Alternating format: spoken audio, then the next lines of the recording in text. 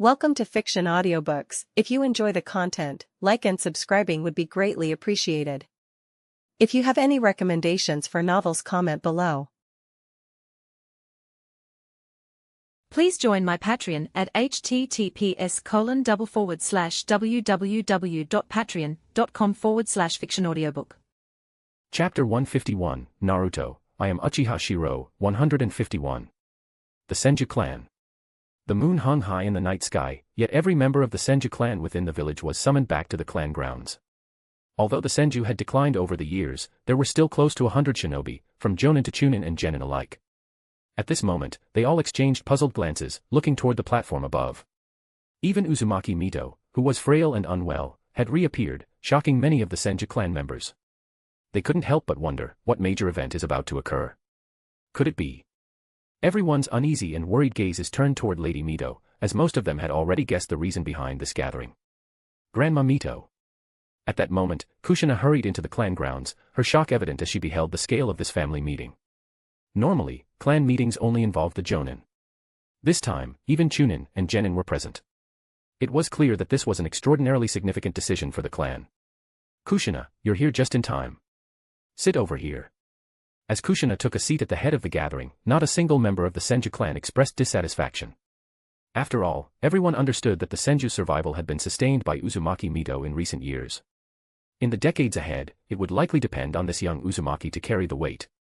Lady Tsunade. When Tsunade finally arrived, the atmosphere instantly grew heavy. All eyes turned to the figure seated at the head of the gathering, Tsunade. Tsunade, have you made your decision? At the last moment, Uzumaki Mito looked at Tsunade, who sat resolutely at the head of the clan. Her cloudy eyes revealed a mix of relief and sorrow. And this time, Tsunade's appearance shocked countless Senju shinobi. While younger Chunin and Genin failed to notice, the older Jonin, especially the elderly ones, were instantly moved to tears. Their gazes trembled as they stared at Tsunade. This was because Tsunade had appeared wearing a bright red suit of armor from the Warring States period. Most striking of all was the clan emblem engraved on both sides of the armor, undeniably the mark of the Senju clan. Seated in her red armor, Tsunade's light brown eyes scanned the gathering, exuding unprecedented pressure. When her gaze finally rested on her grandmother and Kushina, she nodded calmly. Grandmother, I've made my decision. Good. Good. Good. Seeing Tsunade's resolve, Uzumaki Mito's eyes filled with tears as she nodded, her voice trembling. That bright red armor, it was so reminiscent of Hashirama. Everyone.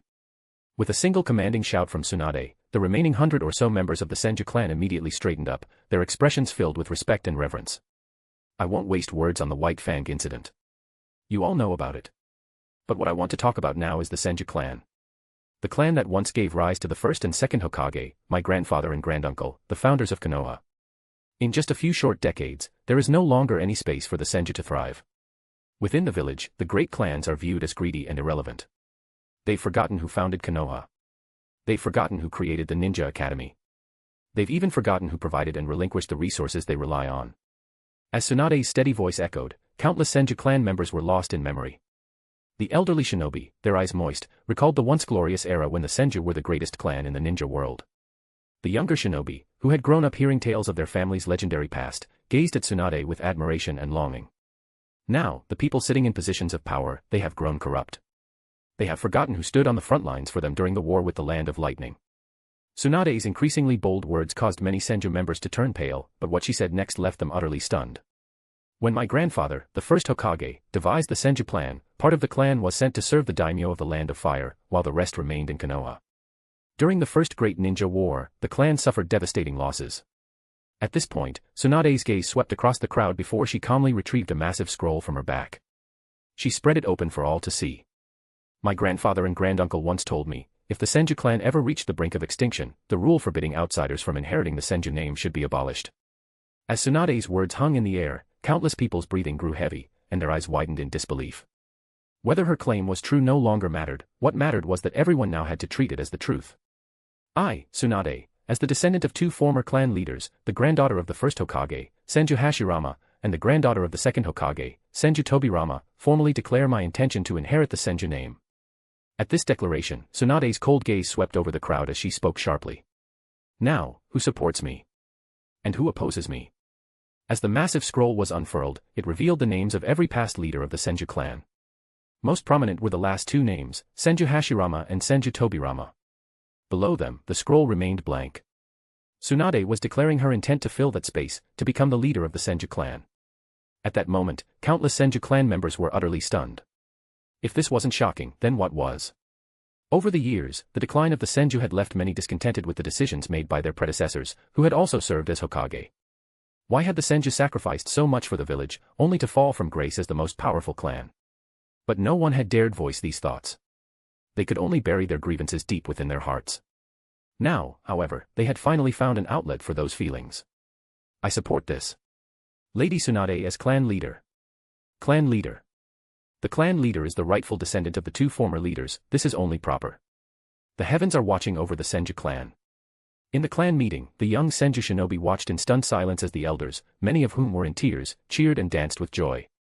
The emotions were beyond what the younger generation could comprehend. Only those who had personally experienced the fall of the once greatest clan in the ninja world could understand the immense disparity. The Senju clan, after years of dormancy, seemed to awaken once more, infused with newfound vitality. No one could deny Tsunade's qualifications, not her lineage, not her strength. Not only was she fit to lead the Senju, but even her potential as Hokage was unquestionable. Tsunade.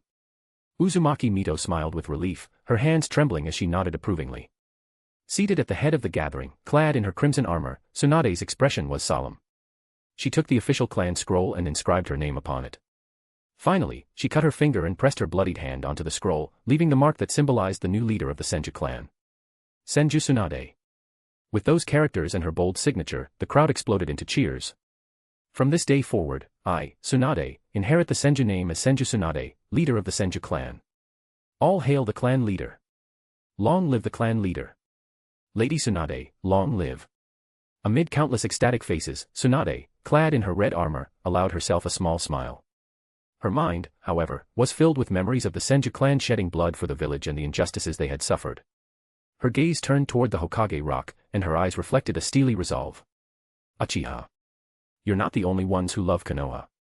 The Senju are no less devoted than you. This time, let me stand before you. I will fulfill my grandfather's dream. Konoha owes the Uchiha Hokage. Tsunade's determined gaze was accompanied by a murmur in her heart. She recalled the heavy sigh her grandfather, the first Hokage, had let out on his deathbed. Perhaps, if the Uchiha had been made Hokage back then, things would have turned out differently. But during her granduncle's era, there simply hadn't been a suitable candidate. Thinking of this, Tsunade's lips curved into a small, sweet smile. Grandfather, I've found the right Uchiha for the Hokage position. The feud between the Senju and the Uchiha will end in this generation. Rest in peace.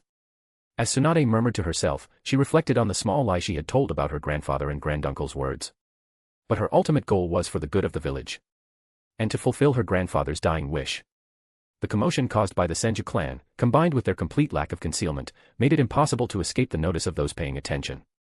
Especially since the Senju clan had just selected a new clan leader, and immediately after, they sent invitations to all the major clans.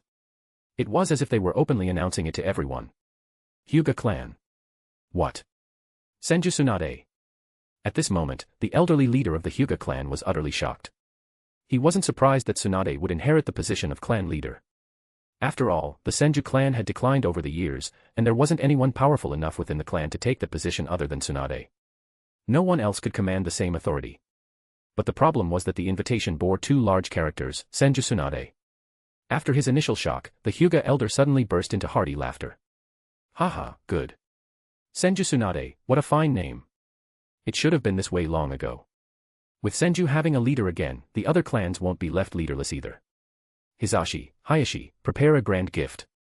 I will personally visit the new Senju leader. Yes. As he looked at Hyuga Hayashi and Hyuga Hisashi, the old clan leader's face was full of smiles. His expression then turned sly as he glanced in the direction of the Hokage's office building. Let's see how you handle this, now that the Senju have reclaimed their name. This is no simple obstacle like the White Fang, you won't break through this easily. Uchiha clan. Father, Lady Tsunade of the Senju clan has become the clan leader. Fugaku was shocked as he read the news, while his father, the current Uchiha clan leader, who had been bedridden for the past 2 years, was suddenly brimming with energy upon seeing the invitation. Good. Excellent. She didn't just do this to inherit the position of clan leader. She's sending a message to the third Hokage and his administration, telling them that the Senju now have someone to succeed as Hokage. The Uchiha clan leader couldn't suppress his excitement and burst into laughter. Only those who had lived through the reign of the third Hokage could truly appreciate how good things were during the Senju era. People always said the Senju clan was wary of the Uchiha, but they were at least open and honorable about it. If you didn't agree, you'd fight, and even if the Uchiha lost, they'd accept it. Unlike the third Hokage and his elders, who were utterly vile, especially Danzo and his root organization, which was downright disgusting. And then there was the third Hokage himself, with his hypocritical facade. This is satisfying. Ha ha ha, Fugaku, this is a rare opportunity. Prepare a grand gift. The previously pale and sickly Uchiha clan leader was now glowing with vitality. To an outsider, it might even seem like his health had miraculously recovered.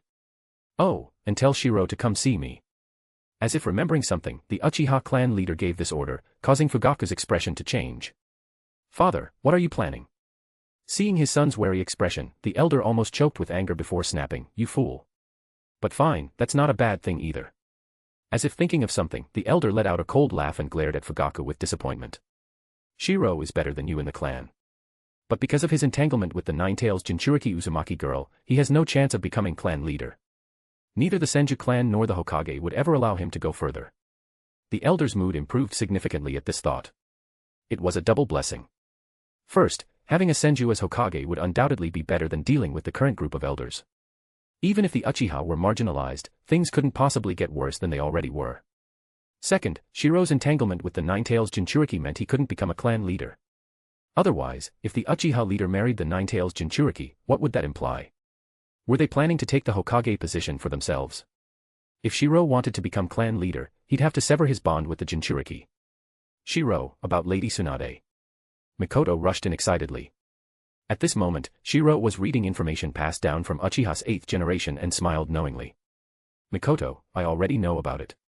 Seeing that Shiro was already informed, Mikoto couldn't help but marvel, no wonder they were so eager to send Kushina back earlier, it turns out this was the reason.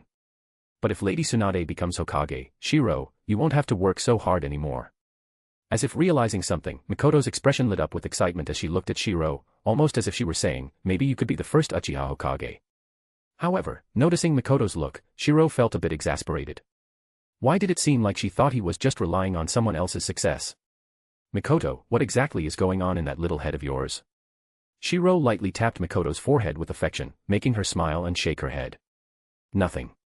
I was just thinking that once Lady Tsunade becomes Hokage, you'll finally be able to pursue your ambitions without carrying such a heavy burden. Seeing the love and trust in Mikoto's eyes, Shiro smiled fondly and gently embraced her. He spoke softly. But we can't let our guard down just yet. We've already seen the darkness in the village. We'll need to use the power of the Uchiha clan to assist Sister Tsunade. Shiro smiled as he spoke. If Tsunade could truly become the 4th Hokage, it would be the best possible outcome. But he understood that the current elders wouldn't give up so easily. More importantly, taking power at this time was like shielding the 3rd Hokage and his cronies from blame, it wasn't a wise move. That night, the entire Konoha village was shocked. The name Senju Tsunade had reawakened memories buried deep in everyone's minds. At the same time, angry voices rang out from the Hokage's office building. Hiruzen. What is the Senju clan trying to do? A coup. Do they think the village belongs to them? Inside the office, Kohara Uchiha was pale with anger, smashing her teacup into pieces. Fear flickered in her eyes.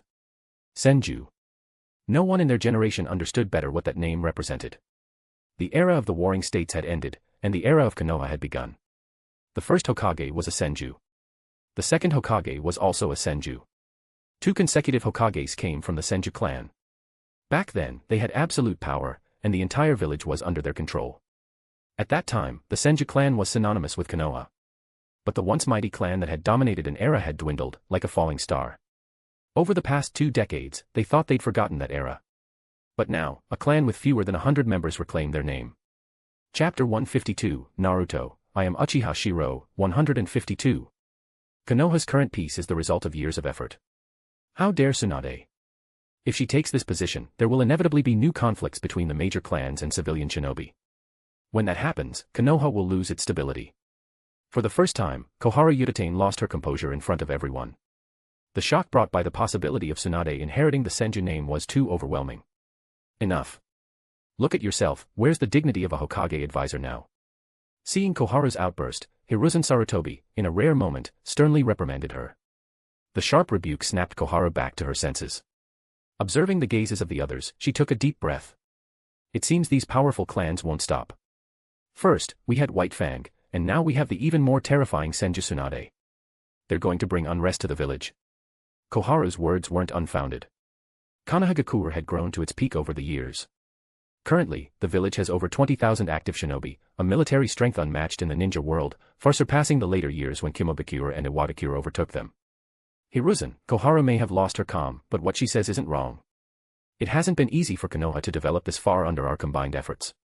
With the current instability in the ninja world, if the Hokage is replaced, the village could fall into turmoil. Mitokado Hamura, after some contemplation, voiced his concerns. Although his motives weren't entirely selfless, he also appealed to the greater good. This was Konoha's golden age. Among its top-tier combatants, the village had Hiruzen and Danzo, as well as the deceased White Fang, Jiraiya, Orochimaru, and Tsunade, all Kage-level fighters. This didn't even account for the Jinchuriki or the elite members of the major clans. 6 Kage-level fighters, nearly 30,000 shinobi, this was Konoha's pride and strength. Unfortunately, this golden age began to decline with White Fang's fall, and the Third Great Ninja War's costly victory knocked them off their pedestal. Hiruzen. If Koharu and Hamura were hesitant to relinquish their power, cloaking their arguments in the guise of righteousness, then Danzo Shimura was opposed to the Senju resurgence. Tsunade's youth alone meant she could outlast him in power. Danzo's face was filled with malice as he spoke gravely. Tsunade is entangled with that Uchiha Shirou. She's likely already been influenced by the Uchihas. While the Senju may have declined, the families behind her, Uchiha, Hyuga, Aburame, and others, are not to be underestimated.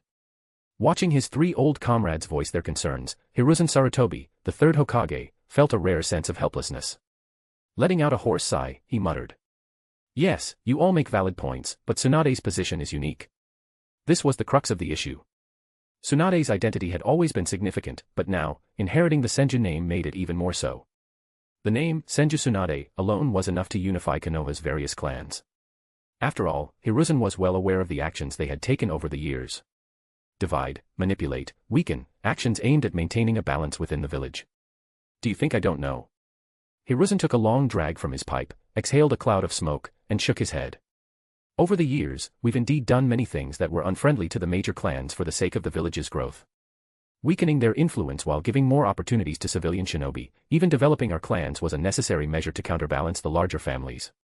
This wasn't unique to Konoha, the entire ninja world operated similarly. During the Warring States period, the strongest were the Kekkei clans, followed by those with secret techniques. But after the establishment of the ninja villages, these once powerful clans became obstacles, prompting every major village to instinctively curtail their influence. By the time the story began, Konoha had only the Hyuga clan left as a major Kekkei clan. In Kirigakure, it was even worse, most of their Kekkei clans had been eradicated. The other villages weren't much better off. Hiruzen, will you just stand by and watch the village fall into chaos? Danzo's voice rose in anger. He still aspired to become Hokage. If Tsunade took the role, he had no confidence in outlasting her youth. More importantly, there was Root. Would Tsunade, as Hokage, tolerate the existence of Root? And what of Danzo's ambitions to research would release and the Sharingan? The alliance between the Senju and Uchiha posed a direct threat to his plans. Think about all we've done to the Senju and Uchiha over the years. If they dig up the past, it won't just be about losing power. Danzo's sinister tone sent a chill down Koharu and Hamura's spines, their eyes flashing with fear. The consequences of old grievances being revisited were far more severe than mere loss of influence.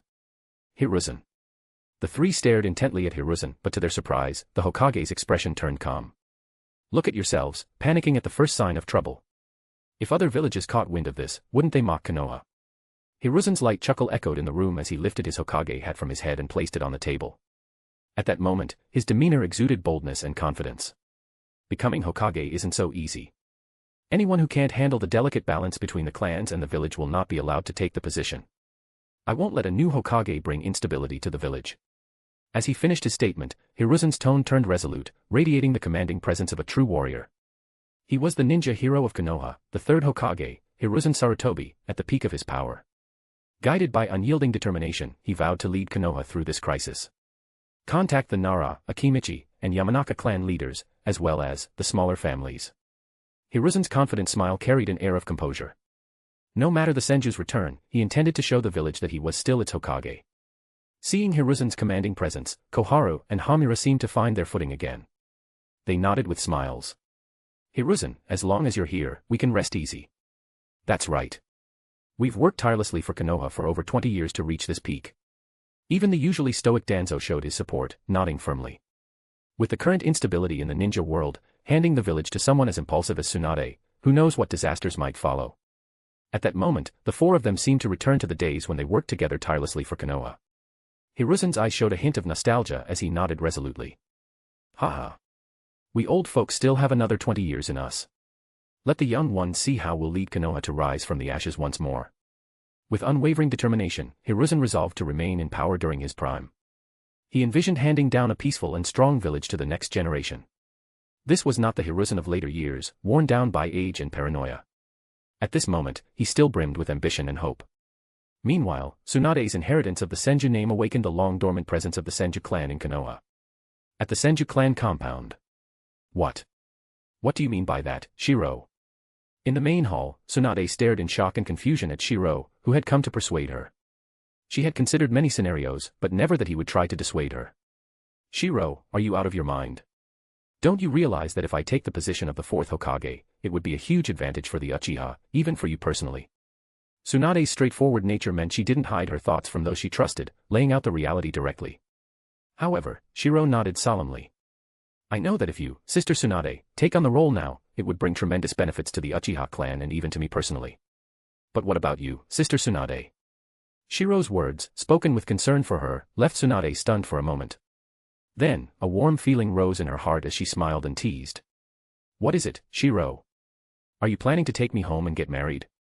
Don't forget my current identity. Tsunade's teasing smile carried a faint trace of complexity in her eyes. After inheriting the Senju name, she knew the only way forward for her was for someone to marry into her family. But Shiro, well, he wasn't entirely out of the question. Maybe in the future, she could use the title of Hokage to tempt him. Surely, the Uchiha clan wouldn't be able to resist such temptation. However, seeing Tsunade seemingly overthinking things, Shiro fell into speechless exasperation and couldn't help but glare. Sister Tsunade, what are you imagining? I'm talking about a serious matter right now. Do you even understand what's happening in the village? Looking at Tsunade, Shiro took a deep breath and spoke seriously. I won't deny the contributions of the third Hokage over the years. But, Sister Tsunade, don't tell me that the peace of the last 20 years came solely from the sacrifices made during the first Great Ninja War. The village has developed to this point. Whether its population, economy, or military strength, it can now be called the strongest in the ninja world. But if you, Sister Tsunade, try to impose the Senju ideals now to claim the position of Hokage, do you think the village will accept it? Shiro's calm analysis left no room for argument. Forget about the fact that Konoha was founded by the Senju and Uchiha clans, who in the village even remember that anymore. There aren't many of the older generation left. Nowadays, most of the younger ninjas in Konoha only remember that it was the third Hokage who led the village to its peak. Shiro spoke as a cool-headed observer, and Tsunade, hearing this, let out a self-mocking laugh. She played with the empty wine glass in her hand as she said with a hint of sarcasm. Yeah, it's not like it was 20 years ago. Konoha has already forgotten the Senju clan of the past. Forget the Senju, before the story even begins, the whole village had pretty much forgotten about the legendary Sannin. Only among the Jonin do their stories still circulate. Sure, ninja lifespans are short, but this is downright ridiculous. If you announce your candidacy for the fourth Hokage now, what will people say? How will the other major villages view it? Do you think they'll let this opportunity slip by? And there's another very real issue, the growing conflict between noble clans and commoner ninjas in the village. Shiro didn't hold back as he laid out the current state of Konoha. Tsunade could inherit the Senju name, sure. But as soon as she formally announced her candidacy for the fourth Hokage, the implications would change entirely. At this time, the third Hokage had the highest support rate and the greatest prestige. If she were to enter the competition for Hokage now, countless commoner ninjas within the village would begin to voice their discontent, the conflicts between noble clans and commoner ninjas would intensify, and the other major villages in the ninja world wouldn't let the opportunity pass. What's more, Shiro was keenly aware of how brutal the third great ninja war would be. Konoha was once again on the verge of facing an alliance of the other four great villages. If Tsunade were to take the position now and shoulder the responsibility for Hiruzen's mistakes, the aftermath of a brutal war would likely force her to step down in disgrace, leaving Hiruzen to reclaim the position. This wouldn't help her at all, it would only drag the Senju and Uchiha clans into the mud. A pair of Mangekyo Sharingan wouldn't be enough to solve this problem. Unless, of course, he could summon a giant Gundam and steamroll the opposition, which, unfortunately, wasn't an option right now.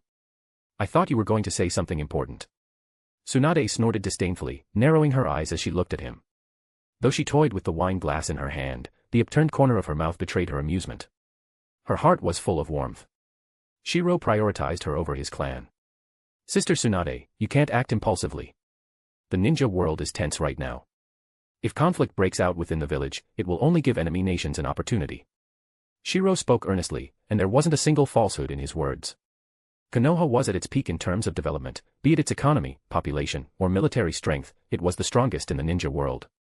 But this also meant that the benefits had already been divided, and no gaps remained. If Tsunade were to take the position now, any changes she made would provoke a backlash. On the other hand, after a third great ninja war that left all the major villages severely weakened, Konoha would also suffer tremendous losses, creating new opportunities. That would be the best time to take the position. Just like when the third Hokage took over, everything was in disarray, and the major clans were left battered and bruised. By simply focusing on stable economic development, he earned unprecedented support. I get it, you nagging brat.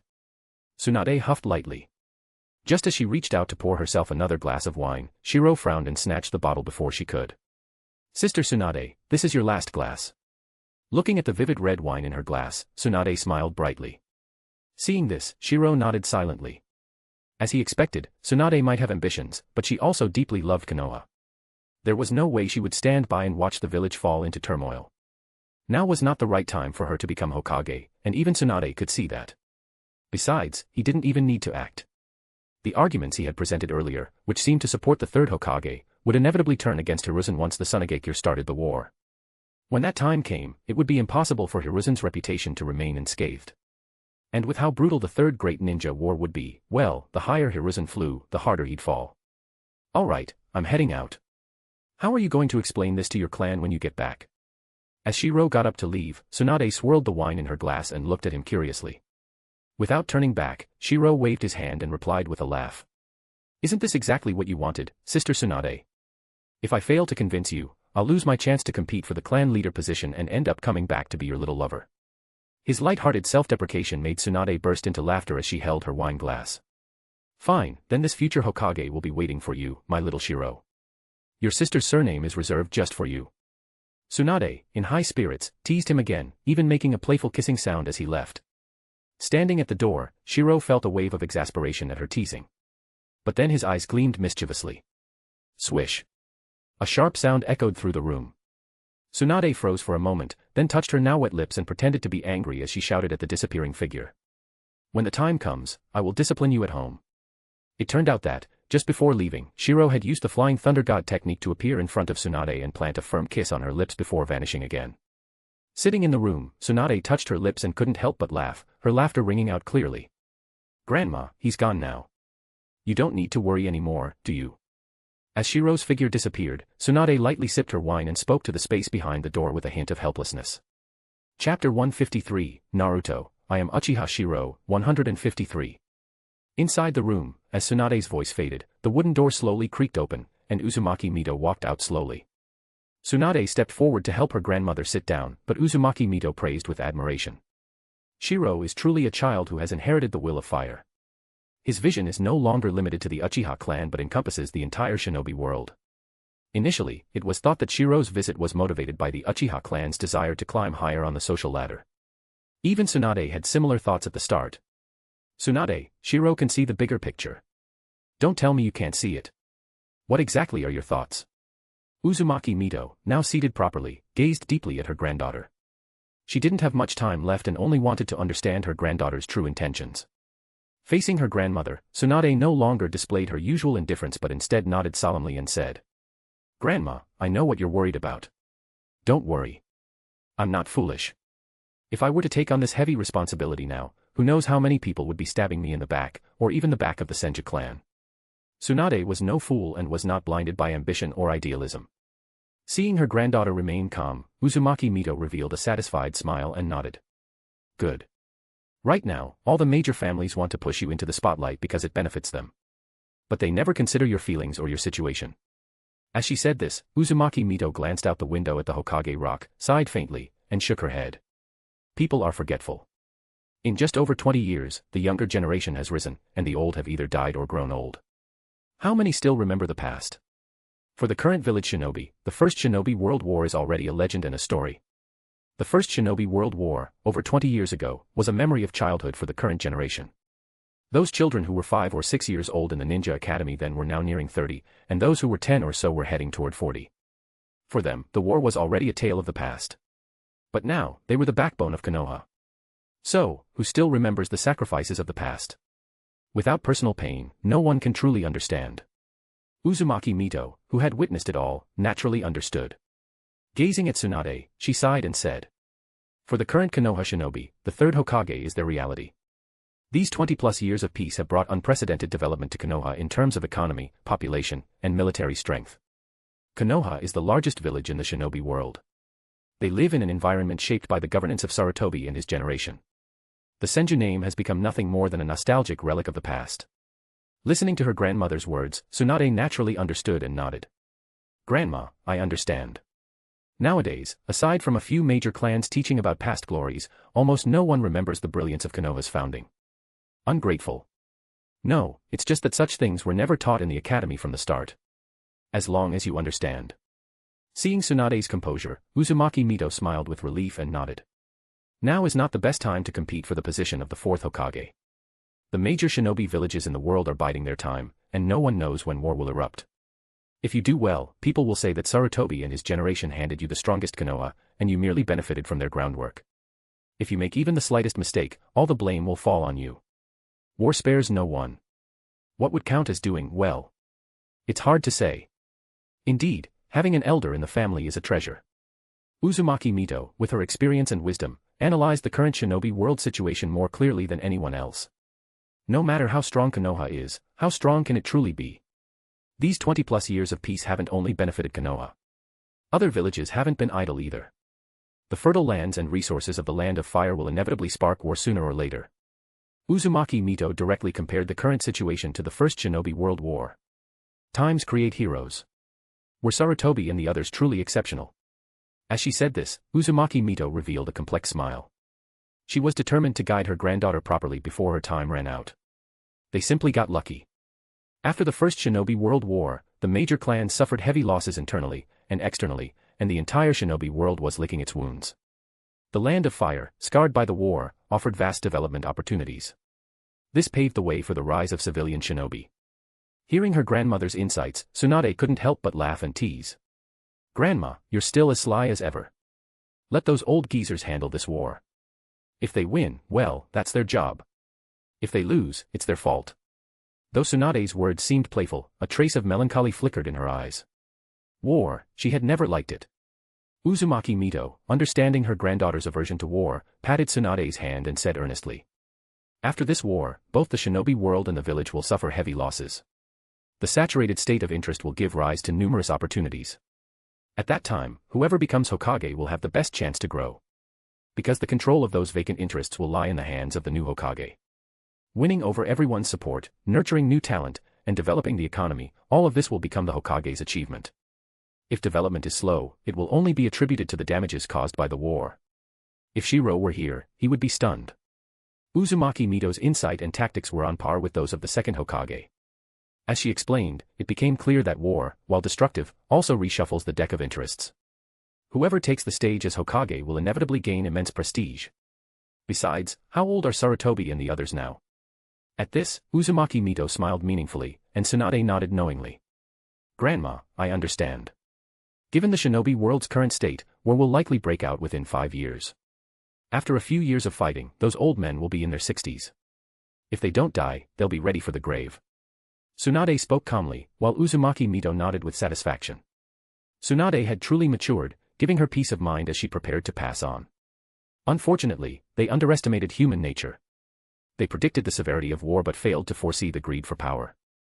In the original story, even after the selection of the fourth Hokage, the third Hokage refused to relinquish his authority. The Hokage advisors and root organization remained in place. The fourth Hokage became a mere puppet. After the Nine Tails attack, these old men temporarily took over in the name of a special period. That temporary period lasted until their deaths, 12 years in total. Was there no time to choose another Hokage during those 12 years of peace? As long as you understand. Since you've chosen to carry the Senju name, you must bear the responsibility of the clan. Uzumaki Mito smiled as she spoke, and Tsunade nodded firmly. I understand, Grandma. Good.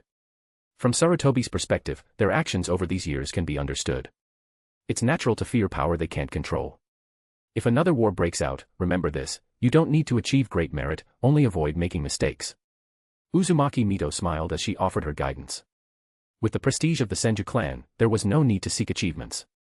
Tsunade's medical ninjutsu alone was a powerful tool for winning people's hearts. If Sarutobi and the others push too hard, you can choose to endure temporarily. After all, there's still a hidden card. With a meaningful smile, Uzumaki Mito hinted at the child in the wood-release laboratory.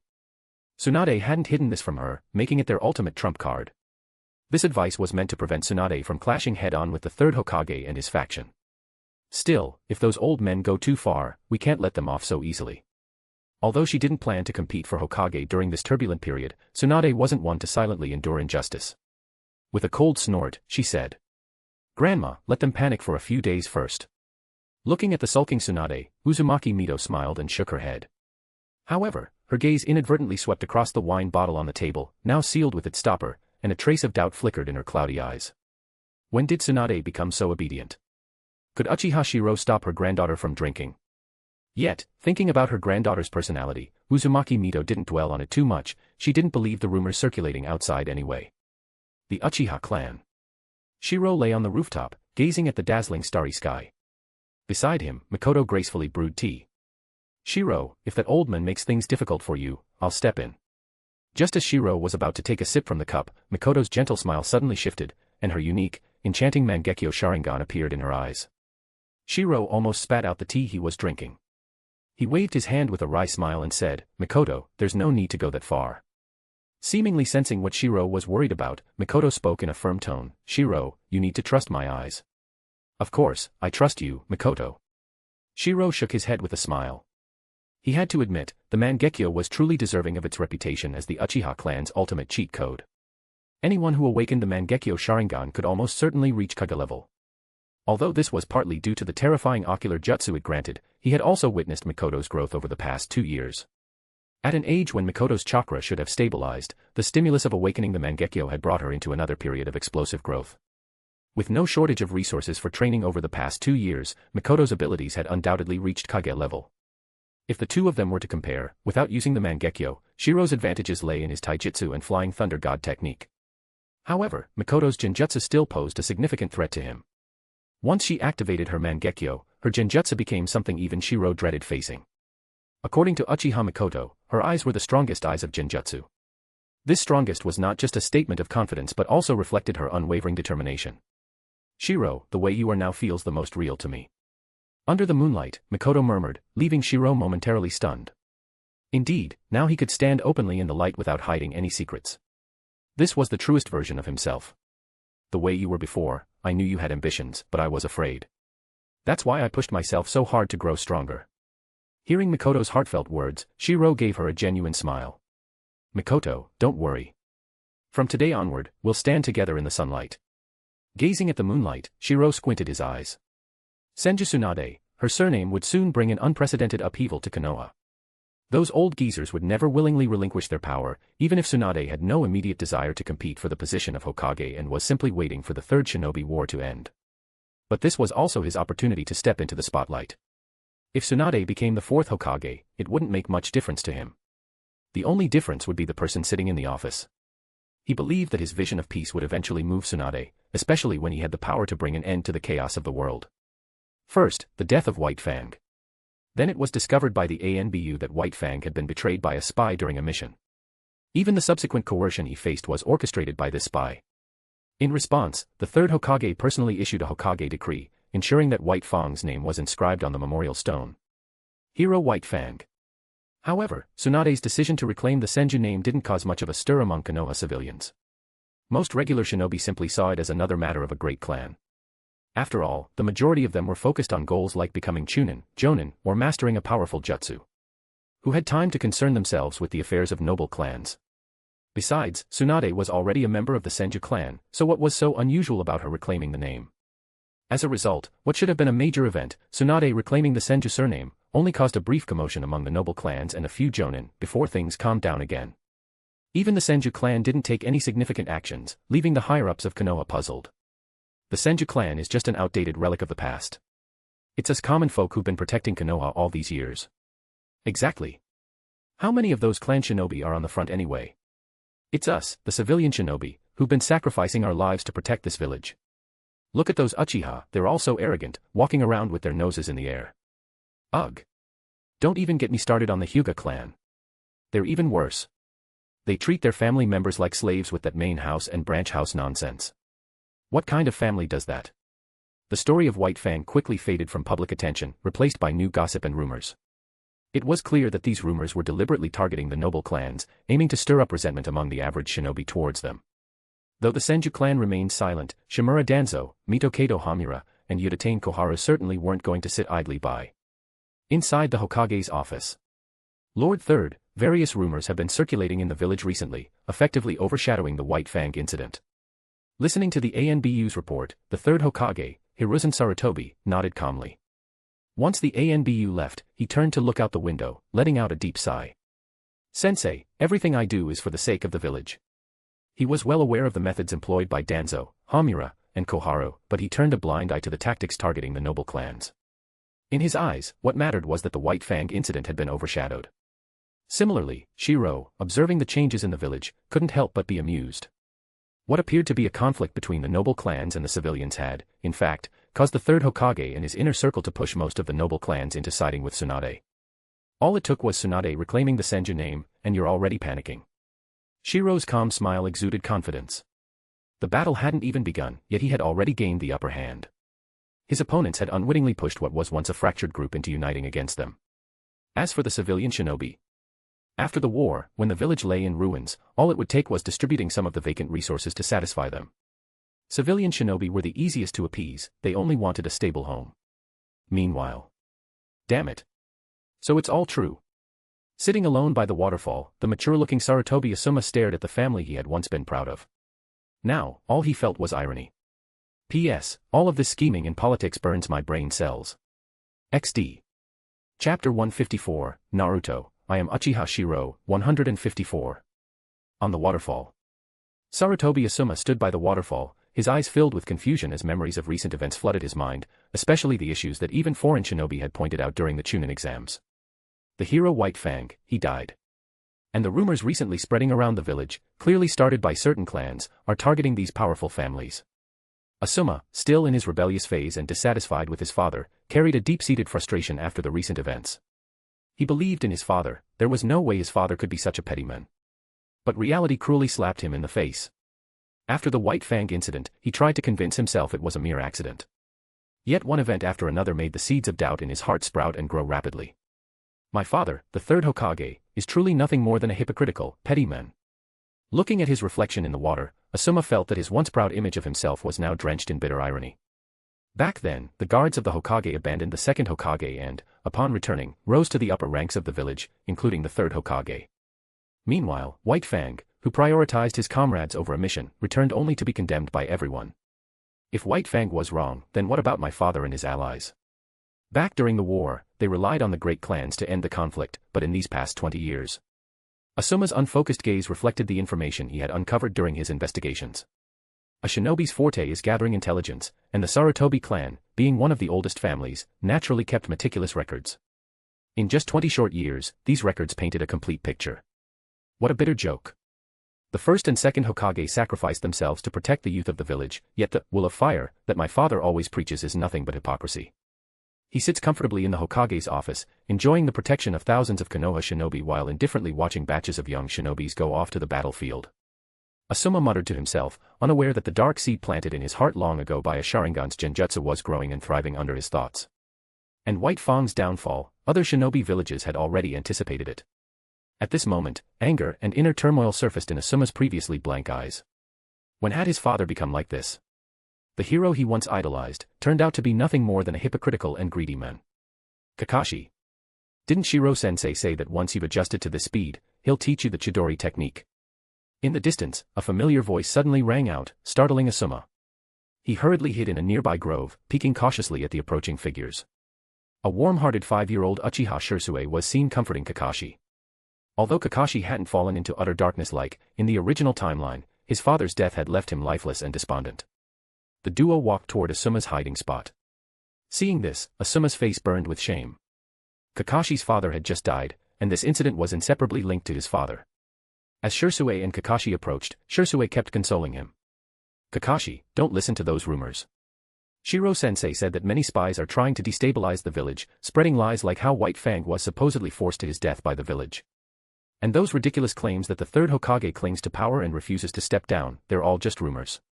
Despite Shirou's enthusiastic attempts at encouragement, Kakashi's response was a lifeless nod. I understand. His tone and expression were devoid of vitality, which made Shirou recall something. He hurriedly added. Kakashi, Shiro-sensei also said that if the third Hokage were truly greedy for power, he wouldn't have gone after White Fang. Instead, he would have directly started another war, which would have postponed the selection of a new Hokage indefinitely. So, all of this is just the work of enemy spies. Shirou's firm conviction stunned Asuma, who was hiding in the bushes. That's right. What if all of this is the work of enemy spies? Proving his father's hypocrisy would require evidence like the sudden outbreak of a shinobi war to demonstrate his father's lust for power. As Shirou and Kakashi passed by, Asuma slowly emerged from the bushes. Yes. Maybe this is all just a misunderstanding. Sure, our clan has grown stronger over the years, but my father is the Hokage. Under his leadership, it's only natural for the clan to flourish.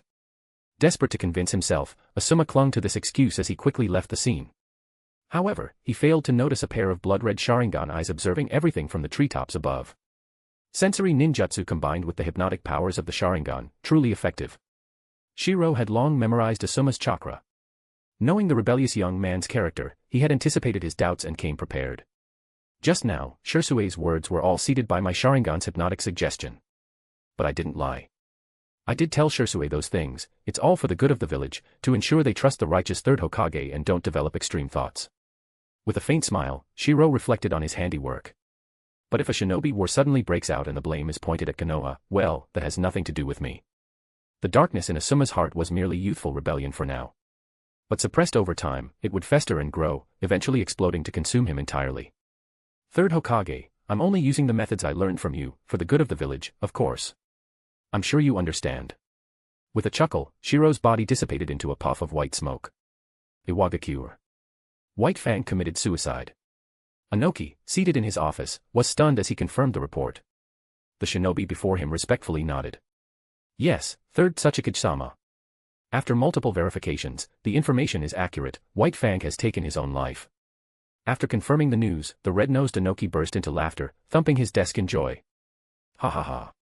The Sage of Six Paths must be watching over us. A legendary Kage-level shinobi died such a pathetic death, delightful. Truly delightful. As he reveled in his victory, Inoki couldn't help but feel a twinge of jealousy. Damn it. Konoha has grown so strong they can casually dispose of such powerful figures, while I'm still struggling to train the next generation. What nonsense. His gaze then landed on the intelligence scroll, and he frowned. And this information? The shinobi standing before him nodded respectfully. According to our spies in Konoha, ever since White Fang's death, rumors have been spreading, most of which seem to have been instigated by foreign spies. Inoki smirked knowingly, slamming his hand on the desk. Rumors. Inform our spies to spread more chaos. It doesn't matter what Konoha says, we'll treat all these rumors as facts. Cunning and shrewd, Inoki understood the power of turning whispers into reality. Yes. As the ninja left, Inoki revealed a satisfied smile. Nothing could be better than this news. Konoha has severed one of its arms. Senju Tsunade, along with the countless rumors about Hiruzen Sarutobi in Konoha's upper echelon driving White Fang to his death. He. Thinking about this, Inoki squinted his eyes as he looked in the direction of the land of fire. Hiruzen Sarutobi, this time, you're in for a real headache. Now, just one step remained, just one step to ignite a war. Land of Lightning, Kimogakure. Ha ha ha, good, very good. Damn, Konoha. Damn, Danzo. And that old bastard, the third Hokage. The third Raigage was in a rare good mood and couldn't help but laugh out loud. Konoha has lost a powerful force. I don't care whether these rumors are true or not, we in Kimogakure must help solidify these rumors throughout the shinobi world. No one hated Konoha more than the current Raigage. Third Raigage-sama, whether or not Konoha is in chaos, our village and even the entire land of lightning are already showing signs of internal unrest. As one of the third Raikage's most trusted subordinates, the Jonin frowned while speaking. Hearing this, the third Raikage slammed the table heavily and roared. That damned Konoha. To use such despicable means. They even intend to incite division within our village and the entire land of lightning. Compared to the enraged third Raikage, the Jonin seemed much calmer and sighed helplessly. Third Raikage-sama, lately there have been various rumors spreading throughout Kimogakure and the land of lightning. They claim that we discriminate against other races. Hearing this report, the third Raikage couldn't help but curse, nonsense. Complete nonsense. But the problem is, in Kimogakure and throughout the land of lightning, from our ninja leadership to the aristocracy, everyone in power has deep brown skin. The Jonin sighed helplessly, stating the undeniable truth. These rumors were meant to incite division, it was obvious to anyone. Yet the biggest issue was that the leadership in the land of lightning was indeed dominated by deep brown-skinned individuals. Based on our tracking of the initial source of these rumors, we can confirm with near certainty that they were spread by Konoha's root spies. Hearing this, the third Raikage became even angrier. That filthy rat, Shimura Danzo. Too despicable. The seeds of conflict and division had already been sown. Shimura Danzo, the shadow of the Shinobi World, is indeed a tricky opponent. This time, even the Jonin sighed helplessly. He had no solution to counter such underhanded tactics. Third Raikage-sama, the only way to resolve the internal division within our village and the land of lightning is to start a war and shift the internal conflicts outward. He reluctantly proposed the only solution, but the third Raikage, who was usually eager for battle, showed a serious expression when he heard the suggestion of war. He shook his head and said, "Given the current state of the Shinobi world, even a war against a small village could ignite a full-scale conflict. The risks of starting a war are too great. Even he dared not recklessly initiate a war, the stakes were too high. However, since Konoha has thrown mud at us, we must retaliate. Send out our spies." Back when the second Hokage came to the land of lightning for negotiations, it was Hiruzen Sarutobi and Shimura Danzo who were cowardly and incompetent. They even abandoned their second Hokage. Such despicable behavior should lead to the same fate as White Fang, seppuku to prove their innocence to the Shinobi world. The third Raikage spoke bitterly. "You want to divide Kimogakure? Fine, I'll disgust you old Konoha geezers in return." It must be said that the initial tactics of war between great nations were often extremely lowbrow, resorting to flinging mud at one another. For a time, the entire Shinobi world felt like a storm was brewing, with all sides throwing accusations and insults at each other. It seemed as though war could break out at any moment. But in the end, the threats were mostly bluster. No great nation dared to make the first move lightly, knowing full well that if one did, it would unleash devastating consequences. The Shinobi world was in chaos, with every nation engaging in underhanded tactics. There was no trick too low for the great nations to stoop to. Back in Konoha, the village was thrown into turmoil because of these rumors. Inside the Hokage's office. "Damn it. Hiruzen, these Iwa Nin and Kirigakure are disgusting, but Kimogakure is the most shameless of all." Koharu Uchiha slammed the desk in anger as she read through the rumors. They accused her of abandoning the second Hokage and fleeing alone. That alone was outrageous enough, but now they were claiming that she, Koharu Uchiha, had used her body to trade for power and wealth, which was how she became a Hokage advisor. The rumors were utterly vile, accusing her in vivid detail of sleeping with Hiruzen Sarutobi and other high-ranking male ninjas to climb to her current position. For a female ninja, these accusations were the most humiliating. "Koharu, watch your composure." Hiruzen Sarutobi coughed lightly, reminding Koharu of her status and to maintain her decorum. However, even he felt the need to lower his Hokage hat slightly in shame. For men, accusations of impropriety were merely a stain on personal virtue, not a grave offense. But the Senju clan has been surprisingly quiet lately, no signs of any activity. Amid the chaos, the Senju clan's calm demeanor brought Hiruzen Sarutobi some relief, though he also felt a tinge of worry. He hoped they wouldn't be affected by the turmoil. Given the current state of the Shinobi world, the village couldn't afford any further instability.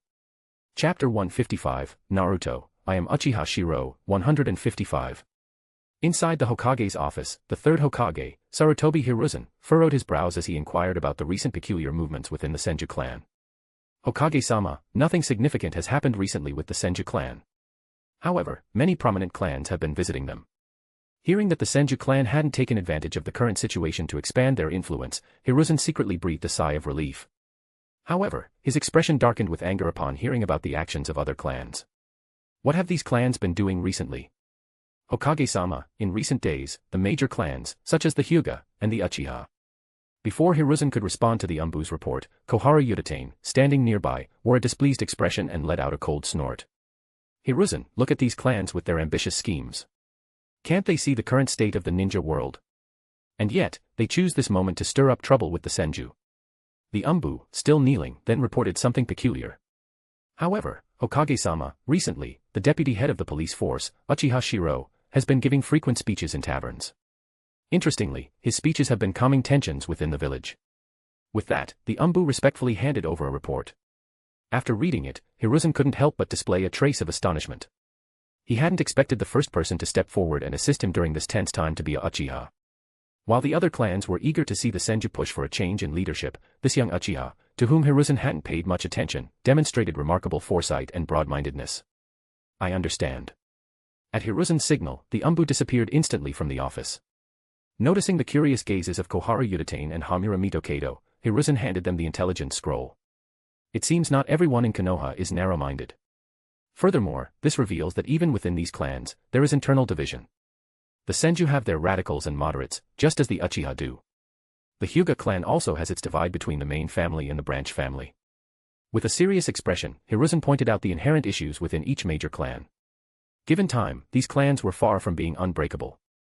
After going through the report, neither Koharu nor Hamura praised the Uchiha. Instead, Hamura furrowed his brows and nodded in agreement. Indeed, the major clans have never been a unified front. However, with tensions escalating within the village, Hiruzen, we must tread carefully. We absolutely cannot allow internal strife to erupt. The prospect of conflict between the commoner ninjas and the prestigious clan ninjas was something they had hoped for, yet they also understood that outright civil unrest at this critical juncture would be disastrous. From the very beginning, they had been aware of this delicate balance. Hearing this, Hiruzen sighed and shook his head. The Yamanaka, Nara, and Akimichi clans, as well as the more sensible members of the Senju, understand this balance. It won't be difficult to manage. All we can hope for now is that the upcoming war doesn't resemble the First Shinobi World War. When internal conflicts reached a boiling point, an external war could serve as a distraction, a tactic often used in the ninja world. However, they also hoped that the looming war wouldn't lead to another alliance of the four great villages. Thus, they had already begun scheming to sow discord among the other major villages. Since the Senju aren't making any moves, it's likely that Lady Mito is waiting for us. Tonight, I'll bring Naoko with me to visit the Senju clan. Hiruzen couldn't afford to ignore the goodwill extended by the Senju. Everyone wanted a stable and peaceful village. But Hiruzen, Tsunade inheriting that title means. Koharu protested reluctantly, but Hiruzen responded with a faint smile. Isn't that for the fourth Hokage? You and I are already at this age. While we still have some strength left, shouldn't we, as old friends, work together to lead Konoha through this crisis and then pass it on to the next generation? At this point, Sarutobi Hiruzen was only 49 years old, not yet the stubborn old man he would later become. He still dreamed of leading Konoha through its challenges and achieving one last great victory during the prime of his life. As the third Hokage, he had led Konoha through the first, second, and now third Shinobi World Wars. Such a record and legacy would make him the strongest Hokage in history. The mere thought of this filled Hiruzen with excitement. Immersed in fantasies of unparalleled glory, he envisioned himself as the greatest Hokage the ninja world had ever seen. In the current state of the ninja world, our village must remain stable. The rumors circulating are all attempts to destabilize Konoha and ignite conflict within us. These rumors are the work of enemy spies. If the third Hokage were truly a power-hungry man, he wouldn't need to go through all this trouble. All he'd have to do is initiate a war. During wartime, there's no way to replace the Hokage. So, these accusations are baseless. At a bustling tavern, Shiro passionately addressed the crowd, explaining the volatile state of the ninja world and the risks of another world war breaking out. He also pointed out the absurdity of the rumors circulating within the village, many of which were spread by enemy ninjas to sow discord. Shiro urged everyone to remain vigilant and not be deceived. In a bold move, he concluded with a shocking statement: if these rumors were true, the simplest solution would be to start another ninja world war. This straightforward rhetoric created a whirlwind within Konoha. In particular, the third Hokage's administration, which had garnered significant support among commoner ninjas, found renewed enthusiasm among its supporters. The true will of fire is to protect the younger generation, the future of our village. I trust that if Konoha faces a crisis, the third Hokage will undoubtedly crush our enemies with overwhelming might. Within the tavern, countless clan ninjas and commoner ninjas alike were enthralled, faces flushed as they listened to Shiro's impassioned speech. Having delivered several such speeches by now, Shiro found himself growing more adept and confident. His determined expression belied the cold smirk hidden in his heart. Old man, the higher I elevate your reputation now, the harder your fall will be when the time comes. Shiro was fully aware of the key events leading to the Third Shinobi World War. The disappearance of the third Kazekage would prompt Tsunade to deflect its internal strife outward by waging war on Konoha, blaming them for the Kazekage's disappearance. When the storm hit, the truth wouldn't matter anymore. The disappearance of a village's Kage was a major blow. The higher Shiro praised Hiruzen now, the more devastating the fall would be later. There's no need for me to make a move. Every ninja village coveting the land of fire's resources will act. The third Hokage, clinging to his power, will inevitably ignite the third Shinobi World War. Shiro's face was filled with a confident grin. Under the weight of such an attack on his reputation, Hiruzen would be desperate to prove himself. And what better way to do that than leading Konoha to victory in a major war? Unfortunately, Konoha's countless ninjas had been blinded by the swift victories of the Second Shinobi World War, believing that the four great villages were no match for them. Only Shiro knew how brutal the third war would be. Kakashi, look. That's Shiro-sensei. In a corner of the tavern, Shisui exclaimed excitedly. Beside him, Ataki Kakashi nodded weakly, his dead fish eyes betraying a complicated expression. Though still young, Kakashi's recent experiences had forced him to mature quickly. He could see through the true intentions behind Shiro's relentless speeches. For the peace and stability of the village. Shiro-sensei truly embodies the will of fire. Gazing at the figure in the tavern, Kakashi began to idolize Shiro as the true representation of Konoha's will of fire. Kakashi's loyalty to the village, inherited from his father, was unshakable. Even in the face of betrayal and tragedy, Kakashi's steadfast devotion to Konoha was unwavering. Knowing this, Shiro had never planned to rely on the power of the prestigious clans to oppose Hiruzen. Instead, he aimed to systematically dismantle the third Hokage's administration, ensuring that Hiruzen and his allies experienced the same betrayal and isolation the Uchiha had suffered in the original timeline. The more passionately Shiro spoke now, the more frenzied the people would become when the tide turned. Shiro-sensei. The silhouette of Uchiha Shiro left an indelible mark on young Shisui's heart. He gazed at him with even greater admiration and fervor. Shiro's vision had already surpassed the confines of the Uchiha clan. What he saw was not just their family, but the village, indeed, the entire shinobi world. Under Shiro's consecutive speeches, even though there were conflicts between civilian shinobi and the great clans, everyone shared a common baseline, the village. As a result, both sides tacitly accepted Shiro's rhetoric and even spread his words widely. The previously chaotic atmosphere in Konoha began to show signs of stabilizing.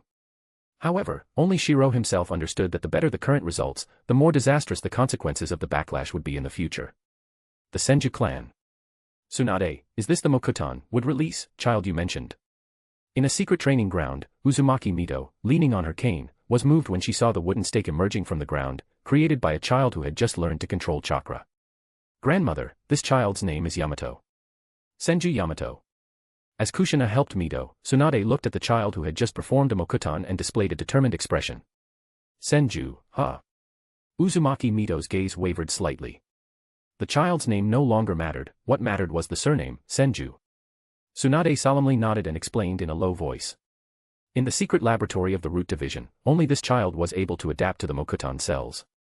However, his previous memories have almost all been erased, leaving only basic instincts. After the initial shock, Uzumaki Mito frowned slightly and revealed a trace of doubt as she looked at the limp wooden stake. This Mokuton technique seemed vastly inferior, even weak, compared to her memories. Tsunade, noticing her grandmother's expression, sighed helplessly and shook her head. Grandmother, we've placed too much hope in Mokuton. We thought that as long as someone in the Senju clan inherited Mokuton, the clan could rise again. But it was grandfather who pacified the chaotic era. The true strength of a shinobi lies in their abilities, not in Mokuton making grandfather strong. Seeing how weak this Mokuton was, Uzumaki Mito couldn't help but feel disappointed. However, Tsunade, having previously witnessed Shiro's state after absorbing Mokuton cells, had already prepared herself mentally. She comforted her grandmother. Grandmother, there's only been one god of shinobi in the entire history of the ninja world. In truth, Yamato's talent isn't low at all. He's no less capable than Konoha's current #1 prodigy, Kakashi Hatake. Tsunade wasn't just making this up to comfort her grandmother, it was a fact. Yamato's brilliance had always been overshadowed by the legacy of the first Hokage's Mokuton. But it was important to note that Yamato, despite being younger than Kakashi, had strength that closely followed behind him during his early years. Tsunade-sama, Mito-sama. Young Yamato, though still unclear about much, showed a timid expression in his innocent eyes as if he understood that his power was too weak. It's all right, Yamato. It's just that the reappearance of Mokuton has brought back some memories. Tsunade smiled to reassure Yamato. The revival of Mokuton this time had indeed been a disappointment. However, Uzumaki Mito, having lived for so many years, quickly adjusted her mindset. In just a brief moment, she wore a kind smile, gently patted Yamato's head, and said. So, your name is Yamato. From now on, you're part of the Senju clan. Perhaps your Mokutan isn't as strong as Hashirama's, but I believe in your future. There was no denying the wisdom of age. With just a few words and the demeanor of a compassionate grandmother, Uzumaki Mito made Yamato feel a sense of familial warmth. Tsunade, Sarutobi, and the others will be visiting tonight. I suspect it won't just be about the Nine Tails. Having adjusted her mindset, Uzumaki Mito spoke in a light-hearted tone, smiling. However, upon hearing this, Kushina's expression immediately changed. She looked at her grandmother with reluctance. Grandmother, are you sure? Although she had long been prepared for this day, when it truly arrived, Uzumaki Kushina still showed the unwillingness of a young girl. Tsunade's eyes briefly flashed with sadness, and she sighed. Don't worry, grandmother. I won't start a conflict. After all, he is my teacher. Hearing Tsunade's response, Uzumaki Mito smiled in satisfaction. Tsunade, you've truly grown. You're no longer the willful little girl you once were. I can rest easy after I'm gone. Mito paused for a moment as she stroked Yamato's head, then nodded with a smile. I believe in this child's future. Send him to the daimyo's residence for now. He can learn under Nawaki's guidance. I believe he will become a strong ally for you in the future. Tsunade immediately understood Mito's deeper intentions. Regardless of how weak Yamato's Mokutan might seem, the combination of the Senju surname and Mokutan's symbolic power would undoubtedly serve as a significant asset to her in the future. I understand, grandmother. Rest assured. Tsunade smiled faintly and nodded. Keeping Yamato in Konoha would risk exposure and hinder his development. However, with the Shinobi World in turmoil, sending him to the daimyo's residence, where another branch of the clan could protect him, would allow him to grow safely. Nawaki. Kushina, standing nearby, was stunned as she looked at Grandma Mito and Tsunade. Her mind began racing. It seemed that Nawaki hadn't died after all, and there were many hidden truths surrounding the matter. By mentioning these things in front of Kushina and Yamato, Mito was also expressing full trust in them. Especially Yamato, this trust would slowly take root and grow over time. Chapter 156, Naruto, I am Uchiha Shirou, 156. The Senju clan. That evening, Hiruzen Sarutobi personally visited alongside Jiraiya, Minato Namikaze, and Uzumaki Naiko. Lady Mito. The three of them bowed respectfully, their faces filled with admiration.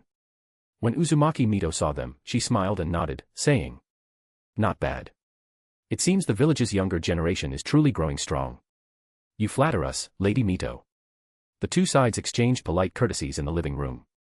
Tsunade sat quietly to the side, her composed demeanor catching Jiraiya's attention. Tsunade now exuded a sense of nobility and pride that hadn't been there before. Her brow carried a distinct air of dominance, and even her once casual clothing style had drastically changed. Jiraiya couldn't help but sigh inwardly, he knew Tsunade had changed. The Tsunade of the past was pure and carefree, now, she was Senju Tsunade, a woman burdened by her clan's responsibilities and determined to become Hokage. In the past, Tsunade had shown little interest in the position of Hokage. Who is this child? After Yamato respectfully served tea to everyone, Hiruzen Sarutobi, wearing his usual amiable smile, casually changed the subject. The atmosphere became harmonious. At this moment, Hiruzen had no idea what this child represented. The sole survivor of the wood-release experiments was standing right before him, and yet he remained unaware. This child is Senju Yamato, a pitiful orphan, Uzumaki Mito sighed, her tone melancholy. Her words made it clear to everyone that the child had likely lost his parents and family. Tsunade, sitting nearby, couldn't help but stifle a laugh when she heard her grandmother say this in front of the third Hokage. When these people eventually discovered that this child was a wood-release user, they would surely regret their ignorance. This child has no parents. In a few days, I plan to send him to the daimyo's residence, Uzumaki Mito said with a deep sigh, prompting Hiruzen Sarutobi to nod in agreement. The daimyo's residence in the land of fire? That might be for the best. He can seek refuge with relatives. After all, the child is still so young. As the two sides continued to chat, Yamato respectfully excused himself and left.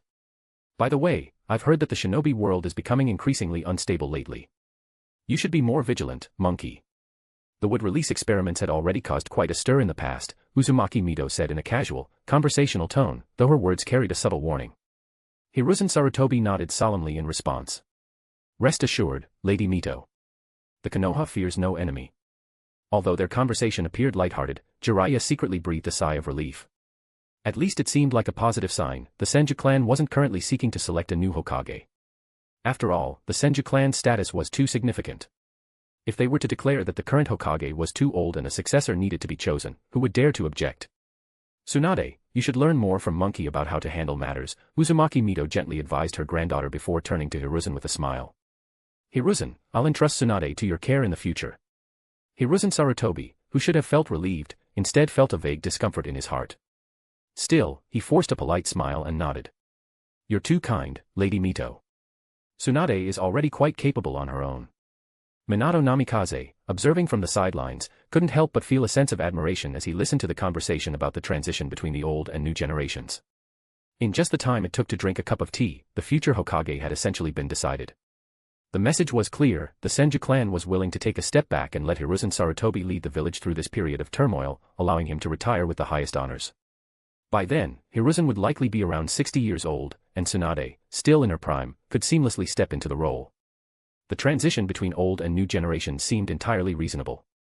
Although the Shinobi world was currently unstable, they believed that any major conflict would take 3 to 5 years to erupt. None of them could have predicted how suddenly the Third Great Ninja War would arrive. The years are catching up to me. While I still have a bit of strength left, I'll have Naiko return to the Senju clan in 3 days, Uzumaki Mito said, shaking her head tiredly. Her words signaled the end of the visit. Hiruzen Sarutobi, having achieved his goals, stood and respectfully said, Lady Mito, please rest well. This marked the decision to transfer the remaining half of the Nine Tails within Mito into a new vessel in 3 days. Tsunade's eyes carried a deep sadness. Tsunade, please see Monkey and the others off. Yes, Grandma. As Tsunade stood, the once close relationship between teacher and student now seemed distant. Their interactions were filled with polite smiles rather than genuine warmth. Jiraiya, observing this dynamic, felt deeply uncomfortable and wanted nothing more than to leave as quickly as possible. Outside the gate. Tsunade, as your teacher, I've watched you grow up. Once all of this is over, I'll leave you with a stable Konoha, Hiruzen Sarutobi said with a wistful expression as if their relationship was as strong as ever. Tsunade smiled faintly and nodded. Teacher, I will do even better. Seeing the distant look in Tsunade's eyes, Hiruzen Sarutobi let out a bitter laugh. Shaking his head, he sighed and left with Minato Namikaze and Uzumaki Naiko. As the group departed, Jiraiya lingered behind, scratching his head and muttering awkwardly, Tsunade, the old man is still our teacher, after all. However, Tsunade simply smiled coldly. That's why I gave him my final respect. If it had been someone else, do you think the Konoha's leadership wouldn't have changed by tomorrow? Wow. Such bold words left Jiraiya speechless. He knew this was an irresponsible statement, one that disrespected the village. But coming from Senju Tsunade, he had no way to refute it. Jiraiya, you're still the same as ever, running away from everything and shirking responsibility, Tsunade said, shaking her head as she spoke her mind. In the past, she didn't care about Jiraiya's personality because it had nothing to do with her. But now that she was part of the political game, seeing Jiraiya remain as aimless as ever only made her more frustrated. Was Nawaki's death just a coincidence? What about the events in the Land of Grass? And the Land of Rain?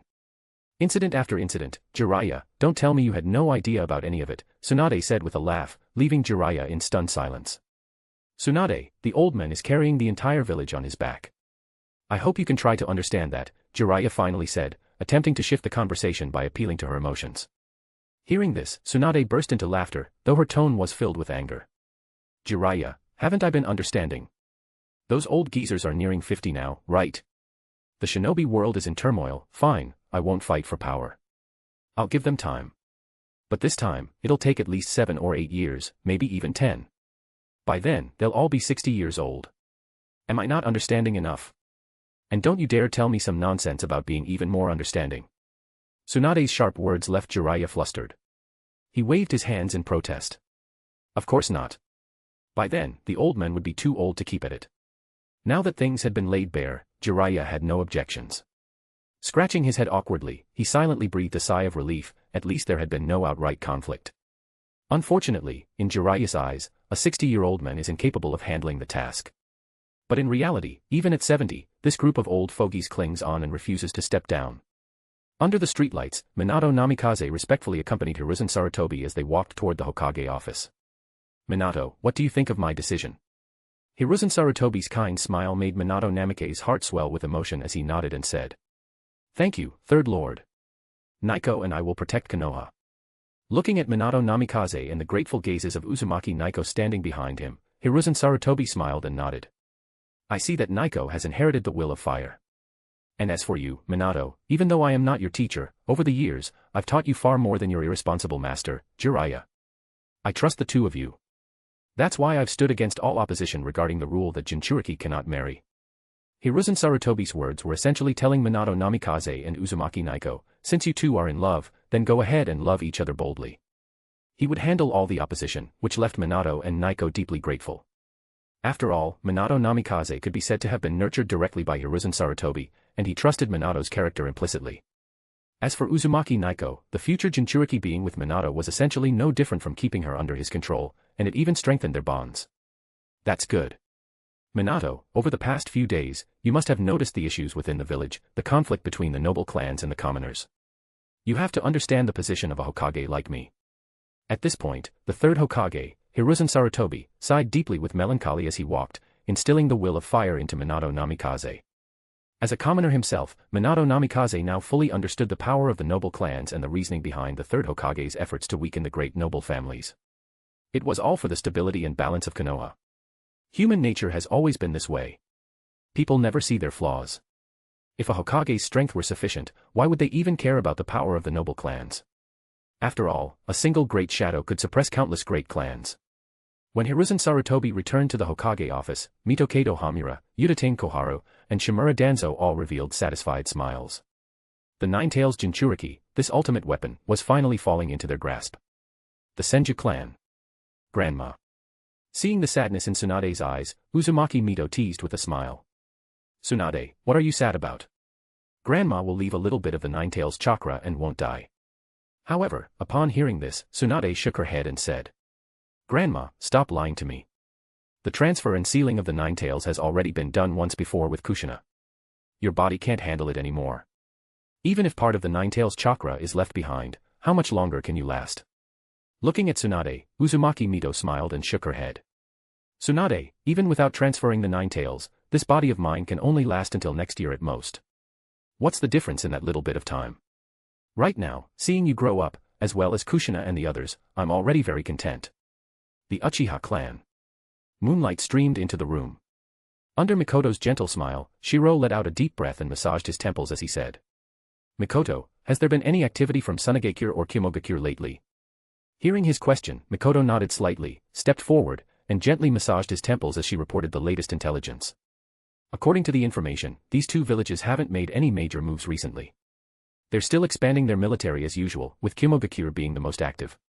After finishing her report, Mikoto furrowed her brows slightly in confusion and said softly, Shiro, we have significant resources within the clan, but we've only been cultivating a few young ones like Shursue. Isn't that making us a bit weak? Over the past 2 years, Shiro's lack of large-scale efforts to build up the clan's power puzzled her.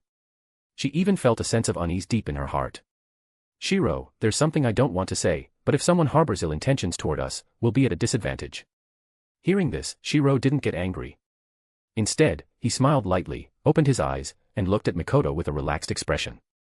He shook his head and said, Mikoto, if my goal was just to become the Hokage, I would indeed do as you suggested and build up our forces. But in this ninja world, after all the fighting, true power is what speaks in the end. At this point, Shiro smiled and pulled Mikoto into his lap, gently caressing her eyes as he said with a voice full of allure. Mikoto, your Mangekyo Sharingan is just the beginning, not the end. Don't let trivial matters cloud your vision. I believe you can become even stronger. With Shiro's captivating voice, Uchiha Mikoto's bewitching Mangekyo Sharingan slowly revealed itself in her infatuation. In this twisted way of thinking, Mikoto was utterly convinced. Even though she was already strong, as long as Shiro said she wasn't strong enough, then she felt she hadn't worked hard enough. Shiro smiled and shook his head. If the Mangekyo Sharingan was the end, then he would indeed do as Mikoto suggested and build up the clan's forces. Mikoto, we need to focus on the future of these young ones. Resources and status are merely byproducts of power. Previously, when he was weak, he needed all of that. But now that he had it all, the true essence of this ninja world was always power. If he could pilot a Gundam, all of Konoha would bow to him. And Mikoto, as for the forces you mentioned, we need to broaden our horizons. Through the window, his strong arm pointed toward most of Konoha's landscape. Under Mikoto's puzzled gaze, Shiro spoke with a calm yet domineering tone that echoed in her ears. One day, all of this will be ours. For now, we must not waste energy on these trivial matters. Focusing on training and improving our strength is the priority. This casual yet domineering tone left Mikoto mesmerized. She immediately smiled. I believe Shiro can achieve it. This is the Uchiha way, blind, fanatical trust. And Shiro smiled lightly at this trust. Only in front of his 3 women could he relax. Mikoto had only just awakened her Mangekyo Sharingan. How could such talent be wasted? He had to carefully nurture her. Even among Kage-level ninjas, there were distinctions in strength. At his level, he would never immerse himself in the pursuit of mere influence. Even Danzo understood the pursuit of power, so how could he not? If he were ignorant of the world-shattering power that lay ahead, it would be understandable. But since he knew, how could he not aspire to stand shoulder to shoulder with the moon? He was even monitoring Kimogakure and Tsunade in secret, without hiding it from his women, including Tsunade. With the Mangekyo Sharingan, Konoha would be his playground. With the eternal Mangekyo Sharingan, Konoha would be his to command. And with the Rinnegan, the entire ninja world would be his home. Chapter 157, Naruto, I am Uchiha Shirou, 157. Tsunade. Inside the office of the Kazekage, the atmosphere was unusually tense as the village elders gathered. Each elder's expression was grave. Everyone, the 3rd Kazekage has been missing for 3 days. 3 whole days. No one in the entire Tsunade has seen him. According to intelligence, the disappearance of the 3rd Kazekage seems highly suspicious. The elders of the Tsunade, each wrapped in white robes, looked extremely troubled, especially Chiyo and Ebizo, who were the most senior members present. Enough. Silence. With Chiyo's icy command, the room instantly fell silent. All eyes turned to the village's most authoritative elder. Chiyo glanced coldly at everyone and said in a stern voice. It's only been 3 days, and you're already panicking like this. What if it were 3 months? Would the entire Tsunade collapse into chaos? Considering the current state of the Shinobi world, do you want the disappearance of the 3rd Kazekage to become public knowledge? Ebizo, you will disguise yourself as the Kazekage for now to maintain order in the village. Ensure no one notices anything amiss. Meanwhile, I will arrange for people to secretly investigate the Kazekage's whereabouts. For now, all of you need to shut your mouths, stay in line, and dismiss yourselves. As Chiyo ended the meeting with her commanding tone, the office emptied, leaving only Chiyo and her younger brother Ebizo. Elder sister, there are too many suspicious points about the Kazekage's disappearance. It hasn't just been 3 days, it's been half a month already. Ebizo's expression was heavy. As the one responsible for Tsunade's intelligence and espionage operations, he held a critical position in the village. Hearing her brother's words, Chiyo frowned and rubbed her temple, sighing deeply. These are troubled times. The 3rd Kazekage has been missing for so long, he's likely already met with misfortune. Although she was reluctant to admit it, the grim reality was clear. A Kage missing for half a month without any news almost certainly meant the worst. The intelligence team has found no leads. If it's the work of enemy shinobi, then who is the most suspicious? Ebizo spoke with a furrowed brow. The plight of the Tsunade was difficult to describe. Losing their Kage without knowing whether he was dead or alive was an unprecedented humiliation. After all, they were one of the 5 great shinobi nations. The Kage was the symbol of their power, the pinnacle of the shinobi world. If word got out about this, the Tsunade would be utterly disgraced. Who's the most suspicious? Chiyo slammed the table in anger and roared. Who else could it be but Konoha? The land of wind is barren and poor, what other country would bother targeting us? Meanwhile, the entire shinobi world is eyeing the land of fire like a piece of juicy meat, but no one dares to make a move. If you were Konoha, facing such a siege, what would you do? Ebizo frowned at his elder sister's outburst. He knew of her deep-seated grudge against Konoha but in such a major matter. Seeing his hesitation, Chiyo scoffed coldly and continued. Look at Konoha's recent maneuvers. Putting aside their frequent provocations against smaller villages, just take their internal strife plan in the Kimogakure. It's enough to see how dark Danzo Shimura's methods are. Stirring up internal strife in both the Tsunade and the Kimogakure, leaving only the Iwagakure and Kirigakure, who benefits the most from such chaos. Chiyo's analysis made Ebizo frown further, but he still shook his head and said. Elder sister, the most important thing right now is to stabilize the village. We can't afford to let this news leak. If it does, our village will fall into chaos before anything else. While the two were discussing how to stabilize the village, a figure suddenly appeared before Chiyo. Chiyo-sama, we've received intelligence from one of our spies in the Land of Fire, delivered just before their death. A scroll marked with the word secret was handed over. As the figure retreated, Chiyo opened the scroll, her expression instantly darkening. Seeing this, Ebizo couldn't help but frown. Has something major happened in the shinobi world? Chiyo took a deep breath, then tossed the scroll over. The intelligence came too late. Her words echoed in the room as Ebizo read the scroll. His face immediately turned grim. The contents of the message were brief but dire. Urgent. Konoha's third Hokage, to secure the Hokage selection process, seeks to provoke a Shinobi World war. He has secretly ordered spies to manipulate our village's shinobi and conspire to assassinate the third Kazekage. Warn the Kazekage immediately. It was a short message, but had it arrived earlier, they could have warned the third Kazekage to take precautions. Konoha. This must be the work of Danzo Shimura and his root division, lurking in the shadows. Chiyo slammed the table in fury. Danzo's infamy as the embodiment of Konoha's darkness was well known throughout the shinobi world. His recent schemes, such as the internal strife in the Land of Lightning, only solidified his reputation. What a cunning plan. No wonder White Fang is dead. Hiruzen Sarutobi truly knows no limits. Chiyo's anger was mixed with a deep sense of fear. Is there even a need to doubt? First, Konoha's White Fang mysteriously dies, and we thought it was a good thing. But now we see it's all part of Konoha's filthy schemes. To secure the Hokage position, they're willing to provoke a shinobi world war. The reasoning was too convincing for Chiyo and Ebizo to doubt. If Konoha could kill an elite like White Fang, then plotting a war seemed entirely plausible. After all, with the current tensions in the shinobi world, war seemed inevitable. The Kumogakure's internal strife and the Tsunade's missing Kazekage left both villages in turmoil. With just 2 villages left standing strong, Konoha could dominate them one by one. Elder sister, we cannot be careless. If the Kazekage's disappearance is truly connected to Konoha, then it's almost certain that the third Kazekage has already been killed. Ebizo spoke with a somber tone, voicing the harsh reality they didn't want to face. A Kage being assassinated was a humiliation unparalleled in the shinobi world. Suppressing her fury, Chiyo lowered her voice and said, "Seal off all information immediately. Then secretly contact the Iwagakure, Kirigakure, and Kumogakure." Ebizo sighed deeply, a worried look on his face. "I'm afraid this news won't stay hidden for long. Based on recent intelligence, one of Konoha's Sannin, Tsunade, has officially reclaimed the Senju name. It's clear she's preparing to vie for the position of 4th Hokage." Ebizo's words carried an unspoken fear. It wasn't just about keeping the secret, Konoha might deliberately leak the news. If that happened, the consequences would be catastrophic. Chiyo understood this all too well. She scoffed and said, "All the major villages in the shinobi world are holding back their anger. No one wants to be the first to start a war. But if it comes down to it, we'll drag the entire shinobi world into chaos." Her voice turned cold and ruthless as she continued. "When the time comes, we'll bring the flames of war directly to the Land of Fire." This decision left even Ebizo with a heavy heart. Although the great shinobi nations had already fought 2 world wars, they had always restrained themselves from bringing the battles into their own countries. Instead, the wars were fought in smaller nations, turning them into battlegrounds. But if the fighting reached the homelands of the great nations, it would escalate into a full-scale invasion, triggering a ferocious counterstrike. Meanwhile, in Konoha, the village basked in its status as the strongest of the 5 great nations.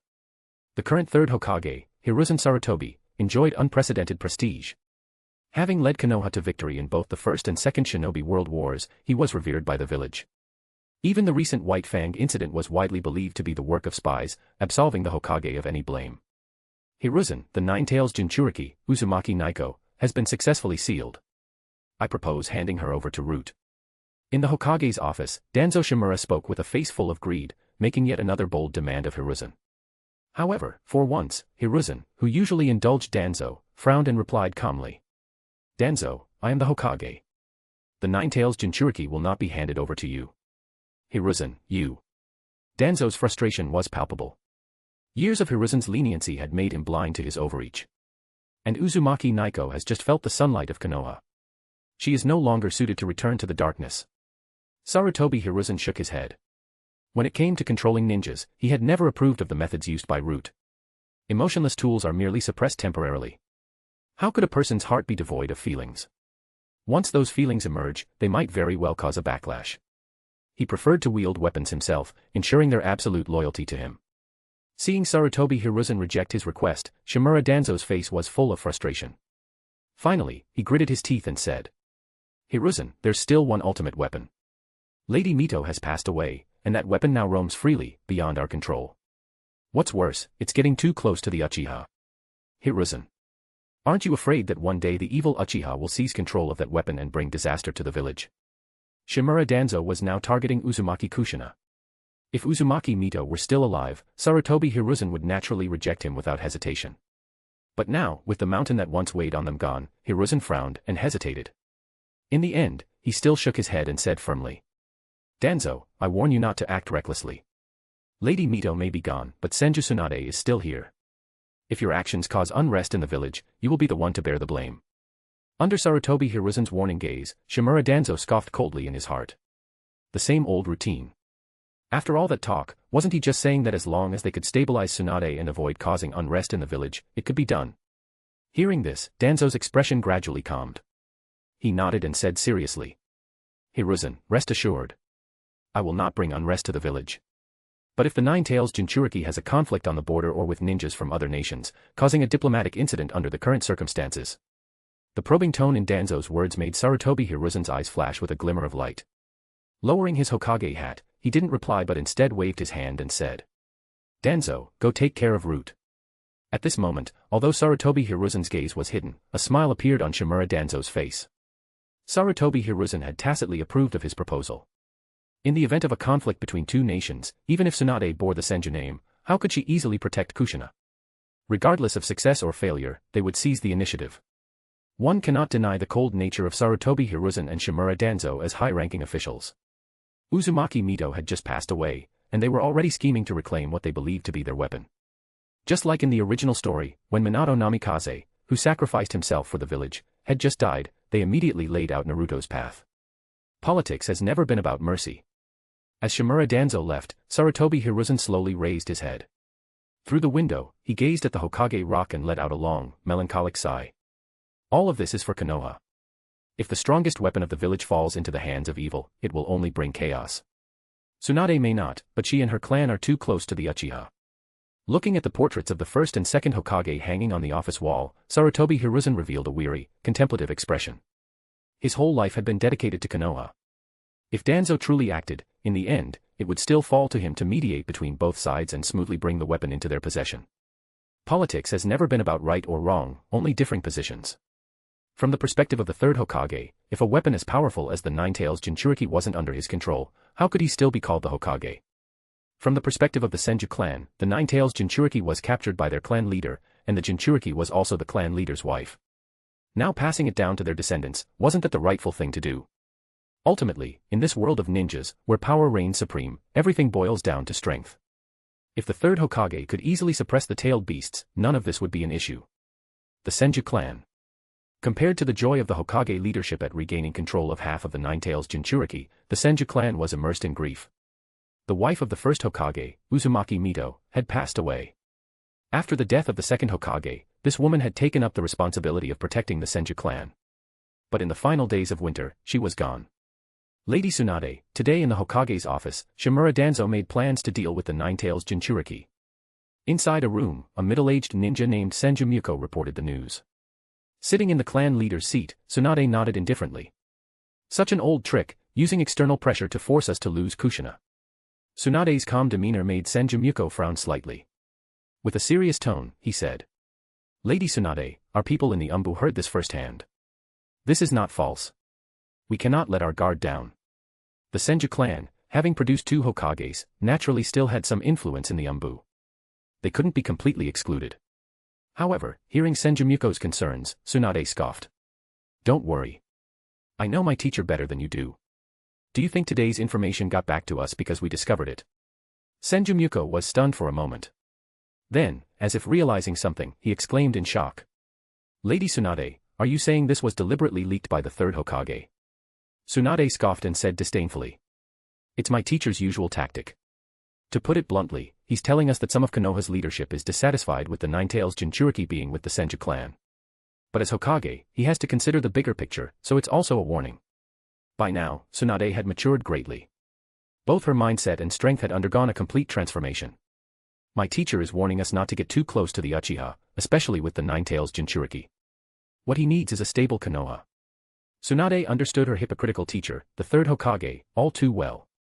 Shimura Danzo was forever the black-gloved enforcer, while Mito Kato Hamura and Udatane Koharu served as his left and right arms. After hearing Tsunade's analysis, Senju Muko gasped in shock. If this were true, then even their people within the Umbu. As fear flickered in his eyes, Tsunade shook her head calmly. My teacher's political maneuvering is unmatched. The strength of the major clans has been constantly weakened while other clans are supported in their place. At the same time, he garners the support of civilian ninjas. In over 20 years, how could he possibly leave us any room to maneuver? At this point, Tsunade rubbed her forehead and laughed mockingly. The pettiness of the weak is always the same. Chapter 158, Naruto, I am Uchiha Shirou, 158. Under the night sky, inside the Hokage building with flickering lights. After approving the last document, Hiruzen Sarutobi slowly raised his head and exhaled a puff of smoke. He gazed out the window toward the Senju clan's direction. After a long pause, he murmured to himself. Tsunade, I hope you understand my intentions. The village needs stability. Kushina can remain with the Senju clan, but she absolutely cannot have any ties with the Uchiha. With a resolute gaze, Hiruzen believed that Tsunade would make a wise choice. However, when the thought of the Uchiha clan crossed his mind, his expression gradually grew heavier. Uchiha Shirou, that genius shinobi, refuses to marry the daughter of a clan elder and instead entangles himself with others. Truly, he is ambitious for the Nine-Tails Jinchuriki. In Hiruzen's eyes, Shirou's actions were an embodiment of the will of the Uchiha clan. By involving Uzumaki Kushina, Hiruzen's intention was not only to remind Tsunade but also to further drive a wedge between the Senju and Uchiha clans. I don't think anyone in the Senju clan would stand idly by and watch as the power left behind by Lady Mito, meant to protect the Senju, is manipulated away by the Uchiha. At this thought, Hiruzen revealed a rare confident smile. He had far too much experience dealing with powerful clans. To pull them closer, divide them, and sow discord, a series of calculated moves. Few clans could withstand such tactics. At this moment, he stood by the window, overlooking the entire Konoha. The territories of the Senju and Uchiha clans were situated on either side of the Hokage building, one to the left and the other to the right. Even after more than 20 years, this view remained as piercing as ever, causing Hiruzen to furrow his brows. The Uchiha clan, with their uncontrollable power, is too dangerous and resides in the village's center. Meanwhile, the Senju clan occupies the prime central area, yet their population has dwindled. These scenes filled Hiruzen with melancholy. He still had much to do and could not leave a mess for his successors to clean up. In his eyes, the Uchiha were too extreme and represented an uncontrollable force. What made it worse was that the Uchiha clan's territory was adjacent to the Hokage offices, right in the village's core. As for the Senju clan, they were a different story. Despite their decline, they still occupied a massive and prosperous area, severely hindering the village's current development.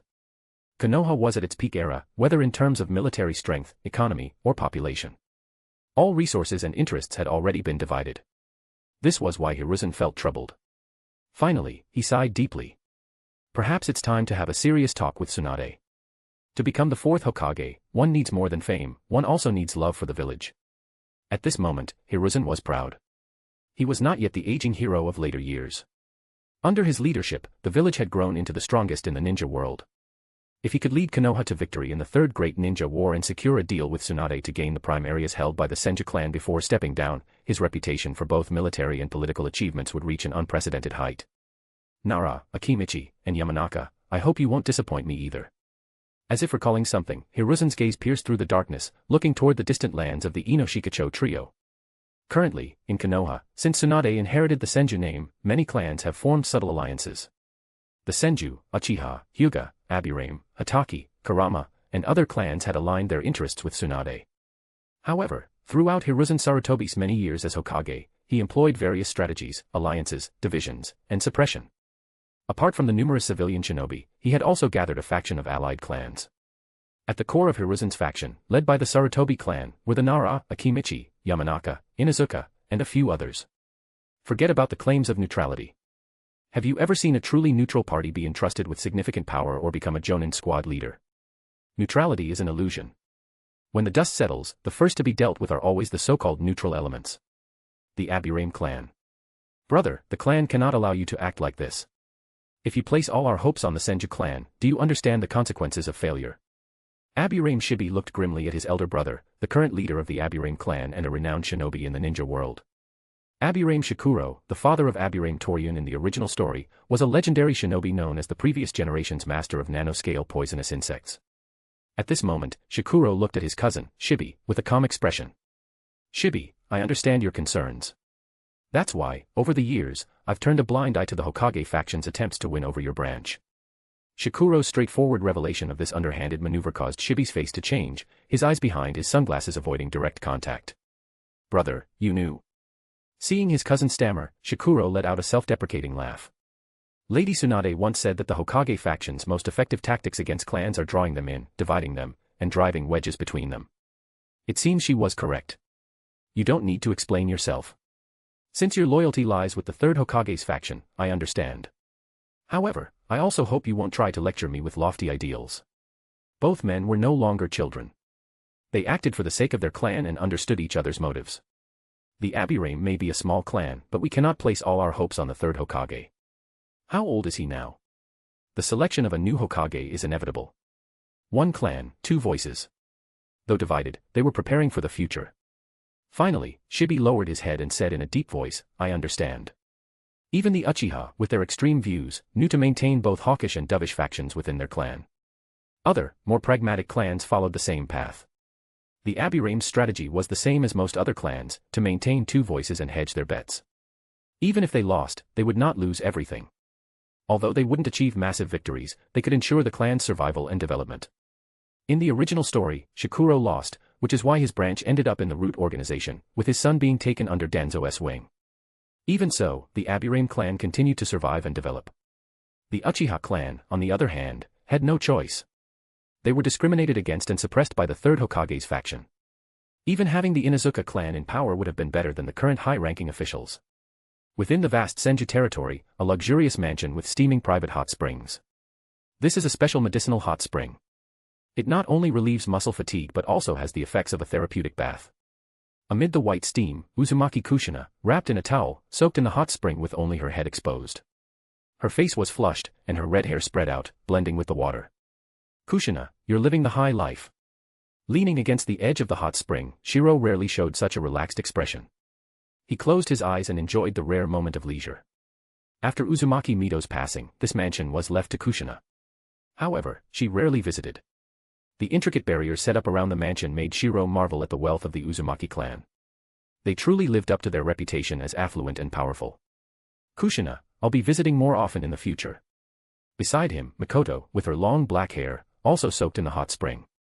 She revealed a look of contentment as the three of them enjoyed this rare moment of peace. Although the ninja world is in chaos, don't forget to keep training even while relaxing, Shiro habitually reminded them. Mikoto smiled and nodded, while Kushina glared at him fiercely, clearly annoyed. Sister Mikoto, I heard that your clan is facing some restrictions. Is it because of Sister Tsunade? Kushina hesitated for a moment before starting a conversation with Mikoto. While it seemed like the two were simply chatting, it was clear that their words were meant for Shiro to hear. Mikoto shook her head with a smile and said, it's not exactly a restriction. Shiro says that in this ninja world, only power is real, and everything else is an illusion. Even the supreme authority of the Hokage, what does it matter? Without absolute strength, it's all too fleeting. Either you live in fear, constantly worrying about who might harm you, or you avoid the struggle altogether. Without that kind of power, it's better not to even be Hokage. Mikoto's teasing tone carried a hint of mockery in her eyes. It was obvious she was ridiculing the current third Hokage. For powerful clans like hers, being both utilized and feared by the village was a ridiculous contradiction. In essence, it was paranoia born from a lack of strength. Sister Mikoto, if you're short on money, I have some. Kushina, her face shy, glanced at the meditating Shiro before softly nodding toward Mikoto. Hearing this, Mikoto immediately smiled teasingly. She casually grabbed the sake floating on the wooden tray in the hot spring, poured a glass for the two of them, and chuckled. I almost forgot, Kushina is Konoha's little rich lady. Amid the teasing laughter, Kushina imitated Mikoto and raised her cup for a sip. However, her face instantly scrunched up, making it clear that she found the sake unpleasant. Not much. It's just that the inheritance from Uchiha was quite substantial. It was originally meant for the restoration of the Uzumaki clan. But now, there are so few of us left, and it's not needed anymore. As she spoke, Kushina suppressed the bitterness in her heart and forced a determined smile before downing the sake in her cup. If you and Shiro ever need it, I can give it to you. No. Let's just say I'll lend it to you. Midway through her sentence, she quickly backtracked, as if afraid Shiro might think she was looking down on him. She insisted it was a loan. But everyone knew that when Kushina said lend, she meant give. Hearing this, Shiro, who had been soaking in the hot spring, felt a surge of warmth in his heart. He opened his eyes and looked at Kushina with a smile, saying, Thank you, Kushina. But we don't need it right now, so you should hold onto it for yourself. Whether it was the alcohol or the heat of the hot spring, Kushina's face turned completely red. Mikoto's eyes gleamed mischievously. She slowly swam behind Kushina and gently embraced her. Sister Mikoto, what are you doing? Kushina's soft voice came as Mikoto leaned close to her ear and whispered, Kushina, you're entrusting your little treasury to Shiro. I'm managing the Uchiha clan for Shiro. This way, we'll never be apart. And besides, Kushina, don't you want to? Kushina's eyes widened in shock as she suddenly realized that, while soaking in the hot spring, the bindings on her body had come undone. Sister Mikoto. Kushina, remember the last time you asked Shiro to give you the curse mark while you were in the hospital bed? You forgot that the metallic surface of the lamp in the lab reflected everything perfectly. My Sharingan saw it all. Upon hearing this, Kushina's eyes widened in disbelief. Her mind went blank as she realized that Mikoto had witnessed her giving Shiro a head. Scenes of embarrassment flooded her thoughts, and her face turned as red as a tomato, almost steaming. Mikoto, of course, took advantage of the situation. Kushina, don't you want to be Shiro's wings? We're both his wings, and we'll always be together. Under Mikoto's seductive voice, the two women slowly approached Shiro. In the water, Kushina's trembling hand was guided forward by another. Suddenly, Shiro's eyes widened as he looked at the two women. Shiro. I want to help you. In an unprecedented moment of boldness, Kushina, despite her shyness, summoned her courage. Staring directly at Shiro, she poured out her feelings. Shiro, if you need it, I have money. I have a lot of money. I can help you build your power so you can compete for the position of Uchiha clan leader. Her straightforward words left Shiro speechless for a moment, but he also felt deeply moved. Kushina may have been a bit love-struck, but when it came to him, no man could resist her sincerity. Kushina, you're adorable. But Mikoto, your playful nature. Before he could finish his sentence, Shiro's pupils contracted as Mikoto swam to his other side, pulling Kushina along with her. With Mikoto on his left and Kushina on his right, the bathrobes beneath the hot spring's surface had somehow come undone. Beneath the water, the three were already bared to each other. Feeling the two women's hands, Shiro, now fully composed, smiled warmly as the three of them leaned together in the hot spring. Kushina, I understand your intentions. But to me, the position of Uchiha clan leader is neither here nor there. Even for Sister Tsunade, it's insignificant. Shiro closed his eyes, enjoying the pleasure of his lower body. For now, Uchiha Fugaku seemed to be the most likely candidate to inherit the title of clan leader. However, Fugaku's indecisive and soft nature made him easy to sway. Any significant family decisions could be influenced by a little pressure. The current clan leader was a slightly harder obstacle, but given the old man's declining health, it wouldn't be long before he stepped down. The clan leader position. He didn't even need to scheme for it. Once the family's pressure was placed on Fugaku, the men would naturally back down. Fugaku Jonin, huh? I heard he recently had an arranged marriage with the daughter of another elite Jonin in the clan. Mikoto analyzed with a smile, while Kushina, who had gone from blushing in embarrassment to taking initiative, now had a look of excitement in her eyes. Shiro, tell me what you need me to do. Seeing Kushina's determination, Shiro seemed to think of something. A smile appeared on his face. Kushina, there is something only you can do, something that perhaps no one else in all of Konoha is capable of. Hearing this, Kushina's already flushed face turned even redder. Her heart pounded with excitement and nervousness. Does he need me? Could it be, in front of Sister Mikoto? Chapter 159, Naruto, I am Uchiha Shirou, 159. Amidst the steamy heat, Uzumaki Kushina and Uchiha Mikoto's faces were flushed red. After an extended time soaking in the hot spring, their bodies grew tired, leaning weakly against the warm water. Shiro, this is too much. I need to rest for a bit, Kushina said. Under such intense sex, even someone as spirited as Kushina had reached her limit. Exhausted, she leaned against the edge of the spring, unable to muster any more strength. On the other side, Mikoto had already closed her eyes, basking in the peaceful moment. Only Shiro, who seemed to shake off all signs of fatigue, stood unfazed. He calmly shook his head. I told you we had serious matters to discuss. Kushina, you and Mikoto were the ones who insisted on teasing me first. I can't believe this. Shiro thought about being surrounded by not one, but two exceptional beauties. He secretly resolved that he needed to continue working hard in the future. The sage body truly was remarkable, especially his unique blend of curse mark sage enhancements and senju genetics. His recovery and endurance were almost inhuman. And once he fully integrated the wood-release cells, further enhancing his senju lineage, his physical prowess would reach an even higher level. Serious matters. Wasn't what we just did considered serious? Kushina asked, confused. Stunned for a moment, Kushina realized she might have misunderstood something. Her face turned beet red as she slowly sank into the hot spring, leaving only half her face above the water. She blew bubbles as she hid in embarrassment. How mortifying. She had assumed that serious matters referred to her earlier playful antics with Mikoto.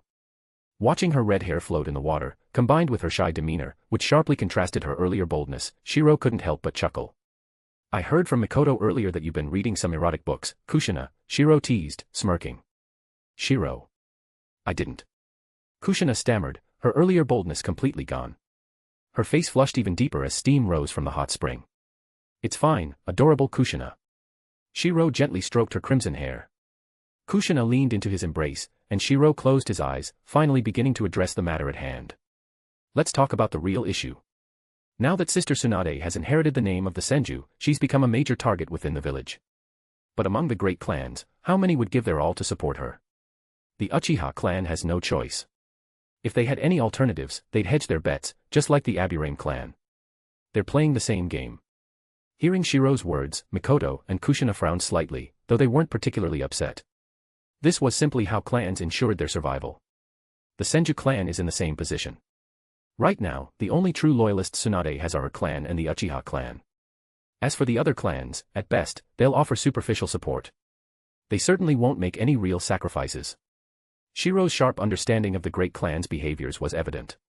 When it came to sacrificing something, these clans would hesitate and re-evaluate their priorities. Shiro, I understand what you mean, Kushina said, her voice soft yet serious. Over the years, Kushina had matured beyond being the naive girl she once was. She nodded obediently and replied, Sister Tsunade once told me that the Uchiha clan is a trustworthy ally due to their current predicament. The other clans, however, can only be trusted to some extent. They're merely using the Senju to shield themselves. Hearing Kushina's thoughtful response, Shiro smiled. His hand gently caressed her soft, warm skin, causing her to blush once again. Despite her shyness, there was a hint of contentment in her expression. Shiro, stop touching me. You're supposed to be serious, Kushina muttered as she suddenly climbed onto his lap, her face flushed. All right, I'm listening, Shiro sighed, though he couldn't ignore Kushina's playful gaze and subtle movements beneath the water. Her excitement was palpable, especially as she occasionally glanced at Mikoto, who had completely succumbed to exhaustion. The thrill of sneaky intimacy was something only Kushina could truly enjoy. Kushina, what do you think of the Hyuga clan? Shiro suddenly asked, his tone meaningful. Realizing his implication, Kushina's eyes widened in understanding. I see.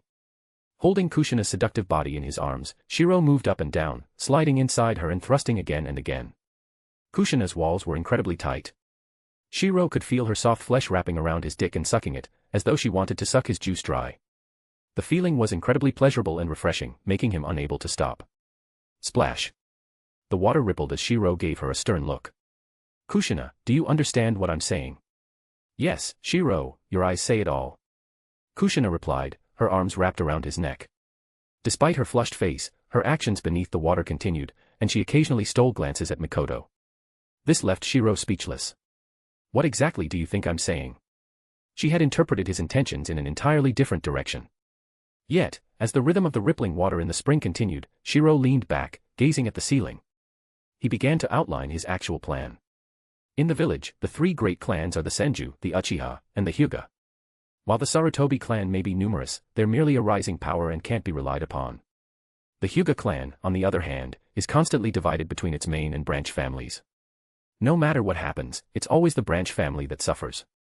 Though they might seem aligned with us, they could easily prioritize self-preservation. Kushina put her head on Shiro's shoulder and moaned strangely. Her body tensed up completely, and her mouth opened and closed repeatedly due to the rush of sensations she was receiving each second. As Shiro analyzed the situation, Kushina, despite sweating profusely from the heat, nodded firmly. I get it. You want to drag the Hyuga clan deeper into this. But the main family won't be easy to deal with, That's where you're wrong. Shiro shook his head, his eyes narrowing. The caged bird seal used on the branch family is essentially an advanced form of sealing jutsu. With your talent, Kushina, I'm certain you can find a way to counter it. Hearing this, Kushina's breathing grew heavier as she replied between gasps, Shiro, the caged bird seal, it's not that simple. I've tried studying it before, but perfecting a way to counter it is incredibly difficult. The seal is tied to the brain and optic nerves. Despite her protests, Shiro smiled knowingly. Who said anything about a perfect solution? What if we just sealed the caged bird seal itself? Seal it! Kushina exclaimed, her fiery red hair whipping around as she grew visibly excited. Her flushed cheeks glowed even brighter as she grasped the implications. Shiro, you're a genius. If we're only sealing the caged bird seal, it becomes much simpler. All we'd need to do is block its ability to receive external chakra signals. But Shiro. If the Hyuga clan finds out, won't that? Kushina trailed off, glancing at Mikoto, who was now peacefully asleep on Shiro's shoulder. Her emotions ran wild. This kind of blatant defiance. Why are you overthinking it? Shiro said, his expression calm but meaningful as he looked at Kushina. If the Hyuga clan finds out, so what? It's unrelated to us. This is the work of the village's higher-ups, the shadowy forces behind the scenes, who want to divide the great clans. They've always used these kinds of tactics. Hearing this, Kushina's eyes lit up with realization. I understand now, Shiro. This is all part of the village's darkness, a way to divide us great clans and undermine the Hyuga clan's system of inheritance. Once the branch family's caged bird seals are neutralized, Sister Tsunade can step in to mediate and prevent internal conflict. Seeing Kushina finally grasp his plan, Shiro smiled in satisfaction. Amidst the foggy hot spring, the conversation gave way to a sudden surge of energy, sending ripples across the water as a powerful wave of movement followed. Kushina was trembling so much that she almost fainted, her entire body flushed red as she clung tightly to the person in front of her. Several hours later. Under the night sky, snowflakes continued to fall from the heavens, decorating the land of Konoha. At the Senju clan's estate, outside the private hot spring belonging to Kushina. Thank you for your hospitality, Kushina. No need to be so polite, Sister Mikoto. But I usually stay at Sister Tsunade's place, so feel free to come find me anytime. Oh, and Happy New Year. Under the falling snowflakes outside the grand gate, Uzumaki Kushina's fair skin, tinged with a rosy hue, radiated a youthful glow. At this time, she was dressed in her ninja uniform, her face full of smiles as she respectfully bowed. Opposite her, Mikoto also smiled and bowed gratefully. However, as she straightened up, her red lips moved slightly, and the words she uttered made Kushina blush deeply. Kushina, you looked so beautiful in the hot spring earlier.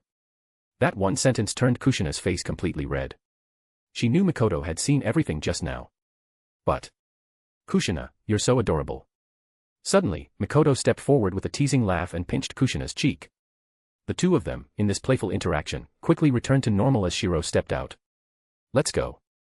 Before parting, Kushina looked enviously at Mikoto, who could leave together with Shiro. Shiro, take care.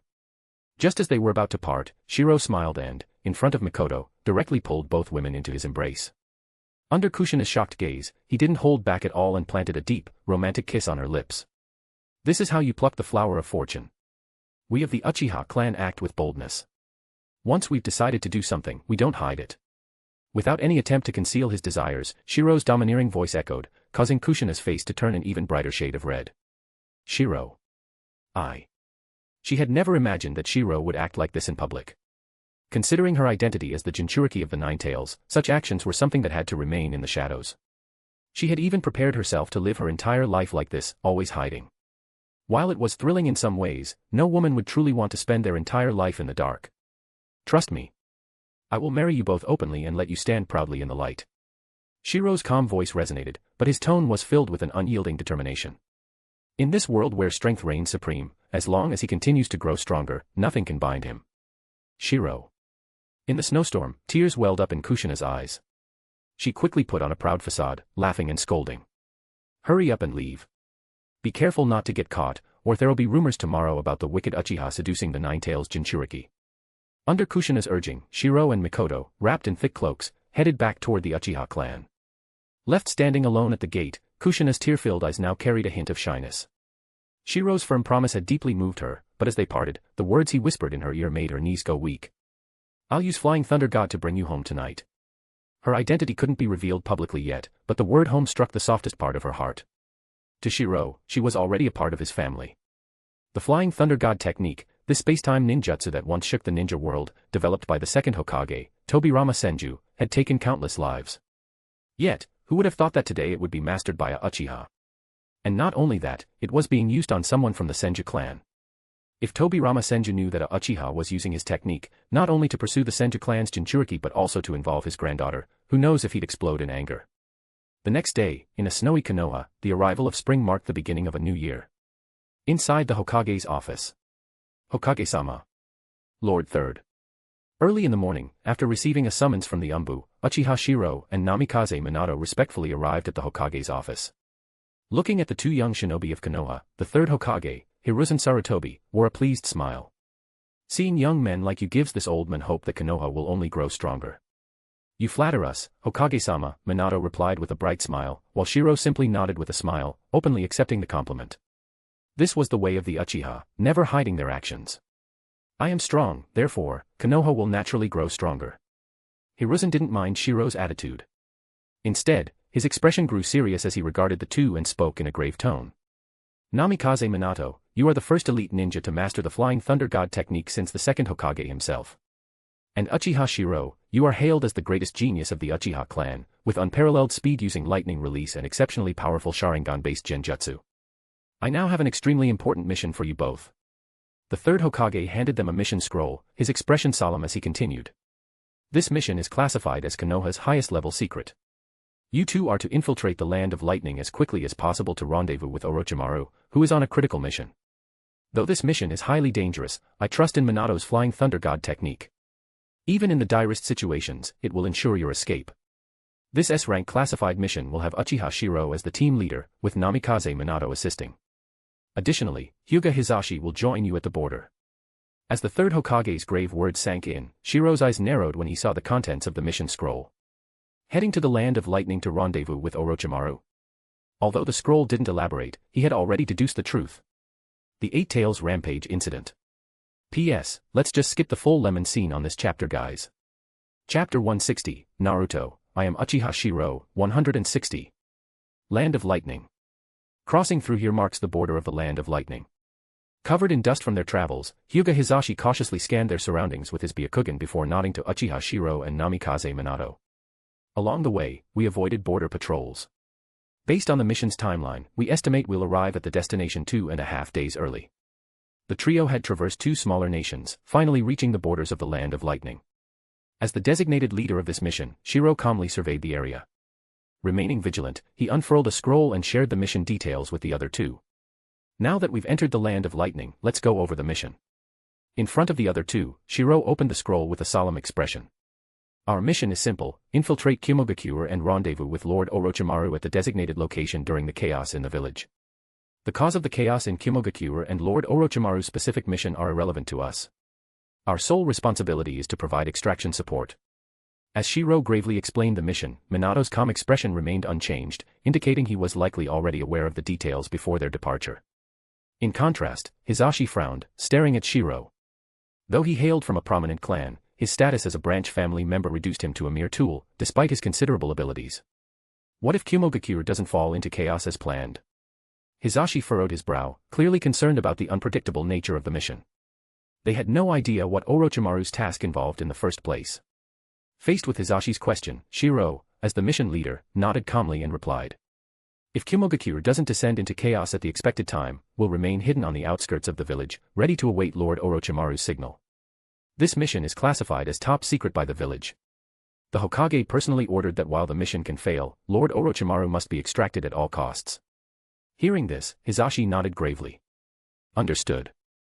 Hisashi was naturally a reserved and taciturn individual, and the fact that he had spoken so much this time was solely due to the gravity of the mission. Under normal circumstances, he could go an entire day without speaking a word. At that moment, Minato, standing to the side, voiced his suggestion. Captain Shirou, I have a proposal. Under the curious gazes of the other two, Minato slowly retrieved two special kunai from his ninja tool pouch and said. Hisashi-senpai's Byakugan excels in reconnaissance. I propose that he remains outside Kimogakure to handle the extraction, while you and I infiltrate separately. This way, even if one of us is discovered, the other can continue the mission. Additionally, with my Flying Thunder God technique, even if you encounter danger, as long as it's not too far away, I can reach you immediately. As Minato explained the advantages of his Flying Thunder God technique, Hisashi remained silent, keeping his usual detached demeanor. For him, branded with the caged bird seal, he was nothing more than a tool, obligated to follow orders. Meanwhile, Shirou observed Minato with a faint, enigmatic smile, causing Minato to feel slightly awkward and uneasy. It was obvious that Shirou had discerned something, but both men chose to maintain their unspoken camaraderie, leaving things unsaid. Flying Thunder God technique, the legendary spacetime ninjutsu. It's undoubtedly the best technique for extraction, Shirou remarked, narrowing his eyes as he examined the trident-shaped kunai in his hand. Although forged using Uzumaki craftsmanship, the technique inscribed on the kunai appeared somewhat crude. Moreover, everyone's spatial formula differed, and even the slightest deviation could lead to disastrous consequences. With Minato's mastery of this jutsu, our chances of completing the mission increase significantly. Let's proceed with Minato's plan, shall we? Agreed, Hisashi replied tersely, his demeanor indifferent. Minato smiled warmly at his comrades and nodded, while Shiro calmly stored the kunai in his tool pouch, fully aware of the situation. This mission, despite Shiro being named leader by the third Hokage, held little real authority. If the mission succeeded, the Uchiha clan wouldn't lack rewards. But if it failed, the blame would fall squarely on him. Given the dangers they would undoubtedly face within the land of lightning, Minato's Flying Thunder God technique was their best chance of escape. In truth, only Minato stood to gain recognition and glory from the mission. Shiro narrowed his eyes, smirking inwardly. Well played, old Sarutobi. Your schemes are as cunning as ever. Not only was Sarutobi using this mission to test Shiro's abilities, but he was also subtly fostering a bond between Orochimaru and Minato. Truly devious. However, there's one thing you didn't account for, I know the Flying Thunder God technique too. As Shiro chuckled coldly to himself, Minato's expression grew pensive, his thoughts drifting back to the day the third Hokage privately briefed him on the mission. Flashback. That day in the Hokage's office, after the mission was assigned and the others had left to prepare, Sarutobi Hiruzen had asked Minato to stay behind. Hokage-sama. Minato knelt respectfully on one knee. Sarutobi Hiruzen remained silent for a long moment before handing Minato a scroll marked Secret. Minato, this contains the details of Orochimaru's mission, classified as top secret. Review it carefully. Yes, Hokage-sama. Minato accepted the scroll with reverence. As he read its contents, his normally composed demeanor faltered, his pupils constricting in shock. A cold sweat broke out on his forehead. Orochimaru's mission was to infiltrate Kimogakure and, with the help of root spies, provoke the rampage of the Eight Tails Jinchuriki. Furthermore, recent intelligence indicated an ideal opportunity would arise within half a month. Hokage-sama, this. Before Minato could finish, Sarutobi Hiruzen exhaled deeply, a cloud of smoke escaping his lips. In a low, serious voice, he said. Minato, you've inherited the true will of fire. I trust you, which is why I've shared this classified mission with you. You've seen the growing tension in the ninja world over these years. The Second Shinobi World War ended prematurely, leaving all the villages harboring unfulfilled ambitions. At this point, Sarutobi Hiruzen's expression darkened as he bore the weight of immense pressure. Looking up at Minato, his eyes conveyed both trust and burden. Over these years, the four great nations have secretly conspired to stage another joint assault on Konoha. It's only through their mutual distrust and the sacrifices of the ANBU and Root that this hasn't yet come to pass. But this is merely a temporary solution. Through countless sacrifices, we've arrived at this plan. As Sarutobi framed Konoha as the victim of the four great nations' aggression, he emphasized the sacrifices of countless ninjas, causing Minato's heart to grow heavy. Since the other villages refuse to relinquish their ambitions, we must create chaos. Orochimaru is taking an enormous risk of infiltrating Kimogakure. If the Eight Tails Jinchuriki goes berserk, Kimogakure will be thrown into disarray. Minato, your Flying Thunder God technique makes you the ideal person for this mission. However, I have one more task for you. Seeing the Hokage's grave expression, Minato took a deep breath and nodded solemnly. Please give your orders, Hokage-sama. Test Uchiha Shirou's true strength and observe his inner motives. Though Minato had anticipated the Hokage's additional task wouldn't be simple, he was still shocked when he heard it. Hokage-sama, Shiro. Before Minato could finish, Sarutobi Hiruzen cut him off with a sharp tone. Minato, I know what you're trying to say.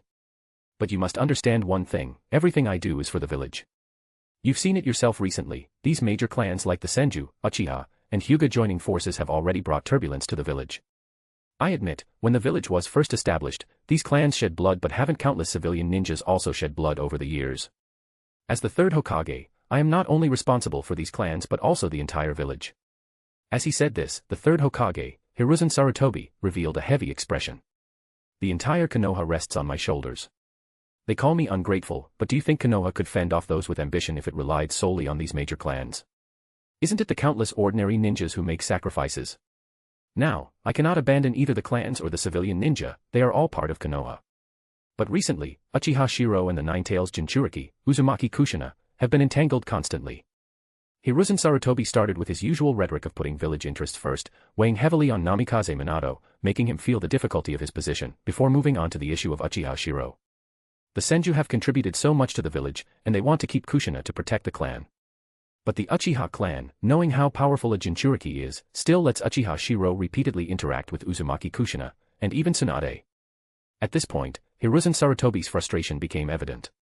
If only the Senju and Uchiha clans kept some distance, he could easily provoke conflict between the two clans.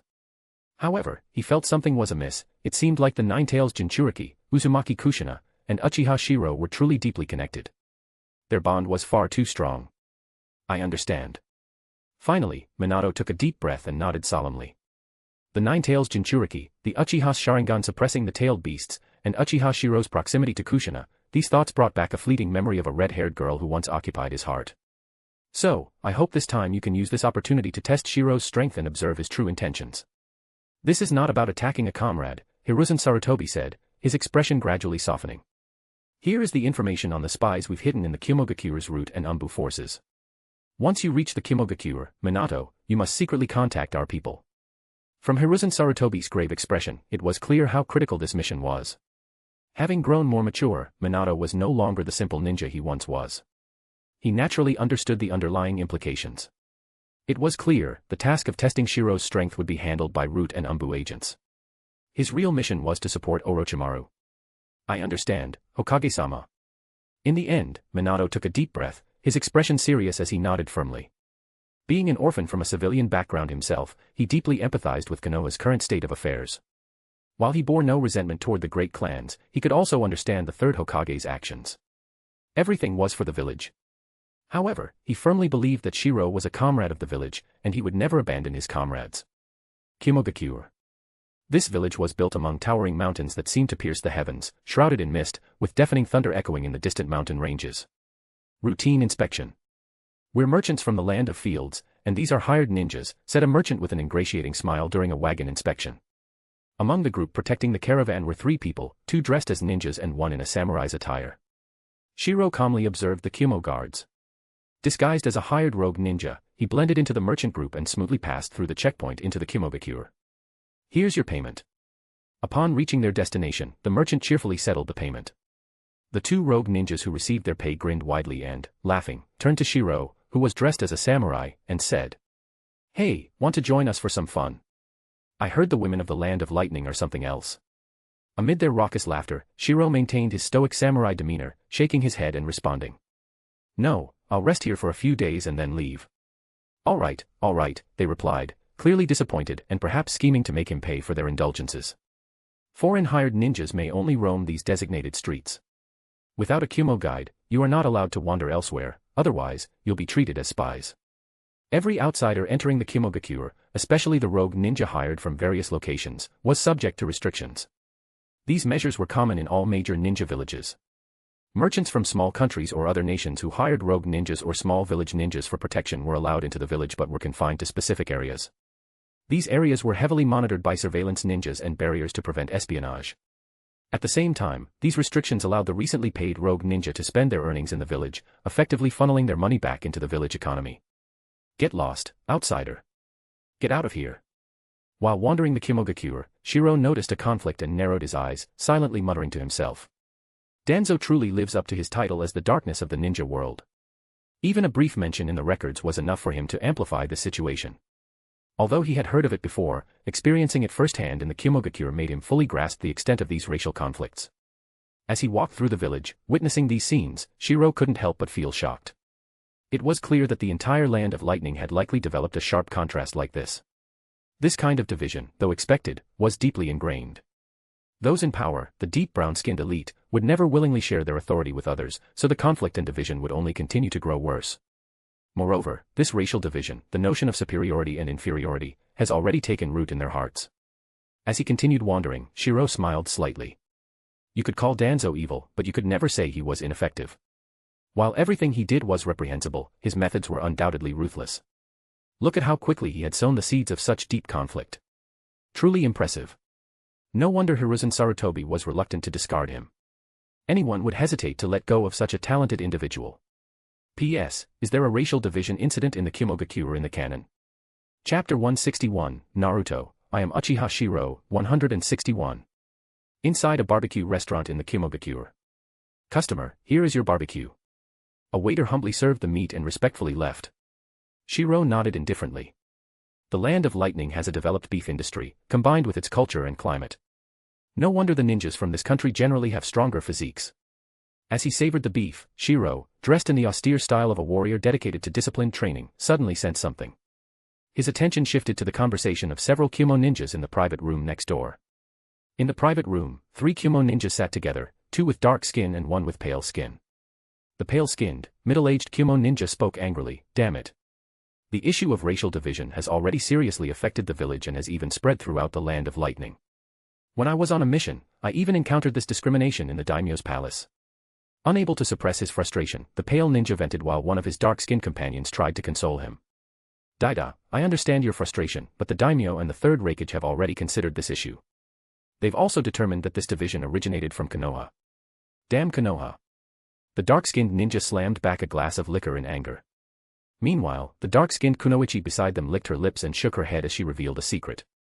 Let me tell you something, actually, the higher-ups are intentionally letting this discriminatory tension fester. They're waiting for war to break out, at which point they'll direct all that pent-up anger toward Konoha. It's all part of their plan to channel the rage outward. Outside, Shiro, eating his barbecue, couldn't help but nod secretly as he listened.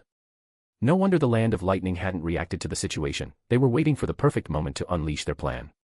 Although the divisions seemed domestic, once war broke out and a scapegoat was identified, the Kumo would erupt with even greater combat power. As expected, politicians are dirty. The greater the anger that's suppressed now, the more terrifying it will be when it finally explodes. Shiro nodded again, but his expression grew odd the next moment.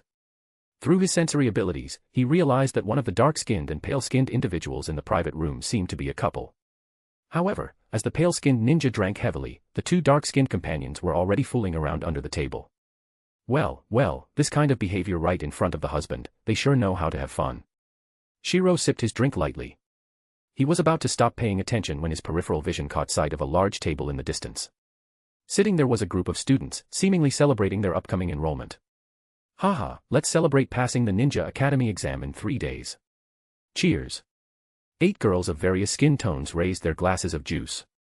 However, it was clear that 5 dark-skinned girls were a clique, led by one who had already donned a ninja forehead protector. The other 3 girls, 2 pale-skinned and 1 with short white hair and slightly darker skin, were being ostracized by the group. Hey, you're my boy, right? My sister told me that your mother was a lowly woman, and you don't even know who your father is. Is that true? The loud, arrogant voice of the girl wearing the forehead protector caused Mabui's face to tense up. But she controlled her expression well and lowered her head in silence. Mabui. The 2 pale-skinned girls beside her showed concern, but the young Mabui, already displaying a calm demeanor that would define her future, subtly shook her head at her companions. Yujito, Samui, I'm fine. This scene did not escape Shiro's observation, causing him to reveal a meaningful smile. So it's these 3. Judging by their age, they're the same generation, just 2 years younger than Kakashi. That means they're at the ideal age to enter the Ninja Academy. Samui, future Kumo Jonin, known for her blonde hair, calm personality, and ample knowledge. Skilled in Kenjutsu, she carried out tasks with composure and earned the trust of the 4th Raigage, A. Mabui, future secretary to the 4th Raigage. She excelled at strategy and analysis, was highly efficient, and possessed the rare talent of spacetime ninjutsu, specifically the heavenly transfer technique. Yujito Ni, future Jinchuriki of the 2 Tails. Though arrogant and queen-like in demeanor, she had a compassionate side and possessed a special constitution allowing her to seal-tailed beasts. In an instant, information about the 3 flashed through Shiro's mind, causing the corners of his mouth to curl slightly. A hint of amusement flickered in his eyes. Such good timing. I'm glad I accepted the mission. Otherwise, I wouldn't have had this opportunity. 3 individuals with Jonin-level potential, and not just ordinary Jonin potential. If he didn't find a way to recruit them, he'd be the fool. So, they're about to enter the Ninja Academy. That makes it even easier. Of course, if I don't get the chance, I'll have to eliminate them before they grow into threats. Once they entered the academy, their status would change, and they'd receive special protection. But as long as they hadn't enrolled yet, they were still considered ordinary people. However, based on the original timeline, there were 2 versions of Yujito's backstory, one where she became a Jinchuriki in childhood, and another where it happened at age 2. From the current situation, it seemed her special constitution was discovered only after she entered the academy, leading to her becoming a Jinchuriki. As Shiro lowered his head, his crimson Sharingan briefly flashed, unnoticed by the students at the other table. A fleeting red glow also reflected in their eyes. Suddenly, chaos broke out in the barbecue restaurant. At the table of girls, the 5 dark-skinned girls, led by the burly dark-skinned kunoichi, scoffed arrogantly. Mabui, Yujito, and Samui, you're the ones treating us to this barbecue. We didn't force you. Exactly. 2 ugly pale-skinned girls and a mixed-blood mutt without a father. Consider yourselves lucky that we are willing to grace you with our presence. What are you glaring at? Yujito, are you dissatisfied? Go ahead, try doing something. We'll make sure you regret it once you're in the academy. Bullying incidents among ninja students, how predictable. The four dark-skinned girls, emboldened by the kunoichi support, were loud and overbearing. The three ostracized girls could only endure the humiliation. "Mabui, Samui, don't stop me." We agreed. An indignant Yujito glared, ready to act, but Mabui and Samui restrained her. Tears welled up in their eyes as they endured the insults. "Yujito, don't be impulsive. One of them is already a ninja." Among the five girls, the burly one with the forehead protector smirked, flaunting her status as a genin. "You dare fight back? Haha. Cowards. Big sister is the best. Kumo's black supremacy means you pale people are destined to be second-class citizens, or even slaves." The restaurant owner and staff seemed unfazed by the commotion as if it had become a common occurrence. Discrimination among Kumo villagers was intensifying. However, following the plans of the Raigage and the daimyo, this pressure would eventually be redirected toward Konoha, triggering war and channeling the hatred of the oppressed villagers outward. "You dare lay a hand on me? My parents are upper-level Kumo ninjas. What about you? Do you even have parents? Haha, she doesn't even dare fight back. Let me show you. Three worthless sluts like you, with faces made for seduction. You don't deserve to be part of the Kumo's ninja ranks." Exactly. You don't deserve to be Kumo ninjas. Tears of humiliation slid down their faces. "Owner, these three lowly bottom dwellers are paying." The five girls who had bullied them swaggered out, leaving behind three teary-eyed girls. "Damn it. How are we supposed to get through this month?" "It's okay. We'll eat one meal a day and drink more water on our days off. We can get through this." The girl in the coarse hemp clothes held onto her two companions, comforting them while they scraped together the money for the barbecue meal they had just eaten. After much effort, the three of them finally managed to gather enough to pay for the meal at the barbecue restaurant. When the three girls, their stomachs growling with hunger, walked out of the restaurant, Samui clutched her belly and weakly said, "Damn it. We didn't even eat anything. They said they'd treat us to some simple barbecue, but instead, they ordered so much expensive food. And they promised to teach us ninja knowledge. Our parents also sacrificed their lives for the village. Why is it so unfair?" Even before entering ninja school, they had already suffered such bullying. It left a deep wound on their young hearts, filling them with both anger and sorrow. At their age, when they were just forming their worldview, they encountered something like this. "Hey, I heard you were saying I bullied you." Suddenly, the leader of the group, already a genin and as strong as a bear, appeared. Looking at the three weak girls, her face twisted into a sadistic smile of excitement. "I'm a genius who graduated at 9 years old. Having you lowly bastards treat me to food is your honor. But didn't you ask me to teach you? Come with me now." The female genin's eyes gleamed red as she led the three bullied girls into a distant alley. In the dimly lit alley, the female ninja arrogantly counted the bills in her hand. 2 pieces of trash and a bastard, this is all they're worth." Standing in front of her was a merchant from another country. Begrudgingly handing over the money, he became visibly upset when the girl tried to haggle. "You should know that these 3 brats aren't worth this much money, and we're taking on some risk here." "Risk? What risk? These 3 haven't even officially entered ninja school yet, so they're not considered students. Nobody will investigate. Just mention my parents' names when you leave the village." Under the influence of the Sharingan's hypnosis, the female ninja revealed her darkest and most violent side. With a cold smirk, she pocketed the money into her ninja tool pouch. The 3 girls, witnessing this scene, shed tears of humiliation. Yujito, full of hatred, shouted, "You're selling your comrades. The village won't let you get away with this. Comrades. Look at your skin color. Do you even deserve to use the word comrades?" With a voice full of scorn, the female ninja scoffed coldly. "Not to mention that you're not even students yet. And even if you were, so what? My parents are loyal to the strongest third Raigage. We are noble ninjas, while you're nothing but lowly bottom feeders." Her mocking tone tore apart any pretense, and the 3 girls could only watch as their mouths were gagged and they were tied up by the merchant. They had been sold out by their villagers. The 3 girls' pupils widened. At that moment, they realized the darkness of their village.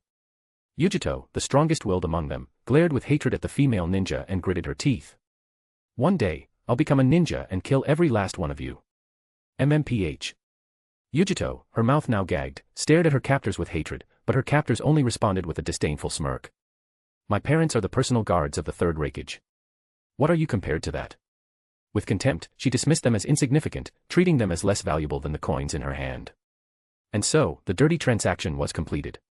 Don't worry, you 3. After all, you were preparing to enter ninja school and have bodies capable of refining chakra. When we bring you to the land of fields, you'll fetch a good price.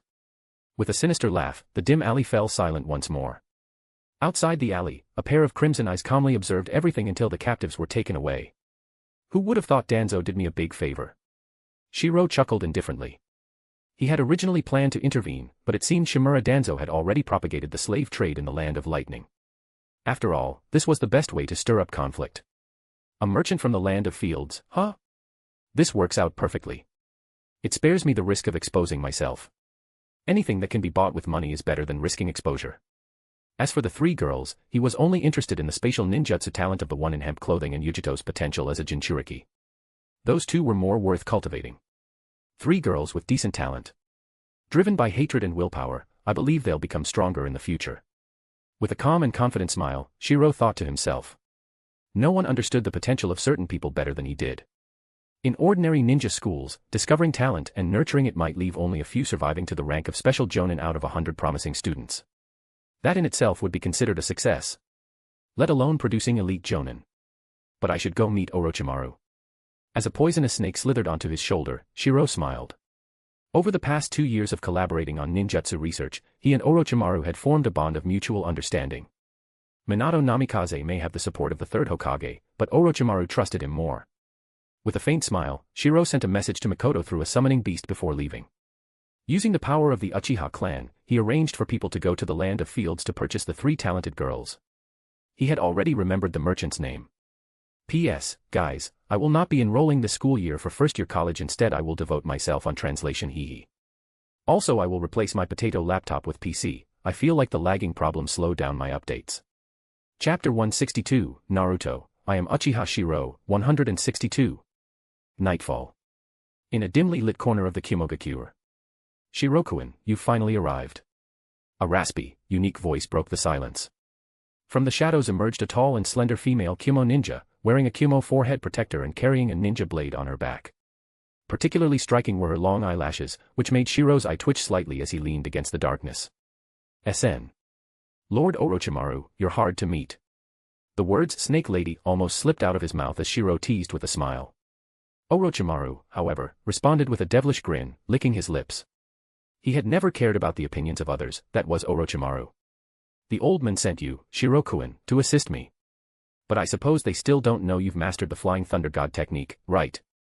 It was evident that the two had spent the past few years frequently collaborating on the development of ninja techniques and forbidden jutsu.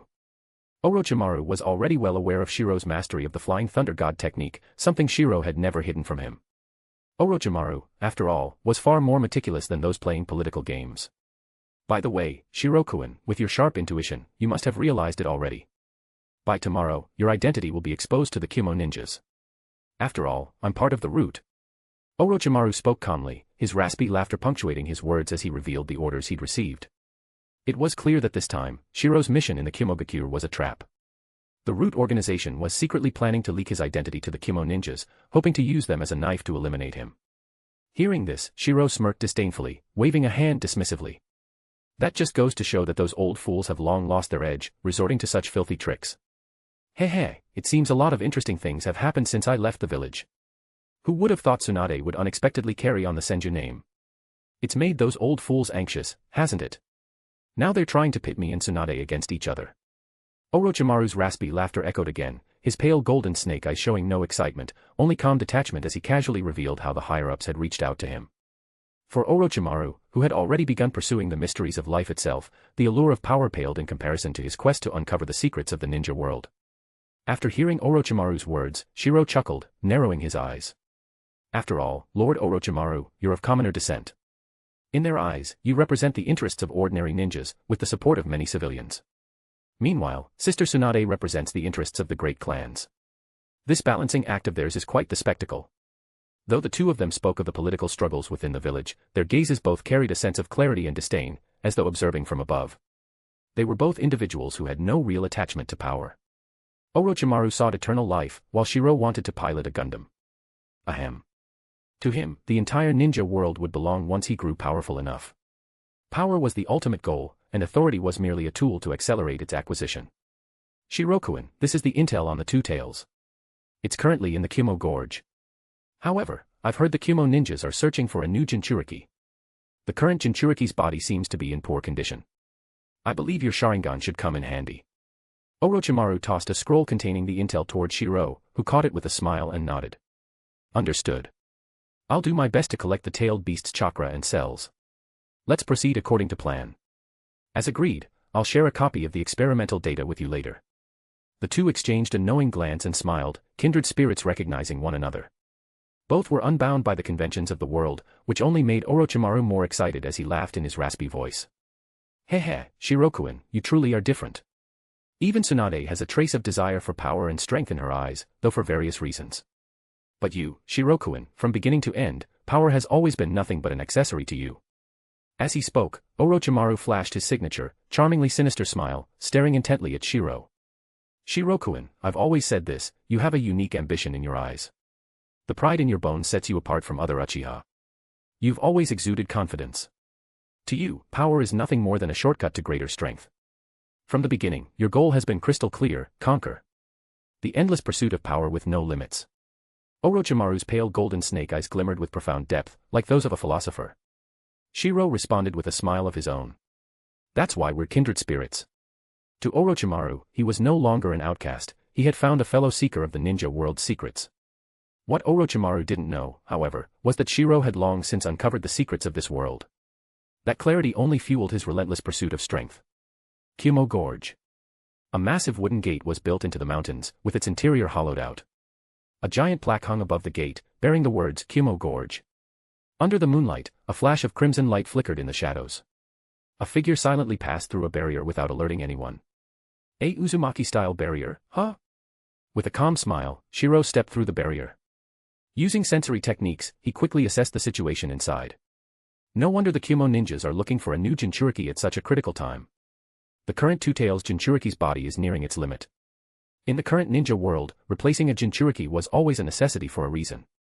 During wartime, the difference between a seasoned Jinchuriki and a newly chosen one was clear to anyone. Inside the Kumo Gorge. Within the cave, countless sealing chains intertwined, binding a middle-aged Kumo ninja who sat cross-legged on the ground. The Two-Tails is constantly eroding the Jinchuriki's consciousness. For now, the sealing technique has stabilized it, but the village must replace the Jinchuriki within a year. Otherwise, the risks will become uncontrollable. In the dim cave, 3 Kumo ninjas sat cross-legged in strategic positions, continuously channeling chakra to maintain the barrier. One of them smiled in relief and joked. This Uzumaki sealing technique is something. Too bad we couldn't get the complete version. It's good enough. At least our village has made progress in sealing techniques. Kumogakure will become the strongest in the ninja wa. Saburo. What's wrong? Suddenly, Saburo's laughter stopped abruptly. His 2 companions turned to him in shock, only to see a flash of crimson light, and their expressions froze. From the shadows behind Saburo came a cold, sinister laugh. Hehe, such filthy scum. Saburo coughed up blood, trembling as he caught a glimpse of the figure behind him. You. In the darkness, a tall, pale figure emerged. His appearance caused Saburo's pupils to shrink in terror. It was a face he recognized. Golden hair, 2 upward curving horns on his head, and a copper character tattooed on his arm. You're one of the remnants of Kinkaku and Ginkaku. The familiar features brought to mind the most infamous criminals in Kumogakure's history, former legends of the village. The figure grinned cruelly in response. I didn't expect anyone to still remember the legends of the Kumogakure. Back then, you devils invaded our land of lightning, breaking the promises of the past. Even the third Raigage was one of you devils. I, Skull, represent the original people of the Kumogakure, and I've come to exact revenge. With a cold, arrogant laugh, Skull stomped on Saburo's face, crushing his nose and shattering his teeth. Blood poured out in streams, but even as he spat blood, Saburo could only helplessly watch as Skull moved toward the ceiling center. No. The tailed beast going berserk, it will kill countless people in the Kumogakure. You're part of our village too. Weak, pleading words sounded from behind, but Skull only responded with an impossibly dark side glance. The Kumogakure?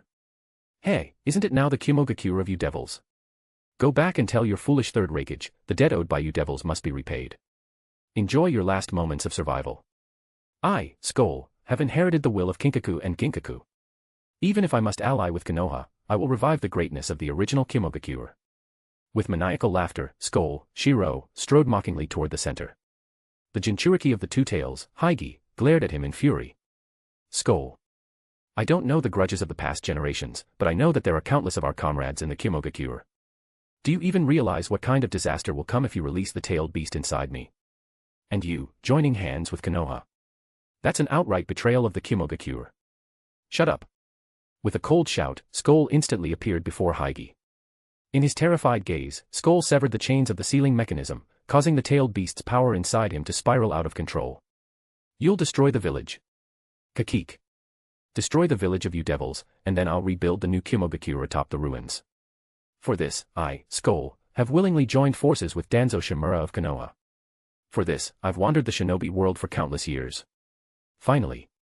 Shiro, disguised as Skull, had fully transformed into a crazed avenger. The cave in the Kumo Gorge was suddenly filled with the terrifying chakra of a tailed beast. Sealing release. A terrifying chakra appeared in Shi's palm as he struck Raigage's chest. The seal on Raigage's body emerged and began to unravel. This made Raigage cry out in fear, how is this possible? This is a village sealing technique. But Shiro, still disguised as Skull, scoffed coldly and mockingly laughed. Kazekage, you lowly devils, have you forgotten?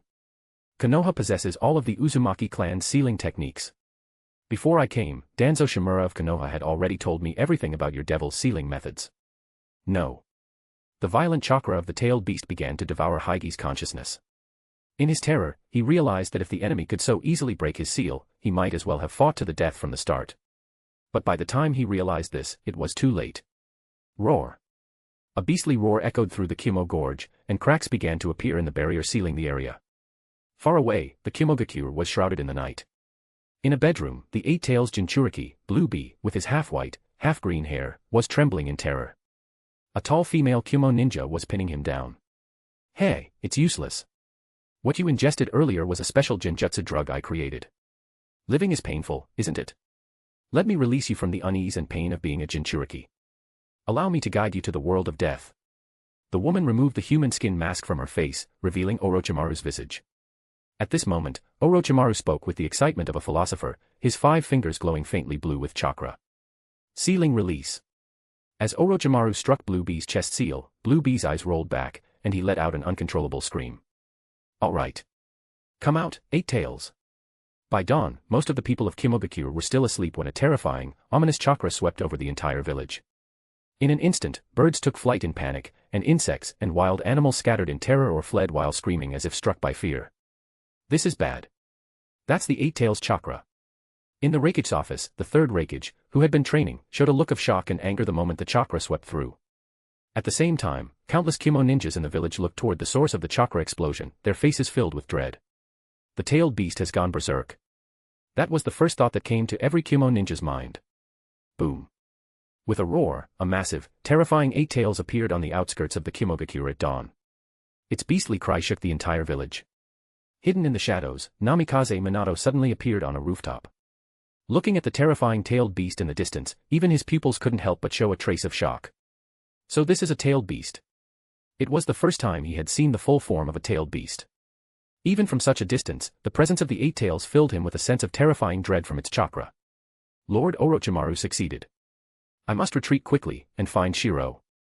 With ghost-like speed, Minato moved toward the predetermined meeting point to assist Orochimaru's escape. Meanwhile, chaos reigned throughout the entire Kimogakure. Help! Somebody help! Ugh, it's the Eight Tails. A monster. Run for your lives. A tailed beast going berserk was a terrifying disaster in any ninja village. Countless Kumo ninjas flooded the streets, urgently evacuating civilians to shelters. The sealing squad is already containing the Eight Tails.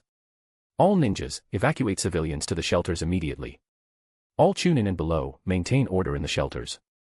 All Jonin and Chunin, form defensive lines. The Raigage-sama has already led the elite guard to suppress the situation. Emergency orders were issued one after another as the Kimogakure entered a state of emergency. Roar. In the distance, the Eight Tails rampaged, and the sealing squad was the first to arrive. Knowing that the Jinchuriki was within the village, the Kimogakure had stationed a sealing squad nearby in preparation. This was especially true since Blue Bee had shown signs of mental instability recently. In the original timeline, when the Eight Tails went berserk, the sealing squad quickly appeared to contain it temporarily, buying time for the village to evacuate. However, this time, as the sealing squad rushed forward and unleashed sealing chains, a sudden flash of light appeared in the sky. Damn it. The Two Tails is going berserk too. The third Raigage, who was rushing toward the Eight Tails, suddenly froze, his pupils contracting as he looked at the light in the sky. His face filled with shock and rage. A massive, terrifying tailed beast bomb was hurtling toward the Kimogakure.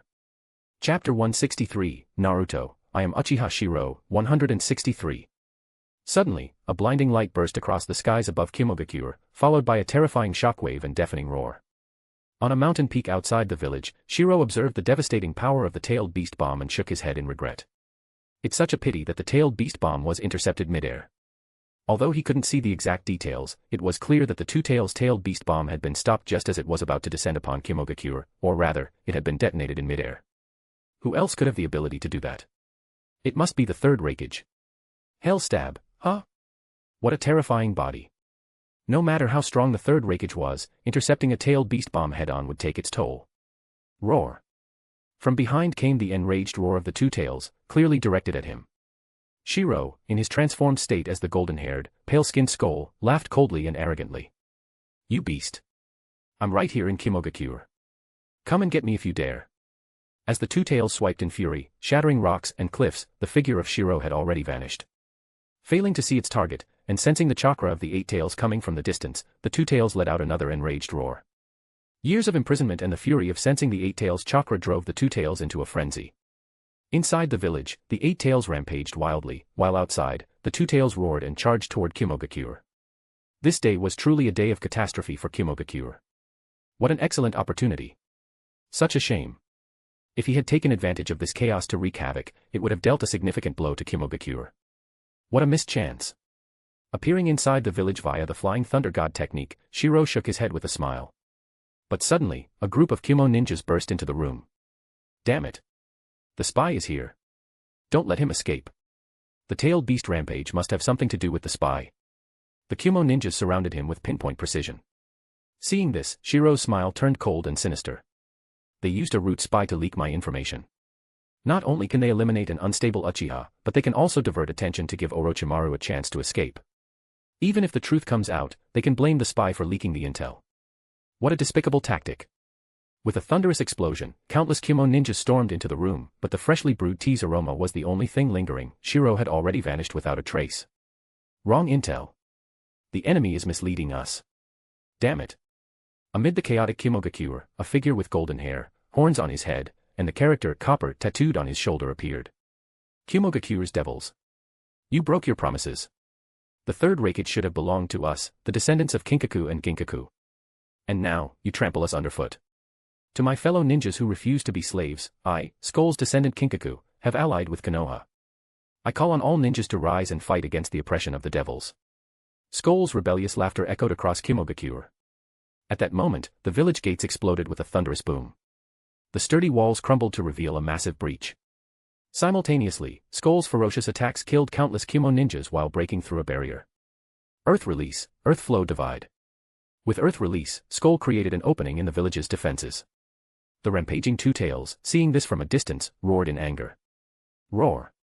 Kimogakure descended into the chaos of a tailed beast disaster. The appearance of Skull's roar sparked horrifying memories among many Kimo ninjas. The descendants of Kinkaku and Ginkaku. Damn it. These are the infamous criminals who killed the second Raigage and the second Hokage, the most vicious offenders in Kimogakure's history. Skull's battle cries spread terror among the Kimo ninjas, but to some ninjas, it was a beacon of hope for revenge. For years, they had been enslaved due to their skin color, unable to resist because of the ruling power, from top to bottom. They had no means to fight back. But Kinkaku and Ginkaku were fearsome figures in Kimogakure's history, capable of killing Kage-level opponents. As their descendant, Skull couldn't possibly be weak. Kinkaku and Ginkaku. Many younger Kimo ninjas were unfamiliar with the names, but Skull's roar had already spread across the village. The legend of Kinkaku and Ginkaku was about to resurface. In the forest outside Kimogakure, three figures sprinted through the trees. Explosions and roars echoed from the village behind them. With two rampaging tailed beasts, even the third Raigage would have his hands full. Shiro, are you okay? They had just regrouped. Namikaze, Minato and Orochimaru were unharmed, but Shiro was battered and disheveled, a clear sign of a fierce escape. Faced with Minato's concern, Shiro responded with a cold, angry smile, wiping the blood from the corner of his mouth. Namikaze, don't tell me you didn't know anything about this. His words left Minato speechless, and his heart burned with anger. The village. How could the village do this? This wasn't the plan at all. If I hadn't sensed the Eight Tails' terrifying chakra and been cautious, I'd still be trapped in Kimogakure. Minato, you tell me, How did the Kumo ninjas know exactly where to find a spy? Shiro's voice was filled with distrust and anger. Minato, knowing he was in the wrong, felt even more furious. The original plan was to confront opponents along their escape route, but why had things escalated like this? This was an attempt to sacrifice their comrades. Over here. From a distance, Hyuga Hisashi appeared, equally battered and furious as he glared at Minato. He too had narrowly escaped an ambush. As they fled, the four of them were divided. Orochimaru chuckled hoarsely with a knowing tone. Hey, it seems both Shirokuin and the Hyuga clan have offended someone recently. They used you as bait to ensure my safety. Orochimaru's sarcastic tone might have sounded provocative, but those who understood him knew he had no ill intentions. He was merely exposing the conspiracy. Hisashi, Shiro, you have to believe me, I had no idea about this. I would never abandon my comrades. As Minato desperately explained, Shiro scoffed coldly. Minato, I still remember how White Fang died. I was too naive before, but now I see clearly.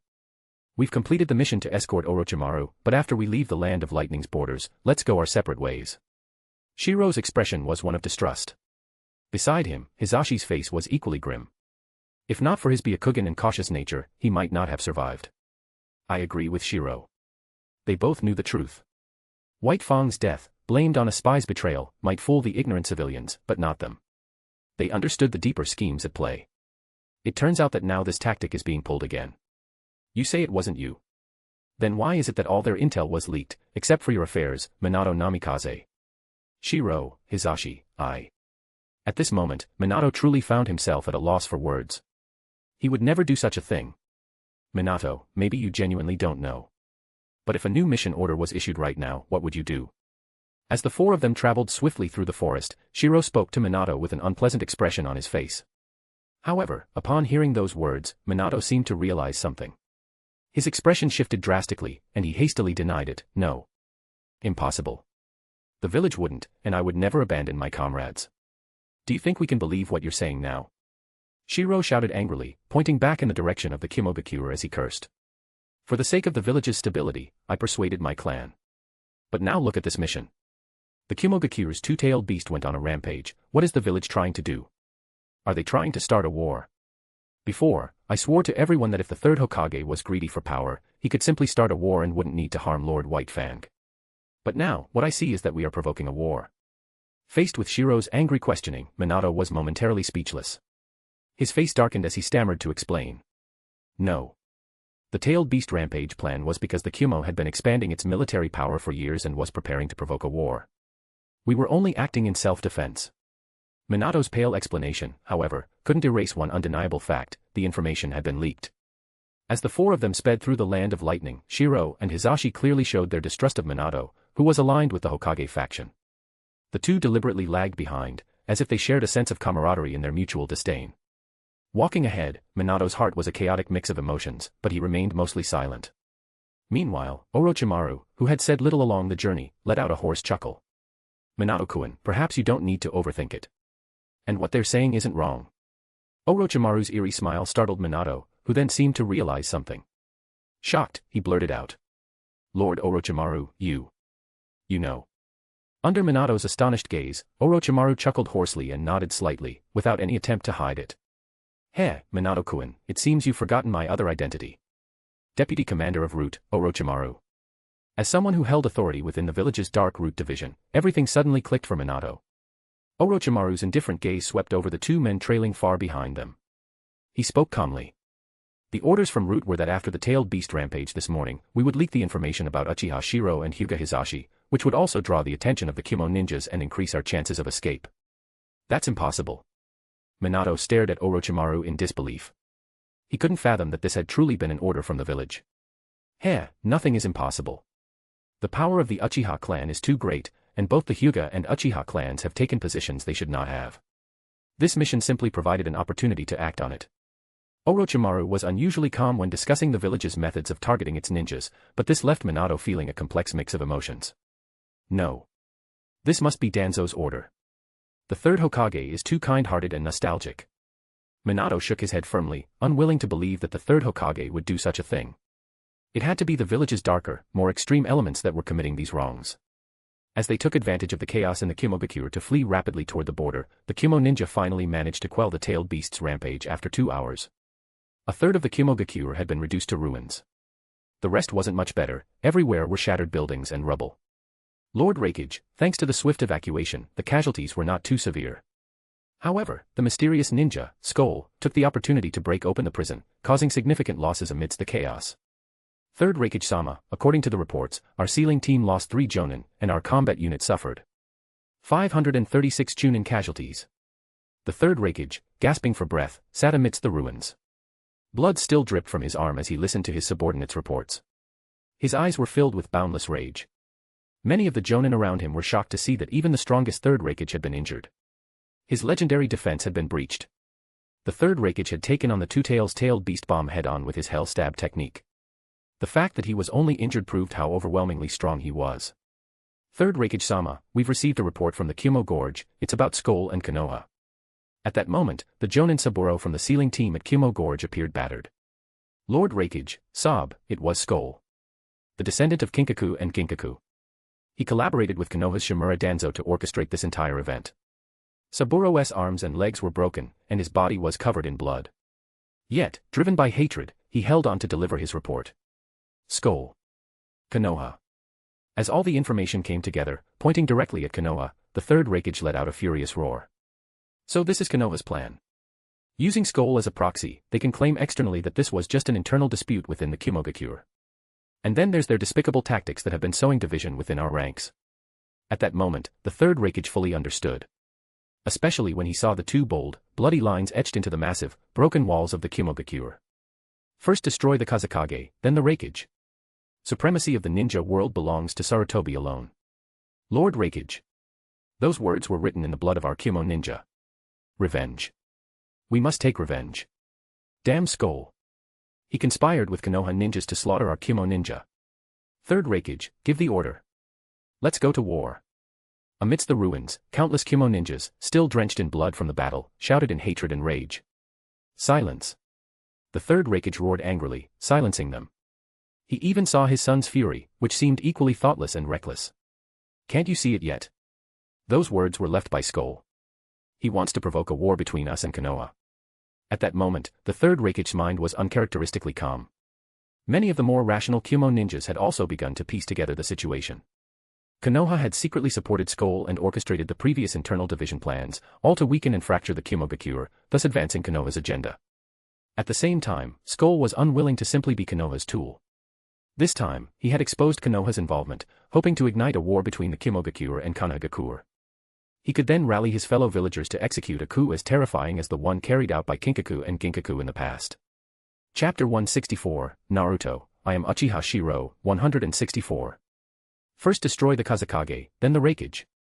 Supremacy of the ninja world belongs to Sarutobi alone.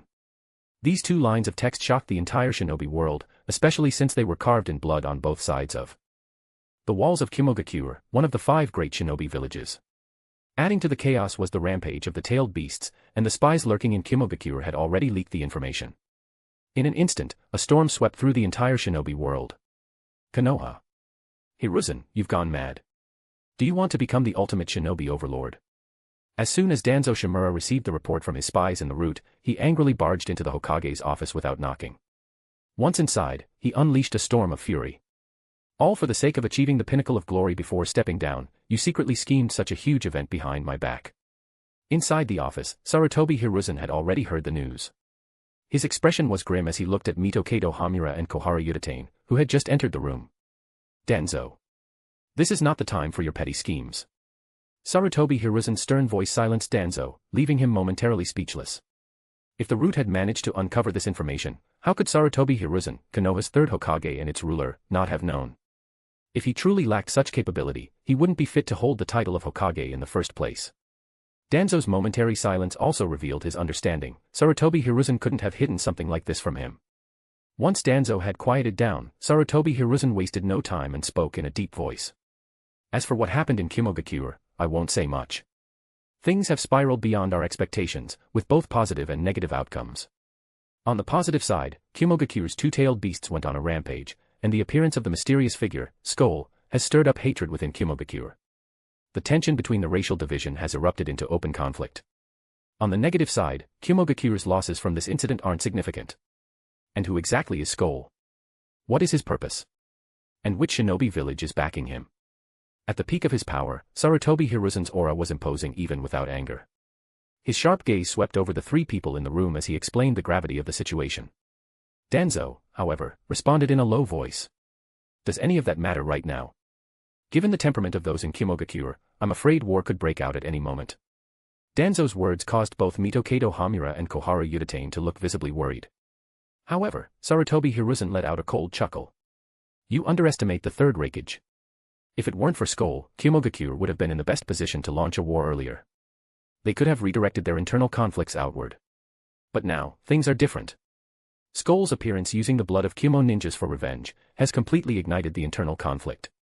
The conflict between the two factions has escalated beyond repair, even within the Land of Lightning. The third Raigage isn't a fool. Launching a war now, with potentially heavy losses, would only deepen internal unrest and invite exploitation. Unless Kimogakure allies with another shinobi village, they won't act rashly. At this point, Sarutobi Hiruzen's gaze turned to Danzo, and he barked coldly. I don't care where this Skull came from or which power is backing him. Right now, we have the best opportunity. The Umbu will fully cooperate with the Root, and even the entire Land of Fire will lend its support. We must escalate the conflict in the Land of Lightning and prevent Kimogakure from suppressing it at all costs. The three individuals in the room weren't fools. They understood the current situation in Kimogakure and the Land of Lightning. Previously, the internal conflict had been forcibly suppressed. But now that it had erupted internally, even if Kimogakure wanted to start a war, they would have to worry about a faction taking advantage of the situation. Danzo let out a cold chuckle and said calmly. Hiruzen, don't worry. Stirring up internal strife in Kimogakure is what the Root excels at. We can even easily exacerbate the conflict in the Land of Lightning. All I need is for you to send word to the daimyo. Let a trend of slavery sweep through the Land of Fire. At this, Danzo's sinister smile deepened. As Danzo laid out his plan, Mitokado Hamura and Koharu Yuditane exchanged glances and nodded subtly. Danzo's plan to exploit the internal conflict has already been reviewed by the daimyo. We've discussed and agreed upon it. Originally, this was a plan meant to take 10 or even 20 years to unfold. Unexpectedly, the chaos in Kimogakure has sped up its execution.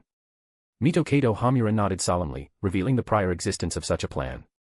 Although not flawless, it was sufficient. Even Koharu Yuditane, the only woman present, smirked coldly. Our former teacher was killed in the Land of Lightning. Over the years, the major clans have whispered many criticisms behind our backs. This will finally shut them up. The sudden chaos in Kimogakure had significantly alleviated the pressure on Sarutobi Hiruzen's shoulders. For the first time in a long while, he allowed himself a rare smile. This incident will ensure that Kimogakure won't dare to start a war for at least several years. Internal conflicts aren't resolved so easily. Previously, under the tense situation in the Shinobi World, the other four great shinobi villages seemed to be uniting against Konoha. But who would have thought Kimogakure would implode first? However, Skull is using our name. Such despicable and treacherous methods remind me of only one person, Inoki, the third Tsuchikage. Sarutobi Hiruzen directly pointed his suspicions at Iwagakure. After all, only a major shinobi village would have the capability to orchestrate such turmoil. Keep a close watch on Kimogakure's every move. At the same time, we must strongly denounce Skull's actions as a framing attempt. Konoha desires peace and would never resort to such deeds. With a face full of schadenfreude, Sarutobi Hiruzen realized that even before the next shinobi war could break out, Kimogakure had already fallen into chaos. The other shinobi villages would surely take advantage of this opportunity. With the reduced pressure on Konoha, none of the remaining three great shinobi villages would want to be the first to start a war. The situation in the shinobi world had become clear, with Kimogakure in turmoil, no one else would want to take the lead. This gave Konoha ample time and opportunity to sow discord among the other villages. The Land of Wind, Tsunade. Unbelievable. First, destroy the Kazekage, then the Raigage. Supremacy of the ninja world belongs to Sarutobi alone. In the Kazekage's office, Elder Chiyo slammed the table in anger and glared at the Tsunade council. Is there any doubt left? The disappearance of the third Kazekage is undoubtedly linked to Konoha. That old Sarutobi wants to cement his reputation as the ultimate shinobi hero before retiring. He wants to step down with unparalleled glory. Previously, Tsunade had only harbored suspicions. But now, Kimogakure's incident had cast everything in a new light. In the entire shinobi world, only the 5 great shinobi villages had the capability for such actions. Iwagakure's Inoki and Kirigakure's forces lacked the motivation. First it was our Tsunade. Now it's Kazekage. According to Konoha's plan, 2 of the 5 great shinobi villages have already been thrown into turmoil. At this rate, Konoha's only remaining opponents will be Iwagakure and Kirigakure. Elder Chiyo slammed the table again and glared at Tsunade's council, shouting. This is Konoha's conspiracy in response to the tense situation in the Shinobi world. During the last war, Konoha experienced the strength of the other 4 villages working together, so now they're resorting to this. As Elder Chiyo vented her anger, another elder from Tsunade, equally furious and aggrieved, spoke. Elder Chiyo, what should we do now? If news of the 3rd Kazekage's disappearance spreads, Tsunade will undoubtedly fall into turmoil. Exactly. At this point, Konoha's conspiracy has already succeeded. Damn Konoha, despicable Shimura Danzo. It must be the work of the darkness of the ninja world, Shimura Danzo. No one else in the entire ninja world but that shady rat. Ebizo, the elder of Tsunade who wields real power, revealed a heavy expression as he observed the current situation and said solemnly. Konoha has indeed succeeded. The 3rd Great Ninja War hasn't even started, yet they've already caused disturbances in both Tsunade and Kazekage. Sarutobi Hiruzen truly lives up to his reputation, his methods are impressive. But, sister. There's still one way out. After seeing the look in his brother Ebizo's eyes, Elder Chiyo also revealed a vicious expression. She scanned everyone present and shouted coldly. The disappearance of the 3rd Kazekage won't remain a secret forever. Right now, we have only 2 paths before us. The first is to prepare for the selection of the 4th Kazekage. At the same time, we must address the unrest within the village and deal with the decline in Tsunade's credibility across the ninja world. When Elder Chiyo uttered these words, the other elders' expressions changed drastically. If the village's credibility takes such a hit, our share of missions, already smaller than the other 4 major ninja villages, will shrink further. If our prestige falls even more, Tsunade will truly become the bottom of the barrel. It's not just that. Tsunade already lacks various resources. A significant loss of missions will lead to a shortage of funds, creating a vicious cycle. We absolutely cannot let this happen. Without enough missions, how will we feed the countless ninjas in our village? Although the ninja world had enjoyed peace for over 20 years, the hasty conclusion of the Second Ninja War left Tsunade relatively unscathed. The village still had a large number of ninjas. At this time, if internal strife arises, all these ninja will require resources. How will they sustain themselves? Almost everyone opposed this proposal. But after seeing the crowd's reactions, Elder Chiyo let out a sinister smile and said coldly. Then we have only the second path left, secretly contact the 3 other great villages, Kazekage, Iwagakure, and Kirigakure, and simultaneously announce to the ninja world that the 3rd Kazekage was killed by Konoha. We unite against a common enemy, claiming that Konoha has already devised a plan to defeat the other 4 great villages and dominate the ninja world. Tsunade will directly declare war. Declare war. When Elder Chiyo spoke these words, many people's expressions changed drastically. The idea of targeting Konoha as the first enemy made some of them hesitate. However, Ebizo's expression darkened as he supported this decision and said solemnly. Everyone, the current situations of Kazekage and Tsunade are already clear. Who dares to say that Iwagakure and Kirigakure aren't also part of Konoha's plans? Additionally, rumors have spread about Konoha researching wood release. Let's not forget that this is a power capable of suppressing the ultimate weapon, the tailed beasts. If we continue to wait and let Konoha develop, we'll only be defeated one by one. Ebizo's statement caused many to waver. Elder Chiyo, seeing this, let out a cold laugh and put forward a decisive argument to solidify their resolve. Since Konoha dared to harm our 3rd Kazekage, we will march directly into the land of fire and launch an attack. Konoha would never expect us to retaliate so ruthlessly. Once Tsunade initiates the conflict, do you think the other villages will just stand by and watch us get defeated? Especially Kazekage, they would join us. At this moment, Elder Chiyo's eyes glinted with hatred as she shouted coldly. Inform the 3rd Raigage of Kazekage to join forces with Tsunade and declare war on Konoha. Divert internal conflicts outward and send all of their internal dissidents to the battlefield. Resolve their disputes through war. If the 3rd Raigage refuses to ally with us, then we will publicly declare that the Land of Wind supports the righteous ideology of Skull, exposing that the so-called devils of Kazekage have merely stolen the rightful lands. It's often said that the most ruthless are women. Elder Chiyo's cunning and merciless strategy was truly ruthless. The Land of Lightning's Kazekage was already being roasted over the fire due to its internal racial conflict. At this moment, they were already in a difficult situation. If they attacked Konoha on their own, they'd only end up benefiting others without gaining anything themselves. But if they sought alliances with other villages, the other villages weren't in a hurry to act. It must be said that, at this point, no one in the ninja world yet knew that the 3rd Kazekage had already been killed. This was the advantage of an information gap. Elder Chiyo is right. If we can't drag the other villages into this, we can at least drag Kumogakure into the fray. Exactly. With Kumogakure's current hatred toward Konoha, if the third Raigage dares refuse an alliance, we'll openly support Skull. That's right. Since everything's bound to descend into chaos anyway, it's better to turn internal conflict into external war. The third Raigage will surely understand the situation.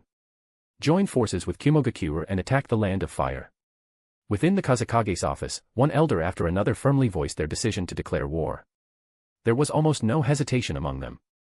Looking back at Tsunade's history of war, the village in the Land of Wind has always been the most headstrong and the most eager to initiate wars.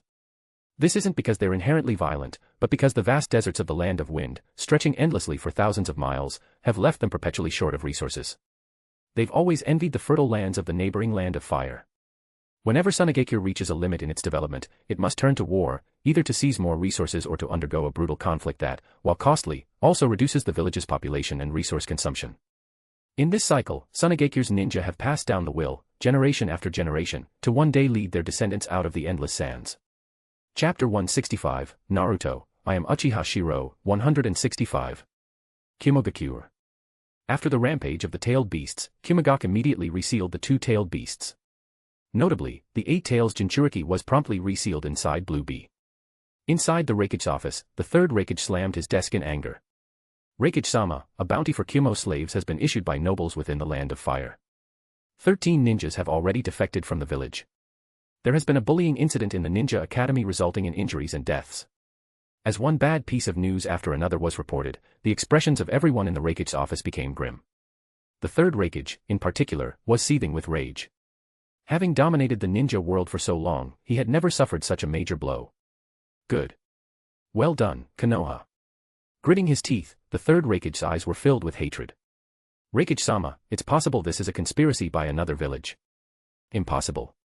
Other than that dark rat, Danzo Shimura from Konoha, no one else could have done this. The third Raigage slammed his desk again. He was confident in declaring that the darkest, most sinister figure in the ninja world was none other than Danzo Shimura of Konoha, especially given the methods involved. Raigage-sama, based on our investigation, the 8 tails rampage occurred after it had been to the medical facility. However, the medical nin in charge was found dead the day before. Traces suggest this was the work of Konoha's root. After hearing this report from an investigative ninja, the third Raigage exploded in fury, slamming the desk once more and shouting. Good. First, the investigation into the racial conflict pointed to Konoha. Now, the tailed beast rampage is also clearly connected to Konoha. Apart from Danzo Shimura, there's no one else. All suspicions pointed toward Konoha's root, especially given their history of orchestrating conflict.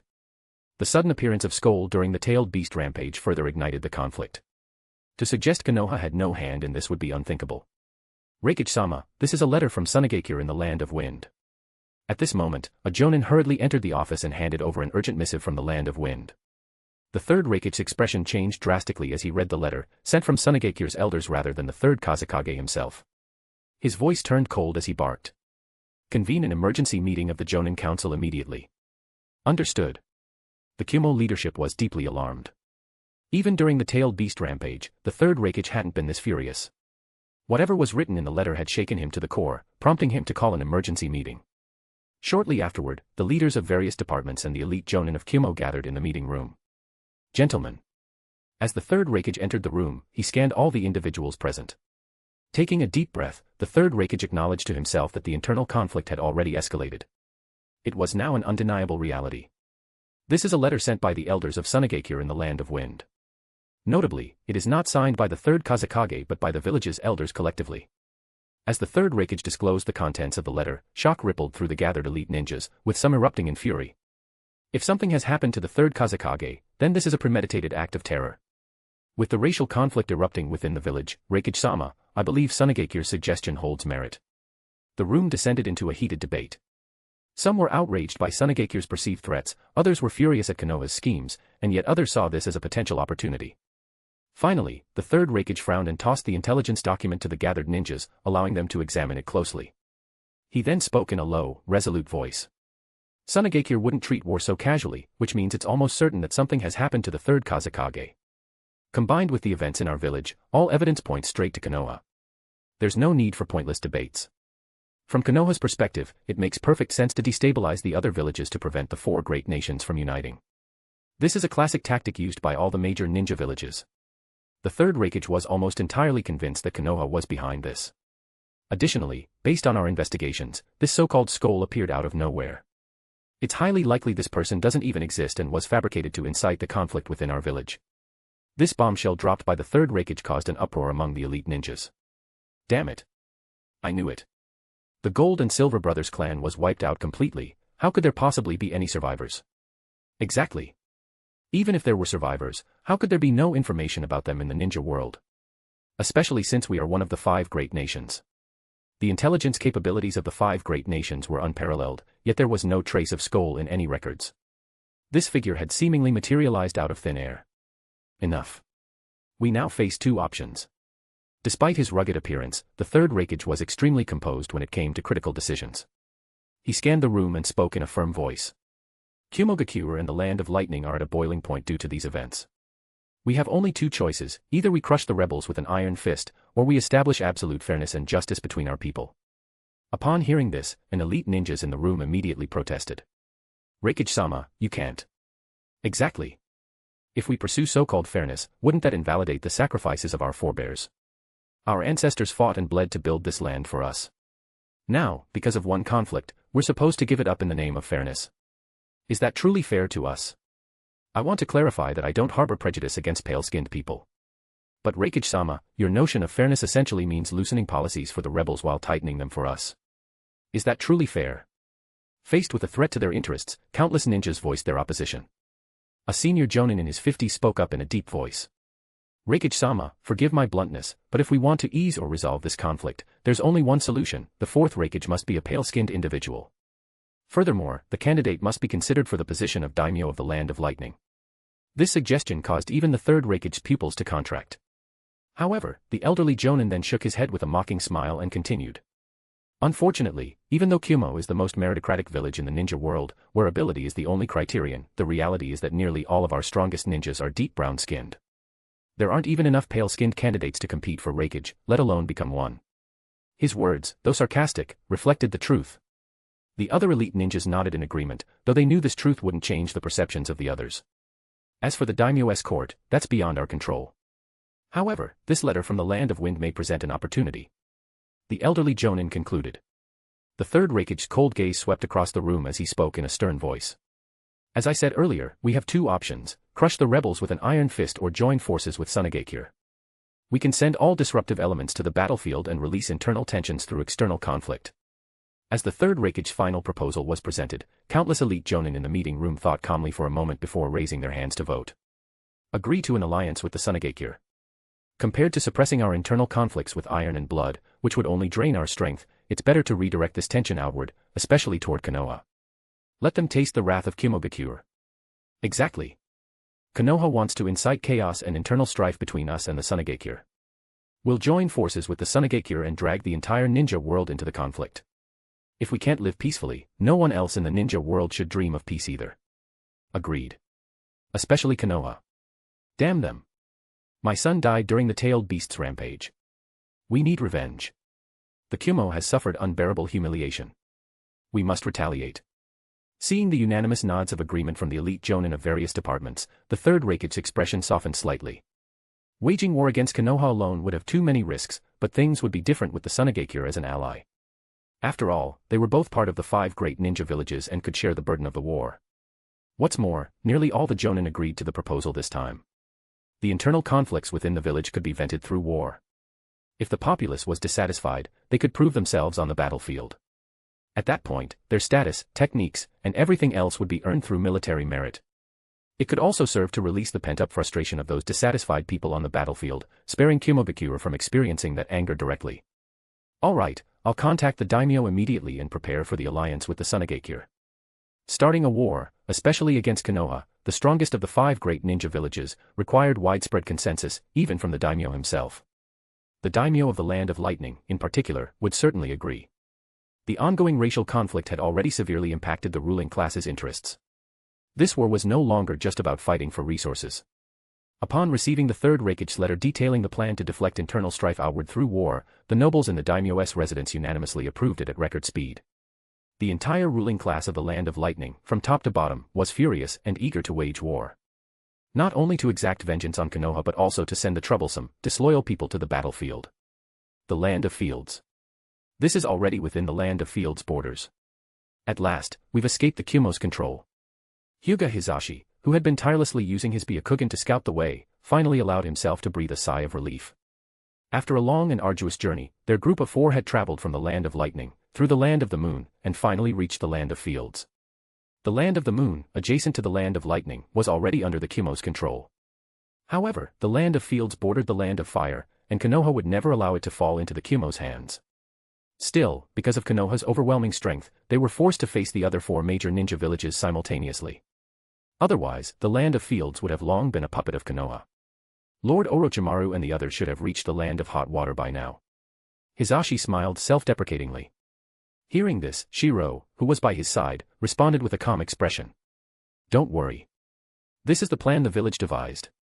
Splitting into 2 teams after crossing the Land of Lightning's border, one through the Land of Fields and the other through the Land of Hot Water, was for the sake of efficiency. Minato has the Flying Thunder God technique. It's much faster for him to escort Orochimaru alone than to bring all of us along.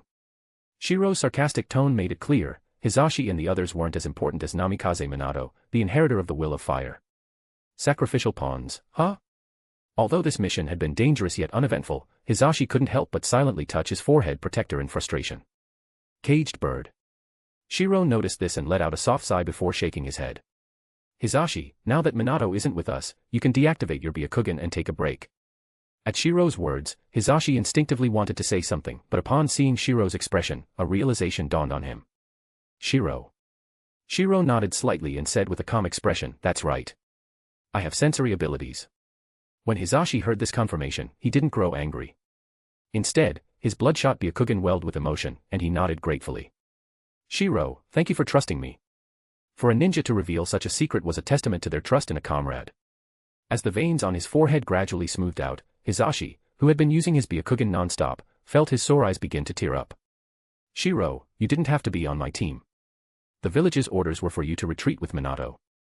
When they arrived at the Land of the Moon, the village had sent orders, Hisashi would form a separate team and retreat through the Land of Fields to draw away pursuers.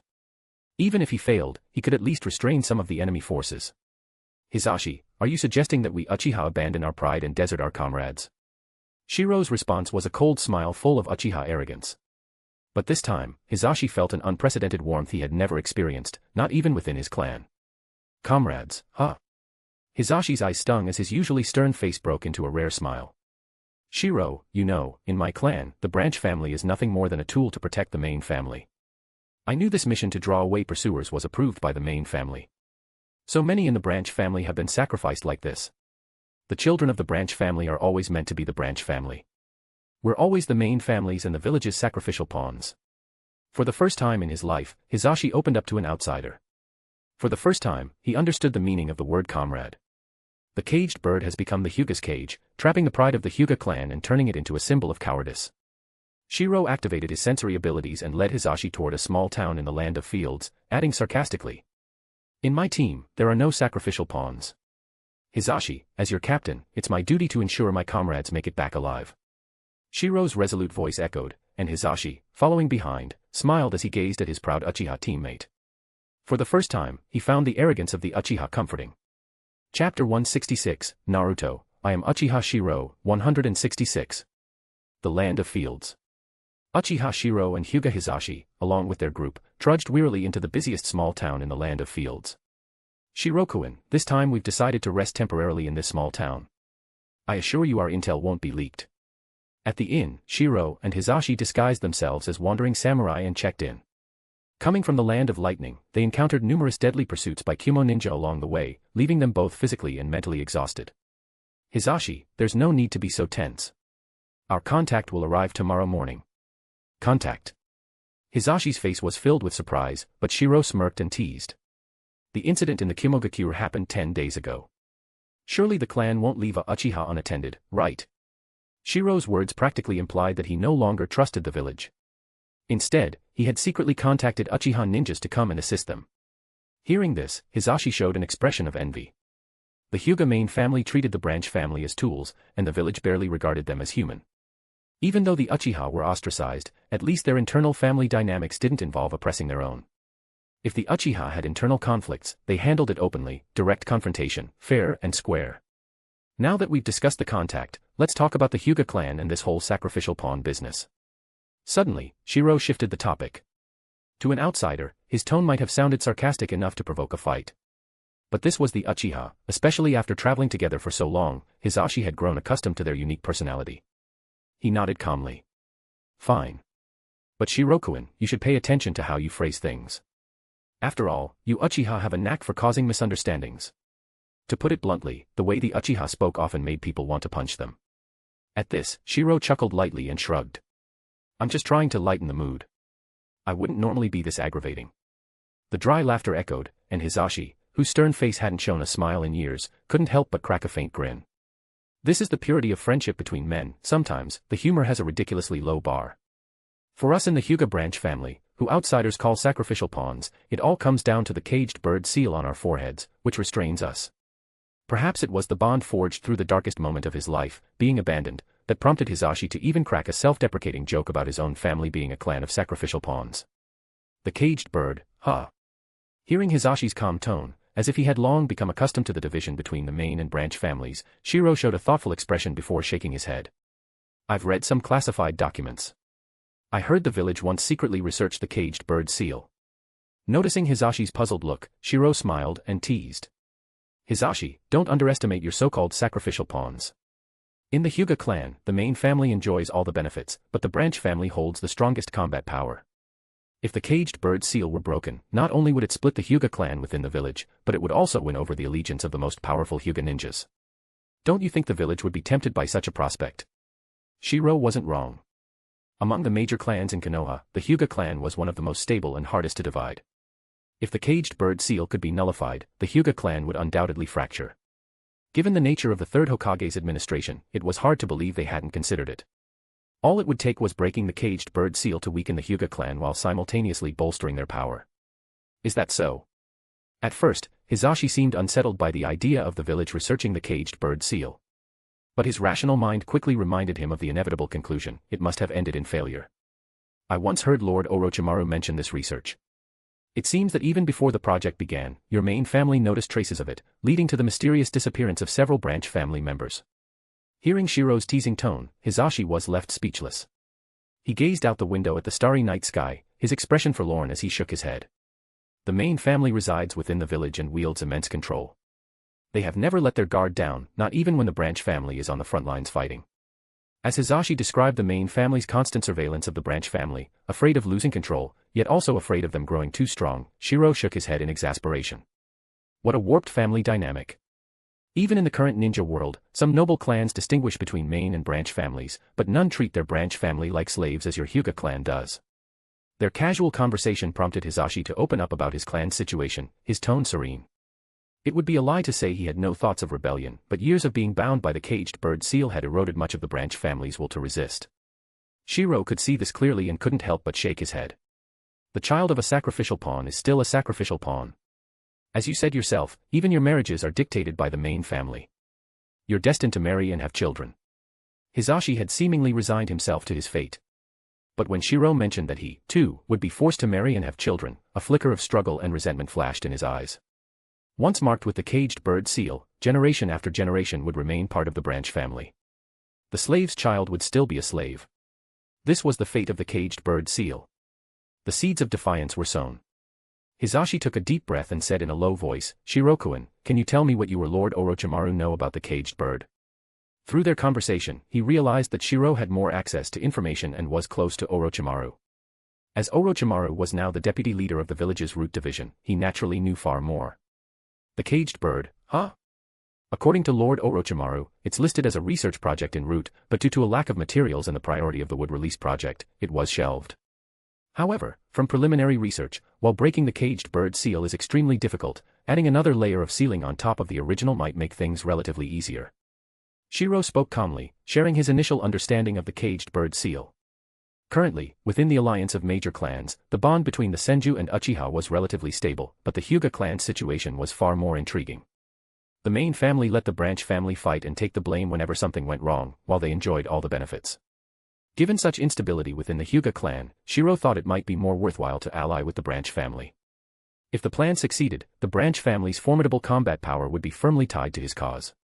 Shirokuin, you're an ambitious man with big plans. Hisashi wasn't a fool. He could infer Shiro's intentions from his words. It was clear he had ambitions. When combined with Shiro's identity, it wasn't hard to deduce that he sought to become the Uchiha clan leader, or perhaps even lay the groundwork for his future as Hokage. Ambition. At the mention of the word, Shiro chuckled self-deprecatingly and said, "To the main family, your branch family's desire to break free from your fate is considered ambition. To the Hokage, the Uchiha's desire to become Hokage is also considered ambition. So tell me, what exactly is true ambition?" Faced with this question, Hisashi remained silent for a long while before finally shaking his head and hoarsely replying. "For us in the branch family, breaking free from our fate is freedom." Hearing this, Shiro smiled and nodded. By the same token, becoming Hokage is a right we Uchiha, as Konoha ninjas, deserve, not something to be suppressed. At that moment, the two seemed to share a mutual understanding. Both sought to break free from the chains of destiny. Well, enough talk. Words mean nothing without action. Once we return to the village, I'll look into it further. After all, when it comes to sealing techniques, the most skilled person in the village is Kushina, not me. Shiro chuckled and shrugged, then stood up. Seeing this, Hisashi asked curiously, "Are you heading out now?" "What else? We're pretending to be samurai. Since we've arrived in such a bustling town, if we don't go out to enjoy ourselves or have a drink, don't you think it'll seem suspicious?" Under the teasing tone of Shiro, Hyuga Hisashi responded with a helpless smile, then nodded and said, "All right. Let's go. Tonight's meal is on me." After all, the branch family of the Hyuga clan is something even we Uchiha have heard about. Once the mission is complete, aside from the village's cut, the main family still takes a share. Shiro's playful smile left Hyuga Hisashi momentarily speechless. However, deep inside, Hisashi felt a sense of relief. The topic of being caged birds was a taboo among the branch family, something they least wanted to talk about. Yet here, he felt oddly at ease. Until late at night, the bustling town gradually quieted down, with only a few areas of glittering nightlife still welcoming visitors. Useless. Damn it. I should never have bought you. You're all worthless trash. Outside a high-end tavern, an obese merchant with a furious expression lashed out with a long whip. In front of him stood 8 trembling young girls. The whip cracked through the air, but while the merchant was fuming, he took care not to hit the girls' faces. Nearby, other merchants shook their heads helplessly. Enough. These white kids who can train in chakra used to be worth something, but now, the trend in the land of fire has shifted. Amidst the murmuring of complaints, a samurai walking out of the tavern caught sight of a familiar merchant group. A hint of crimson flickered in his pupils. The internal conflict in Kimogakure just broke out, and the land of fire is already reacting. I have to say, Danzo's response is quick. Murmuring to himself, Shiro knew this had to be the handiwork of Danzo. After all, tasks that could damage his reputation were never carried out directly by the third Hokage. The dim moonlight shone through the broken windows, a symbol of freedom. Inside, however, was a dimly lit, damp prison cell. "The old fool was blind to buy trash like you," a fat middle-aged woman cursed angrily outside the cell's iron bars, her tone dripping with disdain. Inside the cell, the 8 girls trembled, holding rigid poses as if afraid to move. "Listen up, you useless things. The skills I teach you will help you climb up by serving men. If you're lucky enough to be bought by a noble clan, maybe you can use these skills to rise in the world. But if you're unlucky, well, good luck to you." After pushing the girls to the brink of exhaustion, the fat woman finally left, slamming the door. Only then did the girls collapse onto the floor, their suppressed sobs echoing softly in the cell. "Samui, it's going to be okay," Mabui, the most gentle among them, tried to comfort her companions Samui and Yujito. The 2 younger girls, however, were tearful, especially Yujito, whose eyes burned with hatred. Revenge. "I'll train hard and become a strong kunoichi. When I return to Kimogakure, I'll kill every last one of those devils." Even young Samui's eyes glimmered with anger as she nodded. "I'll never forget this hatred." The 3 young girls huddled together. For the past half-month, they had endured the darkest days of their lives. First, they were bullied by their villagers, mocked, and discriminated against for their skin color. Then they were sold to human traffickers by those same villagers. When the merchant took them out of Kimogakure, they screamed for help, crying out that they were students preparing to take the Ninja Academy's entrance exam. But when the merchant presented his documents and revealed who had sold them, the gate guards in Kimogakure stared at them with cold indifference, ignoring their pleas. Seeing the hatred in Samui and Yujito's eyes, Mabui remained calm, though her rage simmered deep inside. "All right, what we need to do now is rest well and pray that we're bought by a kind person.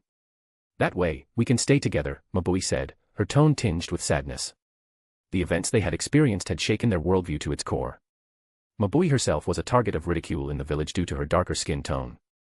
Her mother was white, her father unknown, a fact that only fueled the disdain directed at her. "If we're separated, don't worry.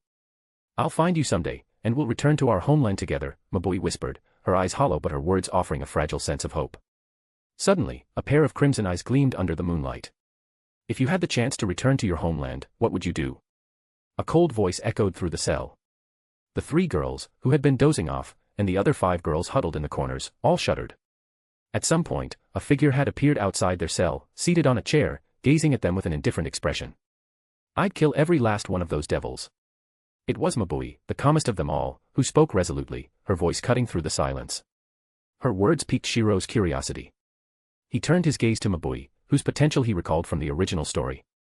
With her space-time ninjutsu talent and the role she would one day play as the Raigage secretary, she was someone he had high hopes for.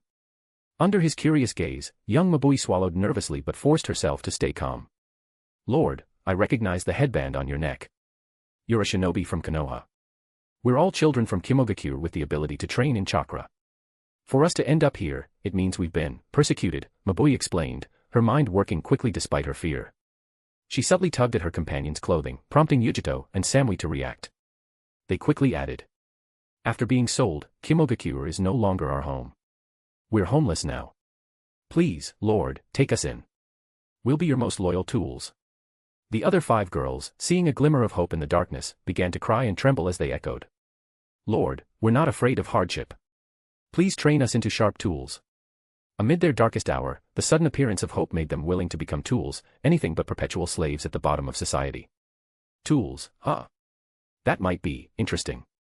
Shiro's lips curved into a charming smile. But the next moment, to their dismay, he stood up and began walking away.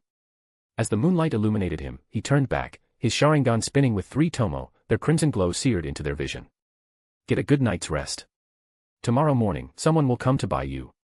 From now on, you'll be my tools, under the name of Uchiha Shirou."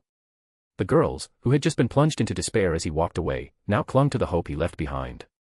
In the pitch-black darkness of their lives, his figure was etched into their hearts as a beacon of light. Under the moonlight, he seemed almost divine, brimming with hope, ready to lead them out of their suffering. For the first time in weeks, they saw a future, one shaped by vengeance and the will to survive. P.S. A man purchases 3 little slaves and begins to groom them into perfect girls for his harem. Chapter 167, Naruto, I am Uchiha Shirou, 167.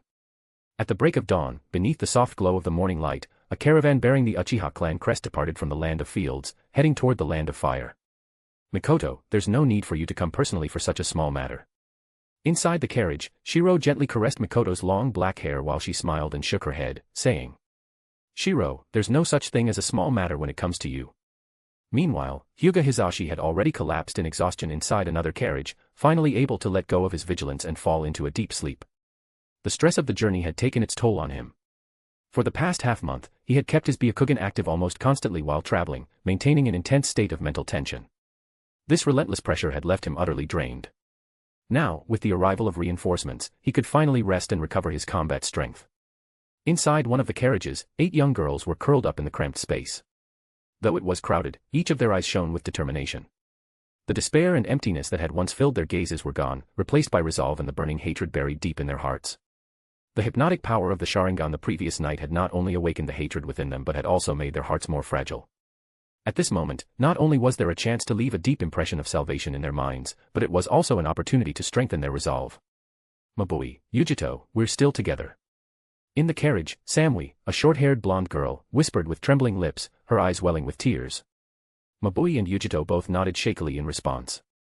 At this point, they were not yet the elite jonin they would become in the future, they were merely a group of children, full of youthful dreams, preparing to enter the ninja academy. But before they could even begin their studies, they had already faced the darkest moment of their lives. "Remember, from today onward, we are Lord Shirou's tools. If we want power, if we want revenge, we must obey Lord Shirou." Mabui, the calmest among them, suppressed her trembling voice and spoke resolutely to the other 2 girls and their companions who shared their plight. "We are Lord Shirou's tools, not slaves for some noble's amusement. Tools only have value under Lord Shirou's command.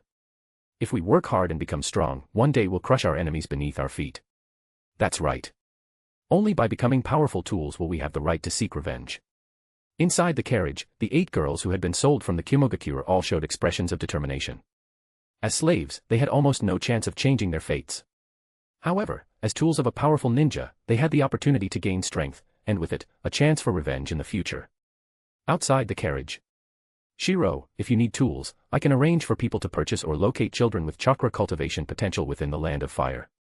In the ninja world, while those capable of cultivating chakra were rare, they were incredibly valuable resources. This scarcity was why so many rogue ninjas and bandits with only basic chakra skills roamed the land. Looking at Mikoto's dedication to him, Shiro smiled, lightly tapping her forehead and whispering. Mikoto, this is just a cover for the outside world. Among these children, 3 have potential worth cultivating, especially that young girl Yujito. Her physique is exceptionally unique, she has the potential to become a Jinchuriki. A Jinchuriki. Hearing this, Mikoto's face turned serious. Her black pupils discreetly glanced at the silhouettes of the girls inside the carriage. A ninja with the potential to become a Jinchuriki is an extraordinarily valuable resource, even among the 5 great nations. If this is true, she could become your most formidable tool in the future. But, can they be trusted? At their age, they already have a strong sense of self. Should we erase their emotions or their memories? Mikoto's traditional mindset, focused on loyalty and single-mindedness, was evident in her words. Shiro, however, responded with a fond smile and shook his head. Mikoto, a ninja without emotions has limited potential. You must understand the essence of chakra. Every strong individual, aside from their natural talent, possesses an unyielding will. Let's not waste their gifts. Behind Shiro's calm smile lay a calculated confidence.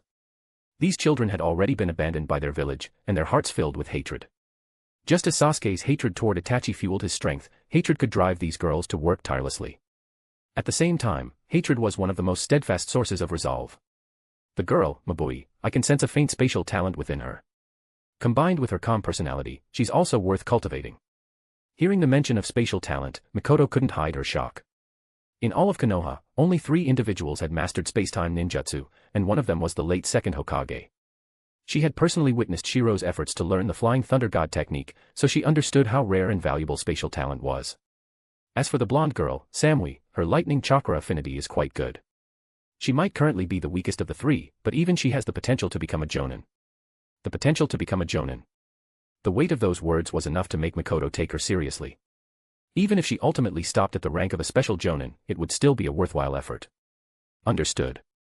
Since these 3 show promise, I'll keep them by my side and personally oversee their training. Mikoto nodded firmly. With such potential, she would make sure to prioritize their development, keeping them close to build trust and foster loyalty. Thank you, Mikoto. Shiro smiled warmly. Identifying talent, taking them in, and nurturing them, these individuals would become his most reliable assets in the future. Mikoto, as a traditional woman of the great clans, devoted herself entirely to her husband's ambitions. Since her husband aimed to achieve great things, she would fully support him from behind the scenes. Cultivating tools was something most powerful individuals did. As they traveled back, the sudden cry of a Konoha messenger hawk pierced the sky, instantly changing their expressions. Not good. It's an emergency village summons. The hawk's cry echoed, its urgency shaking the group of ninjas to their core. This was the highest level summons from the village. Anyone receiving this order, regardless of their mission, was required to return to Konoha immediately. This type of summons was only issued in times of emergency readiness or the outbreak of war. Something's happened to the village. Hyuga Hizashi, who had been resting in the carriage, exclaimed with a grim expression. But Shiro, watching the messenger hawk in the sky, narrowed his eyes and said in a low voice. No, it's not just the village. Something is happening to the entire ninja world. At the same time, throughout the Land of Fire, Konoha's emergency messenger hawks filled the skies. Ninjas wearing the Konoha forehead protector hurried back to the village at full speed. Within the Land of Fire's borders, ninja divisions received urgent orders. Tensions rose as preparations for war began in earnest, and troops were rapidly mobilized. The emergency summons from Konoha set the entire ninja world ablaze. No one had anticipated that war would erupt so suddenly, without any warning. The Tsunade launched an outright assault on the Land of Rivers, declaring war on the Land of Fire. What made it even more alarming was that the Tsunade had mobilized 5,000 ninja troops without any preliminary skirmishes. Within the Land of Wind, the Tsunade issued further conscription orders, preparing to send even more forces to the battlefield. The Iwagakure. Chaos. Everything's in chaos. The entire ninja world has been thrown into disarray by the Suna's sudden actions. What the hell is going on? In the Tsuchikage's office, the third Tsuchikage, Anoki, slammed his desk in fury. What did Konoha do to provoke those sand-eating fools? The Sungakure is acting like they've gone mad. Who starts a war with 5,000 troops right out of the gate? When the third Tsuchikage, Inoki, received this urgent intelligence, he was so shocked that his eyes widened, and he slammed the table in astonishment. He had envisioned many scenarios for the outbreak of the Third Shinobi World War, but never did he imagine the Suna shinobi would act so recklessly. Third Tsuchikage-sama, urgent intelligence. At that moment, an Iwagakure ninja hurried in. Inoki's expression darkened as he waved his hand and said, "Speak." The Tsunade has declared to the Shinobi world that the third Kazekage was assassinated by Konoha's root ninjas. At the same time, the Kumogakure of the Land of Lightning has responded, announcing that the two great villages have formed an alliance to launch a retaliatory war against Konoha. The sudden declaration of war by the Sungakure had already left Inoki dumbfounded. Before he could even process this, Kumogakure joined in as well. Third Sama, both the Tsunade and Kumogakure have proclaimed to the Shinobi world that the third Hokage, Hiruzen Sarutobi, coveted his position as Hokage to the extent that he first conspired to assassinate the third Kazekage and then caused a tailed beast rampage and racial conflicts in Kumogakure. Upon hearing this, Inoki was even more stunned. Has Konoha gone mad? While Inoki was still in shock, members of the Umbu suddenly appeared, urgently reporting. Third Sama, both the Suna and Kumo villages have sent urgent reports to the major villages in the Shinobi world, warning them to be on guard against Konoha. After reading the letters sent by the Suna and Kumo villages, Inoki's expression shifted from initial astonishment to anger, and finally to fear. He slammed the table in frustration. Immediately. Launch a thorough investigation of everyone in the village. Do not give Konoha any chance to create chaos, especially regarding the Jinchuriki. Deploy elite forces to protect them at once. At the same time, we, as Iwagakure, must denounce Konoha's despicable act of inciting war to the entire Shinobi world, particularly the selfish and ruthless actions of the third Hokage, Hiruzen Sarutobi. I will spread this news far and wide. In a fit of anger, Inoki slammed the table again. After issuing internal security precautions, his external denunciation of Konoha left many Iwagakure shinobi utterly baffled. Third Sama, isn't it good that the Suna and Kumo villages are teaming up to attack Konoha? Why are you so furious? In the Tsuchikage's office, many elite jonin cast puzzled looks. Inoki, wiping the sweat from his forehead, threw the intelligence reports in his hand to them. Take a good look at what Konoha has done. Shimura Danzo. Hiruzen Sarutobi. They nearly succeeded in their plot. By this point, Inoki was breaking out in a cold sweat. The letters from the Tsunade and Kumogakure detailed Konoha's various conspiracies with precision. First, they secretly assassinated the third Kazekage to destabilize the Tsunade. Then they orchestrated racial conflicts and a tailed beast rampage in Kumogakure using the same methods. The turmoil experienced by the Suna and Kumo villages should have plunged them into chaos and internal strife, by any reasonable standard. After recovering from his shock, Inoki addressed the group in a grave tone, emphasizing the gravity of the situation. You've seen the previous state of the Shinobi world. Konoha's strength is unmatched by any single village. Konoha knows this too, which is why they've been engaging in covert battles to prevent us from forming an alliance. But the constant feuds among our four great villages have prevented such an alliance, giving Konoha an opportunity. As he spoke, Inoki's face grew more cautious, his voice turning icy. Shimura Danzo truly lives up to his title as the darkness of the Shinobi world. If it weren't for the fact that the elders of the Tsunade, Chiyo and Ebizo, held real power and suppressed the issue, the Tsunade would have already fallen into civil war. And Kumogakure. The rampages of the Two Tails and Eight Tails would have been catastrophic precursors to internal strife in any village. If Kumogakure hadn't promptly allied with the Tsunade to retaliate against Konoha by declaring war, the village would already be in chaos. Inoki calmly analyzed the situations in the two villages, leaving no room for doubt. In other words, Konoha's conspiracy came dangerously close to succeeding. If the Suna and Kumo villages had succumbed to internal strife, Konoha's strength would have easily overwhelmed Iwagakure and Kirigakure. Konoha would have initiated war and crushed us first. At this point, Inoki, still shaken, allowed himself a cold, mocking smile. Konoha's plan was flawless, but they miscalculated the rage of the two great villages. Faced with imminent internal unrest and conflict, they decisively shifted the focus outward to war. As Inoki's analysis unfolded, the Iwagakure shinobi began to understand. One calm, elite jonin furrowed their brow and said, Third Sama, the Shinobi World War has begun, but Konoha's tactics may not only target Suna and Kumo villages. Our village could be next. Before the jonin could finish speaking, Inoki interrupted with a cold laugh. Which is exactly why I immediately ordered a thorough investigation of the village. While I trust in Iwagakure's unity, Konoha has angered everyone this time. The plans to study would release, assassinate the leaders of the 5 great villages, and instigate tailed beast rampages were all blatant provocations to the nerves of the great villages. If Konoha was willing to act this way against the Suna and Kumo villages, how could the other villages be exempt from their schemes? But Kumogakure is truly cunning, Anoki remarked. Looking at the intelligence reports in his hands, Anoki scoffed. The Tsunade has started the war, but while Kumogakure declares war publicly, they've only sent about 3,000 ninjas to the border of the land of hot water. Though it's understandable. After all, the Tsunade lost their Kazekage and needed an outlet for their vengeance. The sudden outbreak of war had disrupted everyone's plans. No one had anticipated that the war would come so quickly. Deploy 3,000 troops to the borders. Publicly announce that we've uncovered Konoha's schemes against Iwagakure and are now on high alert. The cunning Anoki laughed slyly, his expression full of craftiness and schadenfreude. Since someone else had stepped forward to challenge Konoha, Iwagakure would support them, no matter who it was. Anoki even planned to fan the flames of conflict in the Shinobi World, further implicating Konoha. He intended to make the entire Shinobi World feel as though Konoha was orchestrating a grand conspiracy against all villages, aiming to unify the Shinobi World under the Land of Fire's rule. In doing so, Anoki skillfully plunged the Shinobi World into a haze of fear and suspicion. The specter of Konoha's ambition loomed ominously as if the entire Shinobi World was on the verge of falling victim to Konoha's grand schemes. Every village, gripped by paranoia, would instinctively choose to unite against Konoha. Anoki's cunning maneuvering shrouded the Shinobi World in a pervasive air of mistrust and foreboding. Chapter 168, Naruto, I am Uchiha Shirou, 168. Inside the Hokage's office. Lord Third, the Omega-kure is publicly claiming that the last Great War was a conspiracy by us, the Konohagakure. The Land of Rivers and the Land of Wind have formed an alliance and are jointly attacking our borders. The Kazekage has responded to the call of the Iwagakure and has cut ties with us. Lord Third, with all the rumors circulating in the ninja world, all the conflicts of this brewing war are pointing directly at the Konoha.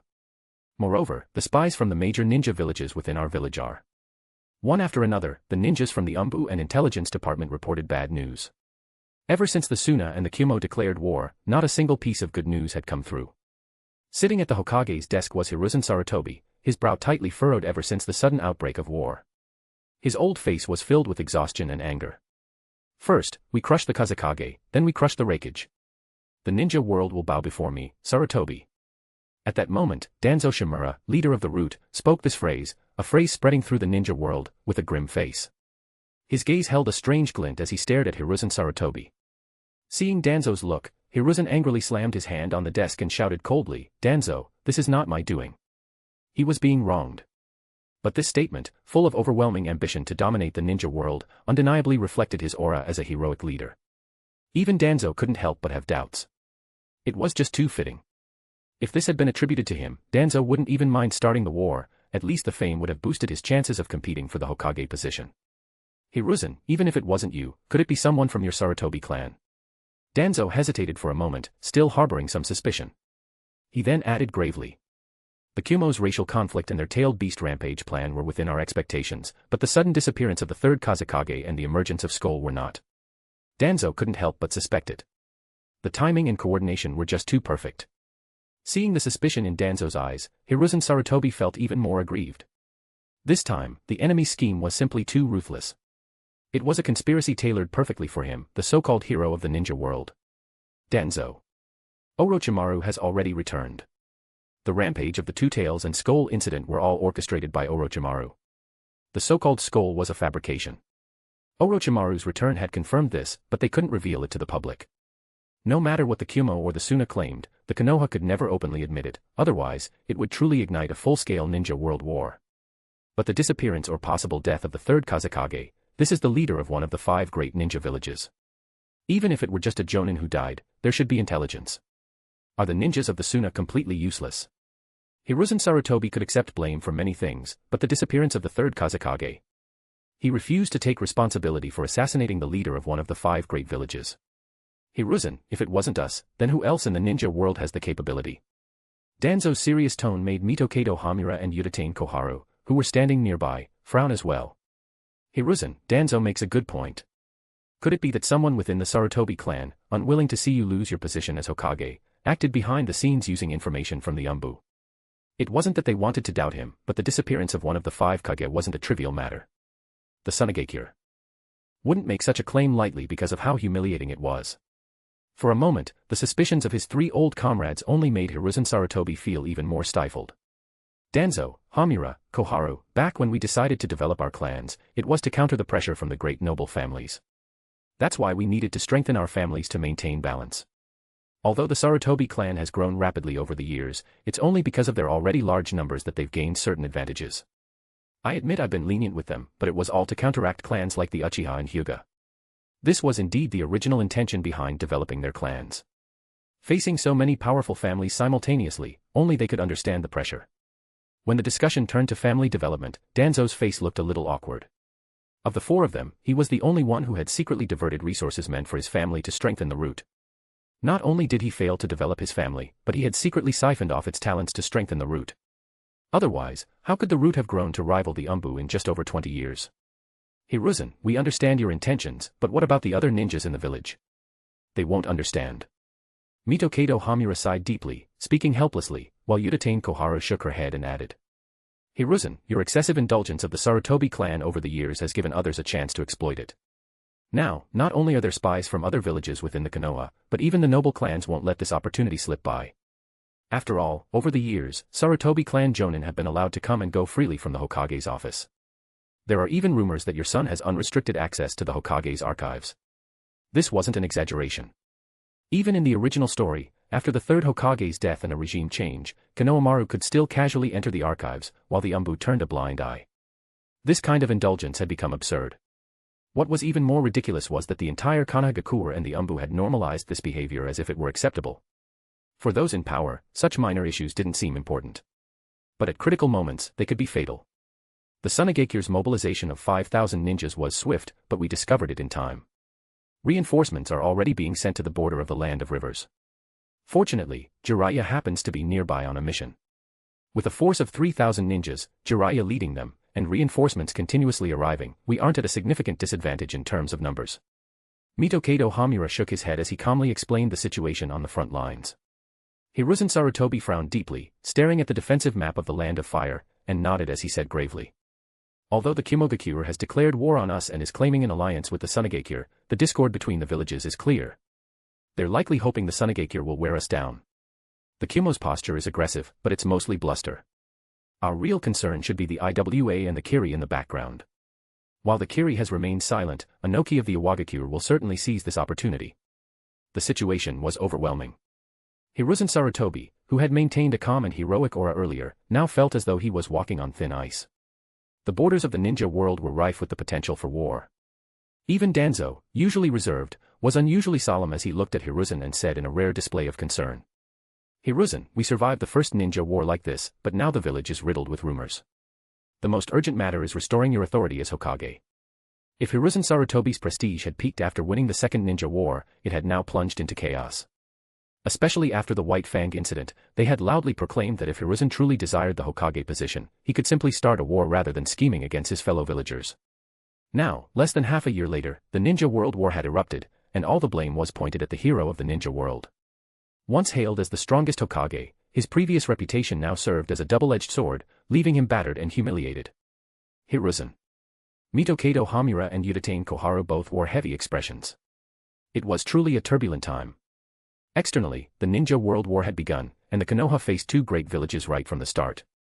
Internally, rumors were rampant, and the Sarutobi clan's reputation, along with Hiruzen's image of ambition and conspiracy, seemed to have taken root in people's minds. Fight. Taking a deep breath, Hiruzen Sarutobi, under immense internal and external pressure, let his eyes blaze with unyielding determination. This sudden burst of fighting spirit startled Mitokado Hamura, Uchiha Koharu, and even Danzo. Faced with overwhelming pressure, Hiruzen Sarutobi lived up to his title as the hero of the ninja world. At his peak, he was far from the resigned and downtrodden figure he would later become. With an overwhelming presence, Hiruzen Sarutobi pointed calmly at the border defense map on the table and shouted coldly. Since war is now unavoidable, then let's fight. Amidst the open and covert struggles among the four great ninja villages, everyone is trying to use others to wear us down first. Well, that gives us the perfect opportunity. Tonight, we'll hold a Jonin meeting. I've decided that Konoha will deploy its strongest forces directly. We'll concentrate our power to strike hard, strike fear, and utterly crush one ninja village. Even if the other villages join forces against us afterward, so what? This bold and resolute decision by Hiruzen Sarutobi inspired Mitokado Hamura and Uchiha Koharu, who nodded and said with determination. Indeed. Hiruzen is right. If we're going to fight, then let's knock one of them out first. Not only will that intimidate the other villages, but it will also reduce our enemies by one. However, at this point, Uchiha Koharu frowned with hesitation. Hiruzen, the incident with White Fang has already caused resentment among the major clans. On top of that, the promises we made after the first Shinobi World War 20 years ago have yet to be fulfilled. This time, I'm afraid. During the first Shinobi World War, many major clans had rushed to join the battle, under the premise of a certain agreement. However, after the war was won, the major clans suffered heavy losses. Although goodwill was initially extended to them, and their strength was gradually reinforced, the final agreements were never fully honored. This left the clans deeply dissatisfied, eventually leading to the collective push to elevate White Fang. In the recent White Fang incident, the major clans had grown even more resentful. Faced with Koharu's concerns, Danzo Shimura grew furious, slamming the table as he roared. Those greedy clans, sucking the blood of Konoha like parasites. Their anger stemmed from the belief that everything they did was for Konoha's growth, from their perspective. Among Konoha's elders, only Danzo Shimura dared to speak so brazenly, as he was the only one who hadn't sought to strengthen his clan. In fact, for the sake of the root division, the Shimura clan had suffered greatly, with their leader draining his own clan to sustain root. It could be said that in all of Konoha, Danzo Shimura was a unique anomaly. Faced with Danzo's anger, Hamura and Koharu felt somewhat awkward.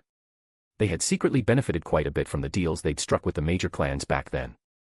Hiruzen Sarutobi, however, lived up to his reputation as the third Hokage.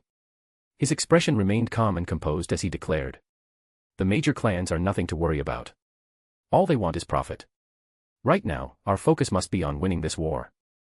Hiruzen Sarutobi, the third Hokage, might have his contradictions, but one thing was undeniable: he firmly believed in Konoha's will of fire. Hamura and Koharu might worry about losing power if the third Hokage stepped down, while Danzo purely believed that if the monkey fell, only he was fit to take the Hokage position. Yet, amidst the swirling rumors and pressures from all sides of the ninja world, Hiruzen Sarutobi was growing increasingly anxious. Having enjoyed a lifetime of glory, he would not allow his reputation to be ruined in his final moments, nor could he bear to see Konoha fall from its pedestal.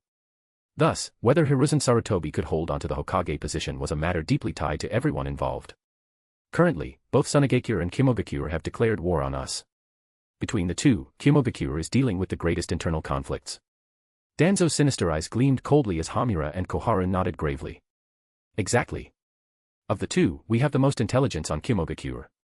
Although Kimogakure appears stronger than Tsunade, their internal conflicts can only be resolved if one side is eliminated. Surprisingly, they all chose to target the seemingly stronger Kimogakure. This was because Kimogakure's internal struggles were an unsolvable open secret. From the nobility of the Land of Lightning to its upper-tier ninja, even its Raigage, all were firmly aligned with one faction. How could such a conflict be resolved? Only by completely toppling one side. When Shiro and his team returned to Konoha, they were greeted by an oppressive atmosphere. When they had left for their mission, the village had been full of vitality, but now it was shrouded in the tension of impending war. Countless ninjas were being mobilized. Damn it. Why would the third Hokage initiate a war? Shut up and think about how many Sarutobi clan members are in key roles across the village. For the Hokage position, even a ninja hero can turn ruthless. All this destruction just for the Hokage's seat. No. I refuse to believe it. I refuse to believe the third Hokage would do this. As they walked through the village, doubts and suspicions filled the air, reminiscent of the chaos that had erupted after White Fang's failed mission. The difference this time was that the entire ninja world was involved. First, Suna and Kumo had simultaneously declared war on Konoha under the banner of vengeance. Then, Iwagakure, unwilling to be left out, deployed a 3,000-strong ninja force to blockade the borders, claiming it had uncovered Konoha's schemes and was now acting to prevent them. Only Karigakure, far across the ocean, remained uninvolved. But among the great ninja villages, all others had united in sending a clear message to the ninja world. Konoha was scheming to oppress the other villages. The entire ninja world seemed entangled in a web of conspiracy spun by Konoha. Previously, there had been no opportunity to act, but now that one had arisen, the other villages seized it mercilessly. Rumors ran rampant. Claims that Hiruzen Sarutobi was power-hungry, that the Sarutobi clan had amassed an army of 3,000 ninja. The air was thick with slander, and Konoha was riddled with spies. In just one sentence, the third Hokage, Hiruzen Sarutobi, had been branded as an ambitious manipulator, a sinister puppet master. There was no clearing his name now. Lord Shiro, there's a Jonin meeting at the Hokage's office this evening. No sooner had Shiro returned than an ANBU operative arrived with the message. The entire village was in a similar state of turmoil. The sudden onset of war disrupted Konoha's development. Even within the Hokage's office, Hiruzen Sarutobi was overwhelmed, struggling to keep up with the relentless waves of crises. Chapter 169, Naruto, I am Uchiha Shirou, 169. Konoha, the Senju clan. Sister Tsunade. The normally bright research lab was unusually dim today, with only the blinking lights of the instruments illuminating the space. As soon as Shirou returned, the first thing he received was a notification for a Jonin meeting. The second was a summons from Tsunade. Shirou, you're back. The calm voice of Tsunade, clad in her white lab coat, echoed in the room. Yet, as someone who knew her best, Shirou's expression turned grave. Just from her silhouette and the tone of her voice, Shirou could already guess what was going on. He took a deep breath and said in a steady voice.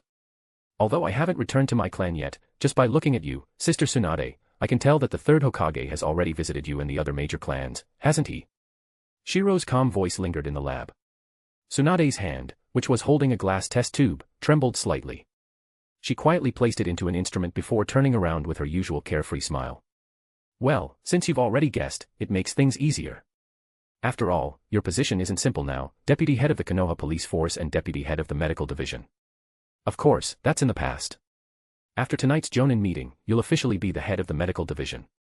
With her relaxed expression, Tsunade walked over and sat on the couch. Shirou sighed softly and, with practiced ease, stepped forward to massage her temples. This familiar gesture of intimacy caused Tsunade's smile to stiffen, and she let out a long, weary sigh. Shirou, the elders in the village may be rotten, but with war breaking out, not just me, everyone in Konoha, even your Uchiha clan's leader, has chosen silence. Shirou quietly listened to Tsunade's words. Although the major clans were dissatisfied with the third Hokage's regime, when war erupted, all the major clans of Konoha treated this place as their home. Even the often radical Uchiha clan, despite facing significant injustice, thought of revolt rather than betrayal. Because this was their home. If we continue to fight against the third Hokage's regime during wartime, it would only bring turmoil to the village and allow the enemy to exploit us. The third has already visited us and promised to fulfill the terms he agreed on during the first Great Ninja War. Right now, our priority is to win this war. The alliance between the Kumo and the Suna has declared war. The Iwa's involvement is only a matter of time, leaving the Kiri as the only unknown factor. As Tsunade spoke with exhaustion and weariness, Shirou smiled faintly behind her. Sister Tsunade, I understand what you mean.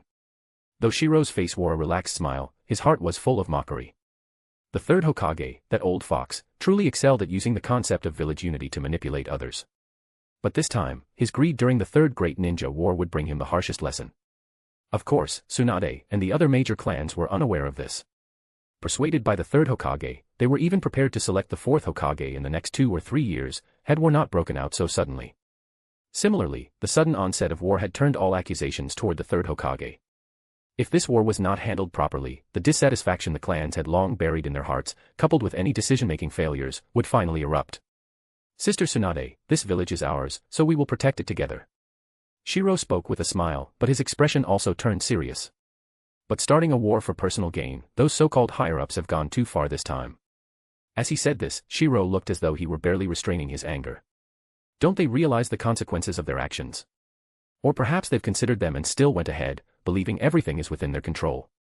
Claiming they're retaliating against the Kumo for kidnapping Kushina, the Jinchuriki, or trying to weaken rival villages by orchestrating a tailed beast rampage, I can understand that. But how could they target the third Kazekage from the Tsunade? That's one of the 5 Kage. Shirou appeared shocked as if he couldn't fathom such actions. The Kumo's tailed beast rampage plan. Fine. Such dirty schemes are common behind the scenes. If Konoha claimed this war was retaliation, the Kumo couldn't exactly deny it. But targeting the third Kazekage? That was a whole new level of boldness. It crossed a line no one wanted to cross. Because if one village could assassinate another village's Kage so easily, what village wouldn't fear that their own Kage might be next? I can already imagine the excuses they'll come up with. Shirou's mocking smile grew wider as he gestured toward the Hokage rock outside the window, his tone dripping with sarcasm. When the time comes, those greedy higher-ups will claim to the world that the Kumo incident had nothing to do with Konoha. Instead, they'll say the Kumo abducted Konoha's Jinchuriki years ago. And as for the third Kazekage's disappearance, they'll pin it on the incompetence of the Suna, accusing them of losing their own Kage and using it as an excuse for war. Shirou's impassioned speech perfectly captured the hypocrisy of Konoha's higher-ups. But in reality, they're recklessly provoking war to delay the selection of a new Hokage. And of course, they'll justify it all with the noble excuse of doing it for the village during wartime. Shiro's fury was palpable as he exposed the ugliness of the current regime as if slapping their ambitions right across the face. The more he did so, the more it proved that the mask of the third Hokage and his council was slipping. Starting a war for personal gain. Does the truth even matter anymore? The entire ninja world was already pointing fingers at Konoha. Tsunade gently patted Shiro's hand, calming him down. Only after he finished venting did Shiro shrug helplessly. At least I got that off my chest. I feel better now. So, Sister Tsunade, what benefits did the third offer this time? The sudden shift in tone made Tsunade smile. Her light brown eyes gazed at the handsome figure before her, filled with trust. I knew you'd eventually compromise, just like me, for the village. But Shiro pouted in dissatisfaction. This isn't compromise. It's for the village. But I'll never approve of the current will of fire. As he said this, Shiro's eyes burned with determination. The hypocrisy of the third Hokage and his council was becoming increasingly exposed. It was time for him to begin revealing his ambitions and slowly rise to power. I assume the higher-ups have a plan for how to end this war, seeing as they dared to provoke it in the first place. With a cold, mocking smile, Shiro knew that the third Hokage and his council were now most eager to stabilize the current situation. But whatever they tried would only be seen as part of their premeditated plan. For example, Tsunade, now looking grim, nodded in agreement. They have indeed devised a plan, the Kumogakure collapse plan. If all goes well, the Kumo will be forced to withdraw from the war. Hearing this, Shiro's expression betrayed no surprise. He had expected as much. From Konoha's perspective, the best course of action was to quickly eliminate one of the opposing villages to avoid fighting four at once. Under normal circumstances, this would be difficult. But with the Kumo's internal turmoil, they had become the best target. The Kumogakure collapse plan. Shiro asked, prompting Tsunade to nod gravely before explaining in detail. The third Hokage's visits to the major clans were precisely for this. All the clans are pulling their elites to the front lines for a swift and decisive strike. Especially with the third Raigage already at the front lines, and Root's spies.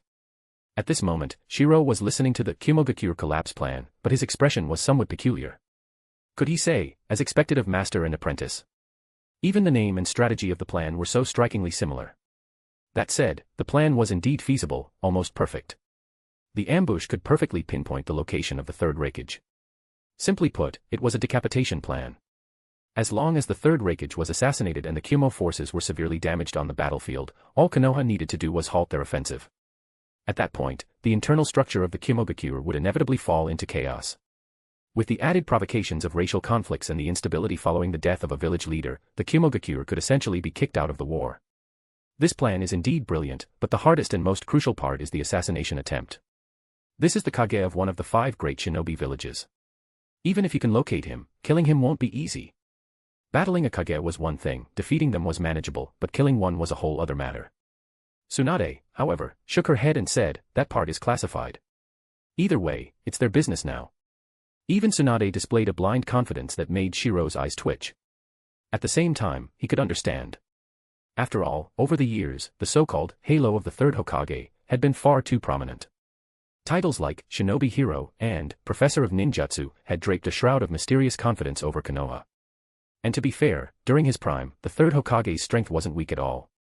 But compared to the third Raigage, a Kage who had refined taijutsu to its absolute peak, there was simply no comparison. Thinking about this, Shiro couldn't help but reveal a peculiar expression. This was a case of overestimating their power while underestimating their opponent. If something went wrong, it would be an absolute joke. The information they had on the third Raigage was mostly from his younger years. While the Kumogakure referred to him as the strongest Raigage, wasn't every Kage of every village given such a title by their people. There were no particularly eye-catching accomplishments. As for his supposed hand-to-hand combat with a tailed beast, that claim was widely ridiculed in the shinobi world as the Kumo exaggerating their glory. After all, the terror of tailed beasts was something few could believe could be withstood by sheer physical strength. It seems everyone has underestimated the strength of this third Raigage. But that's understandable. In the original work, when this guy was resurrected by the Edo Tensei, the major shinobi villages were all caught off guard. They only learned the truth thanks to the Kumogakure shinobi spilling the beans. Shiro reflected quietly. The best protection for a shinobi was to ensure that their information remained hidden, or to spread false information to the outside world. According to the plans of these old-timers, if the third Raigage could be killed, the Kumogakure would fall into chaos and withdraw from the war. Konoha would emerge victorious and intimidate the shinobi world in one fell swoop. Who wouldn't fear the might of Konoha? The title of Shinobi Hero for the third Hokage would be cemented, and Konoha's prestige would once again reach its peak. At that point, the morale of the Tsunade would undoubtedly plummet, the Iwagakure would hesitate, and the Kirigakure would continue to observe from the sidelines. The Shinobi World would belong to Konoha. The undisputed Shinobi hero Sarutobi. Thinking of this, Shiro's expression grew even more peculiar. These old-timers are aiming to end the war with a thunderous strike. They've completely blinded themselves with the victory of the Second Shinobi World War. This plan is indeed brilliant, but it has one fatal flaw: the success of the first step is critical. The third Hokage isn't the first Hokage, the god of shinobi. Nor is he invincible. To succeed, the first step must involve decisively killing the third Raigage with overwhelming force. Thinking of this, Shiro couldn't help but look forward to this battle. Is this blind arrogance? Have they truly taken the title of Shinobi Hero too seriously, or do these old-timers have some hidden trump card for a decisive kill?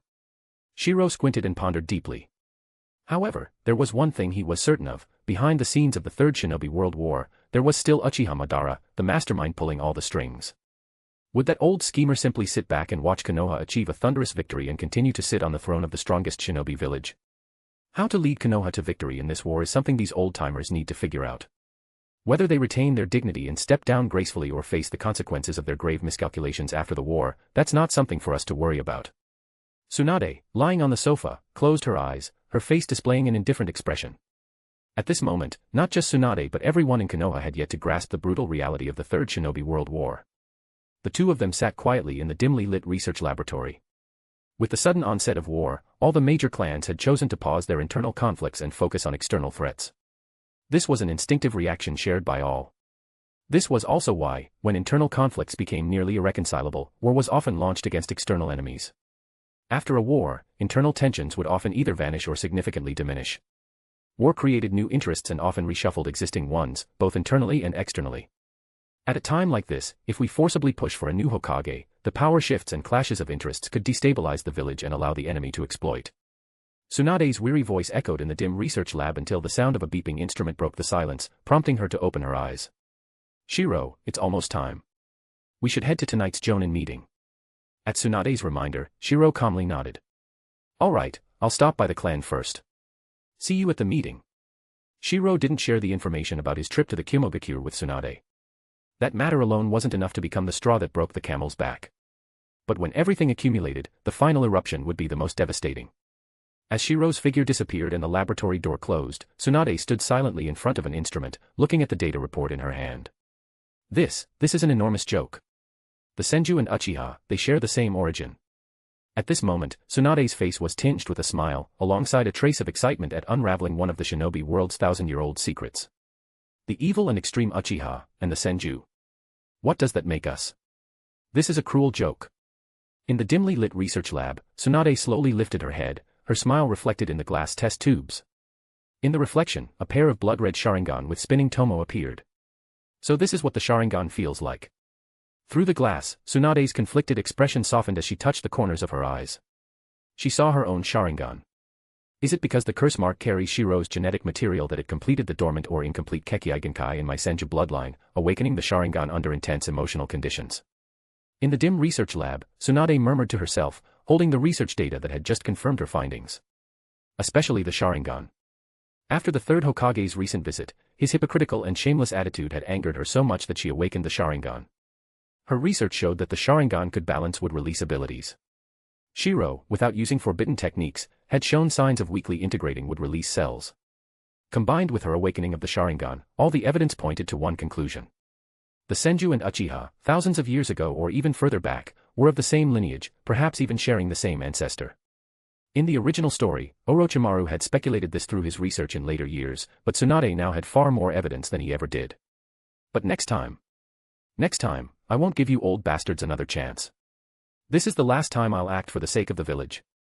In the dim research lab, Tsunade's expression hardened, and the tomo in her Sharingan spun coldly, exuding a sinister glow. Finally, she tossed the research report into the air, letting it disintegrate into dust. She donned her Senju clan armor with determination and left the lab. As the door closed behind her, the Sharingan in her eyes flashed and disappeared, as though it had been an illusion. P.S. Third Raigage versus Third Hokage. Place your bets, Raigage or Hokage. Personal opinion: the third Hokage is a master of all trades, excellent in taijutsu, capable of tangling with the nine tails, and proficient in all 5 chakra natures. However, he doesn't excel in any single discipline. The third Raigage, on the other hand, has taken shinobi body techniques to the absolute pinnacle of a Kage, a one-trick specialist. Chapter 170, Naruto, I am Uchiha Shirou, 170. Konoha. Inside the Hokage building, in the office hosting the Jonin Council, 4 enormous chairs were placed prominently. On those chairs sat the third Hokage, Sarutobi Hiruzen, alongside Shimura Danzo, Mitokedo Hamura, and Uchiha Koharu. Meanwhile, one by one, Konoha's Jonin entered the room. They stood solemnly within the meeting chamber, their expressions heavy. Only a select few elite Jonin, as well as the clan heads of Konoha's prominent families, appeared calm as they knelt at the front, sitting cross-legged on the floor. Although no official hierarchy had ever been explicitly established, the ingrained sense of respect and deference etched into their bones was evident. Clan leaders from the esteemed Senju, Uchiha, Hyuga, Aburame, Inuzuka, and Yamanaka families, many of them elderly, had come in person. This alone made it clear that this Jonin Council meeting was convened in response to the ongoing war within the ninja world. Everyone. As the deep voice of the third Hokage, Sarutobi Hiruzen, echoed through the room, all attention turned toward him, their expressions growing even more serious. The war has begun.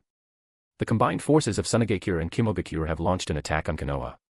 Sarutobi Hiruzen's voice, heavy and laced with suppressed anger, reverberated through the chamber. Yet, the atmosphere among the Jonin present was strangely peculiar. Once, countless Konoha shinobi looked up at the elders with admiration and respect. But now, those gazes have changed significantly. Sitting at the front, Shiro silently watched the lofty elders deliver their speeches, his face impassive. However, within his mind, he heard the voice of Uzumaki Kushina. "Shiro, don't you think the atmosphere at this Jonin meeting feels different from before?" Uzumaki Kushina had recently mastered a technique similar to the Yamanaka clan's mental communication. Hearing her teasing tone in his mind, Shiro's eye twitched slightly as he responded internally in kind. It can't be helped. These high-sounding words might fool ordinary villagers or a few hot-headed genin, but the Jonin know too much about the village's darkness to be easily deceived. As the two communicated privately, a cold, scolding voice from Tsunade suddenly echoed in their minds. "Enough. You two, pay attention." Tsunade's abrupt interruption made Shiro glare at Kushina. Kushina, embarrassed, murmured in her mind. I'm used to it. I accidentally linked Tsunade and Mikoto too." While they were quietly exchanging words, the elders seated above took turns delivering their speeches. When it was Mitokedo Hamura's and Uchiha Koharu's turn, the two slammed the table in anger. "Everyone, the conflict in the land of lightning stems from the seeds of discord they planted themselves, dating back to the Warring States period. And now they're claiming this is Konoha's fault. Ridiculous. And as for the tailed beast rampage, Kimoga has no evidence whatsoever to prove it was caused by Konoha. Meanwhile, we still have evidence from just a few years ago of their attempts to harm our Jinchuriki. What audacity!" Uchiha Koharu, one of the Hokage's advisors, angrily struck the table, as if Konoha had been gravely wronged. Shimura Danzo also expressed his outrage, pounding the table with similar fury. Tsunade's missing Kage, the so-called strongest Kazekage in history, disappeared, and they blame Konoha. This is nothing but a blatant excuse to start a war. A village Kage isn't some ordinary genin. Even assassinating a single Jonin within Tsunade would be extremely challenging. Whatever internal conflicts they have, they've chosen to pin the blame on us. However, as Shimura Danzo raged and slammed the table, the Jonin present exchanged strange glances. Does anyone believe this? Jonin aren't fools. Their information-gathering abilities are exceptional.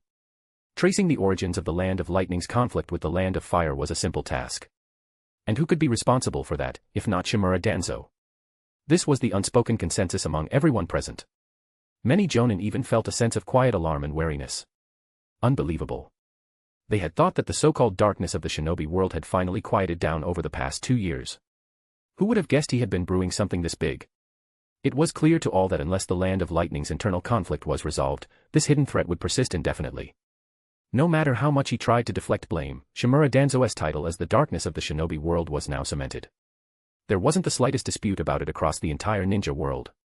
Some within Konoha had already begun to suspect that this so-called ninja hero was willing to incite war as part of a conspiracy to claim the Hokage's seat. The third Hokage's reputation within the village had already taken a hit. "Everyone." Sarutobi Hiruzen's voice rang out once more, commanding the room. His authoritative presence caused even the most skeptical Jonin to wear serious expressions. Sarutobi Hiruzen scanned the room with a solemn gaze before speaking in a grave tone. The ninja world is in turmoil. War has already begun. The intelligence division has failed in its duties regarding such critical information. Effective immediately, I am announcing the following personnel changes. Nara will be demoted from head of the intelligence division to squad leader of the analysis team. Senju Tsunade will take over as head of the intelligence division. Sarutobi Shinosuke will serve as deputy head of the intelligence division. Uchiha Shirou is appointed as head of the medical division, with Sarutobi Biwa as deputy head. The announcement of these appointments caused shockwaves among the Jonin. At the same time, many began to understand the underlying motivations. Shirou, for his part, subtly scanned the various clan heads before resting his gaze on Tsunade. As expected of someone cunning and experienced. First, shift responsibility and assign blame to the intelligence division. Then, offer incentives to the clans. No wonder Tsunade chose to remain silent. It's about more than just the war, it's also about maintaining power. Shirou's calm and calculated mind quickly pieced together the situation. He especially noted the excitement in the eyes of the Uchiha, Hyuga, and other clan heads. The intelligence division was responsible for gathering information across the entire ninja world. While it lacked military strength, it was undeniably a central pillar of power. With Tsunade as its leader, she would naturally need to bring in her people. But how many members of the Senju clan were left? This opened the door for the Uchiha, Hyuga, Aburame, and other clans to secure positions within the intelligence division. It was a calculated move by the third Hokage, designed to appeal to the interests of these clans and stabilize their support. For the Uchiha clan, this was an unprecedented opportunity. Previously excluded from the village's inner workings, they had long sought a way into the center of power. This was leagues beyond the minor role Itachi had in the ANBU in the original timeline. The intelligence division wasn't weaker than the ANBU in influence. Moreover, the Uchiha could now assign at least a dozen of their shinobi to work under Tsunade's leadership. This was an irresistible opportunity, a massive one that brought them directly into Konoha's power structure. At the head of the room, Sarutobi Hiruzen took a deep breath. Satisfied with the pleased expressions of the clan heads, he exuded a commanding presence as he declared in a firm voice. Now, I officially announce Konoha's entry into a wartime state. Jiraiya is appointed commander of the Land of Rivers defense line, tasked with holding off Tsunade. Orochimaru is assigned to the borders of Aim, Kusa, and Taki to prepare against Iwagakure. Alongside him, the Root Division, Nara, and others will cooperate, with 2,000 shinobi dispatched to support Jiraiya's forces in the Land of Rivers. Uchiha Fugaku and Hyuga will oversee the former Land of Whirlpool's borders to guard against Kirigakure.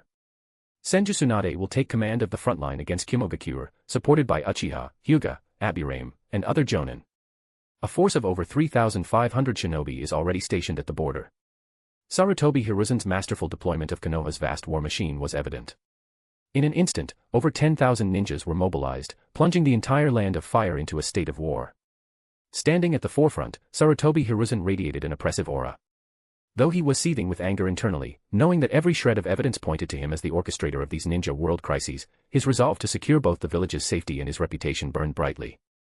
Mitokado Hamura and Udatane Koharu are hereby assigned as Konoha's envoys to Tsunade and Kimogakure, respectively. If peace cannot be achieved, then we will fight. Sarutobi Hiruzen's resounding declaration ignited a fierce battle spirit within the chamber, sending a wave of determination through the gathered jonin. At this time, the third Hokage, Sarutobi Hiruzen, was in his prime, unlike later, when he grew old, weak, and lost his fighting spirit.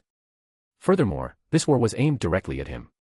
He had already been holding in a bellyful of rage. Everyone, Konoha needs us, the Land of Fire needs us. For the village. Fight. Fight. In an instant, the jonin meeting room erupted with a deafening roar as one jonin after another revealed terrifying fighting intent. Regardless of the circumstances, the war had already begun, and the enemy had initiated the attack against them. There was only one choice: fight back. After the jonin meeting ended, as the third Hokage issued one command after another, countless ninjas within Konoha entered a state of readiness. Numerous ninjas received deployment orders, and even the Ninja Academy intensified its teaching and training efforts. Everything was being prepared for the war. However, as the attendees dispersed, the meeting room was left with the clan leaders of various families and some key jonin in the village. It was clear that what followed was of utmost importance. The atmosphere in the meeting room grew even heavier than before. Those who remained would now participate in Konoha's highest-level secret operation. The Kimogakure Collapse Plan. As the words echoed through the room, everyone's expressions became gravely serious. Even the third Hokage, Sarutobi Hiruzen, revealed a rare solemnity as he spoke in a deep voice. The war has already begun. Mitokado Hamura and Udatane Koharu will represent Konoha in negotiating with Tsunade and Kimogakure, respectively. We all know that such negotiations are almost impossible to succeed. This is merely to lull the enemy into a false sense of security. In secret, I have decided to personally lead an elite combat unit. Together with Tsunade, we will operate in a dual-pronged approach, one overt, one covert, both targeting the border. At that moment, Danzo Shimura, seated above, spoke in a voice as chilling as ice. This time, we have a high-ranking spy embedded within Kimogakure. The success rate of the plan is very high. Root will deploy 2 elite combat squads to assist. Danzo paused briefly before continuing in a low voice. The Shimura clan is willing to contribute 5 jonin and 20 chunin. After hearing Danzo's decision, countless clan leaders and elite jonin present couldn't help but react with shock. Amidst their complex emotions, there was a peculiar sense of awe. If every family was prepared to bleed and send their elite forces, then what Danzo proposed was practically selling out his entire clan. Everyone was well aware of the current state of the Shimura clan. With their limited number of ninja and their quality, if they all fell on the front lines, the Shimura clan would be reduced to little more than a name. Danzo's ruthlessness extended to everyone. Even his own clan not only failed to benefit from his actions but continually suffered and bled because of him. Many clan leaders twitched their mouths, unsure whether to admire Danzo's dedication or criticize him. You could call him cruel, after all, he would sacrifice his clan for the sake of the village. You could call him noble, but everything he did was ultimately driven by his obsessive desire to become Hokage. Even Sarutobi Hiruzen showed a rare look of guilt. Over the years, Danzo had sacrificed far too much for Konoha. The Sarutobi clan will deploy 10 jonin and 50 elite chunin. Benefits were distributed, and even the Uchiha clan was given the long-coveted opportunity to enter the center of power. This time, all the clans had mentally prepared themselves. Taking a deep breath, they began to speak in deep tones. The Uchiha clan will deploy 15 jonin. The Hyuga clan. The Nara clan. The Akimichi clan. When it came to critical matters, each clan knew where their priorities lay. Moreover, the feasibility of this plan was exceptionally high. The Kimogakure collapse plan was almost a perfect adaptation of the elite assault tactics once mastered by Tsukumo Hatake. Watching the determination in Sarutobi Hiruzen's eyes, Shiro couldn't help but feel secretly apprehensive. Decapitation operations are indeed highly effective and the fastest way to gain unparalleled fame. Tsukumo Hatake once rose to prominence this way. But this time, the chosen opponent is the third Raigage. It wasn't that the differences in power were insurmountable, it was the disparity among Kage-level strengths. Ninjas are often glass cannons, they deal high damage but are fragile. However, the third Raigage had turned his weaknesses into strengths. With extreme speed, defense, and offense, he was virtually unmatched. While Sarutobi Hiruzen was no weakling, he was a well-rounded Kage-level fighter with no apparent flaws, capable of deflecting the Nine Tails with his staff and mastering all 5 elemental releases. He had no single skill taken to the extreme. Though the third Hokage excelled in all areas, against Kage-level experts who specialized in one extreme, his versatility became a liability. Kage who are truly formidable often has a single, overwhelmingly powerful specialty. For example, the third Raikage's lightning release mode pushed his speed and offense to the ultimate level. The second Hokage's water release, capable of slicing through the God Tree, along with Flying Thunder God and other forbidden techniques. The third Tsuchigage's dust release, a devastating Kekkai Genkai. Everyone has been blinded by the victories of the Second Shinobi War, enchanted by the title of the strongest Hokage, and the aura of the Professor of Ninjutsu. They've forgotten to open their eyes and truly see the world. Almost no one considered the possibility of Sarutobi Hiruzen failing against the third Raigage. Shiro shook his head inwardly. Especially with a spy providing precise intelligence on the third Raigage's location, and with Konoha's elite clans mobilized, the operation wasn't one of reckless deep infiltration. They were fighting on the border, not risking their lives in enemy territory. Because of this, everyone believed victory was within their grasp. Especially under the determined gaze of Sarutobi Hiruzen, known as the strongest Hokage, their confidence in a perfect strategy grew even stronger. Everyone. The Kimogakure collapse plan must not fail. Yes. Gathering Konoha's elite force, 100 jonin, 300 elite chunin, led personally by the Hokage himself, this unit was powerful enough to shake any hidden village it attacked. Particularly with Kekkai Genkai users, who were far superior to regular ninjas at the same level. Kekkai Genkai abilities like the Sharingan could allow one ninja to take on 2, secret techniques thrived on their bizarre methods and coordinated teamwork. Seeing this force, Sarutobi Hiruzen felt an overwhelming surge of confidence and ambition. This battle will be Konoha's victory. Tsukumo Hatake had risen to fame through decapitation operations in the past, and back then, he didn't have this level of support. Now, Sarutobi Hiruzen was stronger than Tsukumo, and his forces were far superior in quality and quantity. They weren't isolated deep in enemy lines but fighting on advantageous terrain with insider intelligence. The advantage was his. At this moment, Sarutobi Hiruzen's eyes burned with fiery ambition. This battle would be his breakthrough. He wanted to reverse the tide of the war in a single stroke, demonstrating overwhelming power, one man defeating an entire nation. If his subsequent plans proceeded smoothly, everything would fall into place. First, he would slay the Raigage. Then, he would defeat Tsunade, intimidate Iwagakure Zanoki, and reprimand Kirigakure of the Land of Water. One man would end the Third Shinobi War. The Professor of Ninjutsu. The strongest third Hokage. He wanted to elevate those titles even further. At this moment, Sarutobi Hiruzen's eyes gleamed with fervor. Having devoted his life to Konoha, he now found himself facing the greatest challenge to his reputation. It struck a nerve. Meanwhile, Tsunade, seated below, caught the look in Sarutobi Hiruzen's eyes, and a trace of complexity crossed her face. Chapter 171, Naruto, I am Uchiha Shirou, 171. Under the glow of the setting sun, the Hokage rock radiated with a dazzling afterglow. Accompanied by the sound of footsteps, Tsunade and Shirou stood at the peak of Konoha, gazing at the village's magnificent scenery. Sister Tsunade, the medical division has already stabilized. If you take over the intelligence division afterward, to avoid unnecessary turbulence during wartime, we could first use our people to establish new intelligence networks. The existing intelligence lines would only need to be staffed with secondary or less critical roles. This way, you could take control of the intelligence division as quickly as possible while minimizing any disruptions. As Shirou's calm voice echoed, Tsunade stood beside him, her golden hair shimmering in the sunset's glow. At this moment, Tsunade smiled faintly, a relaxed expression appearing on her face. You're skilled at handling political affairs, aren't you? It seems like you'd be a better fit to become Hokage than me, Shirou. The sudden remark left Shirou momentarily stunned. What? Is her thought process jumping off track? Are we seriously talking about the Hokage position now? We were just discussing how to take over the intelligence division quickly. Seeing Shirou's dumbfounded reaction, Tsunade simply smiled as though a weight had been lifted off her shoulders. Her bright brown eyes stared directly at him. Shirou, I'm serious. You're more suited to be Hokage than I am. You're more suited than anyone else. Shirou looked puzzled, unable to process her words. Tsunade shook her head with a smile, turned her gaze to the village bathed in the sunset, and stretched lazily, squinting as she enjoyed the evening breeze of Konoha. Shirou, do you know who came to my mind when I saw the third Hokage earlier during the meeting? Shirou was speechless for a moment, utterly confused. What? Sister Tsunade, you're acting strange. Caught off guard, Shirou struggled to keep up with her train of thought. But Tsunade's next words seemed to offer a clue. Hanzo of the Salamander. When Tsunade uttered that name, her smile gradually faded, replaced by a heavy expression.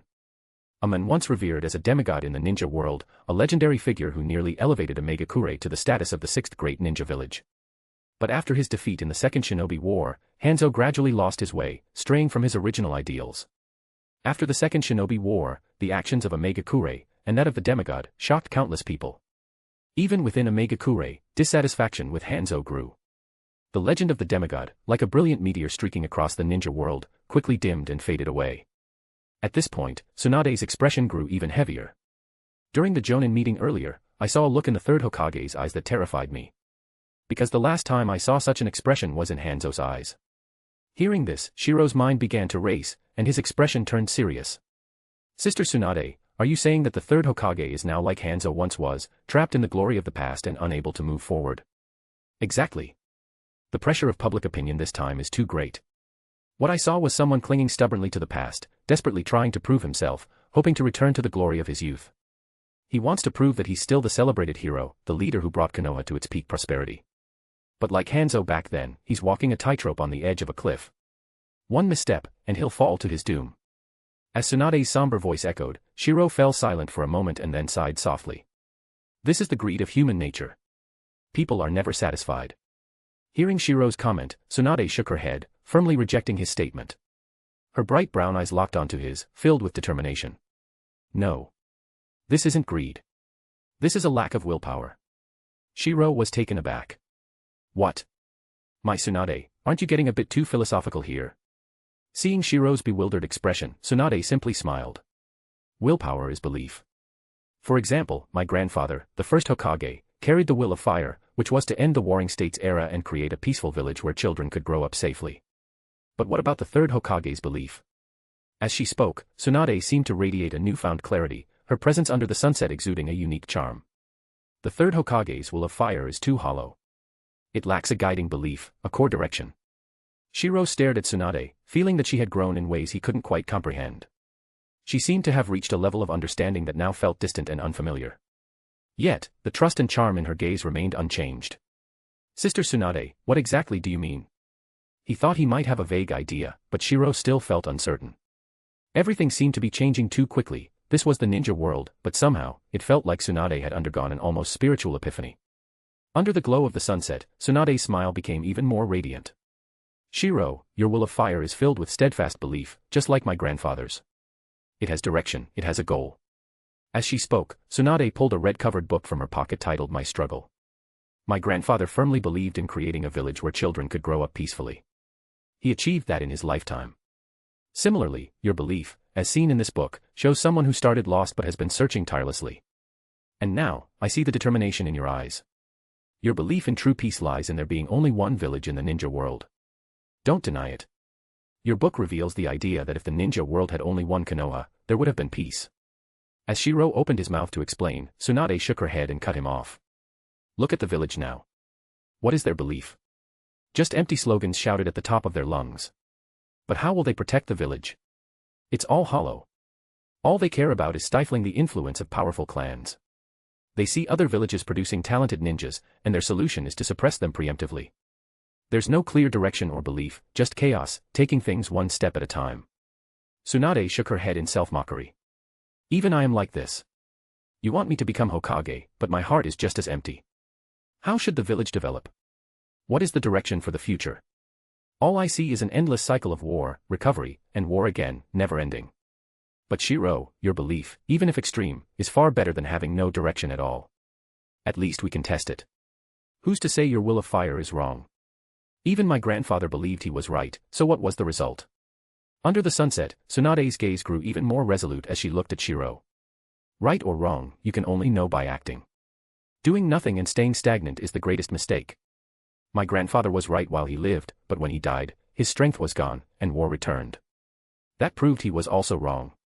That's why, Shiro, you're more suited to be Hokage than I am, more suited than anyone. Her resolute voice echoed under the setting sun. Looking at Tsunade's determined yet captivating face, Shiro was momentarily stunned. When did I become this amazing? Even I didn't know. And when did my Tsunade suddenly become so philosophical? Sister Tsunade, the fourth Hokage. Shiro awkwardly waved his hand while speaking, but Tsunade directly interrupted him with a wave of her own. Shiro. With the Senju clan backing you, you are the fourth Hokage, and no one can stop that. Konoha cannot be allowed to fall into decadence under this group of old fools. The tragedy of the Omega-kure must not repeat itself. At this moment, Tsunade was unusually resolute. In the past, such a thought would have never crossed her mind, especially given the Uchiha clan's Sharingan and their infamous extremism. However, ever since she uncovered the secret of the Senju and Uchiha clans, her worldview had been completely overturned. Are the Uchiha extreme? Then, the Senju, who share the same blood, are no different. If both are extreme, who can deny the first Hokage's remarkable achievements? Thinking back to her grandfather's steadfast beliefs, wasn't his resolve a reflection of the Uchiha's extremism? Could it be that this kind of extremism is what builds unwavering conviction? Someone extreme from beginning to end, steadfast in their beliefs, would never lose their way like Hanzo or the third Hokage did in their later years. Thus, Shiro being as extreme as possible was a good thing. It meant that he could carry out his convictions unwaveringly from start to finish. Tsunade even firmly believed that Shiro was more suited to be Hokage than she was. Shiro was momentarily frozen in place, only to be greeted by Tsunade rising on tiptoe to give him a kiss on the forehead under the setting sun. Holding the necklace on her chest, Tsunade smiled. With me at your back and the Senju clan with you as well, Shiro, let your will of fire ignite the entire ninja world. Wait, this felt a bit strange. Wasn't this supposed to be his line? How did the roles reverse? Tsunade's perspective and vision had already reached the level of the entire ninja world. She realized that both she and the third Hokage shared an empty will of fire. For the village? But how? These ideas are too vague. This fear of becoming aimless, like the third Hokage or Hanzo, led her to choose Uchiha Shirou, a man with a steadfast will of fire, much like her grandfather. The first Hokage's life proved one thing: as long as your power is overwhelming, even if your path is wrong, you could still shape the ninja world according to your vision through sheer force. Having a direction, even if flawed, was better than being lost. At least immense strength validated his beliefs during his lifetime. As for what happens after death, in Tsunade's eyes, she had already accepted a belief: as long as you are strong enough, even if you are wrong, you can suppress the consequences for a lifetime. Therefore, during your lifetime, that wrong becomes right. It might only be half right, but it was still better than achieving no change at all. The third great ninja war erupted, and Konoha's response was swift. Defensive positions were quickly established at the borders, and the village remained on high alert against the other nations. After the Konoha upper-level meeting concluded, the village publicly denied any involvement in the disappearance of the third Kazekage. Similarly, they refuted all allegations regarding the Eight Tails rampage in the Kumogakure and the internal conflicts.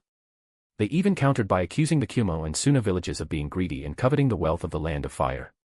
Konoha took a hardline stance, not only against the Kumo and Sumo villages but also openly preparing defenses against the remaining two great ninja villages. As the strongest of the 5 great ninja villages, Konoha adopted the posture of a roaring lion, exuding strength and dominance. In simple terms, Konoha feared no external threats. When the intelligence regarding Konoha's hardline response reached the desks of the other great ninja villages, they all reacted with grave expressions. At Iwagakure, if they make one wrong move, they could face an alliance of the other 4 villages.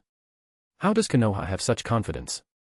When Inoki, the third Tsuchikage, reviewed the intelligence from Konoha, he couldn't help but feel shocked, a deep wariness flashing in his eyes. Lord Third Tsuchikage, should we go to war with Konoha? Yeah. Inside the Tsuchikage's office, 2 trusted middle-aged Iwanin spoke gravely. However, the cunning and experienced Inoki was momentarily intimidated by Konoha's firm stance, causing him to grow even more cautious. No. Let's wait and see. Inoki studied the intelligence with a solemn expression before shaking his head warily. Let the Kumo and Suna test Konoha's hand first. What could give Hiruzen Sarutobi such confidence? We cannot act rashly. In his mind, countless scenarios about Konoha's hidden threats began to surface. Could it be the success of their would-release research? Or perhaps Konoha has a powerful hidden ninja we've never seen before. Or maybe they've secretly amassed a formidable force over the years. The endless speculation left Inoki feeling uneasy, his face slightly pale as he raised Konoha's threat level to the maximum in his mind. While the other great ninja villages were busy overestimating Konoha's strength, Konoha itself still viewed the other villages from the perspective of the Second Great Ninja War. During the Second Great Ninja War, the Sungakure had been easily defeated, the so-called Sixth Great Ninja Village, the Omegakure, had been crushed, and the other villages hadn't even had the courage to engage in full-scale conflict. Who could blame Konoha for being proud? Especially after over 2 decades of the Third Hokage's leadership, during which Konoha's achievements and glory had been endlessly magnified, the village had become blinded by its prestige. As the entire ninja world's attention focused on Konoha, the village began mobilizing massive ninja forces to the front lines. Within moments, Konoha's war machine, comprising tens of thousands of ninjas, was in motion, stunning the entire ninja world. This was the power of Konoha, the leader of the 5 great ninja villages.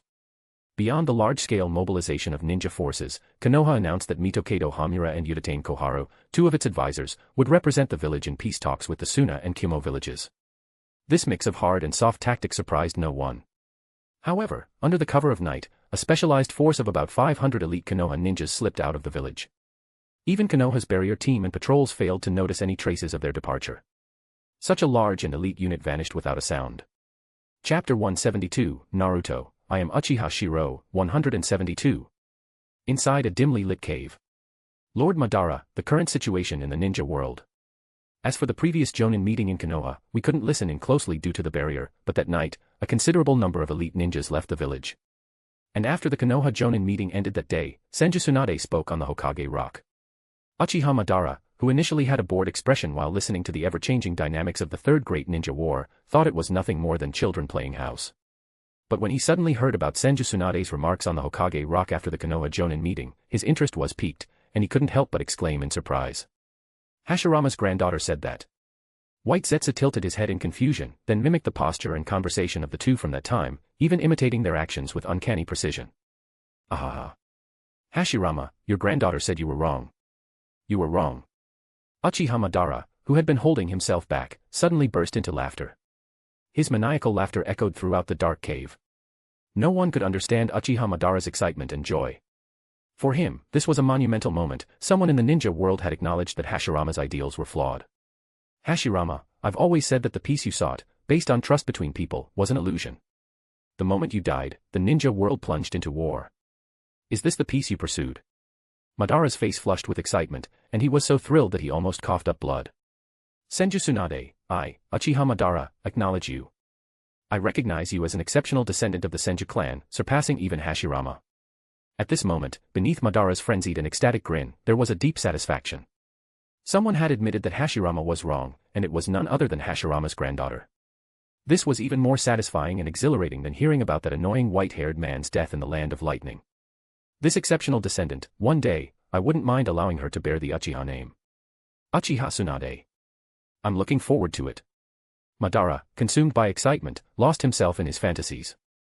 Haha, and this Uchiha Shirou, I've always said he's similar to me. If there had only been one Konoha back then, what would have happened? At this moment, Madara's eyes gleamed with strong anticipation. He imagined a future meeting where Senju Tsunade, no, Uchiha Tsunade, stood with two children bearing Sharingan, glaring at Hashirama and declaring that his ideals of peace were wrong. He looked forward to seeing the rage and helpless fury of that annoying white-haired Tobirama. Even more so, he wanted to see how this protege of his would reshape the ninja world. Although Shiro didn't know it yet, it didn't stop Madara from viewing him as his successor. After all, without him, Shiro would have died during the Second Great Ninja War. Without him, how could Shiro have mastered the perfect lightning release? Ah. Lord Madara. At this moment, White Zetsu tilted his head while watching the crazed grin on Madara's face, pointing to a connection that was about to snap. It's about to break. Lord Madara. Reminded by White Zetsu, Madara snapped back to reality. Looking at the taut white tube behind him, which was on the verge of snapping, he immediately stepped back a few paces in alarm. This Uchiha Shirou has exceeded my expectations. Returning to his stone chair, Madara sat down with a proud smile on his face. White Zetsu, next time, bring me a book about his ambition. I'm growing more and more intrigued by the future of this interesting ninja world. Uchiha Shirou reminded Madara of his younger self. Under Madara's careful guidance, Shiro had become even more refined and perfect. Back then, Madara had known that Hashirama's ideals were nothing but fanciful illusions. However, his ideas were only vague concepts. What if Hashirama had listened to him back then and helped him suppress the ninja world? What would have happened? Just like Shiro's bold notion, what if the ninja world had only one village? As he pondered this, Madara's rare reflective expression appeared. He murmured. Hashirama, your granddaughter has surpassed you and admitted your ideals were a failure. The peace you achieved in life was merely a peace born out of fear of power. My ideals will show you that if you hadn't stopped me, if we had joined forces. Lost in his musings, Madara's gaze grew distant as he sighed softly with regret. But alas, there are no what-ifs in this world. As your granddaughter said, right and wrong can only be determined by taking action. I just wonder, between Shiro and my current self, who is truly right? For once, Madara seemed to show introspection, questioning whether his current self or his younger self was correct. In the next moment, Madara chuckled lightly before his expression turned resolute. With a confident and domineering smile, he declared. But that doesn't matter anymore. Both paths can be taken. Uchiha Shirou, let me wait for you at the summit. At that moment, Madara's single eye shone with overwhelming arrogance, exuding a sense of dominance over the entire ninja world. He had already ascended to the summit. Now, he saw a younger version of himself climbing another great mountain he had left unfinished in his youth. One day, they would meet at the peak and witness the truth of right and wrong. It would be a testament to the correctness of both his younger and current selves. Lord Madara, what about the plan to destroy Kimogakure this time? White Zetsu's voice interrupted Madara's musings. The plan to destroy Kimogakure? Madara raised an eyebrow slightly before smirking coldly. The person I've chosen has already solidified his resolve and is walking this path. Let him walk it on his own. Previously, Madara might have considered assisting Shiro, but now. This was the perfect embodiment of his younger self's will. Let him walk this path alone. Madara had already done all he could. The rest was up to him. So we're leaving it alone. White Zetsu tilted his head in confusion. With Hashirama's granddaughter assisting him and the Nine-Tails Jinchuriki Uzumaki girl at his side, he's only facing a group of weaklings.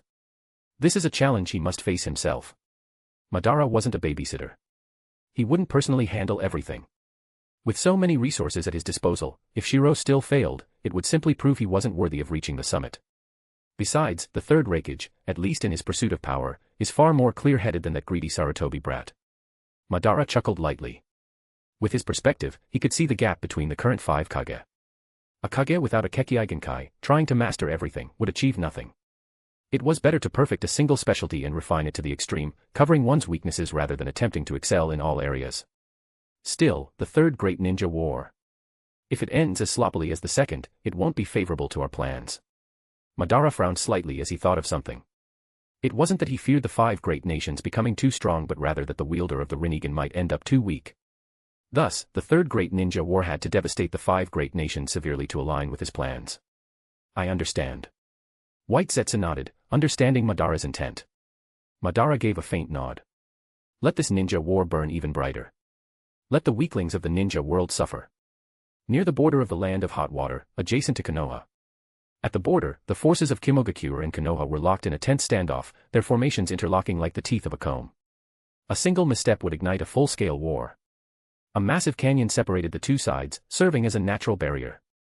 On either side, cold steel war machines gleamed menacingly under the light. The battles between major ninja villages weren't just fought with ninjas but also involved countless precise war machines and tools. Lady Tsunade, this is the latest intelligence. Standing at the edge of the cliff, Senju Tsunade, clad in crimson armor, crossed her arms as she gazed indifferently at the forces of Kimogakure on the other side. A Konoha ninja respectfully handed her the intelligence report. Glancing at the report in her hand, Tsunade nodded calmly. Pass on my orders. If Kimogakure makes a move, Konoha's border forces will launch a full-scale attack. Yes. Under Tsunade's firm command, the frontline Konoha ninja didn't feel uneasy, on the contrary, they roared in excitement. Ninjas, by nature, live for battle. They do not fear death. Although most of them dislike war, when the enemy declares it, they will fight back with all their might. On the battlefield, a strong and decisive commander is often more respected and admired. As Konoha's forces erupted in a chorus of war cries, the opposing Kimogakure ninjas grew tense. Kimogakure had declared war on Konoha, but how to fight, and when to fight, was not for them to decide. Uchiha Mikoto, Uzumaki Kushina, the two of you, focus on building an intelligence network across the land of fields, the land of hot water, the land of the moon, and even the land of lightning. Yes. At this time, Tsunade was not just the frontline commander but also the head of Konoha's intelligence division.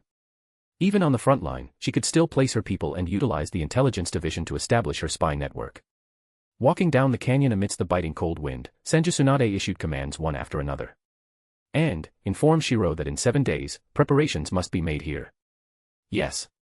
Following closely behind her, Uchiha Mikoto and Uzumaki Kushina nodded solemnly. Meanwhile, over 100 miles away, a barrier was being set up in a dense forest, a barrier so well concealed that even sensory ninjas would find it hard to detect. The barrier was eerily silent, yet hidden among the tree trunks and underbrush were numerous ninjas, almost impossible to spot. Lord Third, according to the intelligence from the Root Division spies, 7 days from now, the third Raigage. Inside a hollow tree trunk, Sarutobi Hiruzen, the third Hokage, listened to his trusted Umbu's report with a serious expression and nodded. I see. 7 days from now, huh? This time, even Sarutobi Hiruzen had been pushed to the edge. Eager to prove himself, he had personally come to the front line. Looking at the intelligence brought by the spies, particularly the timing set by the third Raigage, Sarutobi couldn't help but smile confidently. The location of the battle wouldn't leave them surrounded. It was situated on the border, and more importantly, in 7 days, they would have the advantage. The longer they delayed, the higher their chances of being discovered. Lord Third, this time, we will surely win. A loyal Umbu Jonin, devoted to the third Hokage, whispered fervently. Sarutobi Hiruzen smiled and looked at the elite forces he had brought with him. Over 100 of Konoha's most elite Jonin, along with nearly 400 skilled Chunin. Forget the third Raigage, anyone would be left behind after facing them. I firmly believe in the greatness of the will of fire. Konoha will prevail. Sarutobi Hiruzen nodded resolutely. This time, with Konoha's finest ninja forces, solid intelligence, and leadership, there was no reason to lose. The advantage was theirs. Victory was inevitable. Not only Sarutobi Hiruzen but the other elite Jonin, after hearing the battle plan, also displayed determined expressions. This time, their advantage was overwhelming. However, father, won't bring the Nine-Tails Jinchuriki to the front line provoke opposition from the other hidden villages. The masked Umbu Jonin lowered his voice, addressing Hiruzen as father. This man was none other than Sarutobi Hiruzen's eldest son, Sarutobi Shinosuke. Sarutobi Hiruzen's gaze swept over his son without revealing any emotion. Then, in a low, calm voice, he replied. Jinchuriki. Our Konoha Jinchuriki is within our borders, protecting our village. We haven't invaded any other country. Jinchuriki, the ultimate weapons of the 5 great nations, were surrounded by an unspoken agreement. If a Jinchuriki appeared on a foreign battlefield, it would be a different matter entirely. Understanding his father's meaningful gaze, Shinosuke suddenly realized something. Sarutobi Hiruzen nodded lightly and said calmly, this war is different from previous ones. We must give it our all. If necessary, the Jinchuriki will serve as our ultimate weapon. In this battle, Sarutobi Hiruzen not only aimed to eliminate the third Raigage but also sought to crush Kimogakure's army in one decisive strike. More importantly, the battle needed to be swift and conclusive. They couldn't afford to give the other villages time to react, which was why Tsunade had brought the Jinchuriki as a contingency. If Kyomogakure resisted stubbornly, the Jinchuriki would be unleashed to overwhelm them. Konoha would strike with its full might, crushing Kyomogakure entirely. Go and make the necessary preparations. This time, observe closely the battle of Kage-level powerhouses. Sarutobi Hiruzen's firm hand patted Shinosuke's shoulder, prompting the latter to nod solemnly. I understand, father. I will witness with my own eyes how you slay the third Raigage and let the name of the Hokage resound throughout the ninja world. Seeing the blind admiration in his son's eyes, Sarutobi Hiruzen smiled with both pride and satisfaction. It had been over 20 years. The ninja world had nearly forgotten the fearsome power of the third Hokage. It was time to remind them. Meanwhile, Uchiha Shirou, who had accompanied Tsunade to the border, stood atop a waterfall during a patrol. Lord Shiro, Nagato has arrived. Konan, who had come with Shiro to the front line, emerged from the forest. Behind her was a red-haired boy in a black robe. Lord Shiro. After more than 3 years apart, the once shy boy had grown much taller. His black robe caught Shiro's eye, causing him to smile. I heard you've established an organization in the Land of Rain. Is that your uniform? Upon meeting him, Shiro couldn't resist teasing Nagato. The red-haired boy, who used to be reclusive, now smiled in response. Lord Shiro hasn't changed at all. Yes. Yahiko designed this. As for the organization's name, I remembered what you once said about bringing the light of hope to the ninja world, a new dawn. So, the organization is called Akatsuki, Dawn. Beneath Nagato's red hair were faint purple eyes. Thanks to the disguise of contact lenses, his Rinnegan remained well hidden. Akatsuki, huh? Hearing the name, Shiro smiled. But as Nagato looked at him in confusion, Shiro shook his head while scrutinizing his outfit. This all-black uniform is too dull. Since it's called Akatsuki, why not embroider red clouds onto the black robes? Red clouds. Nagato was stunned for a moment before smiling and nodding earnestly. I understand, Lord Shiro. Red clouds symbolize the meaning of war and peace. Just like in the books, peace can only be achieved through war. Only a unified war can bring true peace. As Nagato spoke, a hint of fervor flashed in his eyes. During the Warring States period, there was constant conflict. The establishment of hidden villages came only after a large-scale war, leading to localized peace in the ninja world. If that war had been even larger, resulting in a unified ninja world rather than partial unity, perhaps peace would have come long ago. Hearing Nagato's passionate words, Shiro smiled in satisfaction and nodded. This is just my take on peace. Whether it's correct or not, only time will tell. By the way, Konan mentioned that your organization is currently working for Iwagakure. As a mercenary ninja group, Akatsuki naturally took on missions issued by major hidden villages, especially those that involved dirty work they couldn't openly do themselves. This was the main way mercenary ninja groups survived. Chapter 173, Naruto, I am Uchiha Shirou, 173. At the waterfall, Konan was on high alert, scanning her surroundings carefully. This made the hidden white Zetsu too nervous to approach too closely. However, despite the meeting of these two individuals, White Zetsu wasn't overly concerned this time.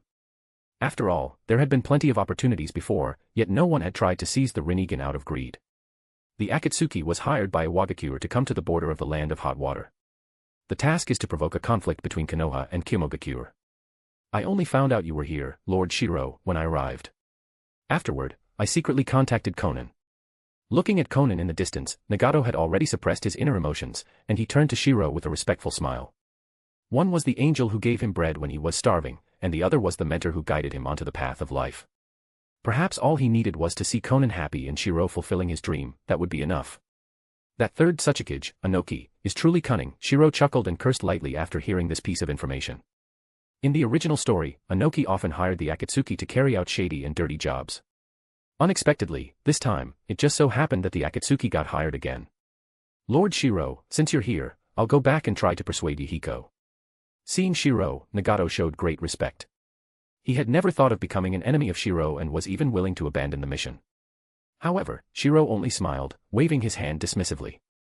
Nagato, I've told you before, everyone has their path. You have your path to walk, not just someone else's. Setting aside personal feelings, the Akatsuki needs to survive and develop, you all have your dreams. Likewise, I also have my dreams. I am a ninja of Konoha. If we ever conflict in the future, I won't try to persuade you, I will respect your path as a ninja. But at the same time, you must learn to respect the ninja paths of others.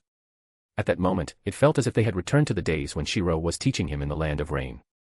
Nagato's Rinnegan hidden eyes, veiled by his red hair, grew moist. Respecting the ninja paths of others. This was something Shiro had constantly taught him. Beneath Shiro's smiling face, he strongly disliked the personality traits of people like Naruto or Jiraiya, who often tried to talk others into submission. Your ninja path is correct. So you deny everyone else's. If they don't listen, you forcibly correct them and claim righteousness. But Nagato, you came at just the right time. I've heard your Rinnegan has developed many powerful abilities. Seeing Shiro's curious expression, Nagato nodded repeatedly, unguarded, and was about to reveal the secrets of his Rinnegan with a big smile. Lord Shirou, my Rinnegan recently awakened. Stop. You must remember that the way of survival for a ninja is concealment. You must always hold something back. If something is exposed, you must be prepared with another trump card. Only such a ninja can live a long life. Shiro interrupted Nagato directly. Shiro understood Rinnegan better than Nagato did and didn't need to know this information. But in Nagato's eyes, Shiro was a person who genuinely cared about his well-being rather than someone who only cared about his power. Thinking of Yahiko's smile and his eagerness to ask about the power of the Rinnegan, Nagato couldn't help but feel a chill in his heart. The difference between the two was stark, and it brought him back to his senses. Yahiko was his companion, someone who had survived with him in the land of rain over the years. But comparisons are cruel. Nagato felt a twinge of bitterness as he looked up at Shiroi's calm and gentle smile and Konan's concern. The two of them cared more about his growth, constantly reminding him of the way to survive, whereas Yahiko cared more about the power of the Rinnegan. At this moment, it was as if he had achieved a moment of clarity. Nagato murmured to himself in his heart, Yahiko, is it because of my Rinnegan that you believe your dream can come true? It wasn't that Yahiko was bad, but the two had not shared the kind of mutual support that comes during the hardest of times. By the time they became companions, they were already strong ninjas. Naturally, the bond wasn't as pure. Between men, without the foundation of hardship and emotional cultivation, the only topic they could share was power. By the way, you came just in time. Let me examine your Rinnegan. I also want to ask for your opinion on one thing. I'd like to study the differences in ocular power between the Rinnegan and the Sharingan, as both are among the three great dojutsu. With a curious expression, Shiro spoke. Nagato didn't even hesitate and nodded with a smile. Lord Shirou, feel free to research it. But Shiro shook his head with a smile and said, I might need to extract a small amount of your Rinnegan's ocular power. Of course, this won't harm your eyes, but it might cause some discomfort for a while. In exchange, I can share a piece of information with you. No, there's no need. But Shiro continued, this time, your Akatsuki mission might still require your strength. So, consider it a form of compensation. This is a transaction between us based on our different identities and positions, not a personal matter between you and me. Since Shiro put it this way, Nagato, being a reserved and slightly introverted individual, didn't know how to refuse. The two entered the forest. Shiro used medical ninjutsu, removed the invisible contact lenses, and once again saw those mysterious purple Rinnegan. He couldn't help but marvel. What a perfect work of art. But one day, I will have it too. Very good. Over the years, you've protected your eyes well. As a Kekkei Genkai ninja with ocular powers, the secrets of ocular energy have always been a mystery. While maintaining a calm smile, Shiro's heart surged with excitement. This moment would confirm whether his long-held hypothesis was correct. These are Madara Uchiha's eyes, upgraded from the Sharingan to the Rinnegan. They also contain the chakra of Asura and Indra. Historically, some Uchiha might have awakened the Mangekyo Sharingan, but as for the Rinnegan, Shiro had always had a theory. Is the Rinnegan born simply from combining the eternal Mangekyo with the power of the Senju, or does it require the chakras of both Asura and Indra? If I can extract a fragment of the power resulting from the fusion of Asura's and Indra's chakra, will it prove that I, too, can obtain this higher quality power? As Shiro conducted his research with a solemn expression, his mind kept racing with Tsunade's research reports on the Sharingan. My Sharingan's ocular power is almost saturated, but it still cannot evolve. This is because there is a qualitative difference between the Mangekyo and the regular Sharingan. Even with a massive quantity of power, it won't necessarily lead to a qualitative transformation.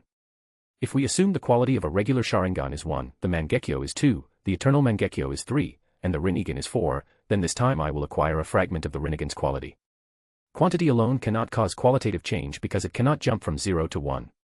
However, if there's already a seed of quality, then quantity can trigger qualitative transformation. So, what if I directly acquire the higher quality Rinnegan? With this hypothesis, Shiro looked at the mysterious purple Rinnegan and smiled. Nagato, bear with me. I will gently extract a small portion of your Rinnegan's ocular power. Perhaps it will confirm one of my theories. Nagato nodded seriously. Lord Shiro, it's okay. At this moment, Shiro was unusually tense. Previously, Tsunade had experimented with Mikoto's Mangekyo Sharingan to test this hypothesis. When a small amount of high-quality ocular power was introduced to Mikoto's Mangekyo, subtle changes did occur, but the process was too slow. Increasing the amount would cause irreversible damage to the Mangekyo. After all, this was an act of plunder. And Mikoto's eyes were only regular Mangekyo Sharingan. Forbidden Technique, Chimera Jutsu. With a serious expression, Shiro activated the forbidden technique. A rhombus-shaped imprint appeared in his palm, and he carefully controlled it through his fingers to extract a tiny fragment of the Rinnegan's power. The Mangekyo, Eternal Mangekyo, and Rinnegan, 3 levels higher in quality. This should accelerate the transformation. As a fragment of Madara Uchiha's Rinnegan's power flowed into his body, Shiro felt a refreshing sensation from his eyes. Though it was just a fragment, it began to ferment within his system. As expected. My hypothesis was correct. Suppressing his excitement, Shiro smiled and extracted another fragment from Nagato's other eye. Nagato's purple Rinnegan, after losing a bit of its power, made his eyes feel only a slight sense of fatigue and soreness. In the distant forest, White Zetsu could see from afar that Shiro was conversing with Nagato. He could only look on helplessly. There shouldn't be any problems. After all, if someone wanted to covet the Rinnegan, there have been plenty of opportunities for it. Besides, this is someone that Madara has chosen. While White Zetsu waited helplessly, the two finally emerged from the forest. He immediately smiled. It turned out Madara-sama's judgment was not wrong. Nagato, as a reward, suspend the Akatsuki's missions for about 10 days. During this time, not only will there be no casualties, but you will also receive compensation from Iwagakure. By the waterfall, Shiro smiled as he spoke, and Nagato respectfully nodded, replying. I understand, Lord Shiro. When I return, I will use my health as an excuse to delay Yahiko's plans for 10 days. For Nagato, as long as he didn't have to oppose Shiro, nothing else mattered. As for what would happen after 10 days, he had already guessed. Konoha was likely planning to launch a surprise attack on Kimogakure, but he would not share this information with anyone. Oh, by the way, this is the latest issue about to be published. Looks like you get to see it early. As the two parted, Shiro smiled and took out a newly unpublished copy of My Struggle from his ninja pouch. Seeing the book, Nagato's face lit up with an excited smile as he nodded and said. Thank you, Lord Shiro. My Struggle had practically become Nagato's life mentor. Originally, Nagato was a confused and directionless person, but this book gave him a sense of purpose. It was Shiro who had entrusted the Rinnegan's mission to him with great hope. Bringing peace to the ninja world with the Rinnegan, this mission weighed heavily on him. Yet the philosophy in this book captivated him, giving him clarity. Nagato's belief in the ninja way gradually aligned with one of the ideologies presented in the book. Let's go. The two parted ways after their brief meeting. This time, Nagato did not linger like he used to. Instead, as a more mature ninja, he smiled and looked up at the sun in the sky. Lord Shiro, I believe your will of fire can bring peace to the ninja world. If you need it, my Rinnegan is your strength. Glancing back at the figure atop the waterfall, Nagato displayed a determined smile. Peace for the ninja world. He seemed to have found his direction. The era of warring states had evolved into the current system of ninja villages after large-scale wars.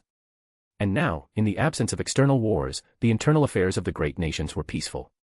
Did this not prove that the path to peace was not wrong, only that the scale of the wars had been too small? If the ninja world were to engage in an even larger-scale war to unify all villages, would peace finally arrive? In the forest, running swiftly toward the sunlight, Nagato's face showed resolute determination. He believed it was possible because this was the path Shiro had spent years searching for, a path to peace. Conan, the war is about to begin. Remember, survive. By the waterfall, watching Nagato's fading figure, Shiro felt a refreshing sensation in his eyes and couldn't help but smile. Turning back, he gave a reminder to the girl behind him, Conan, which caused her to smile and nod solemnly. She understood that her strength was weak compared to Shiro, but she would continue to train hard. Lord Shiro, don't worry. Conan will survive. At the same time, Conan silently vowed in her heart to grow strong enough to protect Shiro. Just then, a message arrived via a slug that appeared on Shiro's shoulder. After receiving it, Shiro smiled and nodded. I understand. I will arrive at the right time. As Tsunade, the commander of the battle against Kimogakure, led the overt forces, the prominent ninja clans would naturally make an appearance on the front lines, taking up key positions. At the same time, this would serve to conceal the elite unit hidden in the shadows. The Third Great Ninja War, ha! Glancing back in the direction of Konoha's ninja camp, Shiro narrowed his eyes, revealing a confident smile. This will be my stage. This time, Tsunade had sent him the confidence behind Sarutobi Hiruzen's execution plan. At first, Shiro thought it was something significant, but he almost burst out laughing when he understood it. That's it. The so-called perfect plan to crush Kimogakure. It wasn't that the plan was without merit. The arrangements were nearly flawless, except they underestimated the strength of the third Raigage and overestimated Sarutobi Hiruzen's abilities. This discrepancy widened the gap significantly. However, my eyes. Feeling the cool sensation in his eyes, especially the clarity in his mind, Shiro's lips curled into an ambitious smile. As expected, if the changes caused by a higher level of quality are too subtle, then I'll add something 3 levels higher. The quality of the Rinnegan was like a drop of ink in a glass of water, quickly dyeing the entire glass black. I can feel my eyes growing stronger. At that moment, Shiro's eyes displayed the 3-tomo Sharingan. Though still incomplete, they slowly rotated, and faint, thin lines began to connect the tomo. No extreme emotional upheaval was needed, the Mangekyo Sharingan was no longer just a dream. With my current strength, I am already at the Kage level. After activating Sage Mode, I can contend with some of the strongest Kages. Perhaps I'm still slightly inferior to someone like the third Raigage, who has reached the pinnacle of Kage level power. But if I awaken the Mangekyo... Shiro narrowed his eyes, analyzing the situation in his mind. His current strength was akin to an enhanced version of Sasuke with Orochimaru's training. He also possessed the 5 chakra natures and a wider arsenal of jutsu. If my hypothesis is correct, the birth of the Rinnegan isn't just the combination of the Sharingan and would release. It should also require the chakra of Ashura and Indra to merge. Thinking of this, Shiro's face lit up with excitement. If his hypothesis was correct, the Mangekyo Sharingan was just the beginning. In the future, he would wield power capable of standing shoulder to shoulder with the moon itself. Tomorrow, the plan to crush Kimogakure would begin, the third Raigage versus the third Hokage. Chapter 174, Naruto, I am Uchiha Shirou, 174. 7 days later. At the border of the Land of Fire, a vast area filled with rocks stretches out, providing an open view. At midday on this particular day, ninjas from both the Kimogakure and the Konohagakure emerged from the forests on either side. The Konoha ninjas halted as they stepped out of the forest, leaving only one person to advance, Kohara Udatane, an advisor to the Hokage, who walked forward with calm confidence under the protection of her guards. On the Kumo side, seeing this scene, many of their ninjas wore grim expressions. Third Raigage-sama, be cautious of a trap. One Kumo ninja stared intently at the figure approaching them and issued a warning. The strong and imposing third Raigage stood with a serious expression, as several sensory-type ninjas began scanning the area with utmost focus. The forest in the distance contains only 100 Konoha ninjas who have stopped and are awaiting orders. The surrounding area is open and clear, no traps detected. It's safe. After receiving reports from the sensory ninjas, the third Raigage snorted coldly with arrogant disdain. It's just an old woman. We, the Kimogakure, cannot afford to lose face. Despite his seemingly brash words, the third Raigage was meticulous and leaned in to quietly instruct his son. Since you've inherited this title, you must take responsibility for the future of the Kimogakure. If the Konohagakure has sent an envoy to negotiate, we can use this opportunity to stall them while letting the Tsunade wear them down. Father, please be careful. The young candidate for the fourth Raigage was even bullier than his father. However, his expression was filled with gravity this time. Seeing his son's concern, the third Raigage laughed heartily. Don't forget. Our Kimogakure army is stationed nearby. If anything happens, we can wage war against the Konoha immediately. Under the blazing sun, the third Raigage strode forward toward the Konoha envoy with an imposing aura, showing no sign of weakness. A light breeze swept through, stirring up clouds of dust. As the two sides met at the border, both secretly breathed a sigh of relief. The Konoha seemed earnest about negotiating. And the Kumo hadn't detected anything suspicious. For a moment, both sides shared these thoughts in their minds. Kohara Udatane. Do you realize the consequences of recklessly starting a war in the ninja world? While it's just a minor border skirmish now, it's not too late to pull back, Kohara declared the moment she arrived, adopting a condescending tone filled with veiled threats. However, the third Raigage immediately responded with an angry roar. You Konoha ninjas are shameless. You instigated internal strife in our village, and now you're acting righteous. What about the chaos your ninjas caused, resulting in our tailed beast going berserk? How will you account for that? Third Raigage, you must take responsibility for your words. Do you have evidence? Without proof, your accusations are baseless slander. And as one of the 5 Kage, you've personally led countless Kumo ninjas to the border, provoking conflict and escalating tensions. At the border, the third Raigage of the Kumo and Kohara Udatane, representing the Konoha, exchanged accusations. In the distant forest, the Kumo ninjas watching the exchange quietly relaxed. It seems we were overly cautious. The Konoha, despite its strength, is already dealing with the Suna as an enemy. They wouldn't want to start a war with us so easily. That's true. The Kumo ninjas exhaled in relief, some even smiling lightly. The Konoha, since the establishment of ninja villages, had always loomed over the ninja world like a towering mountain. Its reputation was immense, and even the most battle-hardened Kumo ninjas felt a sense of pressure when considering war with the Konoha. After all, the Konoha had defeated 4 other great nations simultaneously during a war over 20 years ago, cementing its status as the strongest ninja village. This legacy of victories caused the other major villages to overestimate the Konoha's capabilities, while the Konoha itself, basking in its past glories, had begun to underestimate its adversaries. Even so, we must not let our guard down. Inform the rear to maintain the barrier. We cannot afford any mistakes. Yes. While others relaxed, the candidate for the 4th Raigage, furrowed his brows and gazed into the distance with worry. He hoped his concerns were unfounded, but as someone groomed to be Raigage, he knew he couldn't afford any errors. Deeper in the forest behind the Konoha forces, a transparent barrier concealed hundreds of Konoha ninjas standing ready. Both sides were playing a game of deception, or perhaps it was simply the nature of ninjas to rely on subterfuge. The Konoha believed the Konoha wouldn't want to start a war lightly, so their preparations were merely precautionary. Meanwhile, the Konoha believed the Kumo wouldn't suspect their audacious plan to approach their target under the guise of diplomacy. In the Konoha's forest, a similar barrier encased their forces. The 2 great villages' barriers were astonishingly alike, with the Konoha inheriting the legacy of the land of whirlpools, and the Kumo having plundered its remnants. 3rd Hokage-sama's disguise as Koharu Uchiha is incredibly convincing. He's already managed to get close to the 3rd Raigage, reported a Hyuga ninja with the Byakugan, his voice filled with seriousness as he described what he saw. Within the barrier, the real Koharu Uchiha frowned upon hearing the report but relaxed slightly. As masters of information gathering, ninjas excelled at reconnaissance. Koharu's meeting with the Kumo was genuine, but on her way there, she and Hiruzen Sarutobi had flawlessly executed a substitution trick. Seeing that the plan was proceeding smoothly, Koharu glanced at Minato Namikaze, who stood nearby, preparing himself. Lowering her voice, she asked. Minato, is there any issue with this plan? Inside the barrier, Minato was the center of attention. For once, his usual calm demeanor showed a hint of seriousness as he nodded.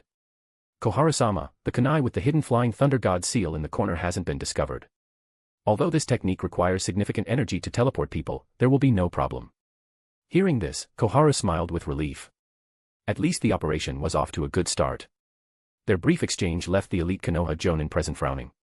They still didn't fully understand the critical details of the plan to collapse the Kimogakure. Now that we've reached this pivotal moment, shouldn't the Umbu reveal the full battle plan to us? Indeed. We've heard that the 3rd Raigage is a master of taijutsu. If he realizes he's been ambushed, we may not be able to stop him. Even now, the Konoha Jonin remained tense. Defeating or driving off a Kage-level opponent was one thing, killing one was an entirely different challenge. Among the Jonin, only Uchiha Shirou and Uchiha Mikoto exchanged knowing glances, suspecting that Flying Thunder God might play a role. Sure enough, Koharu glanced at the group calmly and, under the protection of the Umbu, announced solemnly. Prepare for battle. I will now explain the plan. The key to this operation lies with Jonin Minato Namikaze. Minato Namikaze. The group was puzzled until Minato, with his golden hair and humble smile, nodded at them. Yes. Since I've learned the 2nd Hokage's Flying Thunder God technique, I will use it to teleport Umbu Jonin to the 3rd Raigage's location. Then, with the help of 8 Umbu Jonin, we'll establish a barrier to trap the 3rd Raigage inside, leaving him with no chance of escape. As Minato explained, the Jonin around him stared in amazement at the young ninja. So young, yet he's mastered the 2nd Hokage's space-time ninjutsu. No wonder. This solves the most difficult part of the plan. Exactly. With the 3rd Hokage present, this operation is as good as done. The 2nd Hokage's Flying Thunder God technique might be unfamiliar to the new generation of shinobi, but this group of mostly 30-something Jonin grew up listening to the legendary stories of the 2nd Hokage. The Flying Thunder God technique was once the pinnacle of the Shinobi World. Everyone marveled at the return of the Flying Thunder God technique to the battlefield, but no one expressed concern for the safety of their Hokage. It had to be said, the aura of prestige was simply overwhelming. Amidst the crowd, only Shiro and Mikoto exchanged glances in secret. Sister Tsunade and Kushina are commanding the Konoha forces. Once we send the signal here, Konoha will launch an assault on the Kumo ninja. But can the 3rd truly handle the Raigage? Even Mikoto showed doubt. After all, this was a Raigage they were dealing with. However, Shiro narrowed his eyes and lowered his voice in a teasing tone. Mikoto, think carefully about the ninja behind the 3rd. The ninja behind the 3rd. Mikoto frowned. This was a ninja she had never seen before. At this moment, Shiro revealed a meaningful smile. The 3rd's confidence was not misplaced, the plan this time was so flawless that even they had overlooked some details. Mikoto, remember to hide your eyes later. Don't reveal them so easily. Shiro gave a solemn warning. Mikoto nodded lightly. When she lowered her gaze and raised it again, the 3 Tomo Sharingan had already appeared in her sockets. I'm already wearing my contact lenses. Beneath the disguise of the 3 Tomo contact lenses lay a pair of powerful Mangekyo Sharingan. The center of attention for both Konoha and the Kumo ninjas was the battlefield ahead. Third Raigage, are you sure you want to start a war? At this moment, Kohara Uchiha showed an angry expression and questioned again. The third Raigage coldly responded in kind. Hokage advisor, when Konoha created conflict and disaster for us Kumo ninjas, you should have already considered the consequences. Neither side gave an inch. Amid the heavy tension, a glint of malice flashed in Kohara's eyes. Then let's begin. This seemingly casual remark left the third Raigage momentarily stunned. Before he could react, a Hyuga ninja from Konoha saw the signal gesture from the third's hand and immediately shouted.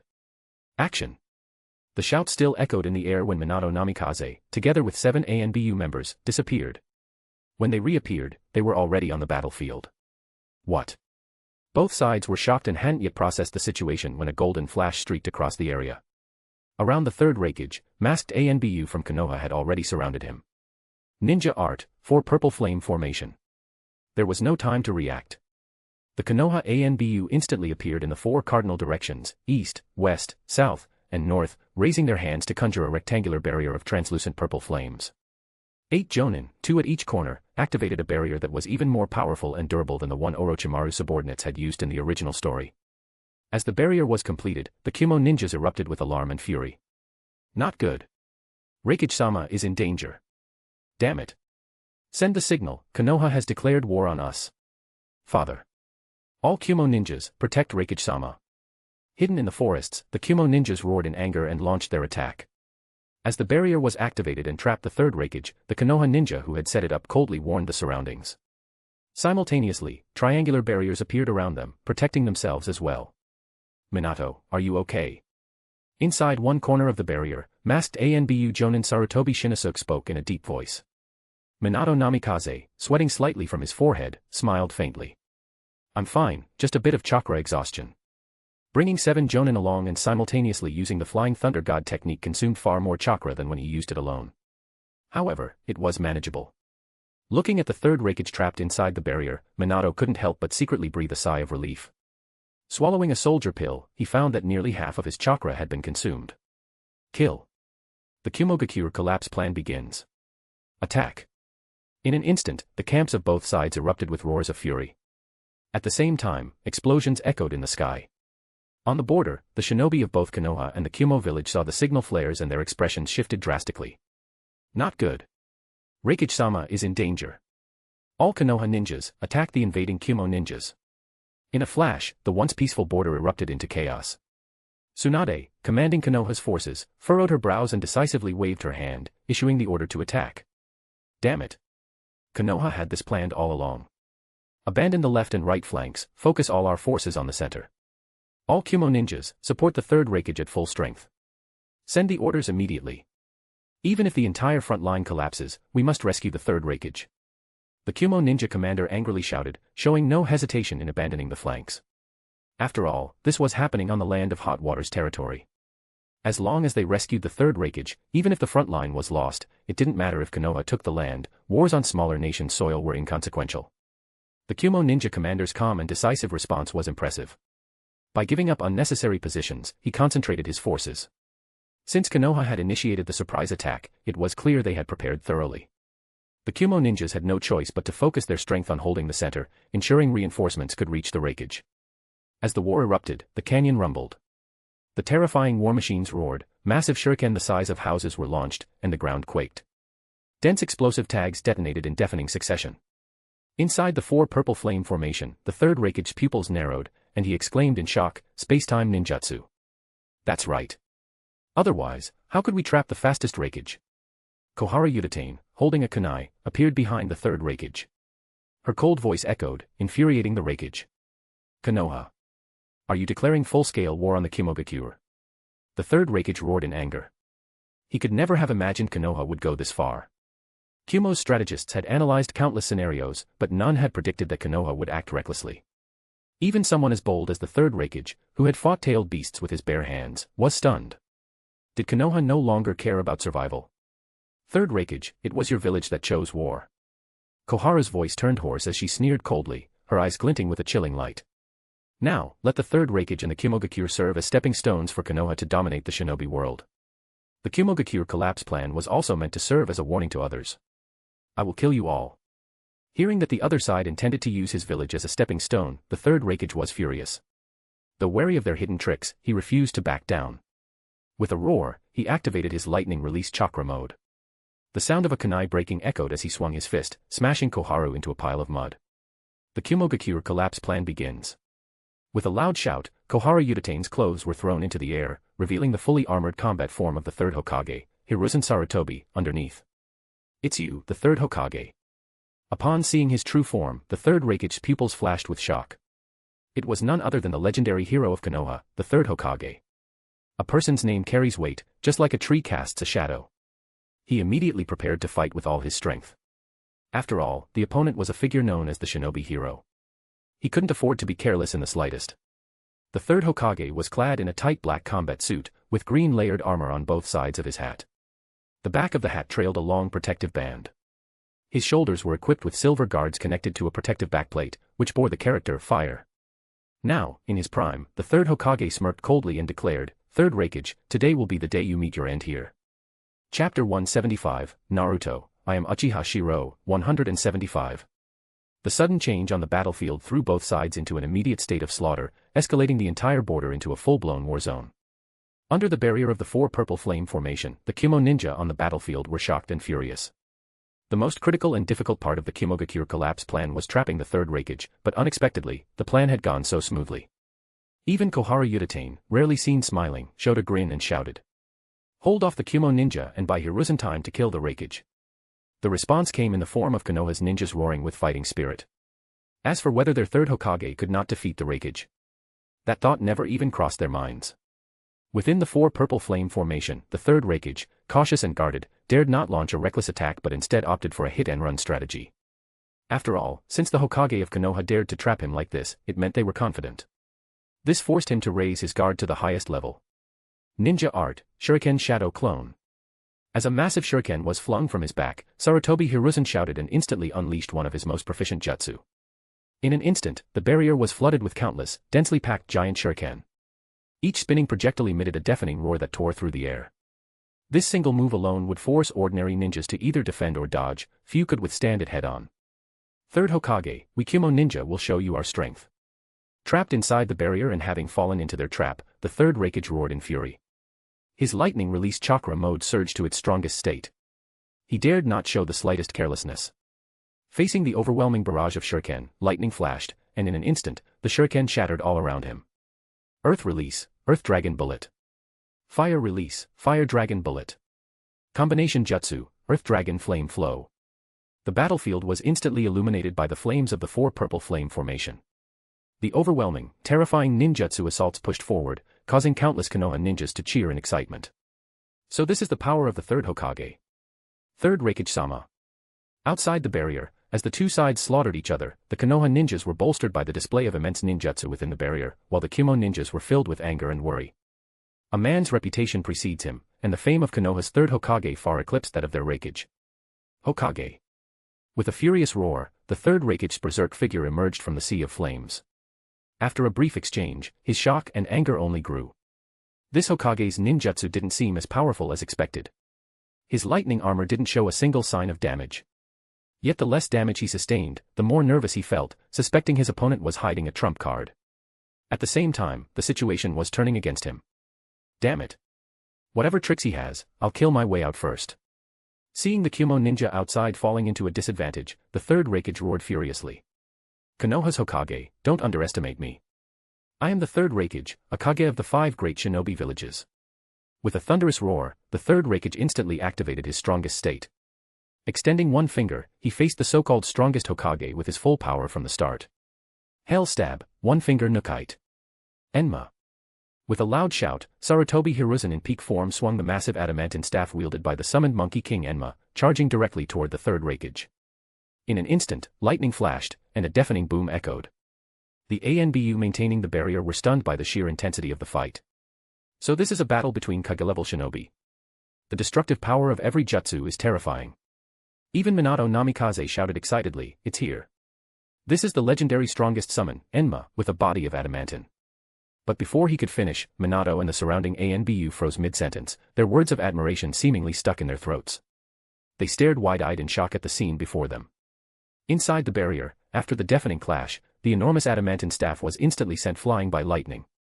Sarutobi Hiruzen himself was struck by the sudden force and flung backward. Impossible. Getting up from the rubble in a disheveled state, Sarutobi Hiruzen stared wide-eyed at his hands, which were now bloodied and mangled.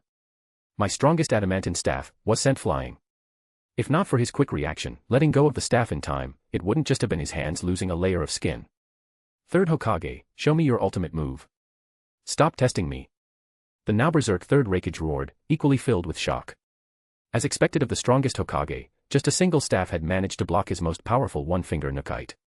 But the Raigage still believed the third Hokage was merely testing him and hadn't yet revealed his trump card. However, Sarutobi Hiruzen knew his limits. From being fully confident at first, a hint of panic now crept into his heart. Enma's adamantine staff, with the force of that attack just now, he was confident it could even send the Nine Tails flying. And yet, it had been overpowered in a direct clash. Something wasn't right. The intelligence didn't describe the third Raigage as being this strong. Hokage-sama.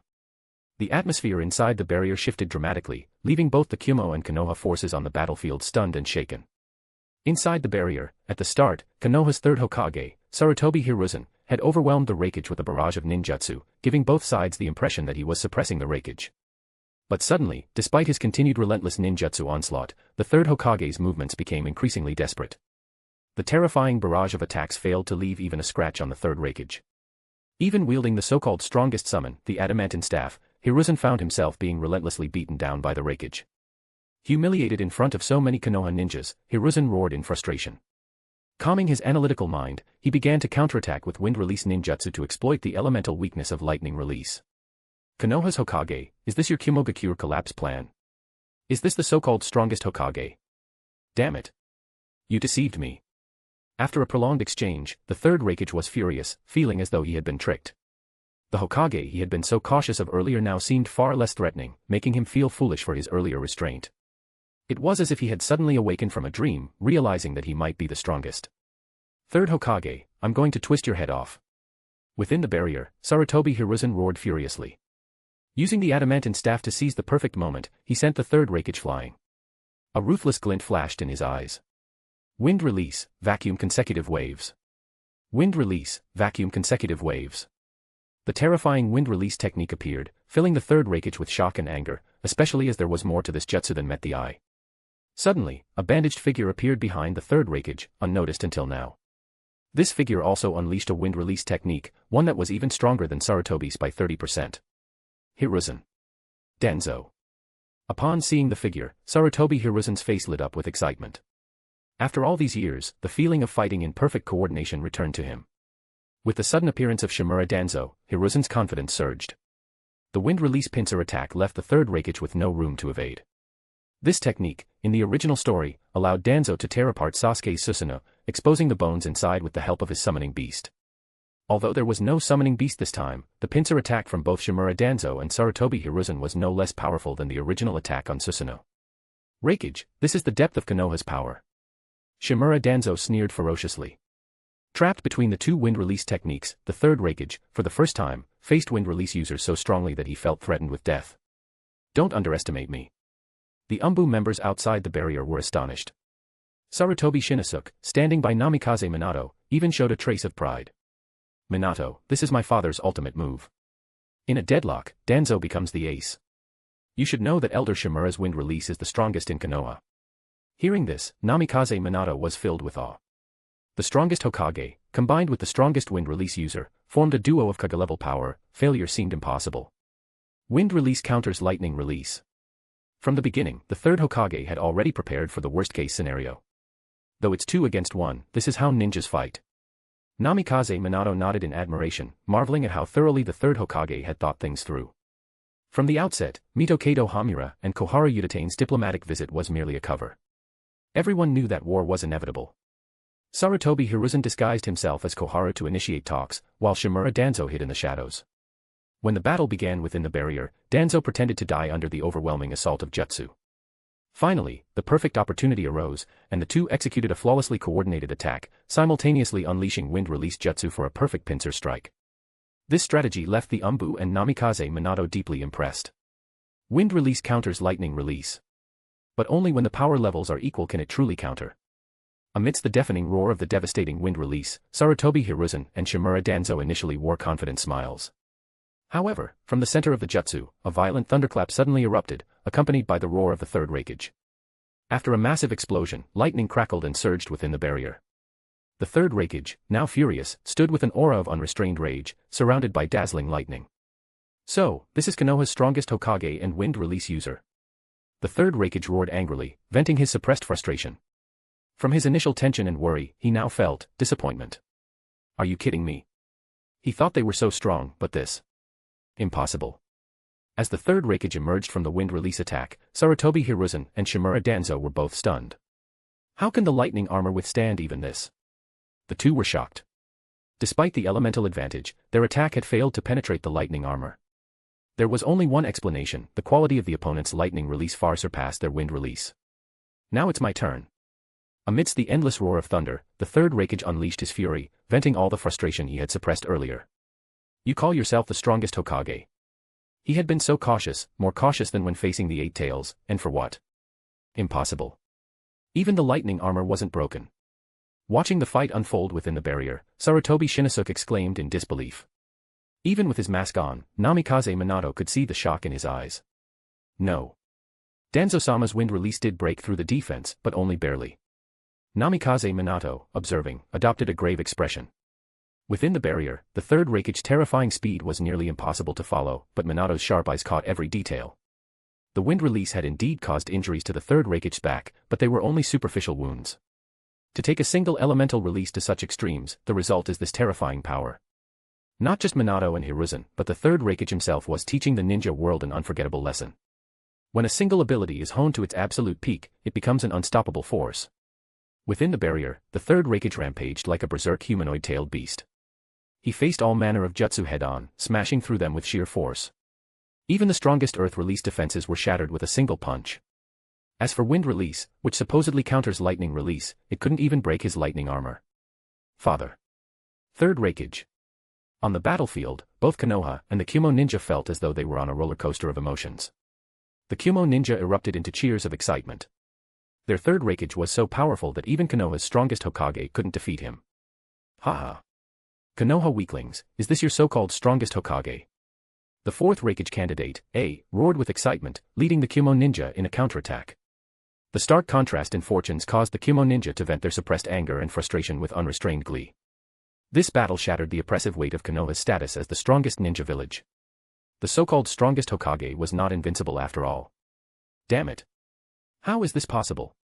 The third Hokage is supposed to be the strongest. Konoha's morale plummeted.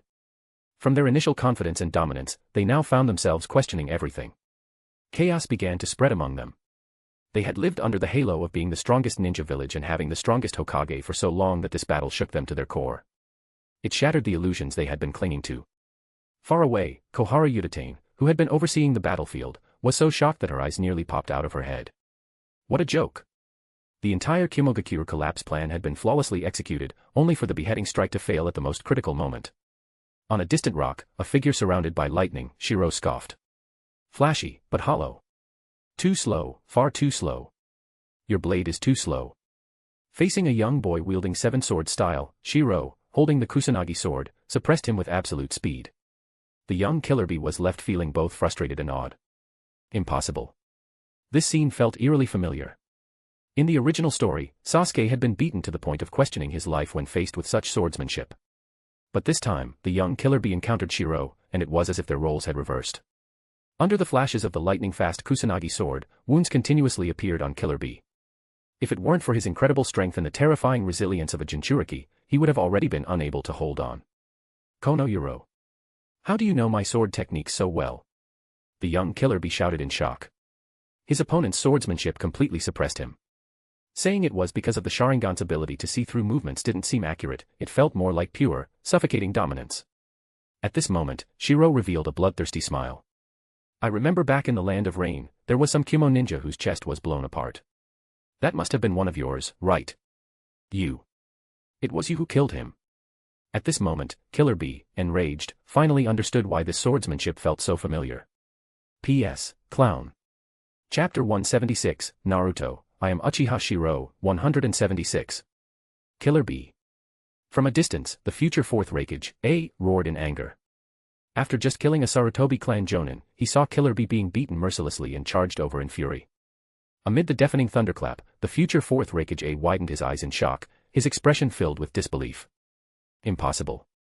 The opponent's body was also flickering with arcs of lightning, his entire body enveloped in lightning release chakra, resembling the lightning release chakra mode of Kimogakure. Killer. After his attack was blocked in such a familiar way, the future fourth Raigage immediately turned around and dragged the bloodied Killer Bee to a safe area. Be careful, big brother. That's Uchiha Shirou. He's using our village's lightning release chakra mode. Killer Bee, despite his monstrous Jinchuriki physique, was severely injured, yet still energetic. While speaking with the wounds on Killer Bee's body were visibly healing. Damn it. They steal our Kimogakure ninjutsu. The future fourth Raigage roared with rage. Though he appeared to be a brute, his sharp eyes noticed the 3 Kimogakure corpses scattered around. Meanwhile, Shiro, seeing the combination of the future fourth Raigage and Killer Bee, smiled. No, you're wrong. I didn't steal it. I merely borrowed from the nintaijutsu in the mind of some dead fool. Gotta say it's really useful. As the 3 Tomo in Shiro's Sharingan spun, he appeared relaxed, but in truth, he was extremely cautious. Killer Bee had long been chosen as the future fourth Raigage's partner. Even before the previous 8 Tails Jinchuriki, Blue Bee, had passed, Killer Bee had been carrying out missions alongside Now, with the 8 Tails sealed inside him, Killer Bee might not yet fully control its power, but his strength had still reached a level above Jonin. As for although he had not yet become the fourth Raigage, his strength was formidable. He inherited his father's fighting style, and in the original story, when the 8 Tails went berserk, he even managed to cut off one of its horns. This demonstrated his undeniable power. Killer Bee, let's go. Oh yeah. On the battlefield, there was no time for hesitation. After rescuing Killer Bee, the future fourth Raigage shouted fiercely as the two launched a coordinated attack. With Killer Bee's playful antics, the 3 of them clashed in an intense battle. The 3 flashes of lightning left the future fourth Raigage stunned. Big brother, be careful. His style of lightning release nintaijutsu has subtle differences from ours. If the lightning release armor used by and Killer Bee protected their bodies with a blue, star-shaped lightning release chakra mode, Shiro's lightning release armor was surrounded by arcs of lightning, with his blue chakra almost transparent. Only during combat, when friction with the air occurred, did flames condense into a visible form. Damn it. He's developed our Kimogakure's lightning release armor to such a level. The rough face of the future fourth Raigage was filled with unprecedented seriousness as he continuously analyzed the opponent's ninjutsu. Tighter compression of the lightning release armor requires stronger chakra control and increases chakra consumption. Maintaining it is far more challenging. In just a brief exchange, had already deduced the differences in their techniques. Nintaijutsu. The Uchiha clan excels in more than just that. Facing the combined assault of 2 opponents, Shiro felt the pressure. The 3 Tomo in his Sharingan spun rapidly, clearly tracking all their movements. At that moment, a distant rumbling sound suddenly echoed. Haha. Damn, Konoha ninjas, our Kimogakure reinforcements are here. The future fourth Raigage shouted excitedly, and the suppressed Kimogakure forces roared in unison. Although their morale soared, the Konoha ninjas they were facing this time were overwhelmingly strong. Damn it, how did Kimogakure's reinforcements arrive so quickly? A Sarutobi clan jonin said angrily, while a Hyuga clan join shouted urgently. Everyone, we must buy time for the 3rd Hokage. The Kimogakure reinforcements arrived quickly because they abandoned numerous positions. Damn it. 3rd Hokage-sama, if you have any forbidden or S-rank jutsu, use them now. 3rd Hokage-sama, stop holding back. Show these Kimogakure brutes that Konoha is the strongest. On Konoha's side, countless jonins were shouting in anger, especially the Sarutobi clan members, who refused to accept reality. They believed that the 3rd Hokage must have some terrifying forbidden or S-rank jutsu up his sleeve. However, within the 4 Violet Flames formation barrier, the 3rd Hokage was in dire straits. His armor had been shattered, and he had no trump cards left. The S-rank or forbidden jutsu in the Scroll of Seals were indeed powerful, but all came with severe drawbacks. Moreover, his strength, while formidable enough to counter most Jonin or even Kage-level opponents, relied on his mastery of all 5 elemental natures. Against most ninjutsu, he could easily counter with superior elemental techniques. This led him to grow complacent, believing that after the deaths of the 1st and 2nd Hokage, he Hiruzen Sarutobi, was the pinnacle of the Shinobi World. Fire Style, Fire Dragon Flame Bomb. Hiruzen Sarutobi unleashed his terrifying fire-style ninjutsu in a fit of rage, with flames so intense they turned white. At this moment, he displayed the culmination of his lifelong learning. This single terrifying fire-style ninjutsu reached a level rarely seen in the Shinobi world. Even elite jonin, using water style to counter, could not defend against it. Haha, Hiruzen Sarutobi. What a joke of a shinobi hero. To me, it seems like Konoha just made up that title. The third Raigage, having overcome his initial intimidation by Hiruzen's reputation, grew increasingly excited. He realized just how strong he had become, strong enough to overwhelm the Hokage. Despite the fearsome flames of the enhanced fire style, it still couldn't break through the berserk third Raigage's defense. How can this be possible? There's no way the third Raigage can maintain this state for long. Earth Style, Earth Flow Wall. Hiruzen Sarutobi's Earth Style technique created walls as solid as rock, yet they were pierced as easily as paper. Impossible. Hiruzen Sarutobi felt his scalp tingle. His Fire and Earth Style techniques, which surpassed 99% of the Shinobi world, were rendered useless. One was ineffective, and the other was destroyed. A ninja capable of such feats was unheard of. For the first time, Hiruzen misjudged his opponent, confidently facing someone who could fight tailed beasts head-on, the third Raigage. The third Raigage had perfected the lightning release armor, becoming the first shinobi to reach such a level. His lightning release armor could withstand tailed beast bombs and even survive direct hits from S-rank wind-style techniques with only minor injuries. Even when the lightning release armor was breached, his body, honed through years of training, was monstrous. For offense, he had the Hell Stab, one-finger Nukite, capable of slicing through the Eight Tails horns.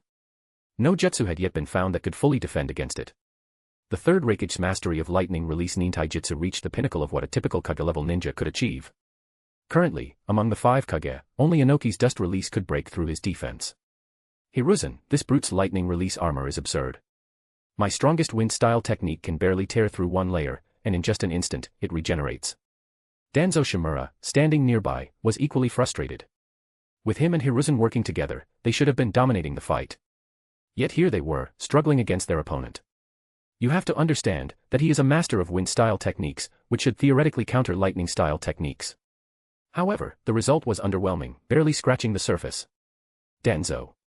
Sarutobi Hiruzen was enraged. It wasn't that he had lost his composure, but the stakes of the Kumogakure collapse plan were far too high. He couldn't even begin to imagine the consequences of failure. If they failed, the Kumogakure would fully join the war. At the same time, Konoha's decapitation plan, targeting the leaders of the 5 great shinobi villages, would cause widespread panic among the other villages. Iwagakure and Kirigakure wouldn't take long to join the fray, and Konoha would once again face a united assault from all 4 great villages. What made things worse was that Sarutobi Hiruzen, despite unleashing everything he'd learned in his life, couldn't even break through the third Raigage's defenses. This almost broke his spirit. As the strongest Hokage, shinobi hero, and professor of ninjutsu, he couldn't bear to imagine the shift in the countless admiring gazes of Konoha's people if he failed. Hiruzen. This isn't working. That brute is too fast, and now the barrier is restricting us instead. Shimura Danzo roared in frustration. The barrier, originally meant to trap the third Raigage, had now become a hindrance to their movements. Ha ha ha, Sarutobi Hiruzen. And you, Shimura Danzo, you dark and scheming rat. I'm going to pierce you both. The third Raigage roared excitedly, like a savage barbarian. Defeating the third Hokage would be a victory on par with the Kumo defeating Konoha itself. Such glory made the Raigage even more frenzied. He would become a legend in the shinobi world, a legend of defeating the Hokage of Konoha, the leader of the 5 great shinobi villages. The undisputed strongest Raigage in the history of the Kumogakure. Amidst his endless excitement, there was also a deep-seated rage toward Shimura Danzo. You Konoha rats hiding in the shadows, sowing discord among our village, this time, I'll make you taste the full wrath of the Kumogakure. If defeating Sarutobi Hiruzen represented supreme honor, then killing Shimura Danzo was pure vengeance.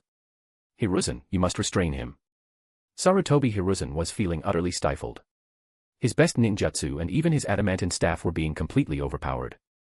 Even his hidden explosive tag trick had no effect.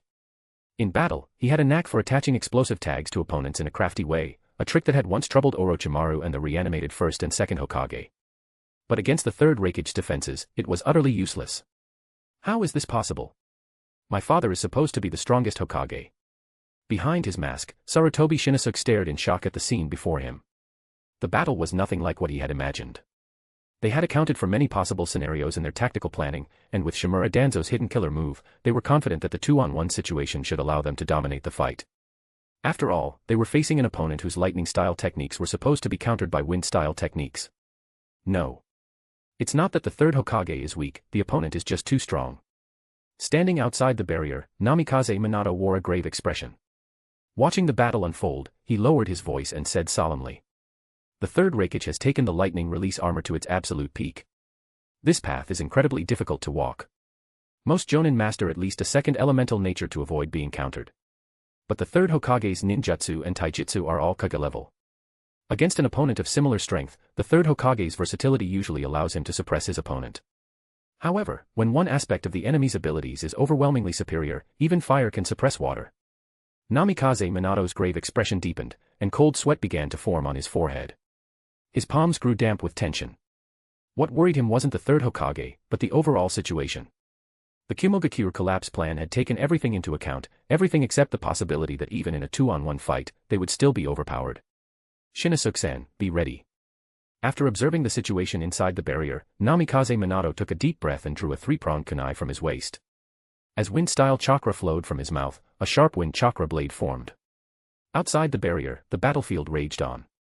While Konoha still held the upper hand overall, the scene inside the barrier weighed heavily on the hearts of Konoha's shinobi. Konoha scum. A thunderous roar echoed as the future fourth Raigage, A, and Killer B unleashed their combined lightning-style taijutsu techniques. Their frenzied onslaught, aided by Shiro's strategic maneuvering, drew the battle into the heart of the Konoha forces. Amidst the chaos, a Sarutobi clan Jonin stared in shock and rage at the headless, blood-spurting corpse of one of their comrades. Lightning release, Liger Bomb. Lord Third. Suddenly, a commotion erupted inside the barrier. Many Kumo shinobi were furious, while Konoha's forces erupted in cheers of excitement. Wind release, vacuum serial waves. A battered Shimura Danzo unleashed a massive-scale wind-style ninjutsu, and Sarutobi Hiruzen seized the opportunity to use the shadow clone technique. Now, Sarutobi. Seeing Sarutobi capitalize on the opening, Shimura Danzo shouted in excitement.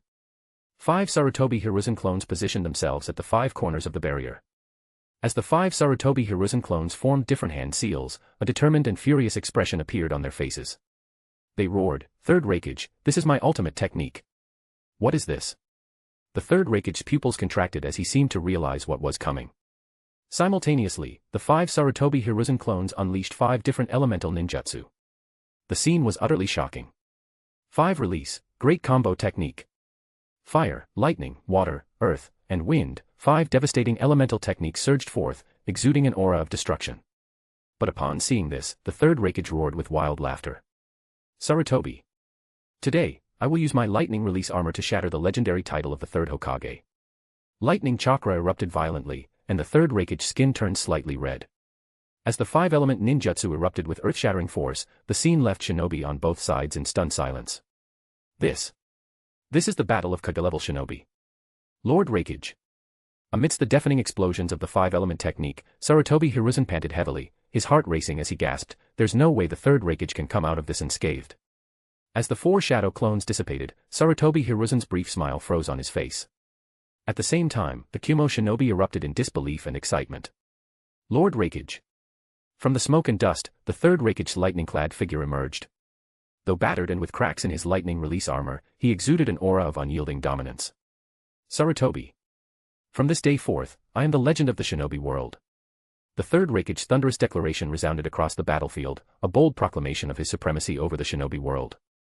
At that moment, the third Raigage radiated an aura of invincibility, his eyes filled with exhilaration. He had won. His domineering announcement left Sarutobi Hiruzen staring in disbelief. How is this possible? The third Raigage's words weren't mere arrogance, defeating the strongest Hokage had filled him with boundless pride and confidence. Now's the chance. Suddenly, a golden flash appeared, and the tide of the battle shifted in an instant. Sarutobi Hiruzen's face lit up with excitement. If they could kill the Raigage, he could still reclaim his title as the legendary shinobi hero. The golden flash was none other than Namikaze Minato. In the third Raigage's wide-eyed disbelief, Minato's kunai, imbued with wind-style chakra, pierced toward his neck.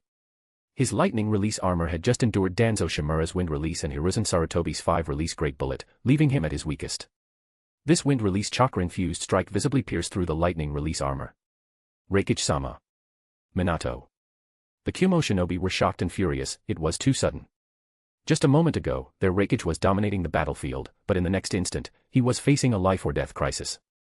Meanwhile, the third Hokage and the Konoha ninjas erupted in excited cheers.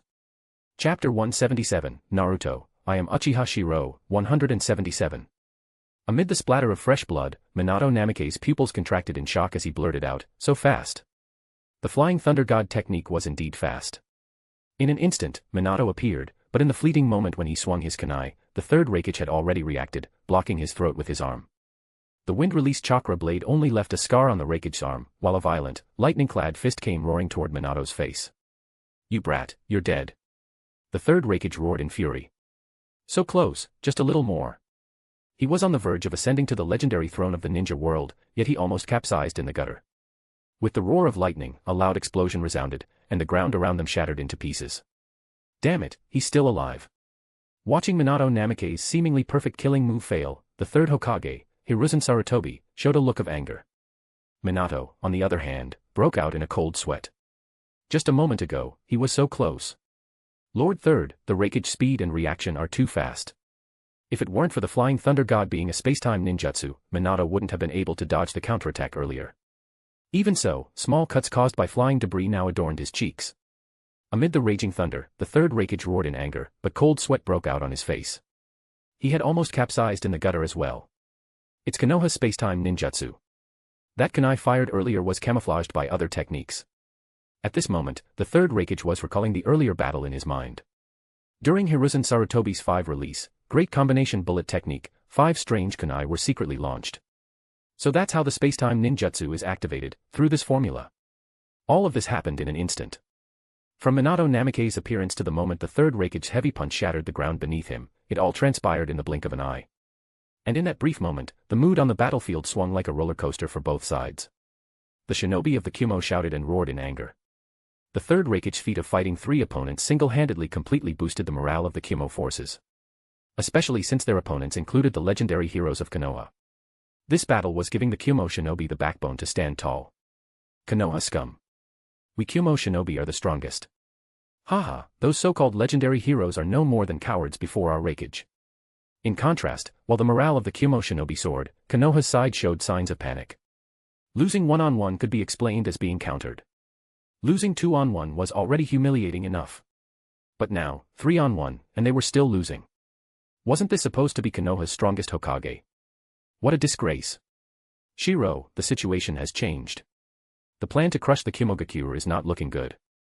Mikoto appeared by Shiro's side, speaking in a low, grave tone. Shiro's mouth twitched at her words. Not looking good. This wasn't just not looking good, they were being completely overwhelmed. Tell the Uchiha elites to be careful. The Konoha shinobi on the battlefield were dumbfounded. Their wide eyes reflected disbelief. They had prepared for many possible failures, even assuming the highest likelihood of intelligence leaks.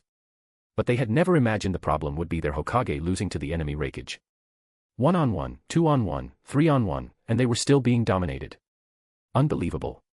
The Kumogakure collapse plan, on the battlefield, even if the Kumo shinobi outnumbered them and their morale was sky high, and even if they entered a berserk state, the combined efforts of Konoha's clans had been able to suppress them. But in the clash of the Kages, the situation was completely reversed. Damn it. So this is the so-called Kumogakure collapse plan by the third Hokage. The third Hokage lost. How could this happen? In the distance, Kohara Udatane, who was commanding the battlefield, stared in shock, her eyes wide. At that moment, she didn't know how to process what was happening, it was surreal. The next moment, she calmed herself and thought of the more severe consequences. Urgently, she shouted. Send orders. Prepare to protect the third Hokage during his retreat. The third Hokage can lose, but he must not be killed on the battlefield. Konoha shinobi, hear me. Prepare to cover the third Hokage's retreat. Under no circumstances can we allow our Hokage to be killed on the battlefield. The Konoha forces turned pale, their expressions filled with frustration and unwillingness. How had it come to this? If their Hokage, fighting 3-on-1, was defeated in front of their very eyes, and worse, killed, it would be earth-shattering. It would even change the political landscape of the entire ninja world. Before everyone's eyes, within the barrier, the third Hokage, Hiruzen Sarutobi, teamed up with Danzo Shimura and a space-time ninjutsu user. Yet they were still being dominated. Haha, Sarutobi, Danzo. After today, you'll be nothing more than stepping stones for me, the third Raigage. With his momentum growing, the third Raikage's eyes gleamed with excitement and exhilaration. He hadn't expected Konoha's Kage to be so weak. While venting his rage, he also employed psychological tactics. Amid the raging, frenzied lightning, Hiruzen Sarutobi and Danzo Shimura weren't weak. Their overwhelming barrage of ninjutsu was something few Kage-level opponents would dare to face head-on. But this time, they were facing the third Raikage, whose ultimate taijutsu rendered most ninjutsu attacks ineffective. Minato continued to flash around the battlefield within the barrier, often using his space-time ninjutsu to rescue Hiruzen and Danzo. This gave the two more opportunities to unleash their ninjutsu, but no matter how much they attacked, they couldn't break through the Raikage's defenses. Hiruzen, we must restrain him, or we'll have no chance at all. He was too fast. Even with their terrifying forbidden techniques, they couldn't hit him. Minato, look out. At that moment, the third Raikage suddenly let out a ferocious laugh and, turning into a bolt of lightning, thrust his hand directly toward Minato. I'll kill you first, you annoying blonde brat. As the lightning raged, Minato used the Flying Thunder God technique to evade, but his face suddenly changed, and he shouted in alarm. No. The Raikage target is the barrier. By the time they realized this, it was too late. In an instant, the violent lightning struck one corner of the four violet flames formation. The sound of the barrier shattering reverberated as Hiruzen Sarutobi roared in fury from afar. Shinosuke. The four violet flames formation was incredibly strong, especially since this time it was being maintained by 8 jonin, with 2 at each corner. But with Minato, who had been supporting Shinosuke in maintaining the barrier, joining the fight, one corner of the barrier had become a weak point. With a deafening boom, the lightning surged onto the battlefield. At that moment, Konoha's forces were paralyzed. The Kumogakure collapse plan had completely failed. The Kumo shinobi erupted into jubilant cheers, Lord Raikage. Bursting out of the barrier, the third Raikage was like a rampaging tailed beast. Without hesitation, he charged straight into Konoha's ranks. Haha, Konoha scum. You were the ones who declared war on us. Now, in the name of the third Raikage, I officially declare, the Kumogakure will launch a full counterattack. Revenge. Revenge. Revenge.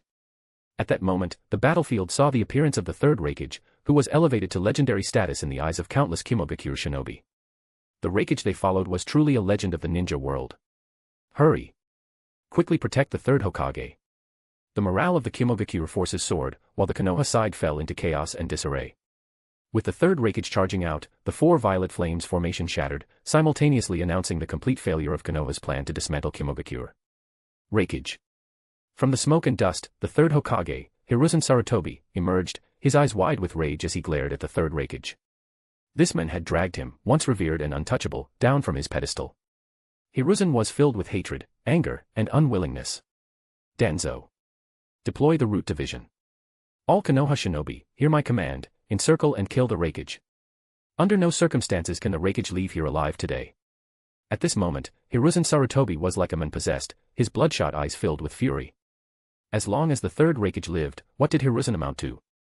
The carefully orchestrated plan to claim supreme glory by crushing Kumogakure had turned him into nothing more than a laughingstock. This, he absolutely could not tolerate. Especially considering the catastrophic impact this failure would have on the greater situation, it was nothing short of a disaster. For someone once exalted, being dragged down in such a manner was a blow even someone as strong as Sarutobi could barely endure. His mental state was on the verge of collapse. Ha ha ha. Hiruzen Sarutobi, if it weren't for the sheer number of Konoha shinobi, I would have taken your head right here in front of all of them.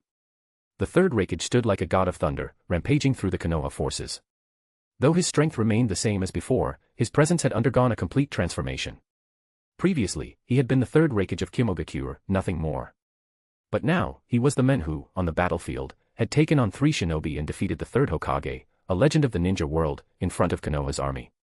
Though his power hadn't objectively changed, the shift in his will and aura made him seem even stronger. This was no illusion. It was real. Chakra, after all, was the combination of mental and physical energy, and this battle had forged in the third Raikage an unshakable belief in his invincibility. This belief solidified his chakra even further. It might sound mythical, but it was a fact. Just as Hanzo the salamander had grown weaker in his later years due to a loss of conviction, despite his chakra and body remaining intact, the third Raikage's unwavering belief in his invincibility had made him stronger. Stepping on the name of Konoha's third Hokage, the third Raikage had forged his faith in his invincibility. From afar, Kohara Utatane, witnessing the shift in the battlefield, turned pale and immediately ordered. Send word to the Uchiha, Hyuga, ANBU, and all elite root members to cover the third Hokage's retreat. There was no longer any chance of victory. Lord Third, retreat. The plan has failed. Hiruzen, the Raigage broke the barrier because he feared being entangled with us, so he seized the opportunity to shatter it. While Hiruzen Sarutobi was on the verge of madness, consumed by rage, the disheveled Danzo Shimura remained calm. The moment the third Raigage broke free, they had already lost. If they had managed to keep him within the barrier, there might have been a sliver of hope, perhaps by using some forbidden technique to restrain him. But on the open battlefield, the Raigage's unbridled fury was like a raging storm. They had no way to capture this force of nature. If the third Raigage was like an unstoppable berserker on the battlefield, then the third Hokage was akin to a walking artillery platform. However, when the lines between the two sides blurred and devolved into chaos, the third Hokage's large-scale ninjutsu was rendered ineffective. Conversely, the third Raigage's rampage seemed utterly unrestrained. Amid this grim situation, Hiruzen Sarutobi's frenzied state left Danzo both furious and secretly delighted. Hiruzen, calm yourself. All Konoha shinobi, listen to my command, protect the Hokage and retreat. Retreat.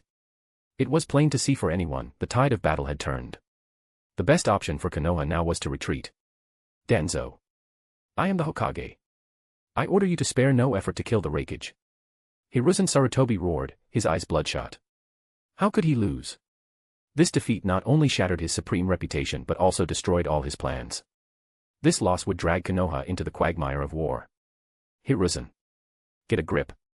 For the first time, Danzo Shimura showed anger as he pointed at the battlefield, openly defying Hiruzen Sarutobi's authority as Hokage.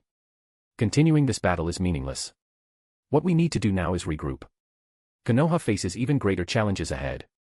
Despite his defiance, deep within Danzo's heart, a thrill of excitement bubbled up, one he could hardly believe himself. He had just defied the Hokage. Even greed began to sprout within him. With Hiruzen's fall from grace after this failure, the Hokage seat was within Danzo's reach. Hiruzen, war has already erupted. The ninja world is in turmoil, and Konoha is in its most perilous moment. The village still needs us. At that moment, Koharu Yudatane's voice, transmitted through Yamanaka clan techniques, echoed in the minds of Hiruzen, Danzo, and others. The village still needs us. Those words brought a glimmer of clarity back to Hiruzen's bloodshot eyes. Koharu's urgent voice continued. Hiruzen, we led Konoha through the first great ninja war. We triumphed in the second. Now the third has just begun. As long as we're still here, Konoha will survive this crisis. As Koharu's voice resonated in their minds, Hiruzen's dazed expression gradually brightened as he rediscovered his purpose. Konoha still needed him. He still had to lead Konoha out of the abyss once again. Give the order to retreat. Regaining his composure, Hiruzen Sarutobi, though reluctant, realized that for the sake of the village, he could not die so easily on the battlefield. He immediately issued the retreat order. Retreat. All Konoha shinobi, alternate in covering each other. Avoid prolonged engagements and protect the third Hokage's retreat. Koharu's words also planted a terrifying thought in Danzo's mind. Konoha was about to face the combined threat of the four great ninja villages. If Danzo could turn the tide during this war and save Konoha, he would secure unmatched renown. And with Hiruzen stepping down after this catastrophic failure, Danzo could finally claim the title of Hokage. I can become the Hokage. At that moment, Danzo's heart burned with ambition. Retreat. Cover the Hokage's withdrawal. Even Namikaze Minato could see the situation. If the battle continued, it wouldn't just be the elite clans that would be decimated. If the third Hokage were truly to be killed on the battlefield by the Raigage, that would be a nightmare for Konoha. Kill them all. All Kumo shinobi, follow Lord Raigage and slay Sarutobi. The failure of the Kumogakure collapse plan had already led the Kumo shinobi to abandon their positions and prepare to retreat while rescuing the Raigage.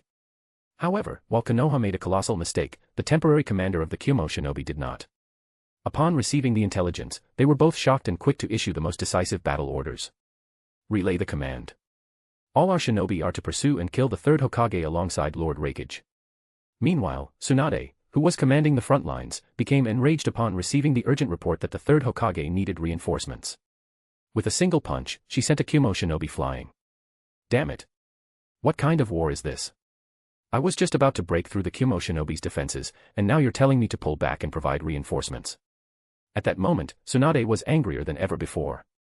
She roared at the Konoha shinobi behind her. Do you realize that this order will not only force us to abandon a victory already within our grasp but even worse, could potentially ignite a war that spreads directly into the land of fire itself? It wasn't unreasonable for Tsunade to be furious. After all, she had personally led Konoha's forces, and good news was coming in from every front. Even the most challenging positions were about to fall under her assault. Yet now, she was being told to retreat. What the hell is going on? The third Hokage is leading Konoha's most elite forces. Faced with Tsunade's questioning, Namikaze Minato, who had used the Flying Thunder God technique to deliver the message, looked pale. He had no time to offer explanations. Lady Tsunade, the third Hokage has been injured. Our forces are being pursued by the third Raigage and the Kumo Shinobi army. If the third Hokage were to fall on the battlefield. Tsunade's expression darkened upon hearing this report, her eyes widening in disbelief. What kind of joke was this? She had considered many possible failures, but she had never imagined the problem would arise with the third Hokage. Is the third Hokage being pursued? And worse, there was a real chance he could be killed on the battlefield. The consequences of a Kage being slain in combat would be catastrophic. Relay my orders. At that moment, Tsunade didn't hesitate for a second. She roared decisively, issuing one command after another. Immediately order all our forces to abandon their captured positions and concentrate their strength for a retreat. At the same time, the 3rd, 4th, and 6th divisions are to follow me and provide immediate support to the 3rd Hokage. Even in her furious rage, Tsunade understood the gravity of a Kage being slain. No matter the cost, even if it meant abandoning a hard-won victory, they had no choice but to act. Chapter 178, Naruto, I am Uchiha Shirou, 178. When Tsunade arrived to provide reinforcements, she froze at the sight of the battlefield before her. Tsunade, what on earth are you doing? Koharu Utatane, retreating in disarray, was furious the moment she saw Tsunade's reinforcements arriving so late. She pointed at the chaotic scene in front of her and shouted. The front lines are drenched in blood. Hiruzen, as Hokage, is personally fighting on the battlefield, and you're delaying. Shut up. Facing Koharu's immediate scolding, Tsunade didn't hold back her temper and rebuked sharply.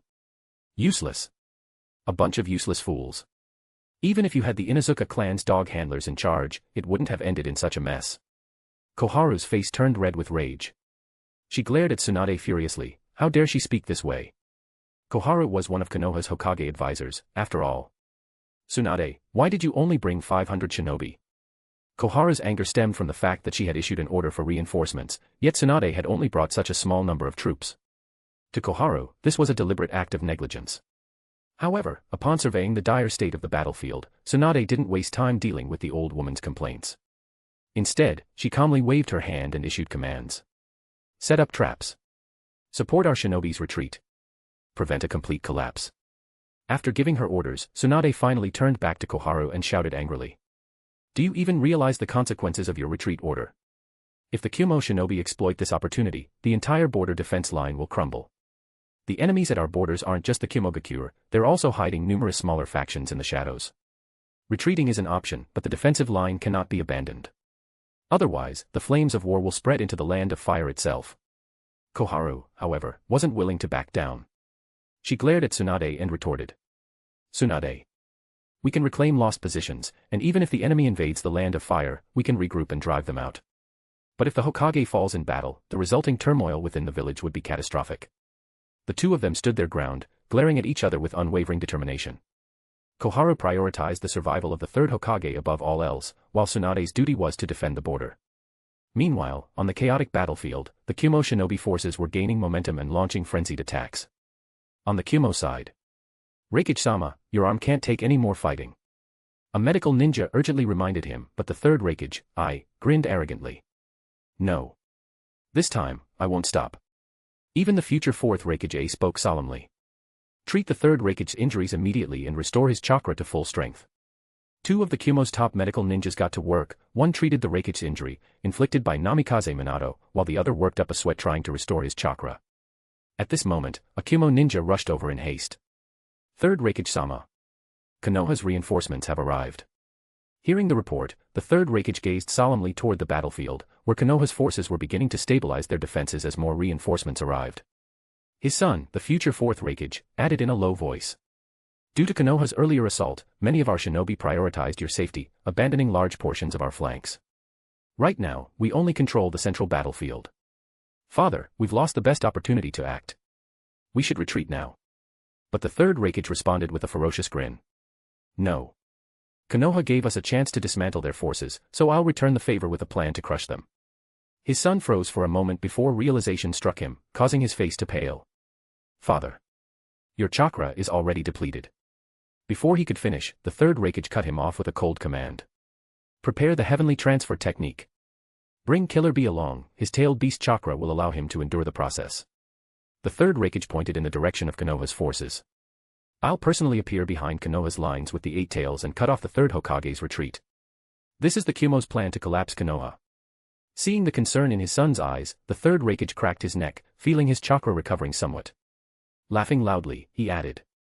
Hey, from now on, you're the commander of our frontline forces. Don't worry, this time, with Killer Bee's support, we'll let Konoha experience the terror of a rampaging tailed beast. Hearing the words, tailed beast rampage, the future fourth Raigage's eyes burned with hatred. But father. Your chakra. Despite the intense strain of the battle, the third Raigage laughed boldly. My chakra has recovered enough for another fight. Besides, my mission this time is to sever Konoha's retreat. You focus on leading our forces to encircle and annihilate this Konoha unit. Understood. Faced with his father's resolve and the perfect opportunity for vengeance, the future fourth Raigage hesitated only briefly before making his decision. This wasn't an ordinary ambush anymore, Killer Bee and the 8 tails were involved. Delaying Konoha would be relatively easy. After all, Kage-level fighters weren't common, and how many more could Konoha have? I understand, father. The third Raigage patted his son's shoulder heavily, then glanced coldly at Konoha's forces in the distance. Now it's time for Konoha to feel the wrath of the Kumo. On the Konoha side. Damn it. Are these Kumo shinobi insane? Konoha shinobi cursed as they fought off the relentless pursuit of the Kumo forces. Meanwhile, Konoha's reinforcements arrived, gradually stabilizing their lines. However, they could see that the Kumo shinobi weren't letting up, instead, they were regrouping further back, preparing to form a spearhead to once again break through Konoha's defenses. This sight filled Konoha's rear lines with a heavy sense of dread. Beneath a large tree, a Konoha sensory ninja closed his eyes, focusing on the Kumo force's movements in the distance. Hokage-sama, the Kumo shinobi have gathered nearly 1,000 more soldiers in their rear lines. Hearing this, the third Hokage and his group, now retreating to a wooded area, wore heavy expressions. Hiruzen, Tsunade. Koharu glared, ready to blame everything on Tsunade. But Sarutobi Hiruzen, panting heavily, interrupted her in a low voice. That's enough, Koharu. This isn't Tsunade's fault. After all, this is Konoha's border, while the Kumo shinobi are in the land of hot water, they don't care about losing territory. Though he didn't blame Tsunade outright, his words still subtly shifted responsibility onto her. Because Konoha had to defend its borders, most of its shinobi were stationed elsewhere. Only a few hundred elite shinobi had been sent as reinforcements. This meant that, including Hiruzen's original forces and Tsunade's reinforcements, Konoha had fewer than 800 shinobi on the battlefield.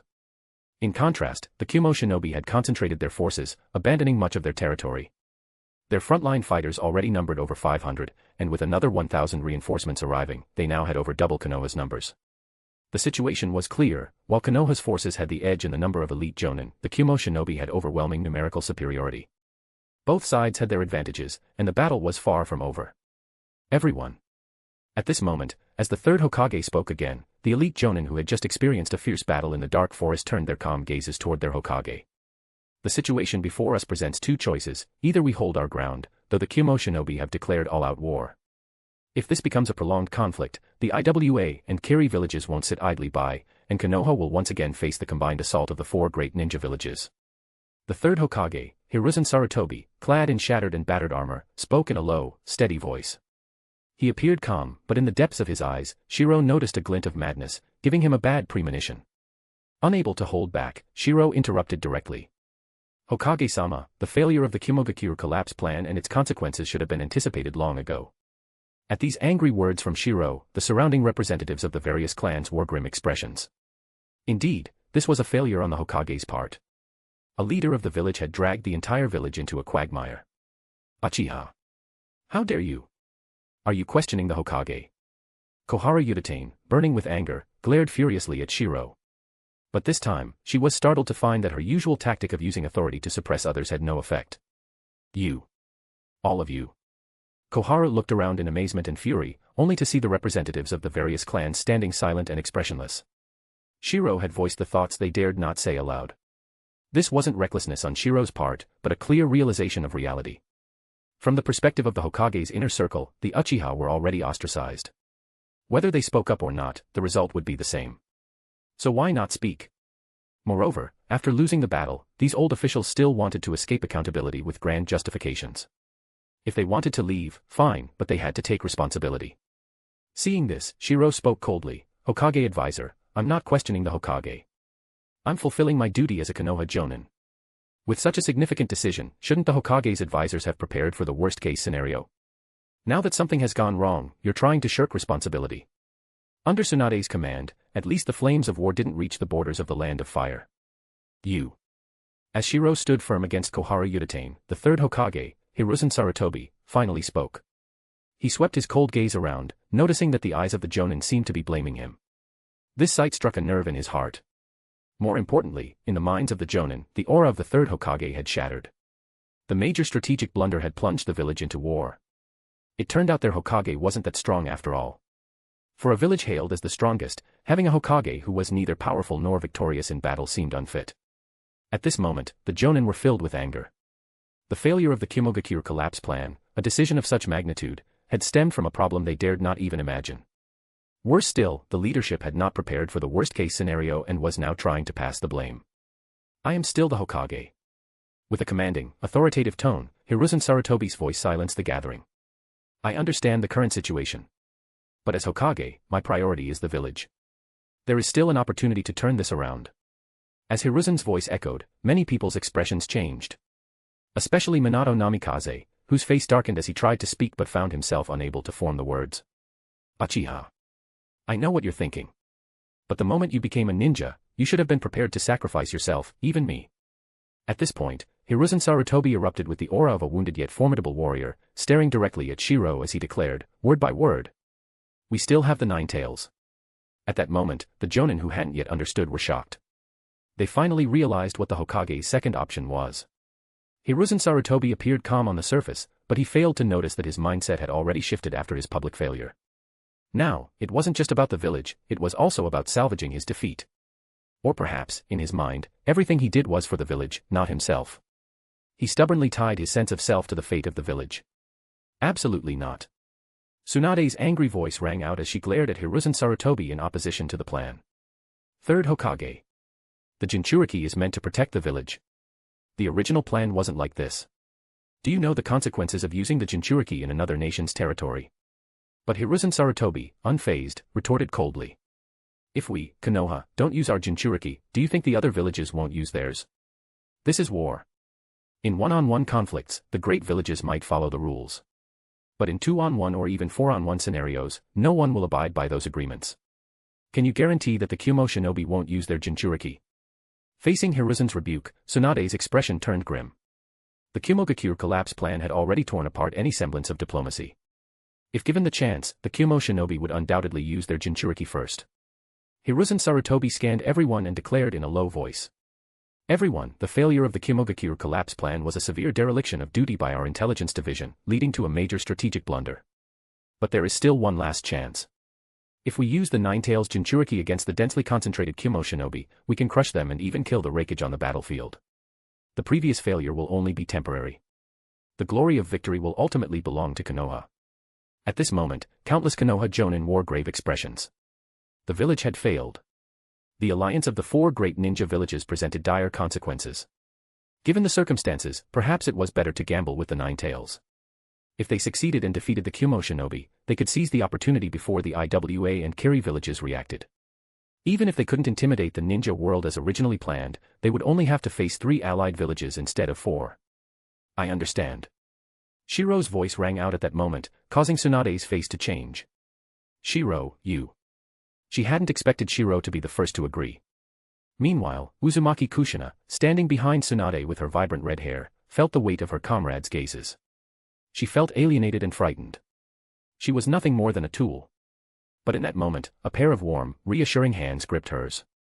Shiro's Sharingan spun wildly in his eyes as he gazed at her with unwavering determination. Hokage-sama. I, Uchiha Shirou, will stake my life, even the honor of the Uchiha clan, to protect my comrade, Uzumaki Kushina. As Shiro's resolute voice echoed, the clan representatives looked down in shame. How could they allow a woman to protect them? The third Hokage's time was over, his current actions were merely the desperate struggle of a cornered beast. Shiro. Tears welled up in Kushina's eyes. She said nothing but nodded repeatedly, deeply moved. Shiro, too, smiled. His ambition, his everything, meant nothing if he shrank back now. Ambition was about possessing and protecting what was his. Seeing Shiro's bold declaration, a flicker of unease flashed in Hiruzen Sarutobi's eyes. The bond between the Nine-Tails Jinchuriki and the Uchiha was far too dangerous. Meanwhile, Minato Namikaze's gaze lingered on Kushina's red hair. Seeing her look only at Shiro, he felt a pang of sadness but also a sense of release. Kushina-san. Shiro can protect you better than I ever could. At least, I don't have that kind of courage right now. Minato felt envy for Shiro's decisiveness, but thinking of the village, he took a deep breath. Everything was for the village. The Nine-Tails Jinchuriki will lead the attack on the Kumo shinobi. All Konoha shinobi, prepare. At this moment, as Hiruzen Sarutobi sternly shouted and issued the command for a desperate counterattack, Kohara Utatene's eyes were filled with unwavering determination. Sarutobi. We haven't lost yet. We can win. Now, everyone, stake everything on our will of fire, stake everything on the honor of me, the third Hokage. As Hiruzen Sarutobi shouted with a deep, commanding voice, the atmosphere of defeat and despair began to shift. Once again, his unparalleled aura as a ninja erupted forth. I, Hiruzen Sarutobi, in the name of the third Hokage, now declare. Just as Hiruzen Sarutobi, with renewed vigor and a face full of determination, prepared to launch a desperate counterattack to reclaim his lost honor, a terrifying shockwave suddenly swept forth from behind. In an instant, the faces of all the Konoha ninjas present turned pale. The resolute expression on Hiruzen's face, which had just been filled with strength and confidence, suddenly drained of all color. His eyes trembled in disbelief as he looked far behind him at the massive figure looming in the distance. The Eight Tails. Chapter 179, Naruto, I am Uchiha Shirou, 179. The Eight Tails appeared directly at the rear of Konoha. This scene left Sarutobi Hiruzen, who had just rallied his forces and prepared for a desperate counterattack, staring in disbelief. How is this possible? At that moment, a sensory ninja from the Yamanaka clan urgently reported. Something's wrong. A terrifying chakra suddenly appeared at the rear. One of them is the third Raigage. That's impossible. How could the third Raigage possibly appear at the rear? Unless he can fly. Sarutobi Hiruzen angrily questioned, but the Yamanaka sensory ninja, pale-faced, hurriedly explained. Lord Hokage, the third Raigage chakra was previously in front of us, but it suddenly appeared at the rear. At this moment, Hyuga Hizashi, staring intensely at the rear, spoke in a grave tone. The Yamanaka sensory ninja is not wrong. It's not some jutsu meant to disrupt perception. My Byakugan has seen the third Raigage. As they spoke, a blinding light suddenly rose, followed by a terrifying shockwave and the sound of destruction sweeping through. In the distance, the Eight Tails roared furiously. Damn you! How dare you seal me? At this time, the Eight Tails had not yet formed a bond with Killer Bee. When Killer Bee used his feigned sleep technique and let his head droop, the Eight Tails immediately manifested on the battlefield. A single-tailed beast bomb, directed by the third Raigage, struck Konoha's defensive line squarely. This is bad. Our defensive line at the border has been breached. A force of over 300 Kumo ninjas is trying to flank us through the breach. The Konoha sensory ninja finally uncovered the situation and cried out in alarm. A pincer attack. The sudden appearance of the third Raigage and the Eight Tails at the rear, combined with the Kumo ninja force breaching their defenses, caused the faces of the Konoha ninjas to change drastically. The Kumo ninja are trying to encircle us. Not long ago, it was Konoha devising a plan to break the Kumogaku's forces, but now, the tables had turned. The Kumo ninja's counterattack was aimed at breaking Konoha instead. A pincer attack. If the encirclement was completed, it would be a bitter struggle for survival. The Kumo ninja had abandoned their defensive line in the land of hot water. It was all or nothing, either they would decisively crush Konoha's defenses in one battle, or they would lose their foothold in the land of hot water. No matter how the situation played out, the Kumo ninja had nothing to lose. Lord Hokage. We must break through now. If we don't, we'll be surrounded. The Kumo ninja have abandoned their positions. Nearly 2,000 of their forces are advancing in full force. Our reinforcements will need more time to arrive. The elite jonin from Konoha's prominent clans wore grim expressions. What had initially been a significant strategic failure now appeared to be a catastrophe. The third Raigage's presence on the battlefield made it painfully clear, no one could stop him. And then there was the Eight Tails. A rampaging tailed beast was a disaster, not just for their side, but even for the enemy's battlefield. Hiruzen. Even Kohara Utatane, normally calm, revealed her agitation. The situation was too sudden. They had been preparing for a desperate counterattack, but who could have anticipated that the Kumo ninja would strike with such ruthless decisiveness? Even releasing the Nine Tails now wouldn't resolve the situation. Two-tailed beasts on a battlefield would be devastating for both sides. The real question was whether their Hokage could withstand the third Raigage. Including the rest of us, we have fewer than 800 combat-ready ninjas. The Kumo ninja outnumber us 2-1 or even 3-1. And they're on the verge of encircling us. In this situation, someone must act as a decoy to hold them off and buy time for Lord Hokage to break through. Decoy. That's a death sentence. Who's going to go? The voices echoed, and Sarutobi Hiruzen's face turned pale. Even Koharu Uchiha couldn't help but recall memories from over 20 years ago, a memory long buried. Back then, they, along with the second Hokage, had been trapped in the land of lightning. The situation now was eerily similar. Once again, they were faced with a difficult choice. Hiruzen, you are Konoha's Hokage. If Konoha loses a Hokage at this time, the loss would be devastating. The war has only just begun. If Konoha falls into chaos, it will only invite the other 4 major villages to act on their ambitions. Hiruzen, you absolutely cannot fall here. Koharu Uchiha's voice, sharp and decisive, cut through the din. She laid bare the gravity of the situation and, without giving anyone a chance to argue, shouted. Send a message to Danzo. Order him to lead Root and the Umbu elite to cover the third Hokage's retreat. Konoha can afford to lose any ninja, but it cannot afford to lose the Hokage. Her righteous declaration reverberated, and the surrounding Konoha Jonin's faces grew heavy. No one wanted to die, but as Konoha ninja, protecting the Hokage was their unquestionable duty. Tsunade. What are you standing there for? Organize an elite team immediately to protect the Hokage's retreat. The rest of us only need to hold the Kumo ninja back for half an hour. This isn't a death sentence. Half an hour is enough for our reinforcements to arrive. When they do, we'll drive this Kumo ninja back across the border in one fell swoop. Koharu Uchiha's command was sharp and logical.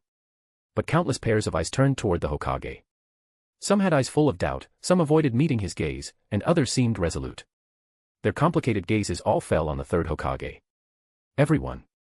At this moment, Sarutobi Hiruzen found himself facing one of the most difficult choices of his life. Yet, as he looked into the eyes of his comrades, he began to steady himself.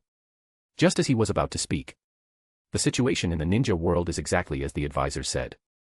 Konoha cannot lose its Hokage. A determined voice interrupted him. It was Namikaze Minato, his eyes filled with unshakable resolve.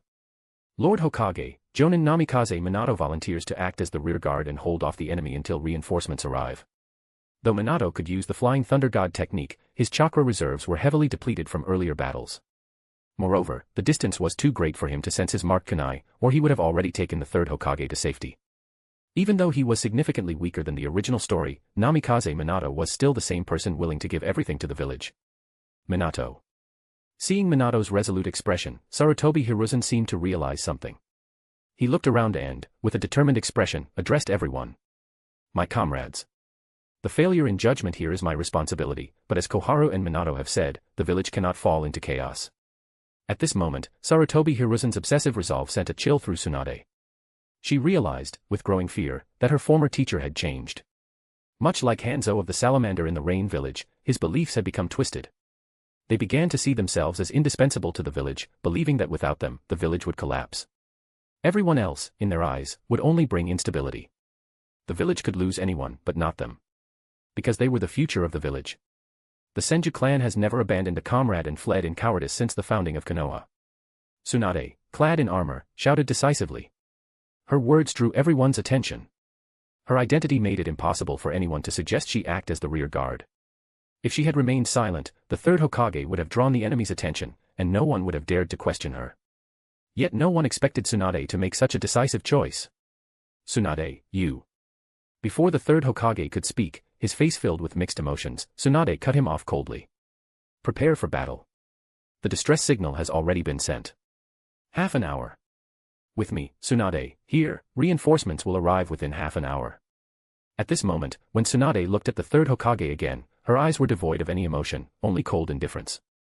At that moment, the already fragile bond between master and student seemed to snap entirely. The Konoha cannot exist without the Hokage.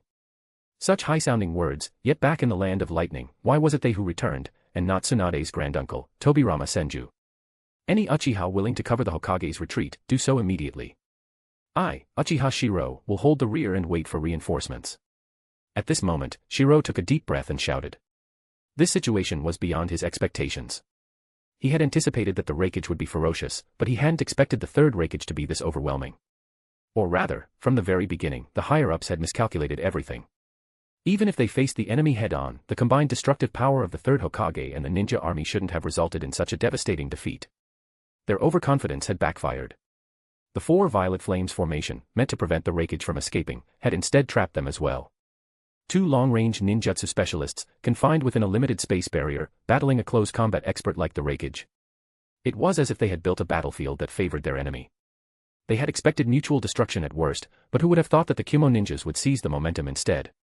If they truly lost this battle, the Kumo ninjas would invade the land of fire itself.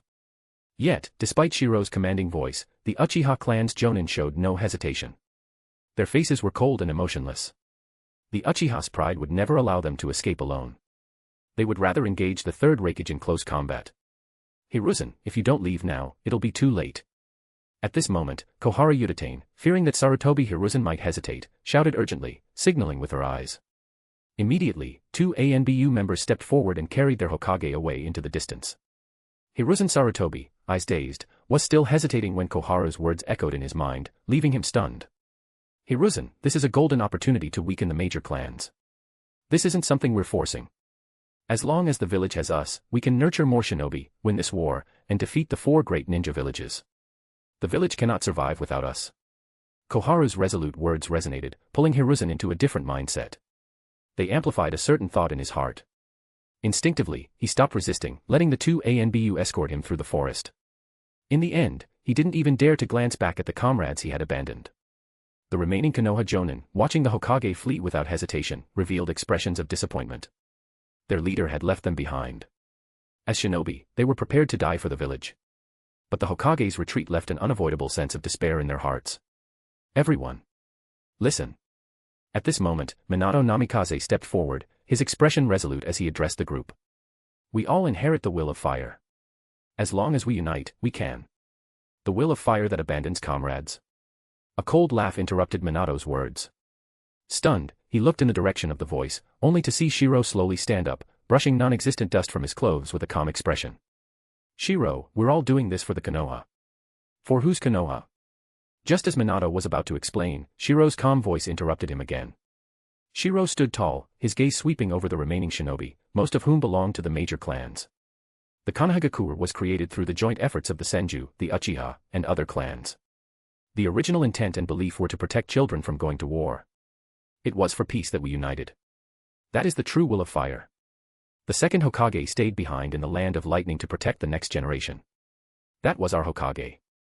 As Shiro's calm voice echoed, it felt like he was mocking the idea that the Konoha cannot exist without the Hokage. At the same time, his words stirred memories of the village's founding ideals, the hope for peace and protection. Perhaps, it was a mistake from the very beginning. Shiro's voice reverberated. To those listening, it sounded like he was saying that the second Hokage's sacrifice in the land of lightning had been a mistake. However, as Shiro's gaze swept over the group and landed on Tsunade and Kushina, the two of them understood the true meaning of his words. The mistake was in trying to protect everyone. Why should they protect everyone? Only those deserving of protection were their comrades. Everyone, trust me. The third Raigage and the Eight Tails are mine to handle, along with Kushina and Mikoto. Shiro's words left the gathered jonin stunned. Tsunade, witnessing this moment, couldn't help but smile confidently. All right. I'll take responsibility for everyone's safety and the enemies in front. Then I'll handle the enemies flanking us. Of course, I'll need everyone's help.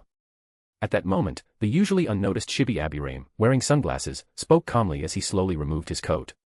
His exposed skin, from his limbs to his chest, was covered in dark purple marks, a clear sign of deadly poison. Then we Uchiha will protect you while you unleash your powerful secret techniques. Several Uchiha Jonins, typically arrogant and unapproachable, now stood tall and proud. While their demeanor might have been irritating before, in this moment, their confidence was reassuring. And we, the Hyuga clan, will join too. One by one, the major clans stepped forward. Some exhibited determined gazes, while others laughed boldly, ready to risk their lives in battle. The Konohagakure was originally built by the major clans. They were the first to see the village as their home. Protecting their home was a legacy passed down through the clans, instilling not only powerful shinobi but also a strong sense of character. Watching the jonin of the major clans step forward, Shiro smiled.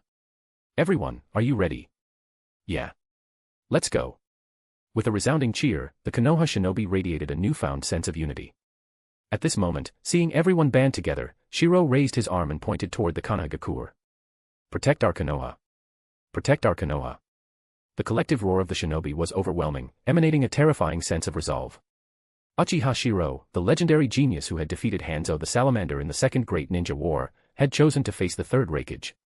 To everyone present, this was a self-sacrificial act to buy them time. As for victory, no one dared to hope. The terror of the third Raigage was such that only overwhelming numbers could overcome him. Shiro, I've always said you'd make a better Hokage than me. As the shinobi prepared to head to their respective battlefields, Tsunade's carefree laughter caught everyone off guard. Shiro paused briefly but didn't look back. Instead, he walked toward the distant battlefield, leaving only his back in a firm declaration. If I succeed, when this war ends, I'll aim to become Hokage and reignite the true will of fire in the Konoha. Victory! A determined shout rang out from his retreating figure. At that moment, the gathered Konoha jonin clenched their fists and shouted in unison. Victory! Victory! In the face of despair, the unleashed potential of the Konoha shinobi became a force to be reckoned with. At this moment, it was as if all the great clans had found their lost pillar of support, their strength gathering together before erupting. Tsunade watched the figure, her beautiful eyes brimming with admiration and brilliance.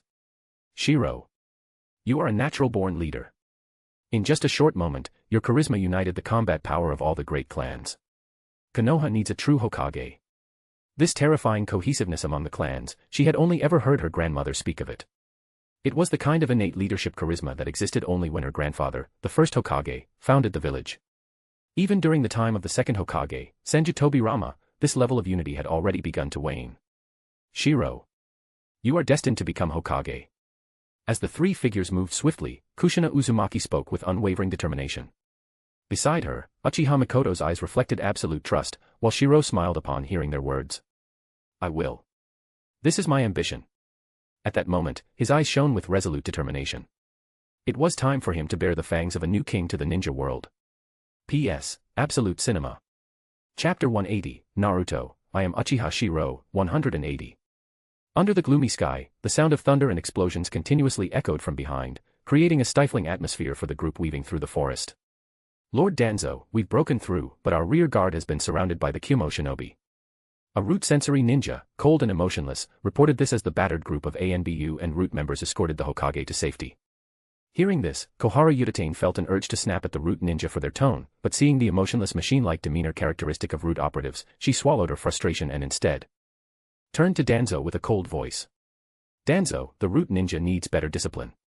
Under such oppressive circumstances, the insensitivity of the root operative's words only worsened the mood. However, Danzo ignored Koharu entirely, his expression grim as he glanced at the third Hokage, who was silent, his head lowered as he hurried along. Hiruzen, I know the pain in your heart. But as Koharu said, Konoha still needs us. Danzo and Hiruzen Sarutobi shared a deeply ingrained belief that Konoha belonged to them. They were two sides of the same coin. Hiruzen believed that only his will of fire could bring peace to Konoha, while Danzo was convinced that only he could lead the village to greater strength. Both men were powerful shinobi with twisted and warped ideals. Hiruzen. Even Koharu, lowering her voice, followed closely behind the third Hokage as the group pressed forward. She tried to console him, her voice hushed. Hiruzen, perhaps this is also an opportunity. Nearly half of the elite forces from the major clans have been lost on the battlefield, this weakens the power of the clans within the village. More importantly, we might be able to deal a devastating blow to the Kyumo shinobi and crush them completely. We didn't force anyone into this. Hiruzen, you don't need to feel guilty. This is their mission as shinobi. Listening to Koharu's words, Hiruzen Sarutobi kept his head lowered as they rushed through the dark forest, his expression unreadable. Koharu, I understand. Konoha still needs us. We cannot leave the village in shambles. Hiruzen's raspy voice echoed as a warped and obsessive determination burned in his eyes. The conflict between the clans and the civilian shinobi within the village was far from resolved. He hadn't completed his mission. He couldn't die, not yet. At the very least, until the village's hidden threats were dealt with, Konoha could not be allowed to descend into chaos. Koharu, go back and issue the order, Konoha is to fully mobilize for war. The madness of the Kyumo shinobi will not go unnoticed by Inoki of the Iwagakure nor by the Kirigakure. Yes. With firm resolve, both Hiruzen and Koharu revealed the mindset of Konoha's long-standing leadership, a perspective deeply centered on themselves. They believed Konoha couldn't function without them. They even clung to the hope that through mutual destruction, they could weaken the Kyumo shinobi and still see their original plans succeed. Hiruzen. Trailing silently behind, Danzo's eyes gleamed with ambition. The third ninja war, this might be his opportunity. The failure of the Konoha plan to collapse the Kimogakure had been a major strategic blunder. Regardless, the third Hokage would have to bear the primary responsibility for it. If Danzo could distinguish himself in the coming war. The thought filled Danzo with growing excitement. Boom. A deafening roar marked the Eight Tails rampage. The massive beast let out an earth-shaking howl of fury. Meanwhile, the third Raigage had been teleported to Konoha's rear lines using the heavenly transfer technique. He was panting heavily, but when he saw the rampaging Eight Tails, a smile spread across his face. Eight-tailed beast rampaging in one's village is a disaster. But in the enemy's camp, it's the ultimate weapon. As the Eight Tails wreaked havoc, Konoha's shinobi were thrown into chaos. Raigage. Uchiha shinobi violate the rules set by the 5 great shinobi villages and use a tailed beast within our borders. Have the Kumo shinobi gone mad? Do you think you're the only ones with tailed beasts? Amid the chaos, Konoha's enraged shinobi shouted in protest. But in response to their accusations, the third Raigage roared back in fury. Konoha. It was your Hokage who violated the treaty first. Now, you Konoha shinobi will taste the wrath of the Kumogakure. Tailed beasts were akin to nuclear weapons, regarded as ultimate weapons by the 5 great shinobi villages. The villages had established a rule: tailed beasts were not to be deployed on foreign soil during wartime. Violating this rule was tantamount to full-scale war and would invite collective retaliation from the other villages. But such rules were ultimately meaningless. Konoha's attempt to collapse the Kumogakure under the guise of peace talks, while secretly planning an assassination, was already an act of war. The Kumogakure's retaliation using a tailed beast was entirely justified, even in the eyes of the ninja world. You damned shinobi! The Eight Tails bellowed furiously, fully aware that it hadn't broken free on its own but had been deliberately unleashed. Its Jinchuriki was still intact. Meanwhile, the third Raigage, concealed in the shadows, grinned savagely. He wasn't afraid of the rampaging beast. At the critical moment, he could simply wake Killer Bee back up. More importantly, this battle was his chance to break through Konoha's defensive lines and elevate the Kumogakure to new heights. Danzo Shimura. Hiruzen Sarutobi. You conniving rats. The Kumogakure's internal strife will be unleashed on Konoha's battlefield. This is our vengeance. The third Raigage's eyes burned with fury as he sought to drag Konoha into the same chaos that had plagued the Kumogakure. Their anger would be fully vented through war. Hold the line. Reinforcements are on their way. Just hang on. Over 100 Konoha shinobi were overwhelmed by the tailed beast's strength. At that moment, the sound of thunder echoed from the distance, and the third Raigage's face darkened. Konoha's reinforcements are here. Third Raigage. A roar erupted as crimson chakra surged into the sky. The chakra radiated an ominous energy surpassing even the Eight Tails, and the Konoha shinobi's faces lit up with hope. Reinforcements are here. Haha. Konoha's reinforcements have arrived. As Uzumaki Kushina emerged, her entire body was shrouded in a red-tailed beast cloak. 4 tails writhed furiously behind her, but she remained in control, retaining her human form. Mikoto, the 8 Tails is yours. The third Raigage is ours. 3 figures emerged from the forest. Uchiha Shirou, crackling with lightning, had Sharingan spinning in his eyes. The tomo swirled rapidly, faintly connecting into black lines. Uchiha Mikoto, her eyes concealed behind contact lenses disguising her Mangekyo Sharingan, activated her true power beneath the facade. The 9 Tails Jinchuriki. When the Konoha reinforcements appeared, the third Raigage was momentarily stunned before breaking into a grin. Haha. The 9 Tails rampaging within the land of fire. Today, Konoha will taste the pain of the Kumogakure. But just then, blood-red Sharingan Tomo filled his vision, and the third Raigage cursed inwardly. Genjutsu, Dark Path Technique. In an instant, all light vanished from his sight. Furious, the third Raigage unleashed his lightning-release chakra mode in a violent surge. Damn it. A genjutsu that robs vision. Before the darkness descended, the only thing in his mind was the blood-red Sharingan with its tomo spinning menacingly. Even the third Raigage was stunned by the terrifying ocular power emanating from it. After all, under the lightning chakra mode, the chakra in his body was already abnormally violent, rendering ordinary genjutsu ineffective against him. An opening. On the battlefield, despite losing his vision, the third Raigage who excelled in close-quarters taijutsu combat, still possessed exceptionally sharp senses. The sound of wind style. And it's not inferior to Danzo's wind style. Just from the sound of the air being torn apart, the third Raigage's face changed. He instantly deduced that only an immensely powerful wind style technique could produce such a sound. Wind style, vacuum serial waves. In a seamless display of teamwork, Kushina unleashed a terrifying wind style technique in an instant. At this moment, black curse mark patterns spread across her skin. With the tailed beast cloak combined with the cursed seal's sage body, the power of her wind style jutsu surged dramatically, rivaling even Danzo's decades of wind style mastery. Now, Shiro. The moment the wind-style jutsu was released, Shiro's body erupted in violent lightning. Covered in lightning chakra armor, he transformed into a streak of lightning in an instant. Wind style. No, there's also lightning style. The tearing sound of wind style reached his ears. Though his vision was shrouded in darkness, the third Raigage relied on his hearing to dodge swiftly. Just as he evaded the wind style attack, the sudden roar of thunder erupted. Lightning style, Chidori. With his right hand transformed into the sharpest blade, Shiro, surrounded by lightning, engaged the third Raigage in an intense lightning style taijutsu battle. Don't underestimate us Kumo shinobi. At the moment the lightning drew near, the third Raigage roared furiously. In an instant, lightning surged violently from his body. The overwhelming chakra exceeded its limits, placing immense strain on his body but simultaneously breaking the genjutsu. As the darkness receded, the third Raigage regained his sight. The moment he saw Shiro charging toward him, he roared in rage. Heavy stream violent thunder. Concentrating lightning chakra on his elbow, he unleashed a terrifyingly powerful counterattack toward Shiro. He broke the genjutsu through sheer brute force. Shiro's pupils reflected his shock. The genjutsu, dark path technique, an A-rank genjutsu, had never been broken in such a crude manner before. Though it placed substantial strain on the body, it was indeed the most direct method. From breaking the genjutsu to launching a counterattack, all of it happened in an instant. As his three-tomo Sharingan spun wildly, Shiro's body precisely dodged the third Raigage's ferocious counterattack. Under the third Raigage's shocked gaze, Shiro thrust his Chidori toward his abdomen. Amidst the violent sound of thunder, the Chidori pierced through the lightning chakra armor. Following that, Shiro's fingertips drove into the third Raigage's abdomen. At that moment, both their expressions changed dramatically. Shiro was astonished, his hand, as if stabbing into solid iron, could go no further.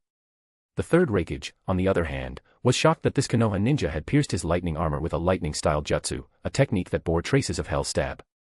Both Chidori and Hell Stab were linear, pinpoint offensive techniques.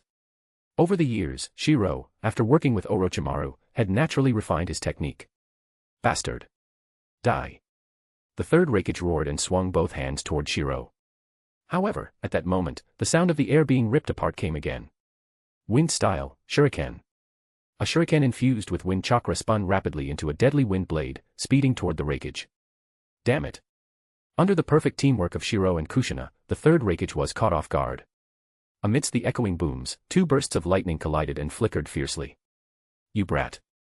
I didn't expect you to have mastered our lightning style to this extent. After an intense series of battles, the third Raigage, panting heavily, glared at the powerful Konoha ninja before him, his eyes filled with killing intent. Damn it. Why does Konoha always have so many genius shinobi? First, there was a striking resemblance between Chidori and Hell Stab. Then came the advanced lightning chakra mode. Although the lightning chakra armors of the two sides had subtle differences, the third Raigage could see them at a glance. Facing the third Raigage, Shiro smirked coldly. Third Raigage, this is a B-rank jutsu I improved after extracting it from the brain of a rogue ninja. I ultimately developed my technique. The offensive jutsu is called Chidori, an A-rank technique, and as for this, it's the armor of the Thunder God. The Kumogakure's lightning chakra mode was a B-rank jutsu, also known as the lightning armor. However, Shiro upgraded it to an A-rank jutsu and named it the armor of the Thunder God. One word of difference between lightning and thunder, yet it signified two distinct techniques. Upon hearing the name of this new jutsu, the third Raigage laughed furiously in anger. Konoha. Let me teach you today that the strength of a jutsu is never determined by its rank. Uchiha Shiro's armor of the Thunder God was more tightly compressed, requiring greater chakra control. However, this also meant exponentially increased chakra consumption, making it harder to maintain. That said, this didn't mean the two techniques were truly different in rank. The Kumo's lightning armor focused on using violent chakra to enhance defense. To put it simply, one increased defense through compression, while the other relied on brute force chakra output. They weren't inherently superior or inferior, as both techniques stemmed from the same source. The rank difference merely reflected the difficulty of mastering them. If anything, the A-rank armor of the Thunder God was optimized for greater stability, at the cost of increased chakra consumption and requiring exceptional control, making it harder to master. This was a jutsu tailor-made for Shiro. Shiro. As Shiro battled the third Raigage up close, he had already activated the perfected Sage mode. At this point, the techniques he used could truly be called senjutsu. Sage art, armor of the Thunder God. Even so, Shiro felt as if he were fighting a solid Iron Man. At the same time, the third Raigage was filled with frustration and shock. The Uchiha before him was so young, yet his mastery of lightning-style taijutsu already surpassed that of his son. If he continued to grow, by the time he reached the Raigage's age, he would likely surpass him entirely. Moreover, this Uchiha made exceptional use of his advantages, namely the combination of speed and Sharingan, always avoiding direct clashes with him. You annoying brat. And that damn Jinchuriki of the Nine Tails. The third Raigage roared in fury. Shiro was already troublesome enough, and on top of that, there was Kushina, the Nine Tails Jinchuriki, relentlessly launching wind-style jutsu from a distance. The two worked together seamlessly, managing to pin down the ferocious warrior that was the third Raigage. Chapter 181, Naruto, I am Uchiha Shirou, 181. Under the night sky, a fierce battle erupted at the border, with Kyumo and Konoha ninjas unleashing a relentless bombardment of ninjutsu. Don't go all out. Fight while retreating. Our mission is to delay for reinforcements, not to defeat the Kyumo ninjas. Set traps. Fight and retreat.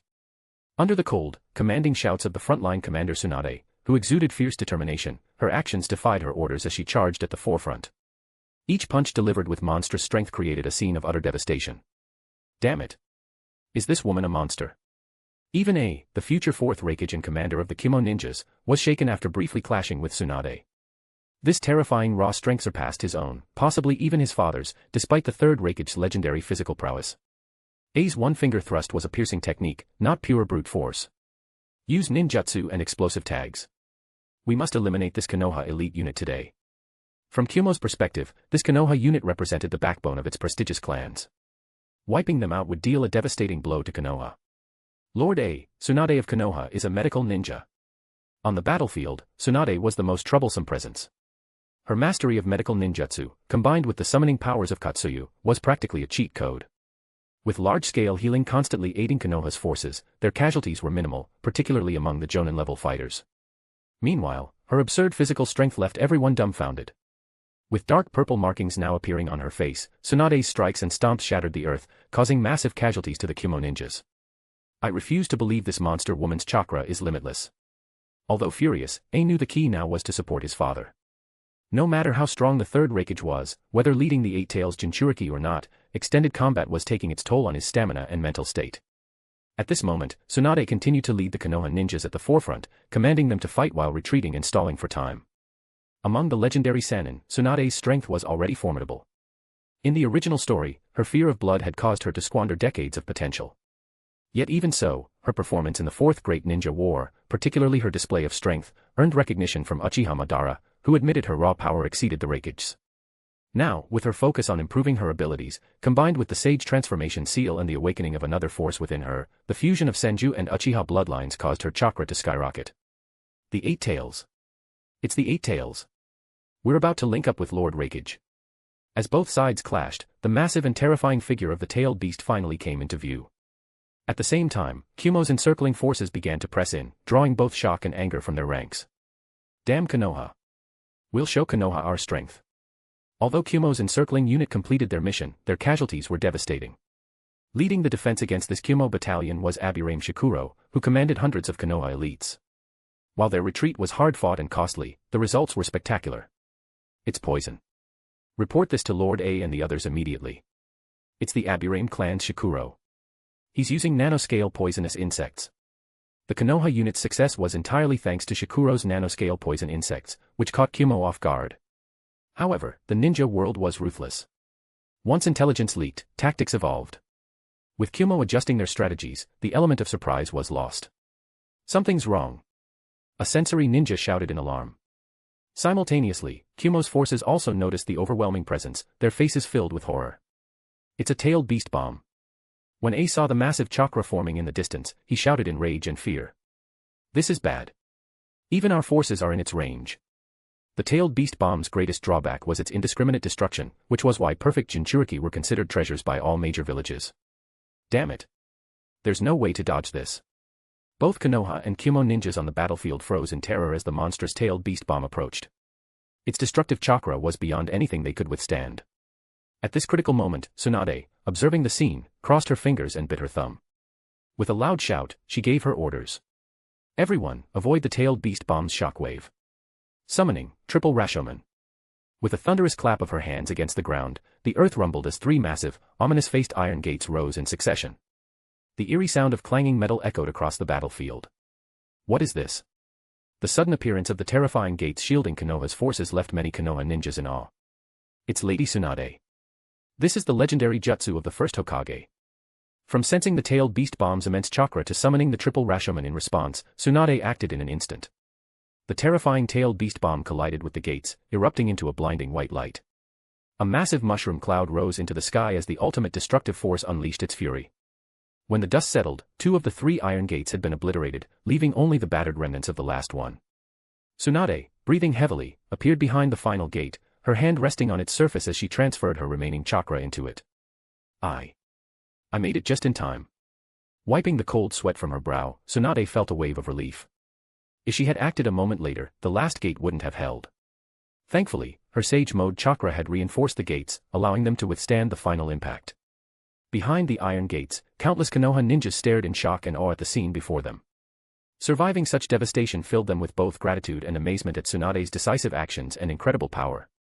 Kumo, however, was not so fortunate. In the aftermath of the blast, the future fourth Raigage, emerged from the debris, his face blackened with soot and his rage boiling over as he glared toward Konoha.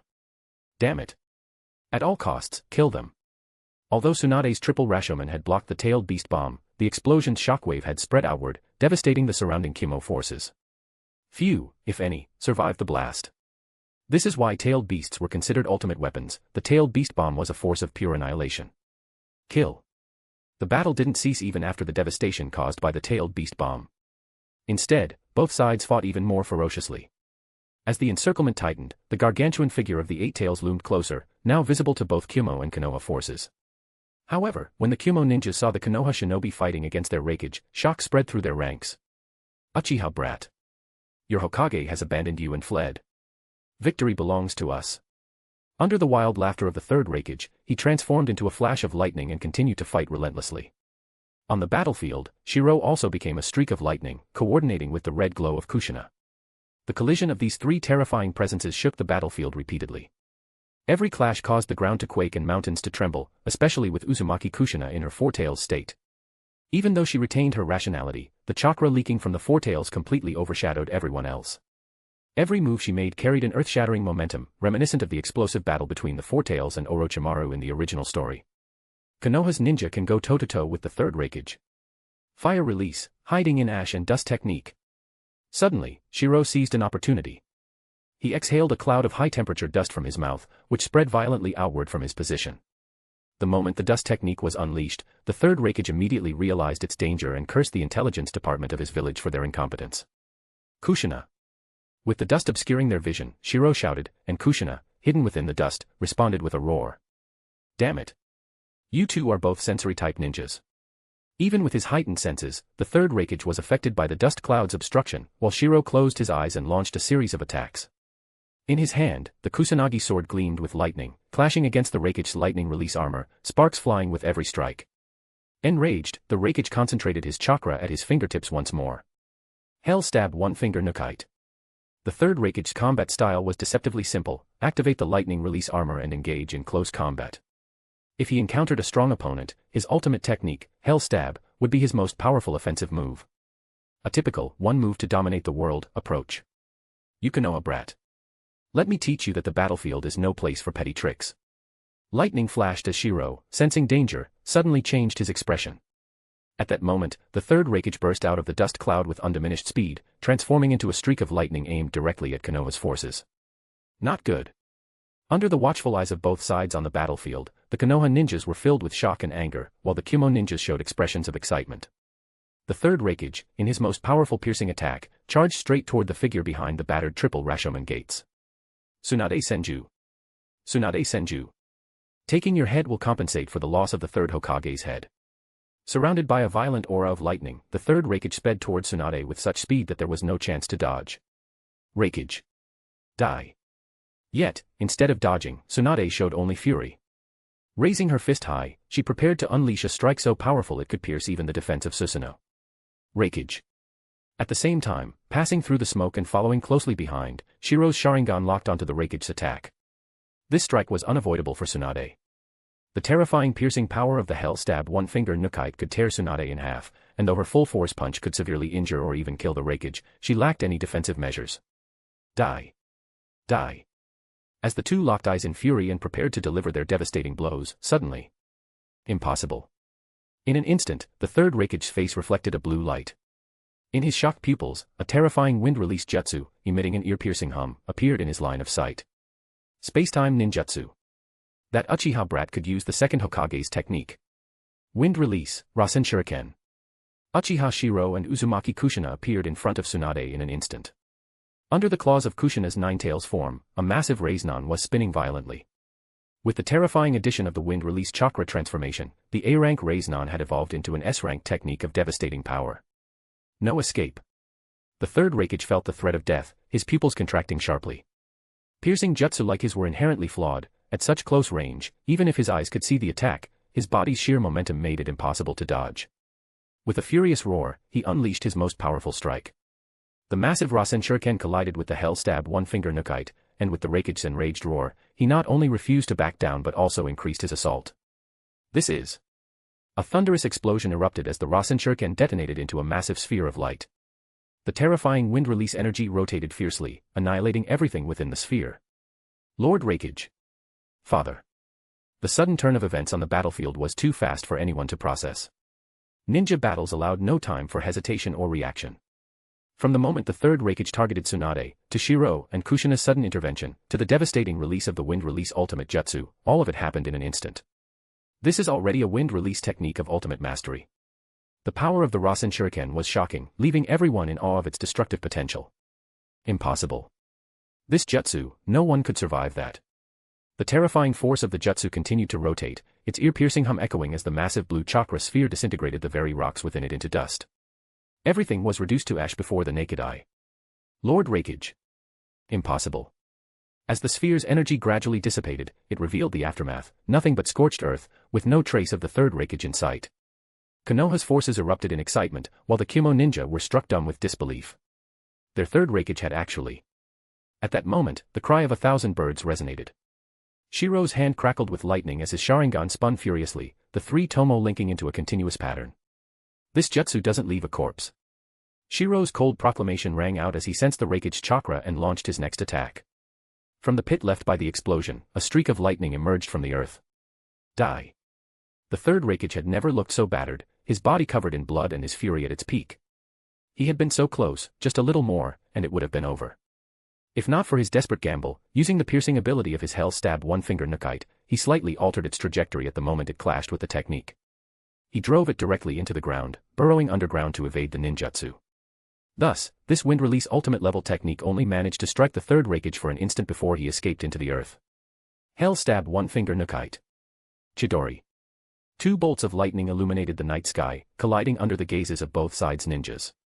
In that moment, Chidori seemed to undergo a transformation. The chirping sound of the Chidori vanished in an instant, leaving only the silent glow of lightning. This had already become the S-rank silent lightning blade. Uchiha. Raikage. The two glared at each other in fury as the lightning from both sides clashed, erupting in a terrifying and dazzling brilliance. Amid the spray of blood, under the shocked gazes of the surrounding ninjas, an arm flew through the air, while Shiro's chest was left bloodied and mutilated. The Raikage's pupils contracted. No. Impossible. This strike had been aimed directly at his head, but in that fleeting moment of distraction. Was it space-time ninjutsu? Chapter 182, Naruto, I am Uchiha Shirou, 182. Father. Lord Third Raikage. Shiro. Under the astonished cries of both sides' shinobi, no one could have predicted it. Without giving anyone time to react, two bolts of lightning clashed together under the cover of night. The Chidori in Shiro's hand, enhanced to its peak, severed the arm of the third Raikage. At the same time, the third Raikage's strongest Hell Stab One-Finger Nukite pierced Shiro's chest with its lightning release chakra. This all happened in an instant. As blood splattered, the shinobi on both sides hurried to react and rushed forward to provide support. Yet, even at this moment, both sides, fighting desperately, kept staring at each other with madness in their eyes. Uchiha. Die already. Despite losing an arm, the third Raikage did not retreat. Instead, with a furious roar, he gathered strength in his remaining left arm and launched an elbow strike aimed at Shiro's head. This time, he wouldn't miss. Raikage. With a similarly furious roar, Shiro's Sharingan, now fully linked into a single tomo pattern, glowed in his eyes. A bright blue chakra sphere appeared in his palm, which he thrust toward the Raikage. Rasengan. The two strikes collided in an instant. At such close range, no jutsu could compare to the instantaneous Rasengan. Even Chidori's thrusting power would weaken when used at this distance. With a loud explosion, the blue rays non struck the third Raikage's elbow joint. The heavy flow violence elbow attack was instantly deflected. Seizing this opportunity, Shiro roared. It's not over yet. Lion combo. From high above, Shiro, stimulated by the lightning armor, twisted his body and combined Konoha's taijutsu techniques, unleashing a flurry of strikes against the Raikage in midair. The final blow was a powerful downward kick. Impossible. I can't dodge this. The third Raikage's pupils widened in shock as if he were caught in an illusion. He couldn't dodge. Yet, he knew he had tried to evade. With a deafening crash, the ground below shattered and cracked instantly. At the same time, reinforcements from both sides arrived on the battlefield. Lord Raigage.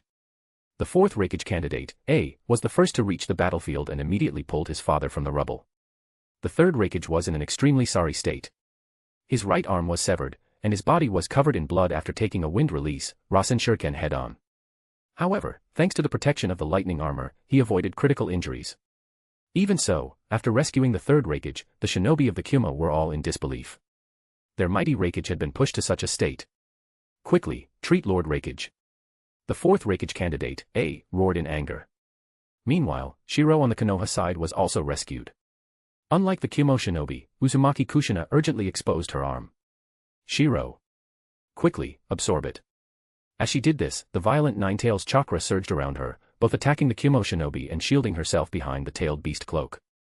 With a greedy sizzle, Shiro absorbed the chakra, and the terrifying wound on his chest began to heal visibly. Everything that had just happened was too fast. By the time the shinobi on both sides reacted, the two combatants had already exchanged 2 consecutive blows. Namikaze Minato, taking in the scene, was visibly shocked. The Flying Thunder God technique. He saw it clearly. Shiro and Kushina had used space-time ninjutsu to appear instantly in front of Lady Tsunade. Otherwise, they wouldn't have made it in time. Kushina's terrifying S-rank wind release, Rasen Shuriken, had struck first, immediately followed by the duel between the third Raigage and Shiro. The ultimate clash between Chidori and the Hell Stab One-Finger Nukite ended in mutual destruction. The lightning armor didn't stop the enhanced Chidori, and Shiro's own lightning armor couldn't withstand the Hell Stab One-Finger Nukite. The strongest defense and the strongest spear, just like in the original story, the spear was superior for both sides. Retreat. Retreat. The blood-soaked third Raikage, panting heavily as he surveyed the battlefield, gave a fatigued roar, issuing the order to retreat. The fourth Raikage candidate, A, was stunned as he looked at his father. Such exhaustion, he had only ever seen it once before, during his father's battle with the Eight Tails, where both were utterly drained. Retreat. With a furious shout from the Kyumo shinobi, the order to retreat was passed on. Meanwhile, the Eight Tails Jinchuriki, Killer Bee, had been snapped out of his rampage by Uchiha Mikoto, and the Eight Tails were now fully under his control again. Retreat. At the same time, signals from Konoha reinforcements came from afar. At that moment, the sudden clash between the Kyumo and Konoha shinobi at the border came to an end. Both sides' plans had crumbled into failure. Retreat. The Kyumo shinobi hurriedly escorted their Raikage off the battlefield. Some, unwilling to concede, shouted angrily at the Konoha shinobi. Our Raikage has not been defeated. You Konoha cowards. The third Raikage had fought against Konoha's Hiruzen Sarutobi, Danzo Shimura, and Namikaze Minato, and then battled against the Ninetales Jinchuriki and the genius Uchiha Shirou. Such a record was terrifying across the entire ninja world. The Kyumo shinobi's unwilling cries left the Konoha shinobi in silence, a shadow looming over them. The strongest of the 5 great shinobi nations, the mightiest village, Konoha. This battle was a wake-up call. Other villages were strong too. Retreat. Konoha shinobi, stay on guard. Do not pursue. From daybreak to nightfall, both sides panted heavily, exhausted as they stared at the end of the battle. Amidst the ruins of the battlefield, a drizzle began to fall, as if the sky itself was mourning the war. However, the Konoha shinobi felt no joy at having survived. Instead, their expressions were solemn. This battle, they had lost. The strongest Hokage had suffered a crushing defeat. The strongest Konoha, against just one Raikage, had ended up in such a state. They couldn't accept it. Why did it end up like this? In the rain, some Konoha shinobi, unable to accept reality, shouted angrily, as if questioning why the so-called strongest village had fallen so far. A weakened Hyuga Hizashi raised his head to the gloomy sky. At that moment, Konoha's fate felt like the destiny of a caged bird, and he let out a mocking smile. Heh. White Fang abandoned a mission for his comrades and caused irreparable damage to the village. The second Hokage chose to protect the younger generation by sacrificing himself, also bringing great losses to the village. And now, our Hokage has made an entirely different decision to avoid unrest in the village. Which choice is right, and which is wrong? White Fang. The second Hokage. These two heavy names cast yet another shadow over the hearts of the Konoha shinobi present. So, what exactly is the true will of fire? It seems that everything happening now is completely different from what they were taught as children. We've won this battle. Amid the heavy atmosphere, a hoarse voice slowly echoed. Countless eyes turned toward the source, where the red cloak of the tailed beast chakra was gradually fading, revealing the figure of Uchiha Shirou. His white robe was already torn apart, exposing his perfectly restored, muscular chest. Standing in the rain, Shirou gazed resolutely at Hyuga Hisashi and the Konoha shinobi around him. The second Hokage sacrificed his life to protect the village's future. Though it caused immense pain to the village, I believe the spirit represents the true will of fire. The decisions of the Hokage are not something ordinary shinobi like us can dictate. But this contradictory, self-centered, distorted will of fire, I, Uchiha Shirou, absolutely refuse to acknowledge it. As Shirou's powerful voice resonated through the cold rain, the confused gazes of countless Konoha shinobi began to sharpen. They had become shinobi, wielding immense power, for one purpose: their families, parents, and the academy taught them it was to protect the ones they held dear. When this war is over, I, Uchiha Shirou, will stake everything to uphold the true will of fire. His resolute declaration stirred a familiar feeling in the hearts of the Konoha shinobi present. Many of their eyes grew moist. Wasn't this very will of fire what united all the great clans into the Konoha family? Wasn't it this will of fire that they had fervently followed? Only this kind of will of fire was worthy of their loyalty. Among the crowd, Namikaze Minato's pupils dilated as he listened to Shirou's revolutionary declaration. His childhood teachings told him this was wrong, yet his body refused to move. The Hokage should focus on the bigger picture. But now, had the Hokage's will truly become twisted? Shirou, your eyes. At that moment, Kushina gasped in shock as she saw Shirou's black pupils gradually transform into the three Tomo Sharingan, which then began spinning rapidly, merging into one cohesive shape. The other Konoha shinobi present were equally stunned. Only the elite of the Uchiha clan reacted with disbelief, their faces filled with shock. As the blood-red three Tomo spun rapidly, they fused, forming a new pattern. The Mangekyo Sharingan. The Uchiha shinobi trembled as they uttered the name of this legendary eye from their clan's history. The rest of the crowd was equally astonished. Some recalled the old legends of the Uchiha clan's most powerful Sharingan. That pattern. Kushina, staring at the mesmerizing blood-red design, was filled with shock. Even Tsunade, standing nearby, muttered in disbelief. Even the Mangekyo reflects the will of fire. In Tsunade's eyes, Shirou's Mangekyo had only awakened after he firmly resolved to uphold the will of fire. The pattern itself was proof of this resolve. The symbol, whether inverted or upright, has always symbolized the sun and fire in various religious beliefs. Thus, under the scrutiny of Tsunade and countless Konoha shinobi, they witnessed the moment Shirou awakened his Mangekyo. This was a will of fire ingrained into his very bones, a will so resolute that even the Sharingan's design reflected it. Words can deceive, but the Sharingan, which reflects the heart's truth, cannot lie. Uchiha Mikoto's eyes sparkled with admiration as she witnessed this scene. She had always believed Shirou was the strongest. Surrounded by countless astonished gazes, Uchiha Shirou, who had awakened the Mangekyo Sharingan, exuded a charisma that radiated security and reliability. His determined gaze swept across the crowd. Shirou. Everyone. At that moment, Namikaze Minato stepped forward, urgently addressing the crowd as he gestured for calm. I trust in the third Hokage's will of fire. Perhaps there's been some misunderstanding here. But think about it, if our Hokage were to fall in battle or be surrounded, the village would descend into chaos, and the four great ninja villages would immediately launch an assault. Minato's pale defense was met with silence. The solemn expressions of the shinobi around him spoke volumes. Perhaps this would destabilize the village. Perhaps it would plunge the village into crisis. But wasn't Konoha founded on this very will of fire that had drawn them together? Then, Minato, if our Hokage isn't trapped on the battlefield, does that mean the village won't face chaos? That wars won't break out? Shirou's cold voice echoed, finally prompting a retort. Minato hurriedly nodded. I believe in the third Hokage. Everything he does is for the village. But seeing Minato's unwavering faith, Shirou shook his head in disappointment. Sister Tsunade, I think I understand your words now. Standing in the rain, Shirou looked up at the overcast sky, as if the heavens above the land of fire were also covered by dark clouds. Now, I finally understand what Konoha lacks, a true Hokage, a leader who can reignite the will of fire and lead us forward. His revolutionary words stirred countless shinobi present.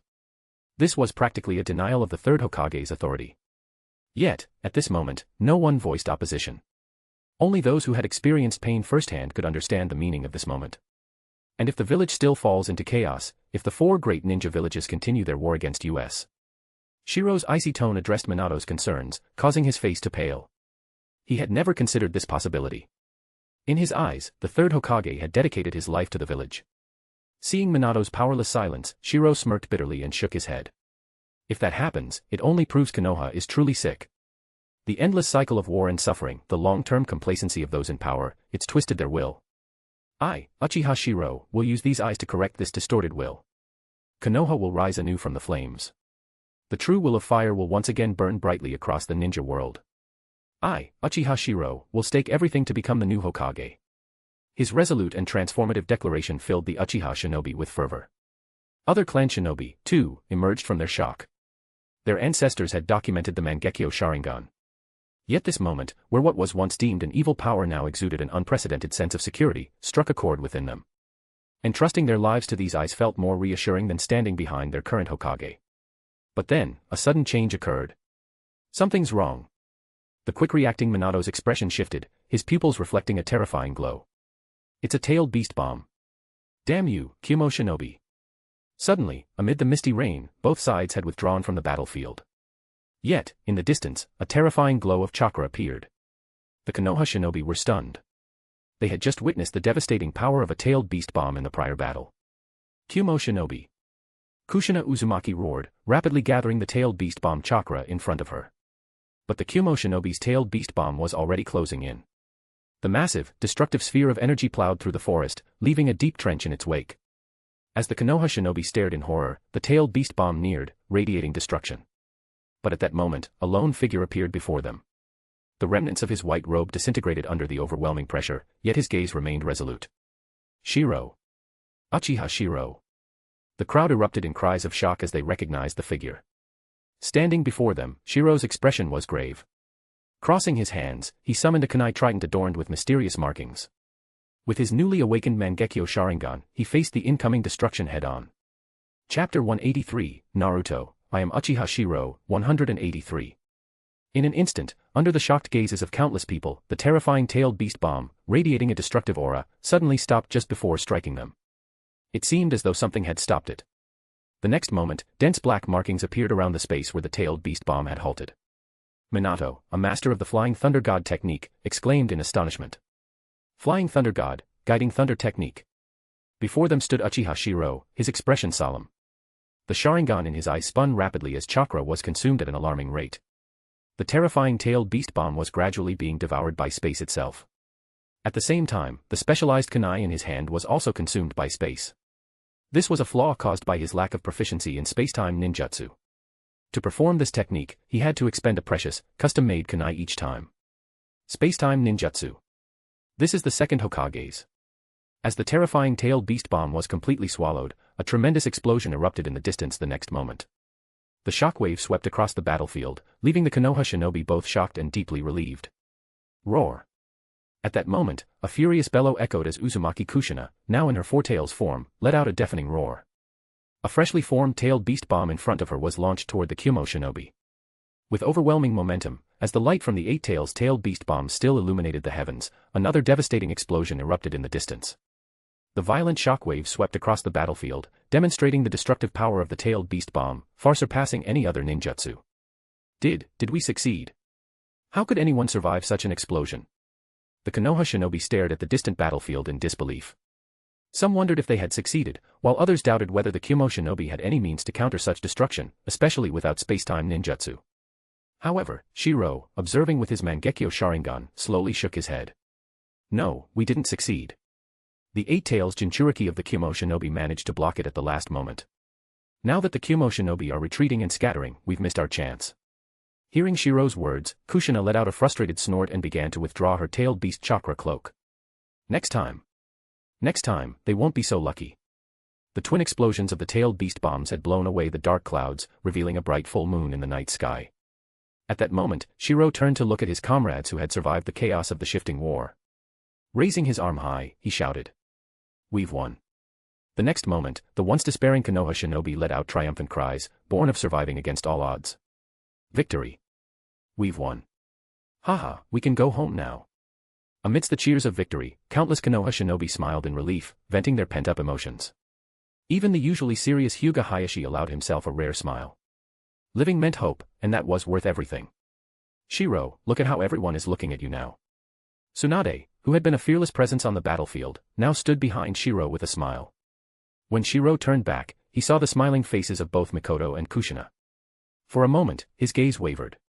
Tsunade, seeing this, smiled even more brightly. She had not misjudged him, her intuition was as sharp as ever. Shiro's unique charisma, especially when he declared his will of fire, had captivated countless shinobi. Wasn't the first Hokage like this in the past? Although his ideals were naive, this type of Hokage, who stood at the forefront to protect everyone and possessed immense strength, was someone they were willing to follow. Because such people were the most reliable. At the very least, they didn't have to fear betrayal from behind. This was human nature. Shiro, I knew you could do it. Kushina was the most excited. Hokage.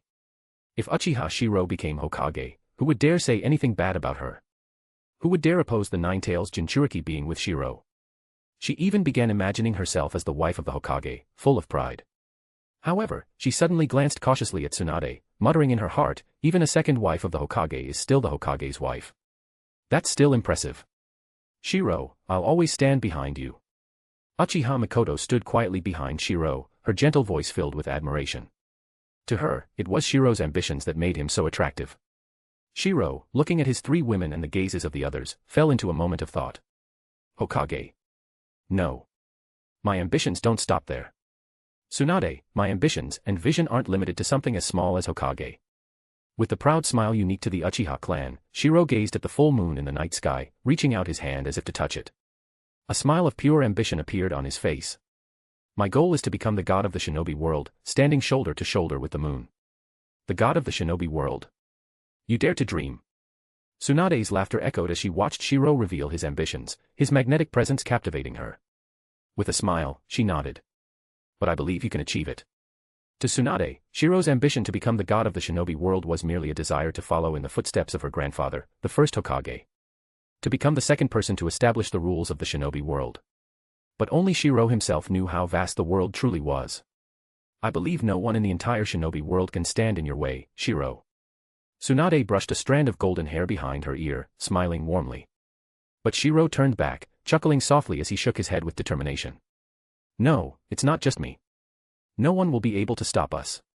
At that moment, Tsunade's heart trembled. Her smile widened, realizing that even amid the intense stimulation of awakening his Mangekyo Sharingan, Shiro still placed importance on her and the others. Meanwhile, the Kyumo shinobi retreated swiftly under the rain. Lord Raigage. Seeing the third Raigage cough up blood, his bodyguards became alarmed. But the third Raigage merely wiped the blood from his mouth and raised his head with a resolute expression. I'm fine. But Konoha's genius shinobi is overwhelming. Among the elders, there's Sarutobi and Danzo. Among the new generation, there's the blonde with flying thunder god, the Uchiha, the Nine-Tails Jinchuriki, and the already formidable Sannin.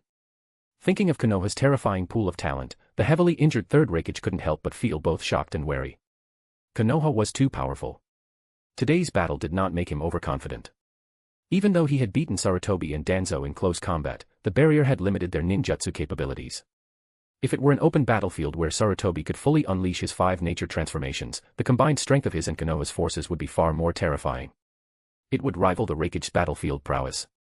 Spread the word across the ninja world about the events of today. Konoha has broken their promises and blatantly violated the peace of the ninja world. There must be no concealment of the Kyumogakure collapse plan, especially regarding intelligence on Konoha's powerful ninjas. Not only will we not hide it, but we will exaggerate it and broadcast it across the ninja world. At the same time, in my name, as the third Raigage, I will call for a 4-Kage summit with Tsunagakure, Iwagakure, and Kirigakure. Konoha's threat is enough to bring disaster to the entire ninja world. The battle today had made the Raigage realize the terrifying potential of Konoha's geniuses. No matter how strong he was, there was only one of him in the Kyumogakure. Even his son could only be considered the second strongest. It seemed that even the combined forces of the 4 great ninja villages could barely rival Konoha's foundation of strength. Father, Killer Bee was gravely injured earlier while protecting everyone. Also, our defenses in the land of hot water have nearly completely collapsed. At this moment, the future 4th Raigage, A, spoke with a pained expression. However, upon hearing this, the 3rd Raigage A revealed a determined smile. Killer Bee already possesses a complete heart. I believe he will undoubtedly become the strongest and most perfect Jinchuriki in the history of the Kyomoga. As for the failure at the front lines. When he said this, the third Raigage revealed a cold smirk. A temporary loss means nothing. Issue the order to abandon the front lines in the land of hot water. We, the Kyomoga, will retreat entirely and defend the land of the lightning. What? Not only was the future fourth Raigage shocked, but many of the Kyomo ninjas also showed the same expression. Lord Raigage, while we have lost many of our positions, we haven't truly been defeated, especially with you, Lord Raigage. As the unyielding voices echoed, the third Raigage suddenly coughed up a mouthful of fresh blood. Amidst the crowd's cries of alarm, he grinned fiercely and coldly. If even you think this way, what about the other ninja villages in the ninja world? With today's battle achievements and the bravery we Kyomo ninjas demonstrated, when this spreads across the ninja world, all the great ninja villages will be awed by our valor. But at the same time, they will also dread Konoha's terror. To be able to defeat and crush us under such circumstances, even forcing us to abandon our positions in the land of hot water, what do you think the other ninja villages will do? As the third Raigage's voice echoed, the future fourth Raigage seemed to understand something. He suddenly realized and said, I understand, father. You intend to make the entire ninja world recognize Konoha's threat and terror. This way, the 4 Kage summit will proceed even more smoothly, and it might even become an opportunity for the 4 great ninja villages to join forces and attack Konoha. Even that old fox Inoki from Iwagakure won't dare make plans to use us to weaken Konoha first. Instead, he'll choose to ally with us and attack together. Seeing his son's growth, the third Raigage showed a gratified smile. However, the next moment, he coughed up another mouthful of blood, which made the future fourth Raigage's expression turn grim. Medical ninjas. How is my father's condition? The accompanying medical ninjas hurriedly reported with heavy expressions. Lord Third Raigage's body has been pushed far past its limits after consecutive intense battles. He also suffered from Konoha's Nine-Tails Jinchuriki's wind release technique, which has already reached ultimate level power. According to our analysis, this technique transforms wind nature chakra into fine needles that directly attack human cells. If Lord Raigage hadn't decisively pierced the ground with his hell stab to evade the continuous damage. Hearing the medical ninja's professional analysis, the future fourth Raigage frowned and interrupted with a stern voice. Get to the point. The point is, this ultimate level wind release technique caused severe damage to Lord Raigage's cells. Although he avoided injuries to his internal organs by evading in time, he still suffered serious wounds. Ironically, the lightest injury is his severed arm. Because treatment was administered promptly, there was no major blood loss. Lord Raigage now needs to rest and recuperate, and it will take at least half a year for him to recover fully. When everyone heard this report, many of the Kyomo ninjas were shocked. Their Lord Raigage had never suffered such severe injuries, not even when he fought the Eight Tails. However, upon hearing about his injuries, the third Raigage did not show anger. Instead, he laughed heartily. I first fought Konoha's third Hokage Sarutobi, Danzo, and even that flying thunder god Brat's ambush. Then I led the Eight Tails to intercept Konoha. Who dares say I lost this battle? Who dares say that we Kyomo ninjas are inferior to Konoha? The third Raigage's arrogant laughter inspired the Kyomo ninjas, who all showed excited expressions. That's right. With such battle achievements, no one in the ninja world could match them. The Kyomoga had not been defeated. Instead, they had shattered Konoha's undefeated myth. In the 45th year of Konoha, the third Hokage Sarutobi launched an ambush against the third Raigage at the border. The Kyomoga collapse plan spread across the ninja world, along with the details of everything that happened here. The ninja world was shaken. On the front lines, Elder Chiyo, commanding Tsunade's forces, burst into an excited smile upon receiving a scroll from the third Raigage. Haha. The Sage of Six Paths must be watching over us. Konoha is digging its own grave. Elder Chiyo laughed joyfully. Ever since Tsunade's third Kazekage went missing, their village had become a laughingstock in the ninja world, forced to retaliate against Konoha in desperation. The other ninja villages had been waiting for them to deplete Konoha's strength, but Konoha's recent actions had dragged itself into the mud instead. Ebizo, standing nearby, was initially shocked after reading the intelligence, but his expression quickly turned serious. The third Raigage is terrifying, but Konoha is even more terrifying. Chiyo, well acquainted with her brother's demeanor, snorted coldly in jealousy and bitterness. Indeed, Konoha's foundation is too terrifying. In just this battle alone, they've revealed more than 5 ninjas who can fight at Kage-level strength. Hiruzen Sarutobi, Danzo Shimura, the Flying Thunder God user Minato Namikaze, and the Slug Princess. We already knew about her strength from the Second Ninja War, but she's grown even more powerful. Then there's the genius Uchiha Shirou and the Nine-Tails Jinchuriki. The more Chiyo spoke, the darker her expression became. Nearby, Ebizo's face also grew more serious as he nodded. There's also Jiraiya and Orochimaru. Konoha now openly has 7 Kage-level ninjas, not to mention the 9-tails Jinchuriki, who can control the 4-tails state. Konoha's strength is utterly terrifying. Sarutobi, Danzo, Tsunade, Orochimaru, Jiraiya, Uchiha Shirou, and Minato Namikaze, 7 Kage-level ninjas, with 2 of them possessing the Flying Thunder God Spacetime Ninjutsu. At this moment, even Chiyo, a veteran of the Second Ninja War, felt overwhelmed. Tsunade, which had struggled since the disappearance of the 3rd Kazekage, could barely field 2 ninjas capable of fighting at Kage level, Raza and Pakura. Compared to Konoha, the gap was obvious. But this time, Hiruzen Sarutobi has truly embarrassed himself on the world stage. Though Konoha was strong, Chiyo didn't miss the opportunity to mock them. Her gloating smile made Ebizo shake his head. The 3rd Raigage is indeed incredibly strong, but based on this intelligence, it's clear Konoha underestimated the 3rd Raigage's power while overestimating their own. Especially in the barrier, they placed themselves in unfavorable terrain. Examining the detailed descriptions in the intelligence, Ebizo shook his head gravely. What worried him even more was Konoha's immense strength. Who could say they didn't have additional hidden Kage-level fighters? The 4 Kage Summit. Spread this intelligence across the ninja world. I don't believe Inoki and Kirigakure can sit still any longer. Chiyo laughed coldly. Everyone had been scheming to make Tsunade deplete Konoha's forces, but now that Konoha had revealed even a fraction of its strength, everyone would be stunned. Konoha, with so many Kage-level ninjas, was too great a threat. P.S. My Pakura-chan was mention. Love. Chapter 184, Naruto, I am Uchiha Shirou, 184. The second day, at the border of the land of hot water. Inside the camp, the 3rd Hokage, Sarutobi Hiruzen, stood behind the dim light, his face extremely grim. In a burst of anger, he slammed the table. Koharu. How could you be so foolish? Tsunade and the others are holding the rear on the front lines, yet you only sent such a small number of reinforcements. Turning to Koharu, her face pale, stammered nervously. Hiruzen, I did it for the village. Tsunade used border defense as an excuse before, and I was also worried about the border. However, seeing Koharu's cowardly expression, Sarutobi Hiruzen slammed the table again in fury. He was furious. How could she still think about eliminating political opponents at such a critical moment? It turned out that after their escape last night, Koharu had intercepted several supporting ninja troops. Hiruzen, I didn't expect this to happen. Looking at Sarutobi Hiruzen's dark expression, Koharu was visibly frightened. I thought their losses would be heavy this time. Who would have thought? If Tsunade's elite ninja corps, composed of the finest from various clans, had suffered heavy losses, there would be no need to explain. After all, the major clans would have been weakened as well.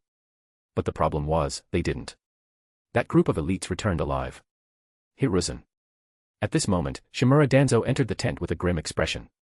Ignoring Koharu's pleading gaze, he looked directly at Sarutobi Hiruzen and said in a deep voice.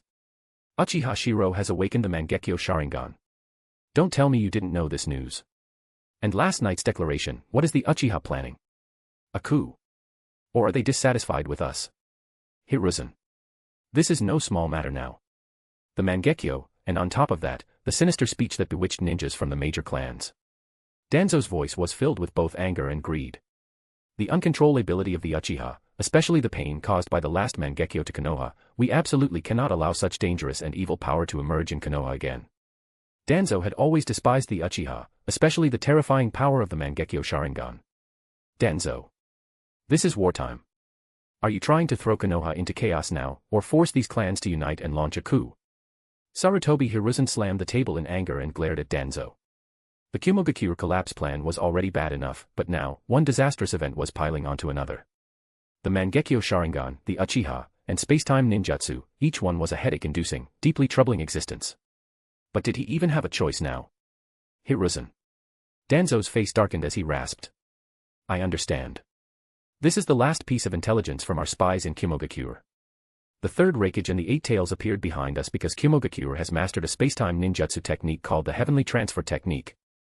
More importantly, the 3rd Raigage has already contacted the other ninja villages to convene a 4 Kage summit. Danzo handed over the blood-stained, darkened intelligence report, proving that their senior spy in Kumogakure had been discovered and killed. The spacetime ninjutsu mastered by Kumogakure immediately reminded them of the 2nd Hokage, who died in the Land of Lightning. It was likely that during that time, Kumogakure had obtained part of the spacetime ninjutsu data. However, the more pressing issue now was the final piece of intelligence. The 4 great ninja villages united. At this moment, the image of the 4 major ninja villages joining forces loomed in the minds of Sarutobi Hiruzen, Shimura Danzo, and Koharu. This brought back memories of the brutal First Shinobi World War. It could be said that the First Shinobi World War caused the greatest pain to the ninja world. That war had pushed the 5 great villages to the brink, requiring 20 years of recovery to bounce back. It was evident how much damage the war had caused. Otherwise, there wouldn't have been an opportunity for smaller ninja villages to develop.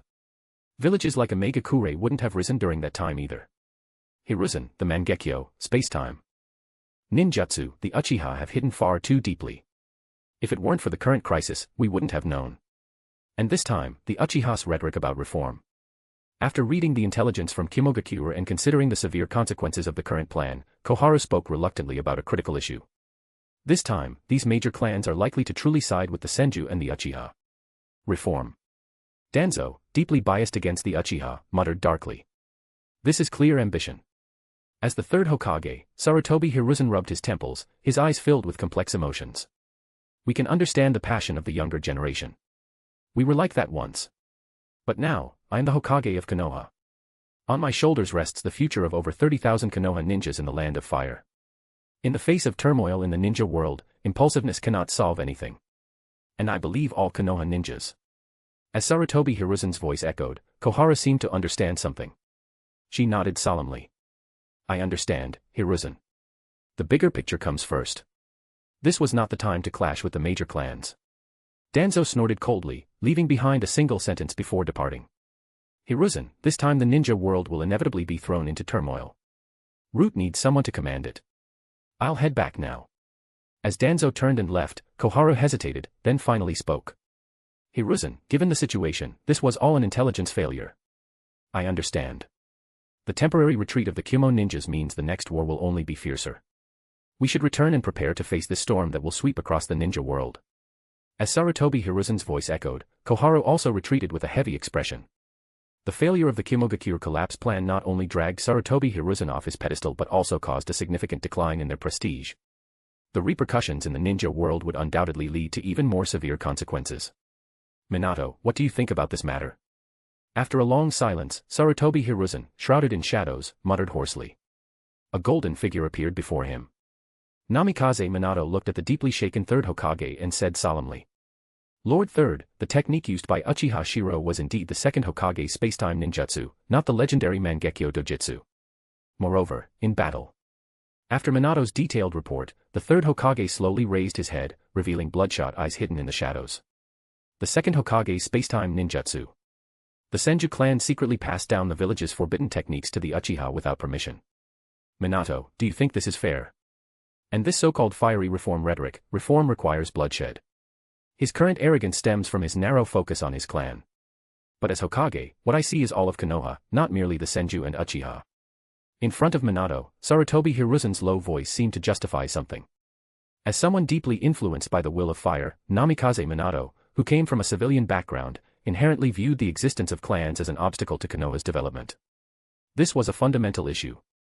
Minato, despite his good character, could not understand the natural sense of honor that the Senju and Uchiha felt for their clans. From a young age, Minato received different education and ideals.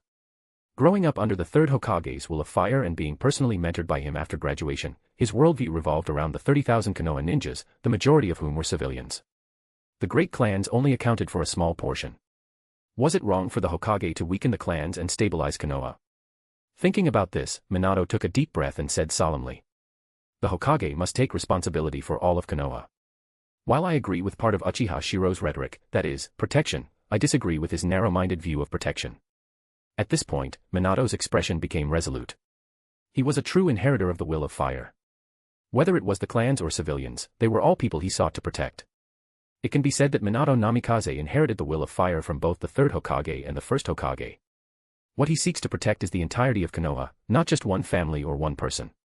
On the other hand, Uchiha Shirou's ideology and rhetoric have already revealed his true intentions. He intends to protect those he deems worthy, rather than inheriting the will of fire passed down by the first Hokage. Tsunade is well aware of this distinction, but she also knows that the ideology of her grandfather, the first Hokage, was ultimately a failure. Minato, the fact that you think this way truly comforts this old man. Upon seeing the resolute look in Minato Namikaze's eyes, the third Hokage, Hiruzen Sarutobi, revealed a gaze filled with both relief and complexity. He wanted to prove that he wasn't wrong. Minato, starting today, the village will fully support your mastery and refinement of the second Hokage spacetime ninjutsu. I hope you won't disappoint me. Hearing the third Hokage's acknowledgement and support, Minato nodded resolutely. This is the village's top-secret information on the Sharingan's Mangekyo. Once you've read it, you'll understand my concerns. At this point, Hiruzen Sarutobi rubbed his temples in exhaustion, his hoarse voice revealing his weariness. The instability of the Uchiha clan, combined with spacetime ninjutsu. Perhaps, in the future, only you, Minato, will be able to maintain balance. With the emergence of the Mangekyo Sharingan and spacetime ninjutsu, Hiruzen Sarutobi had already sensed that the Uchiha clan was slipping out of control. Thus, he needed someone to act as a counterbalance, and that person was Minato Namikaze, a ninja equally skilled in spacetime ninjutsu. Iwagakure. Third Tsuchikage-sama, this is a scroll from the Raigage of Kimogakure, along with urgent intelligence reports from our spies. In the office of Iwagakure, the third Tsuchikage, Inoki, went from initial shock to an expression dark as iron. Finally, he slammed the two intelligence scrolls heavily onto his desk. Under the tense gazes of the Iwagakure Jonin gathered around, it took a long moment before the oldest of the five Kage, the third Tsuchikage Inoki, slowly uttered a single sentence. Konoha truly is a cradle of geniuses. Jealousy mixed with bitterness, no one could understand the envy and frustration boiling within Inoki's heart. Flying Thunder God, Mangekyo. The threat posed by Konoha is too great. The intelligence detailed Uchiha Shirou's battle against the third Raigage, where he awakened the Mangekyo Sharingan to protect his comrades. This alone made Inoki take the report very seriously. However, the fact that the third Raigage fought to such an extent, and even with 3 times the number of troops, the Kimogakure forces couldn't defeat Konoha, it's not because Kimogakure is incompetent, but because Konoha's foundation is far too strong. Inoki handed the intelligence scrolls to his subordinates while lowering his voice and speaking gravely. Konoha's threat is immense. On the surface, it may seem like we're only slightly behind them in military strength, but in terms of high-level combat power, especially Kage-level forces capable of standing on their own, Konoha surpasses all the other hidden villages combined. At this point, Inoki's expression turned bitter with envy. Even if the 4 major villages joined forces, the total number of Kage-level combatants would likely only match Konoha's. And the most critical factor, spacetime ninjutsu. 2. Konoha now has not 1, but 2 individuals who have mastered the second Hokage's Flying Thunder God technique. Inoki furiously slammed his hand on the desk. Immediately issue a statement to the ninja world condemning Konoha's actions of recklessly provoking war. Not only are they completely thoughtless, but they've also gone mad enough to implement a Kimogakure collapse plan. We, Iwagakure, strongly denounce Konoha's actions. Furthermore, our spies have uncovered evidence that Konoha doesn't just have collapse plans targeting Kimogakure and Tsunade, they've made plans for every major village in the ninja world. As a cunning old fox, Inoki wouldn't miss the chance to throw dirt on Konoha. Yet, deep in his heart, he was alarmed and even suspected that Konoha might have drawn up a similar plan against Iwagakure. Resolving himself, he decided that Iwagakure must conduct a thorough investigation to ensure its safety. Inside a dark cave. Lord Madara, regarding Konoha's Kimogakure collapse plan, ultimately. As White Zetsu reported on the state of the ninja world, particularly the decapitation strategy within the Kimogakure collapse plan, Uchiha Madara revealed an expression of boredom. The Raigage of Kimogakure might be somewhat interesting, but unfortunately, this is already the limit of ordinary ninjas. As for the so-called strongest third Hokage. At this, Uchiha Madara let out a mocking sneer. I truly don't understand how Konoha chooses its Hokage. To think they'd choose someone like that. Imagining how that white-haired fool would react upon learning how weak his chosen Hokage was, Madara's lips curled into a playful smile. Perhaps this would be entertaining. Meanwhile, White Zetsu tilted his head, still unable to grasp human emotions. Lord Madara, later on. Uchiha Shirou awakened the Mangekyo. Hearing that Shirou had awakened the Mangekyo Sharingan, Uchiha Madara merely gave a faint smile, as if this had all been within his expectations. After all, he had chosen this individual. If Uchiha Shirou hadn't been able to awaken the Mangekyo, Madara would have started to doubt whether he had made the wrong choice in the first place. However, upon hearing about Shirou's declaration and the recognition he had received from Tsunade and many of Konoha's Kekkei clans, Uchiha Madara burst into the unique, crazed laughter of the Uchiha. Ha ha ha. Hashirama, your granddaughter, and all those Kekkei clan ninjas of Konoha, they've all acknowledged to Uchiha. This news excited him far more than learning about Uchiha Shirou's awakening of the Mangekyo. Back then, his ideals had been rejected, and he had been ostracized during the Hokage selection process. When he left Konoha, not a single person had followed him. It had always been the deepest pain in his heart. Now, Uchiha Shirou had gained the recognition of Konoha's Kekkei clans and Tsunade herself. Wasn't this a slap in the face to both Hashirama and that detestable white-haired fool? In the darkness of the cave, Uchiha Madara couldn't help but let out the Uchiha clan's signature manic laughter. Ahahaha. Hashirama, if you had given me more time, I could have perfected my path. Your childish ideals were wrong, a mere game of house played at the expense of the entire ninja world. Overwhelmed with emotion, Madara's eyes grew moist. Uchiha Shirou had inherited his youthful ideals and, under Madara's hidden guidance, had forged a path even more refined than his own. It was as if Madara was seeing his own younger self. Hashirama had proven through practice that Madara's ideals were wrong, but Madara's vision had yet to be fully realized. Now, Uchiha Shirou was him. Completing his vision in the ninja world was the continuation of his and Hashirama's unfinished battle. Hashirama. This time, I won't lose. Watching Madara's frenzied laughter, White Zetsu tilted his head. Once the aging and dying Madara had calmed down, Zetsu finally spoke. Lord Madara, with the current state of the ninja world, the third Raigage of Kimogakure is preparing to convene a 4 Kage summit. Madara, now composed, displayed a domineering smile. A 4 Kage summit. Perfect. Let the ninja world have another great war. While weakening their strength, I also want to see how much of a storm Uchiha Shirou can stir. This almost confirmed that Uchiha Madara would manipulate Kirigakure into starting a war. The major villages were too strong, which was detrimental to his plans. After all, Nagato, with the Rinnegan, was too weak. At the same time, this war would fan the flames, accelerating the progress of Uchiha Shirou. Two birds with one stone, why not? In the dark, cold cave, a lonely old man sat on an icy stone chair, muttering to himself. Young one, I, Uchiha Madara, have acknowledged you. Don't disappoint me. Before the infinite Tsukuyomi, I hope to see your figure standing at the peak of the ninja world. Chapter 185, Naruto, I am Uchiha Shirou, 185. In the 45th year of Konoha, the ninja world was shaken. When news of the Kimogakure collapse plan at the land-fire border spread across the ninja world, it woke everyone up to a harsh reality. It turned out that the strongest village, Konoha, was not as invincible as they imagined. Even the third Hokage, hailed as a hero of the ninja world, could be defeated. The countless halos surrounding Konoha shattered, and the village fell from its pedestal.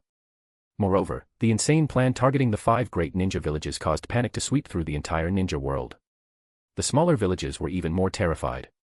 The name collapse plan left every village fearing for its safety. A wave of conspiracy theories about Konoha swept through the ninja world. Konoha. I heard that our village secretly devised the ninja world collapse plan, targeting the other 4 great ninja villages. The third Kazekage disappeared, and there are no leads even now. If not for the 2 accidents that occurred on the Raigage's end. Yeah, now every village is on edge. The entire ninja world sees Konoha as an ambitious force trying to conquer the world. Exactly. I heard that the third Hokage snuck back into the village last night under the cover of darkness, too ashamed to face anyone. Throughout the village, whispers and quiet discussions were rampant among the ninjas. Although the Kumo ninjas had retreated after the border battle, which should have been a good thing, a shadow loomed over the hearts of everyone in Konoha. The disappearance of the third Kazekage from Tsunade was now firmly connected to this incident. No one believed anyone but Konoha could have been responsible, it was too clear and deliberate. Conspiracy theories were everywhere, and there was no way to clear Konoha's name. Ah, the third Hokage lost. That was only because the barrier restricted Lord Hokage's usual fighting style. Otherwise, how could he have? Could have what? Held out longer. Just look at the intel spreading across the ninja world. That third Raigage is absurdly strong. Yeah, I heard that ever since the third Hokage returned, he's been holed up in the Hokage Tower, and he's even gloomier than before. Ninjas and even civilians in the village were all gossiping. It's undeniable, whether in Konoha or across the entire ninja world, there's a darker side to human nature.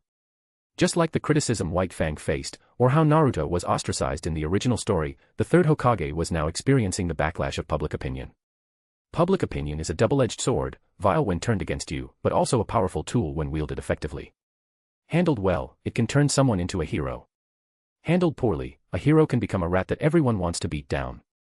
At this moment, the third Hokage was enduring the same torment that White Fang once faced, suffering under the weight of public opinion. Inside the Senju research lab. Good. As expected, my hypothesis was correct. The wood-release cells and Sharingan not only counterbalance each other but also share a symbiotic relationship. The wood-release you fused with. Tsunade, dressed in a white lab coat, stood by the hospital bed. She couldn't help but nod and praise as she examined the research data. Such beautiful eyes. As I've said before, as long as you don't overuse or exhaust them, the Mangekyo Sharingan's ocular power is like physical stamina, it will recover over time after fatigue. Uchiha Shirou, stepping off the research chair, looked at Tsunade's curious and admiring gaze as if she were staring at a piece of art. He was speechless. Since when had she become so fascinated by the Sharingan? Sister Tsunade, you, the commander of the front lines, actually came back as well. Hearing Shirou's teasing, Tsunade snorted coldly.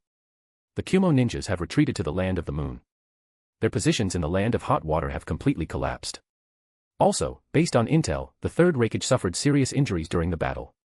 Even Tsunade has temporarily halted their offensives due to this incident. For the sake of the so-called 4 Kage summit, I've returned because the village needs to rework its strategic deployments. It was undeniable, the impact of this incident was enormous. The 4 Kage summit was the prelude to an alliance among the 4 great ninja villages. Even Konoha, with its superior military strength, was feeling the pressure. The combined forces of the 4 villages amounted to over 80,000 ninjas. Meanwhile, Konoha had only about 30,000 ninjas, including its entire population. When discussing the dire state of the ninja world, even Tsunade couldn't hide the trace of worry in her expression. The brutality of the war was still fresh in her memory. Now, let's talk about your ocular power. On the battlefield, when you confronted the Raigage, you weren't using the Flying Thunder God technique. After all, space-time ninjutsu requires seals, and you didn't have the chance to set them up then. Shrugging off her worries, Tsunade smiled wryly. After all, the Senju clan no longer had the strength to save Konoha again. Moreover, after past experiences, every major clan was willing to fight for Konoha but would never recklessly throw themselves into the fray again. Mentioning his Mangekyo Sharingan, Shiro instinctively touched his left eye, a confident smile appearing on his face. The ocular power I awakened is called Kyoka Suigetsu. It can manipulate all 5 senses, making someone believe in the appearance, shape, texture, feel, and even smell of whatever I want them to perceive. As Shiro explained his ocular power, Tsunade couldn't help but marvel. Indeed, the Mangekyo Sharingan was Uchiha's ultimate power, with each ability reflecting the wielder's inner self. You named it. Though surprised, Tsunade didn't question it further. In that desperate moment on the battlefield, with no way to escape, Shiro had awakened this ability.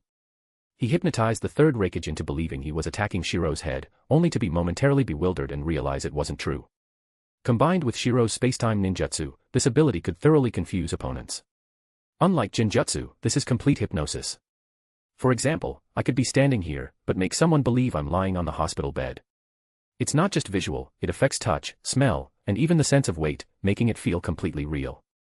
As he described his awakened ocular power, Shiro's confident smile deepened. He was utterly in love with this ability. Perhaps the Mangekyo was the eye that mirrors the heart. His strength lay in deception and manipulation, and the ability he awakened perfectly aligned with his desire to evade the Raigage's fatal blow. In fact, during his speeches, he could use this hypnotic ability to subtly amplify the emotions of excitement and admiration among the audience. Whatever someone already felt could be unwittingly magnified. Mangekyo's abilities were often named after gods, but he preferred the name Kyoka Suigetsu. After all, his ocular abilities were similar to a certain schemer Shinigami. As long as someone has seen my eyes or interacted with me, I can activate this hypnotic power at any time. And it's not limited to one person, it can affect a group, simultaneously.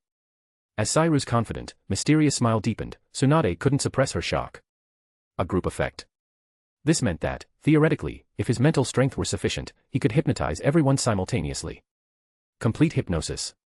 What a terrifying ocular power, Tsunade exclaimed, deeply impressed.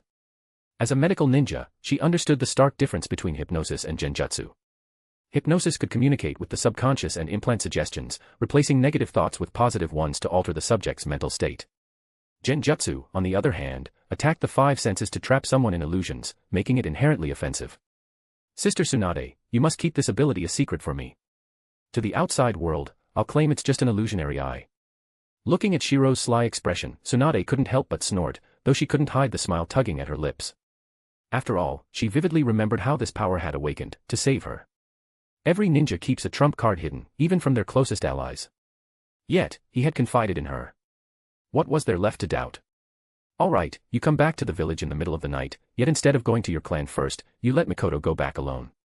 Don't you want to see how the Uchiha clan reacts to the appearance of the Mangekyo Sharingan? Tsunade teased in her usual proud and sharp tone. Shiro, however, responded with a calm smile, as if indifferent to her words. As you said, Sister Tsunade, when you're weak, you must learn to adapt to the so-called rules. But when you grow strong enough, rules are nothing more than a game created by the powerful. Under the immense power of the first Hokage, he could make the entire ninja world obediently play along with his childish games of make-believe. Hearing this, Tsunade chuckled softly, lightly fixing the disheveled clothing she had just been examining. I wouldn't admit to those words publicly, and anyway, you're still far from my grandfather's level. Shiro shrugged, smiling casually as he nodded and said. That's why my earlier words were directed at the Uchiha clan. But I believe that one day, I will possess power equal to or even greater than the first Hokages. If it had been in the past, Tsunade would have dismissed such words with a sneer. But ever since she secretly uncovered the truth about the Uchiha and Senju clans, she now smiled sincerely. Fine, I'll wait for you then. A person possessing both Senju and Uchiha powers, surpassing her grandfather, the first Hokage, might not be impossible after all. Alright, you should head back to your clan. I think word of your Mangekyo Sharingan has already spread throughout Konoha, perhaps even the entire ninja world. The Uchiha clan must be eager to see you. As Shiro prepared to leave, Tsunade adjusted her white coat and reminded him. Last night, after the third Hokage returned, he and the elders convened in the Hokage's office to formulate a strategic plan. They also decided to form an elite reserve unit for the war effort, and your name is on the list. I'm sure you've realized something by now. The Mangekyo Sharingan has appeared before, and the village isn't entirely ignorant of its secrets. Hearing Tsunade's reminder, Shiro raised an eyebrow and smiled teasingly. The Mangekyo Sharingan is indeed powerful, but with continued use, it leads to worsening vision and eventual blindness. However, the Uchiha's nature, combined with my previous declaration about wanting to reform the Hokage system, makes this an irresistible bait. The Uchiha's arrogance after obtaining power, coupled with Konoha dangling the opportunity to rise to fame, was a calculated move to create a path for building prestige. So, this is our little secret, isn't it? Tsunade rarely smiled playfully. After all, aside from the four of them, no one else knew that by combining the Mangekyo Sharingan with Senju Wood-style cells, blindness could be prevented. Well, I'm off. With a casual wave, Tsunade smiled and motioned for him to leave. Suddenly, he appeared before her, and the moist sensation of their kiss left her eyes momentarily dazed as she greedily savored the sweetness. As their lips parted and he disappeared, Tsunade couldn't help but smile and shake her head, licking the corner of her mouth. What a charming yet immature boy. Who could refuse a boy they had nurtured themselves? In her heart, Uchiha Shirou was like her groom in training, a young husband she had raised. This sense of nurturing even gave her a peculiar thrill. But those eyes, they are beautiful. Turning her gaze, Tsunade stared into a glass tube's reflection, noticing the blood-red hue gradually emerging in her pupils. Two tomo were slowly spinning, leaving her mesmerized. I even evolved to the two tomo Sharingan. At the time, when she had resolved to fight to the death against the third Raigage, not only had Shiro awakened the Mangekyo Sharingan, but she had also evolved to the two tomo Sharingan. However, with the Senju power within me, it's clear that as long as I can control my emotions, I won't. Murmuring to herself, Tsunade began a new round of research on herself in her laboratory. Hokage office. Since returning to the village the previous night, Hiruzen Sarutobi had immediately convened a high-level meeting for a major discussion. Shimura Danzo, Mitokado Hamura, and Koharu Yuditane all wore heavy expressions. Hiruzen, the third Raigage, has joined forces with Tsunagakure, Iwagakure, and Kirigakure for a four-Kage summit. A united front of the four great ninja villages seems unavoidable. Hiruzen Sarutobi looked grim as he puffed on his pipe. To the three elders, he still appeared calm, but there was an indescribable change in his demeanor that they couldn't quite put their finger on. Only Hiruzen himself could feel the torment in his heart. The failure of the recent operation to destabilize Kimogakure had directly led to the current dire situation. He had even returned under the cover of night, and now, reflecting on the once admiring gazes that had turned to doubt, he was consumed by inner turmoil. The war has already begun. And because of our recent failure, the four great ninja villages will unite once more. Last night, I disclosed the preliminary strategic plan to Tsunade and the major clans. The raspy voice of Hiruzen Sarutobi echoed through the office as he pointed to the ninja world map before him. What we must do now is figure out how to resist and win this war. Against any one of the villages, or even two, we can hold our own. But against all four simultaneously, our military forces will be at a disadvantage on every border. Therefore, I've decided to accelerate the training at the Ninja Academy and establish a wartime reserve unit. As Hiruzen spoke, Mitokado Hamura nodded solemnly. Hiruzen, this is an excellent strategy. If our forces are stretched thin on every front, forming this elite reserve unit would allow us to deploy reinforcements wherever the fighting is most intense. They could even launch surprise attacks if an opportunity arises. Koharu Yuditane furrowed her brow but then nodded in agreement. Hiruzen, this is a solid plan. What about the selection of personnel? Hiruzen. Let me take charge of this. Shimura Danzo's voice rang out, and the other three turned to look at him, already guessing his intentions. It was clear that Danzo saw this as another opportunity to position himself closer to becoming Hokage. Faced with the gazes of Koharu and Hamura, Danzo showed no shame and instead met their eyes directly, speaking in a firm tone. Who else but me could lead this reserve unit? Tsunade, or Uchiha Shirou, who awakened the Mangekyo Sharingan. Danzo wasn't wrong. This reserve unit was intended to be an elite force, bound to achieve significant accomplishments in the war. Naturally, he was eager to seize the opportunity. However, while Hiruzen Sarutobi had suffered one of the greatest setbacks of his life, he was far from defeated. There was no way he would proceed without a plan. P.S. Kyoka Soijetsu is Sosuke Aizen's Shirkai. Chapter 186, Naruto, I am Uchiha Shirou, 186. Inside the Hokage's office. After Shimura Danzo assumed an air of, who else but me can be relied upon, Koharu Uchiha and Hamura Mitokado frowned. It seemed that, apart from Danzo, there truly wasn't anyone else at the moment who could step up and command authority. Hiruzen. The two hesitated as if they wanted to say something, but Sarutobi Hiruzen calmly interrupted them. This time, the major decision-making failure is a heavy responsibility that I cannot shirk. However, in this time of war, I must continue to shoulder the great burden of Konoha. Once the war is over, I will step down from the position of Hokage. When Sarutobi Hiruzen mentioned stepping down as Hokage after the war, Shimura Danzo's face brightened with joy. Who else but me deserves the Hokage position? However, Koharu Uchiha and Hamura Mitokado's expressions drastically changed. It was fine as long as Sarutobi held the position, but if someone else, especially Danzo, took over, their comfortable days would come to an end. Looking at the state of the Shimura clan, could they count on Danzo to show leniency for old friendships? If he could exploit even his clan, what wouldn't he dare to do?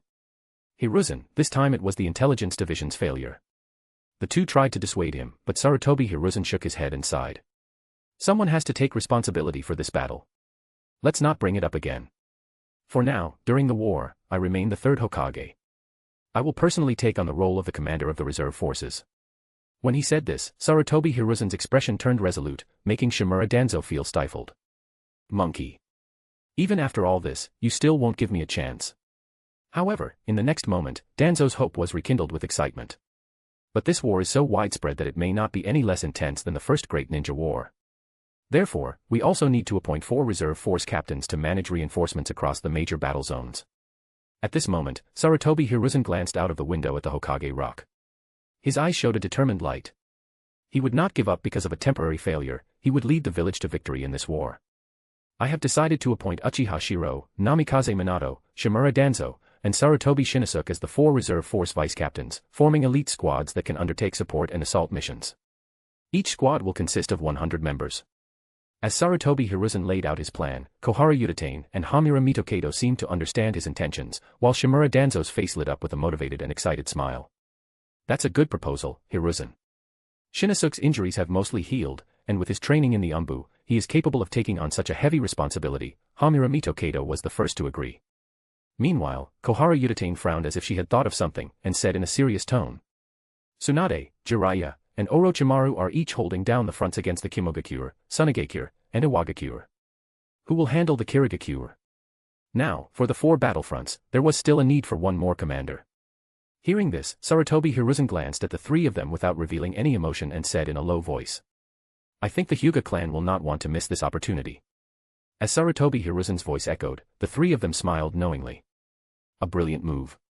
For years, the Hyuga clan had been overshadowed by the Uchiha clan. Faced with the temptation of becoming a battlefield commander, and potentially gaining a stepping stone toward higher positions such as Hokage or the upper echelons of power, would they refuse? More importantly, the Byakugan of the Hyuga clan was a natural counter to the Kirigakure's techniques.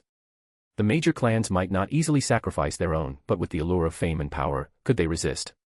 Especially the Uchiha and Hyuga, if even one of them started vying for this, how could the others hold back? Hiruzen, I agree. No one expected Shimura Danzo to agree so readily.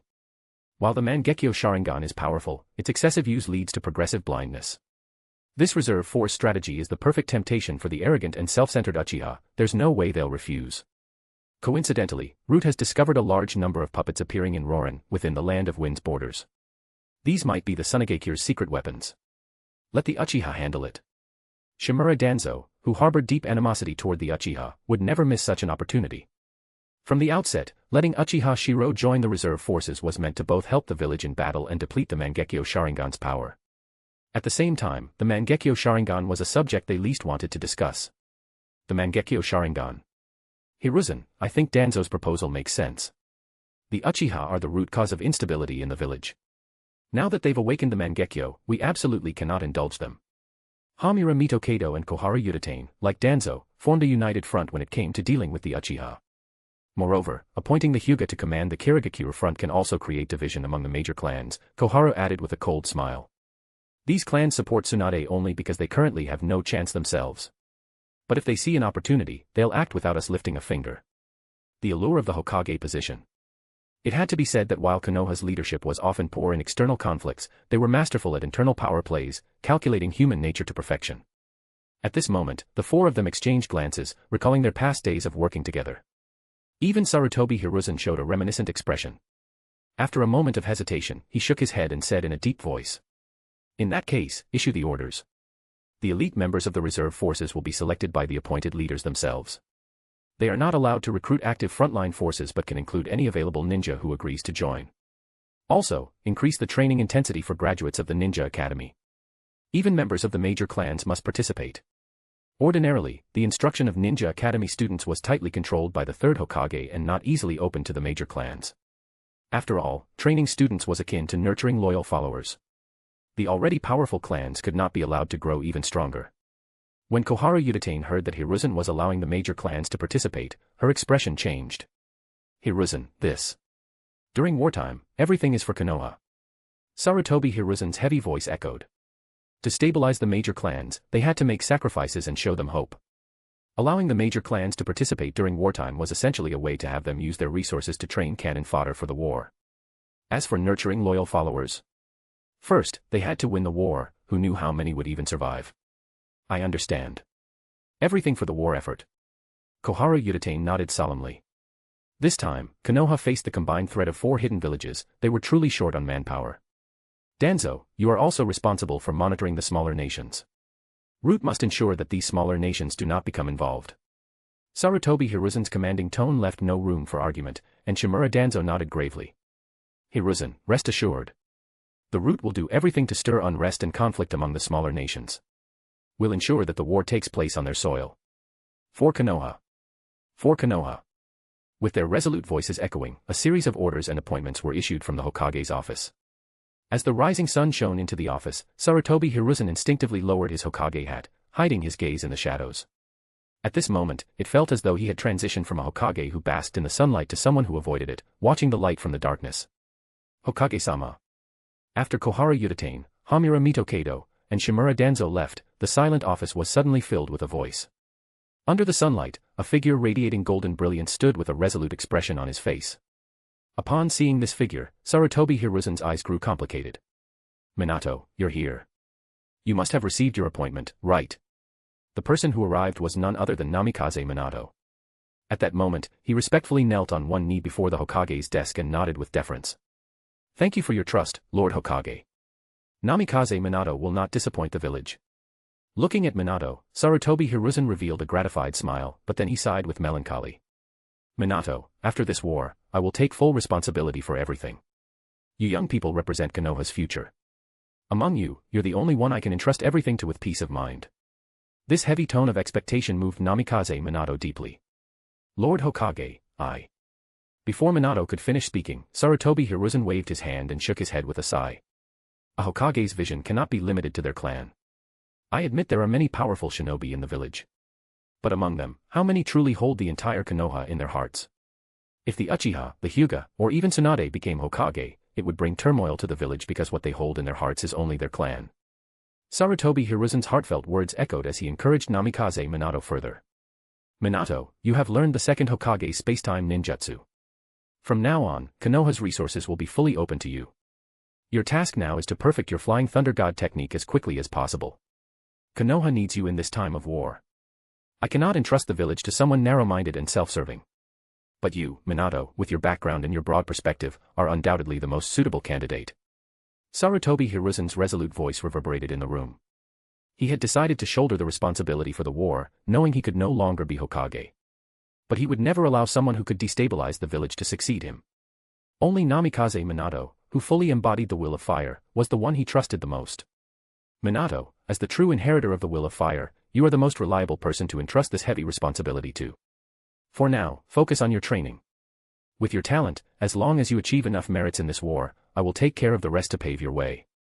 Faced with such trust from the third Hokage, as well as being regarded as the successor to the title of Hokage, Namikaze Minato was so moved that words could not express his emotions. He could only nod firmly. Lord Third Hokage, for Konoha, Jonin Namikaze Minato will not betray your trust. Minato's humble background naturally set him apart from the powerful clans. Combined with his perspective, most people believed that the powerful clans posed too great a threat to the civilian shinobi. However, people seem to forget that Konoha was originally built by the clans and that there were no civilians at its inception. No one remembered the legend of the first Hokage, who alone intimidated the ninja world. It was their incompetence, their inability to suppress the powerful clans of Konoha, that made them wave the banner of righteousness. Such is human nature. As Namikaze Minato left, the third Hokage's raspy voice echoed in the quiet Hokage office. The Hokage title cannot fall into the hands of the powerful clans. That would be irresponsible to Konoha. Uchiha clan. Ever since the news of a Mangekyo Sharingan resurfaced, the Hokage faction had grown wary, while the Uchiha clan was filled with feverish excitement. The legend of the Mangekyo Sharingan had appeared once again within the Uchiha clan. At the Naka Shrine. He's here. Lord Shiro has arrived. The Uchiha clan assembly had been convened since last night, awaiting his return. Yet Uchiha Shirou had spent the night at the Senju compound. Despite such arrogance, it did not cause the slightest dissatisfaction. On the contrary, the Uchiha elites all showed expressions of excitement. For the Uchiha clan, as long as you have strength, they wouldn't mind waiting an entire night, or even 3 days. This is the Uchiha way. The legendary Mangekyo Sharingan. Since Lord Madara, our Uchiha clan has finally witnessed the return of the Mangekyo Sharingan. Haha, with the Mangekyo, plus Lord Shirou's relationship with Lady Tsunade, we Uchiha finally have a chance at the Hokage seat. Exactly. At worst, Lady Tsunade can take the position first, and Lord Shirou can take the next one. These typically aloof Uchiha elites now wore fervent expressions, their demeanor resembling that of fanatics. This sight filled the Uchiha clan leader, seated at the head of the room, with complex emotions. If, before, he had hoped for his son and Uchiha Shirou to lead the Uchiha as clan head and elder, the current circumstances. Finally, he let out a faint sigh.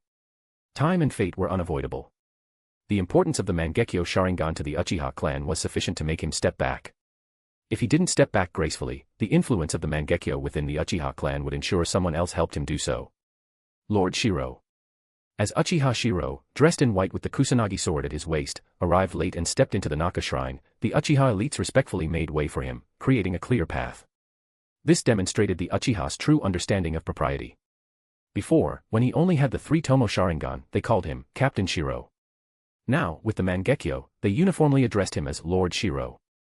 Under the gaze of countless crimson eyes glowing faintly in the dim light, Shirou nodded slightly toward them and proceeded forward. Clan leader. When he reached the front, Shirou took a seat and respectfully greeted the clan leader. The clan leader, seated at the head, stiffened slightly, straightened his posture, and returned the greeting with a bow. Shirou, you've truly awakened the Mangekyo Sharingan. Even though the news had been confirmed, the clan leader still found it hard to believe until he saw those eyes for himself. The Uchiha elites in the room also looked at Shirou with eager and fervent eyes, more specifically, at his eyes. Facing their expectant gazes, Shirou nodded slightly, a faint, confident smile playing on his lips. The Mangekyo. If I am not mistaken, it should be these eyes. His calm voice echoed as, under everyone's watchful gaze, his Sharingan slowly appeared in his eye sockets. The 3 black tomo spun rapidly before connecting into a single shape. In that instant, a pair of dazzling Mangekyo Sharingan, resembling a perfect artistic masterpiece, emerged. The crowd of Uchiha clan members erupted into expressions of fervent excitement. This is the Mangekyo. Long live Lord Shirou. Haha, long live Lord Shirou. The sacred and solemn Naka shrine, usually quiet, now erupted into a frenzy of cheers and noise. The appearance of the Mangekyo instantly united the Uchiha clan into a single force. To other clans, such unity might seem unbelievable. But this is the Uchiha. The Uchiha respect and admire strength.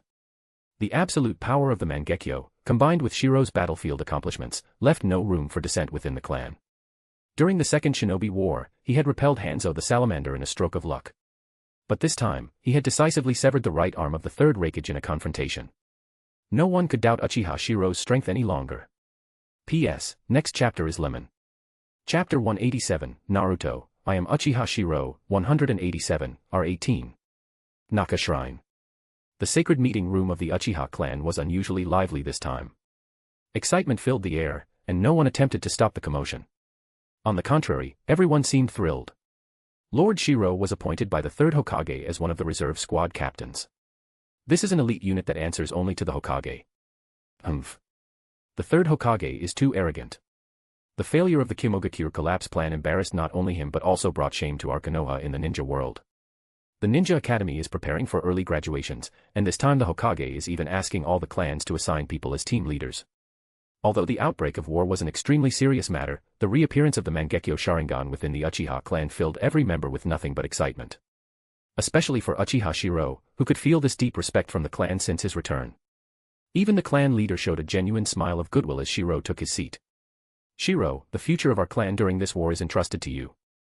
Fugaku is currently defending the Kirigakure's border.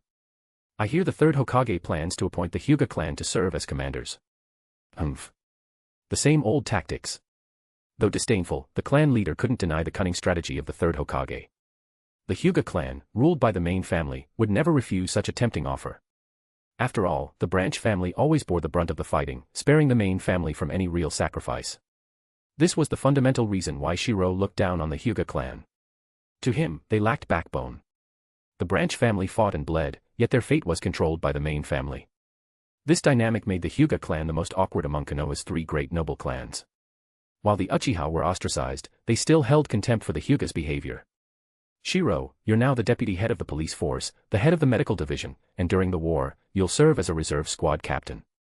You have full authority to mobilize the clan's best and brightest. The Uchiha clan, known for their reverence for strength, was now fully behind Shirou thanks to the presence of his Mangekyo Sharingan. The clan leader boldly abandoned his previous strategy to give Shirou his full support. The clan leader's position. His son. None of it mattered. If the entire clan could help Shirou achieve unparalleled military success during this war, and if he were to become Hokage in the future, the clan leader would gladly scatter his ashes while smiling in the afterlife. Before the Mangekyo, the old clan leader believed that Shirou's relationship with Tsunade would secure him a position among the Hokage's high-ranking advisors, fully integrating him into the power center. But with the Mangekyo Sharingan, the old clan leader's confidence soared. His eyes now gleamed with pride, and he thought, the Hokage title rotates. It's about time it belongs to us Uchiha. Thank you for the trust, clan leader, and everyone else. Facing the Uchiha clan, Shirou felt at ease. As long as you were strong enough and not cruel to your people, they would follow you with absolute fervor. No intricate schemes were necessary.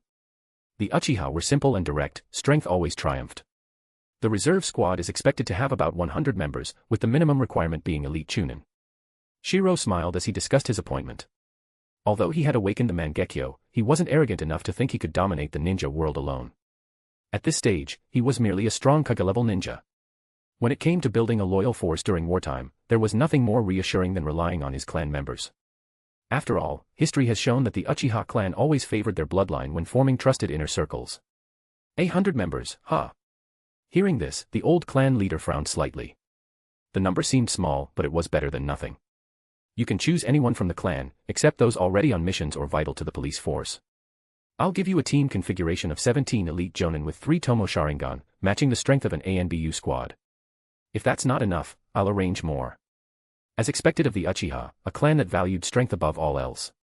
Offering an ANBU squad configuration right off the bat was no small gesture. This wasn't just any squad configuration. A pure combat ANBU squad in Konoha had only 4 teams, each with 17 members. Including the ANBU commander and vice commander, the total number was 70, with the lowest rank being a special jonin. The Uchiha's elite jonin, all equipped with 3 Tomo Sharingan, had greater combat power than any elite ANBU squad. Even Shirou couldn't help but marvel. No wonder the third Hokage fears us. With strength like this, who could sleep soundly? That's more than enough. Appreciating the clan leader's goodwill, Shirou smiled. He had initially hoped for just 10 members, but he'd gained far more than expected. It was clear, your family would always be your strongest supporters. This reserve squad will also operate in 3-man teams. I'll select suitable members from other clans and civilian ninjas as well. Hearing that Shirou wouldn't rely solely on their clan, the clan leader nodded in relief, even smiling with approval. He had worried that the Mangekyo might make Shirou arrogant and dismissive, relying only on his clan.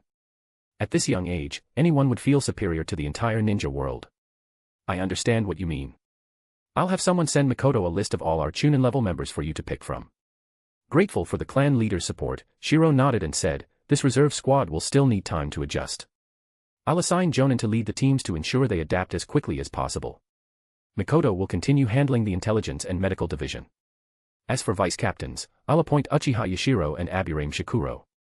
Among the crowd, Uchiha Shirou was stunned when he heard his name. Then, seeing the envious looks from his fellow clansmen, he realized what had happened. Overcome with emotion, he shouted. Uchiha Shirou will never disappoint Lord Shirou. He hadn't expected to be chosen. Though he had recently advanced to Jonin and awakened the 3-Tomo Sharingan, his potential was nearly spent. Who would have thought Shirou would entrust him with such an important role instead of favoring younger talents? Shirou's loyalty to his original subordinates only made the other Uchiha more determined to follow him. As for Aburame Shikuro, the Uchiha clan had no doubts about him. His nanoscopic poisonous insects had already proven his strength on the battlefield, earning their respect. When Shirou left Naka Shrine, he could feel the Uchiha clan's reverence for strength. Along the way, everyone's gazes were filled with admiration and respect. Shirou, here's the list the clan leader just gave me. It contains information on all the Chunin in our clan. Back home, Uchiha Mikoto, with a gentle smile befitting a caring wife, unrolled the scroll. The clan leader also entrusted you with handling the early graduations from the Ninja Academy. Although noble clans don't value civilian ninjas much, considering your future with the Mangekyo, the Uchiha must prepare. Watching Mikoto organize everything so efficiently, Shirou smiled. I have to thank you, Mikoto. If they knew you were the first to awaken the Mangekyo, this glory wouldn't belong to me. Mikoto smiled and shook her head. No, this glory is yours, Shirou, and no one can take it away. Besides, your Mangekyo is so beautiful. In the living room, the two of them unknowingly embraced. Mikoto caressed Shirou's eyes with fascination. Shirou chuckled, knowing Mikoto's peculiar obsession.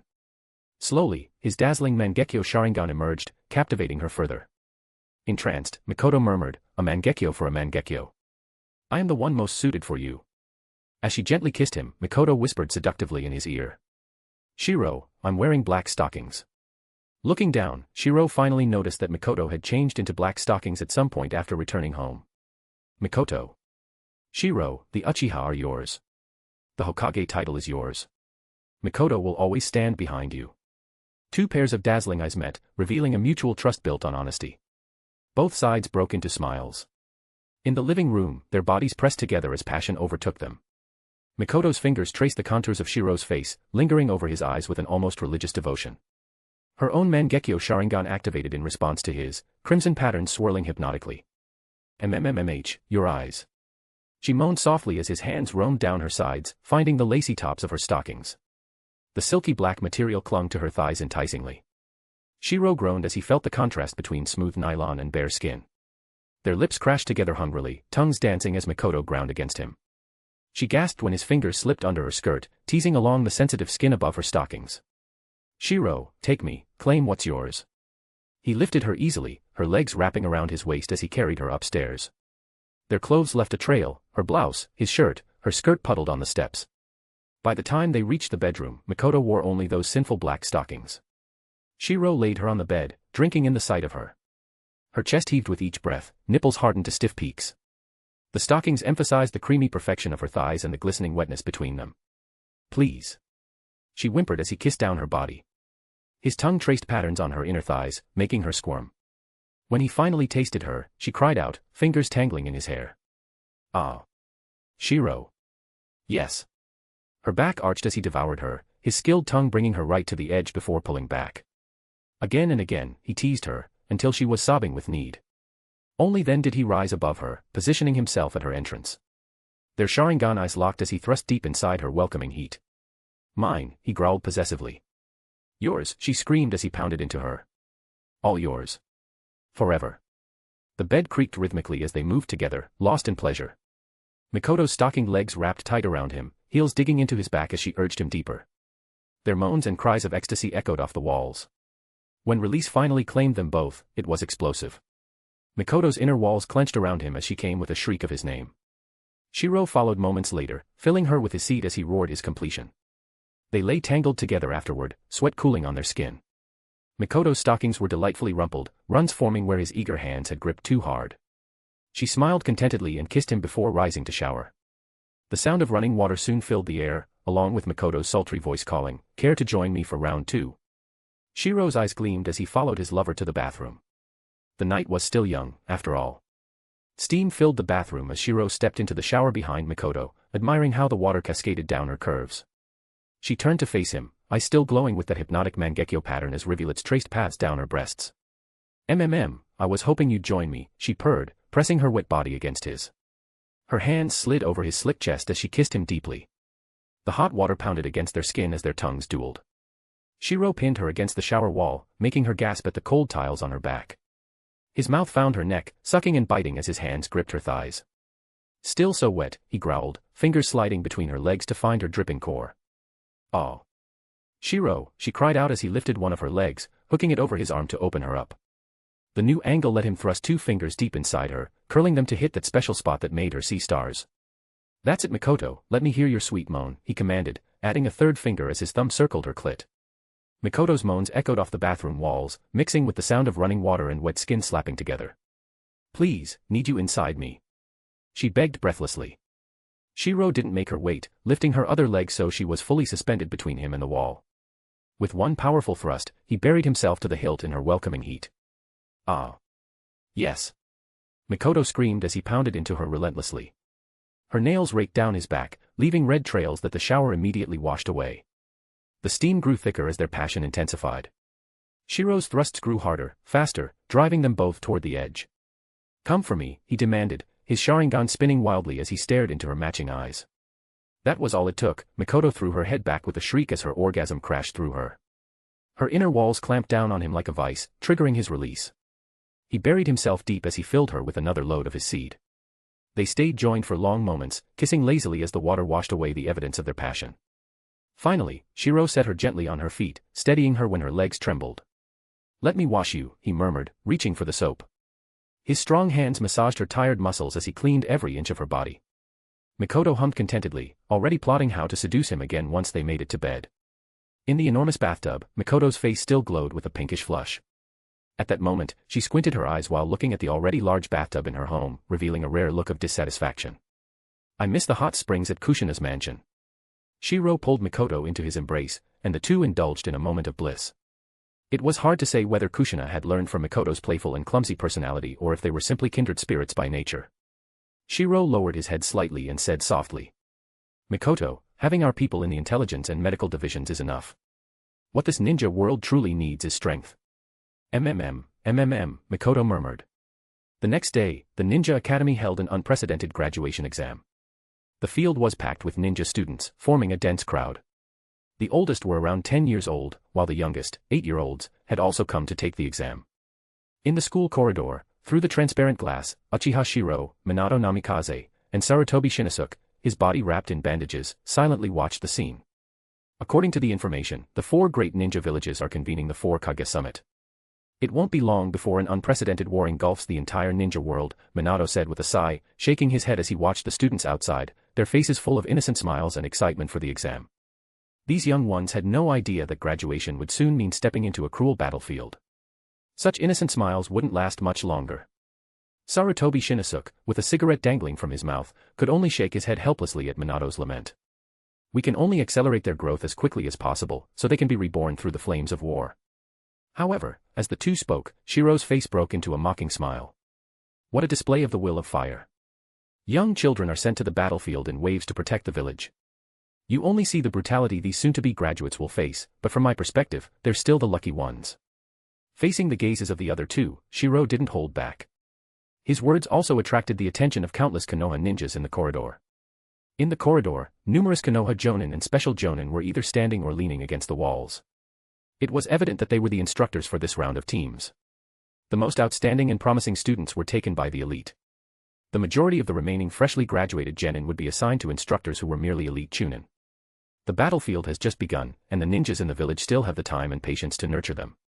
But as the war escalates, look at the crowd outside the academy gates. They are the ones who are truly pitiful. One by one, parents eagerly send their children to the ninja academy, unaware that in just a few years, their children will graduate only to face war. And this time, the admission standards have been lowered to the bare minimum. Shiro's sarcastic voice echoed, silencing Minato. Sarutobi Shinosuke took another puff of his cigarette, his eyes growing darker. All the Konoha ninjas in the corridor were shrouded in gloom. Everyone knew this truth, but who dared to speak it aloud? Only someone from the Uchiha clan would have the gall to do so. Just then, the sound of respectful greetings echoed through the corridor. As the crowd made way, a figure slowly approached. Lord Danzo. Sir. Even the typically high-ranking Jonin and special Jonin of Konoha straightened up and greeted respectfully when Shimura Danzo arrived. Even Minato Namikaze and Sarutobi Shinosuke showed deference upon seeing Danzo's approach. Lord Danzo. In response to the respectful greetings, Shimura Danzo nodded calmly. However, as he passed by Shiro, he stopped in his tracks. Uchiha. I hope you won't hold back your Mangekyo Sharingan during this war. Every Konoha ninja must contribute to this effort, Danzo said. Though Shimura Danzo harbored deep prejudice against the Uchiha clan, he knew how to exercise restraint in public. However, his words were meant to provoke, accusing the Uchiha clan of hiding their strength. Initially unwilling to engage with Danzo, Shiro's face shifted into a dangerous smile upon hearing the provocation. Captain Danzo. If we're talking about hiding strength, that honor belongs to the root. Forcibly taking talented young ninjas from various clans and turning them into tools for your use. The two locked eyes with dangerous intensity. Danzo's cold gaze bore into Shiro, who responded with a scoff. This kind of statement didn't need defending. Attempting to explain would only trap Danzo in a cycle of self-justification. The Uchiha did not need to explain anything. In that case, I'll trouble you, Captain Uchiha Shirou, to deliver this notice to the Uchiha clan leader. The village requires the Uchiha's powerful strength to form a reserve force for the coming war. Who would dare say Shimura Danzo didn't know how to play this verbal game? That won't be necessary, Shiro replied. Right in front of Danzo, Shiro grunted dismissively. With a flash of lightning from his palm, the scroll was reduced to ashes.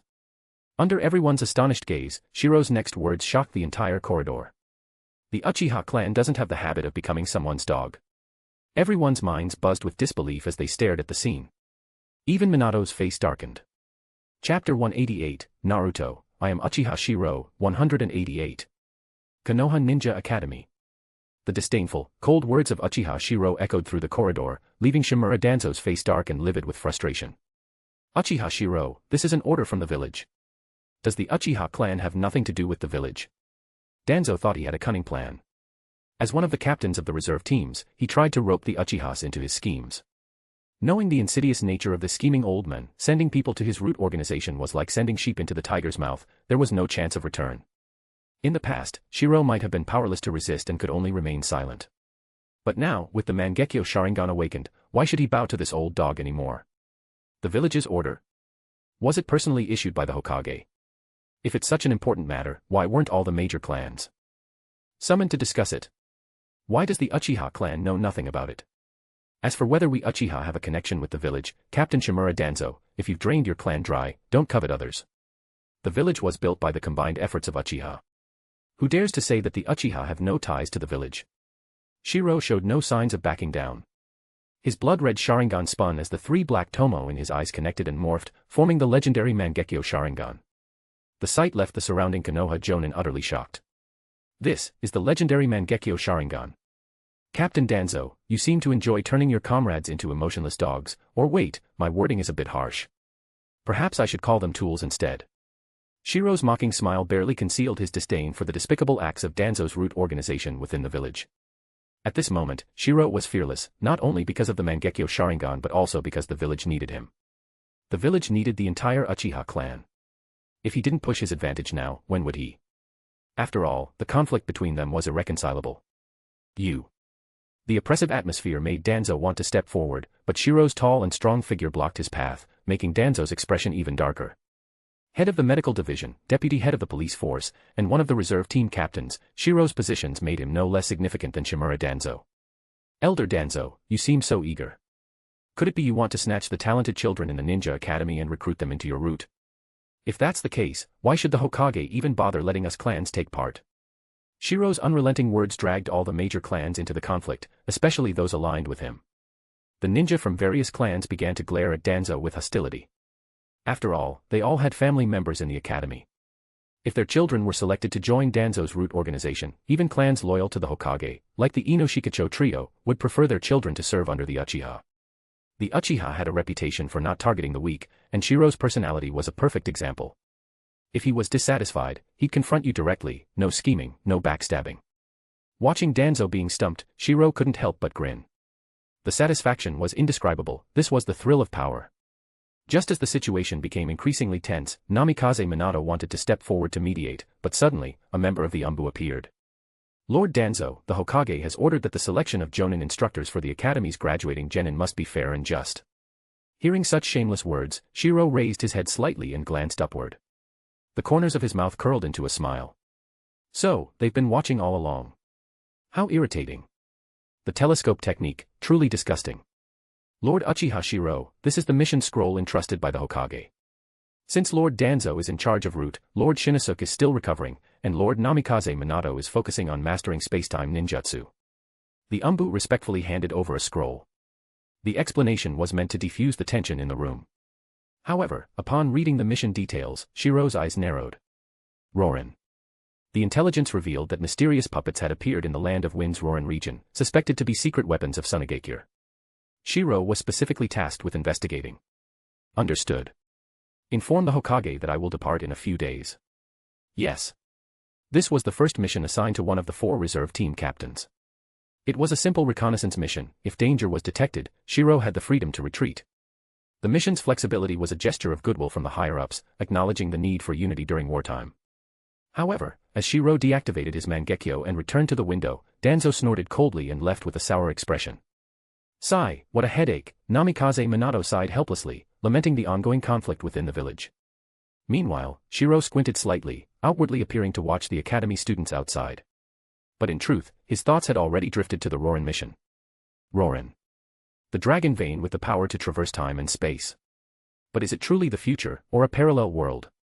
If it was the future, his presence here should have already changed its course. As the intelligence of Rorin flashed through his mind, a faint smile formed on Shiro's lips, and in the depths of his eyes, a glimmer of ambition emerged. This mission would be the perfect opportunity to test his theory. If that protagonist Naruto appeared and remained unchanged, well, then things would get very interesting indeed. The Ninetales, the Uzumaki physique, and even Yamato, each was a treasure trove of potential. Lord Shiro. At that moment, a familiar voice called out, and a young Konan, now poised and elegant, appeared behind him holding a thick stack of documents. In front of everyone, Konan respectfully said, Lord Shiro, here are all the records and performance data of the Academy's graduating genin. I've already organized them by age and class. Privilege existed everywhere, and Shiro didn't feel the slightest bit awkward about it. Just moments ago, he had mocked Danzo, and now he was openly enjoying his privileges. If you don't use it, someone else will. Not using it would just make me a fool. Shiro, I'm going to be a mentor too. Suddenly, a fiery red figure leaped onto Shiro's back, breaking the tense atmosphere with her carefree laughter. It was Uzumaki Kushina. Her long red hair was tied up in a high ponytail, and her forehead protector added a touch of gentleness to her fiery spirit. Shiro, let me pick first, okay? Clinging to Shiro's back, Kushina pouted and playfully begged, completely ignoring the stunned onlookers. The Jonin who recognized her couldn't help but marvel. No fear of the Ninetales Jinchuriki, and in public no less. Truly worthy of the Uchiha. Adding to the spectacle, another figure appeared, a composed and elegant Uchiha Mikoto, dressed in practical attire and carrying a white ninja blade at her waist. Mikoto. Sister Mikoto. The Jonin watching this scene were utterly speechless. 2 women, both powerhouses in their own right, one the Ninetales Jinchuriki, the other the strongest genjutsu user in the Uchiha clan, and yet, there was no conflict between them. They're acting all melodramatic, like actual sisters, and their relationship is so close. At this moment, putting aside their identities, many male ninjas couldn't help but feel a sense of envy. They wanted to have such abilities too. To be surrounded by beauties on both sides, who wouldn't dream of that? Some were jealous, while others were envious. And of course, there were a few with dark thoughts, believing this was all part of the Uchiha clan's conspiracy. For example, Shimura Danzo. Upon witnessing the Ninetales Jinchuriki's brazen behavior, his anger only deepened. The Uchiha aren't even pretending anymore. Do they think awakening the Mangekyo Sharingan makes them invincible? Shiro looked at Uzumaki Kushina with a doting expression. If it had been before, back when she was just the Ninetales Jinchuriki, there would have been no chance of her leaving the village. But given the current situation the village was facing, and with Tsunade's support, who would dare stop Kushina from leaving the village? If anything happened to Uzumaki Kushina, it might even be advantageous to certain people. Here's the list of new ninja students for this batch. But considering your special status, Kushina, if you're ever busy, you can always leave this squaw to Mikoto to handle. Shiro nodded with a smile, casually opening the intelligence scroll. When his eyes fell upon a few familiar names on the list, a glint flashed deep within his gaze. Due to the warlike atmosphere, the graduation age had been relaxed. This had already been a growing trend in recent years, so there were many transfer students. For instance, Anko Mitarashi was unexpectedly placed in a class with students older than her. This class happened to be Kakashi's original class. Kakashi's generation would later become the backbone of Konoha's strength. Names like Ebisu, Yamashiro Aoba, and Sarutobi Asuma stood out immediately, linked to the Hokage faction, and their talents were quite impressive. If Shiro took all the promising students for himself, others might not openly say anything, but deep down, they'd certainly believe the Uchiha clan was growing arrogant with their Mangekyo Sharingan. Monopolizing resources doesn't lead to lasting success. According to the rules set by the Ninja Academy, each three-person squad is to include a mix of top-performing and weaker students. Shiro's calm voice echoed through the hallway, leaving the Jonin listening nearby speechless. All of them cast glances, almost instinctively, toward Shimura Danzo as he walked past. The Uchiha weren't trying to cultivate their faction, this was a move to irritate certain people. After all, the Uchiha were abiding by the rules set by the second Hokage. Surely certain individuals wouldn't dare break those same rules, right? Most Jonin secretly felt a bit pleased. While they might not harbor grand ambitions, none of them wanted to miss an opportunity to build connections. After all, guiding talented ninjas might also pave the way for their descendants. The ninja world isn't just about fighting and killing, it's about relationships and connections. Shiranui Ginma's overall performance is commendable. Binsu Reito and Tetsuo Washi are both slightly above average. Together, the three form a squad that adheres to the rules. As for you, Kushina. Shizune has great potential in medical ninjutsu, Kurenai specializes in genjutsu, and while Anko Mitarashi is already Orochimaru's apprentice, he's currently at the front lines and can't oversee her. For now, the three of them can form a temporary squad. Beneath Shiro's calm smile, he had already handpicked all 6 candidates, with Anko Mitarashi being the most notable among them. An apprentice of Orochimaru, if Kushina chose her, it was an attempt to form connections. For a moment, the Jonin who heard this all feigned ignorance, pretending to be fascinated by the view outside the window where the graduation exams were taking place. All of this was a matter for the higher-ups to handle. They were just squad leaders tasked with quickly training ninjas for the village. They didn't want to get involved. Shursue has just graduated, and Kakashi, as a Chunin, has been mentoring him. But there's one spot missing in the squad. I think Might Guy, with his expertise in taijutsu, would be a perfect fit. Shiro spoke in such an offhand manner that it was clear to everyone his main target was Anko Mitarashi. The others were merely secondary. Anko's talent aside, the real focus was on Orochimaru's influence. Shiro, after all that, the 3 genin you've assigned to me don't align with anything I'm good at teaching. At first, Kushina had been excited, but after reading the profiles of the 3 assigned genin, she was dumbfounded. Genjutsu. She only knew how to dispel it. Medical ninjutsu. She relied solely on the abilities of the Uzumaki clan. And then there was Anko Mitarashi, Orochimaru's apprentice. It felt like she was just there as a chaperone. Meanwhile, Mikoto, holding the roster for another squad, couldn't help but smile. Kushina, Shiro is doing this for your good. Mikoto's blunt words made the Jonin in the hallway feel a chill down their spines. Was this something they were supposed to hear? They were paving the way for the Nine-Tails Jinchuriki, forming connections, and making plans for themselves. Did they need to discuss it so openly? Fine, I get it. Kushina pouted, looking dejected. It seemed that enjoying the thrill of being a teacher wasn't going to be as easy as she had hoped. Be good, Kushina. In front of everyone, Shiro ruffled Kushina's red hair, causing her face to flush. She hadn't expected him to do something like that in front of so many people. However, while everyone assumed his main goal was to target Orochimaru through Anko Mitarashi, only Shiro smirked contemptuously to himself. His true target this time was none other than Might Guy, the man who would one day almost kick the story into its final chapter. His second priority was Shiranui Ginma, Binsu Reito, and Tetsuo Washi. These 3, in the original timeline, had served as elite bodyguards to the 4th and 5th Hokage. They also possessed rare time-space ninjutsu talent. The Flying Thunder formation, when deployed on the battlefield, would be an incredible weapon. If they could be cultivated early, their future achievements might surpass expectations. Jonin, and possibly even elite Jonin, weren't out of reach. Mikoto, I'll leave these 3 to Shiro. I trust he'll handle them well. Shiro's calm demeanor betrayed no intention of playing babysitter. Understood. Mikoto smiled and noted down the selected names. As for Might Guy, almost everyone dismissed his significance. But Kushina, standing nearby, suddenly grew excited and slightly shy after hearing something. Shiro, are you letting me join you on this mission? It turned out Shiro had quietly invited her to accompany him on the mission to Rorin. Chapter 189, Naruto, I am Uchiha Shirou, 189. Hokage's office. Hiruzen, the Uchiha are too arrogant. They're acting like they have no regard for anyone else. Shimura Danzo slammed his wooden cane angrily. Not only had Uchiha Shirou openly confronted him in front of so many people, but this time his intentions were blatantly obvious. Sitting behind the Hokage's desk, the third Hokage Sarutobi Hiruzen frowned as he reviewed the list of this year's graduating ninja students. The overall rankings, Rado Namishi and Tsubaki Iwashi are slightly above average. Shizune and Genma Shiranui performed decently, while Kurenai Yuhi had the best results, and then. This time, their relations with the major clans were strained, and without some compromises, it was impossible to get the clans to make sacrifices. Even the Yamanaka, Nara, and Akimichi clans had voiced concerns after the failed plan to destabilize the Kimobakure. If not for the fact that Hiruzen's clan had also sacrificed their elites, the situation would have been even more difficult. Anko Mitarashi is Orochimaru's disciple. Right now, there's no significant threat from Iwagakure, so inform Uchiha Shirou that Anko has already been assigned. Shirou's selection of genin was not numerous, but his true intentions were evident to anyone paying attention. Let Uchiha Shirou try to cement ties with Orochimaru again. Sarutobi Hiruzen frowned, and without hesitation, removed Anko Mitarashi's name from the list. As for the others, Kurenai Yuhi, the daughter of Jonin Yuhi Shinku, is she. In Hiruzen's eyes, only Kurenai's father, a Jonin, stood out, the rest were unremarkable. Approve the rest of Uchiha Shirou's requests. After organizing the list, Sarutobi Hiruzen looked up and met Shimura Danzo's resentful gaze. Understanding his old friend's thoughts, he exhaled a puff of thick smoke and said, Danzo, rein in root for now. The village still needs these major clans. Shimura Danzo felt stifled by Hiruzen's earnest advice.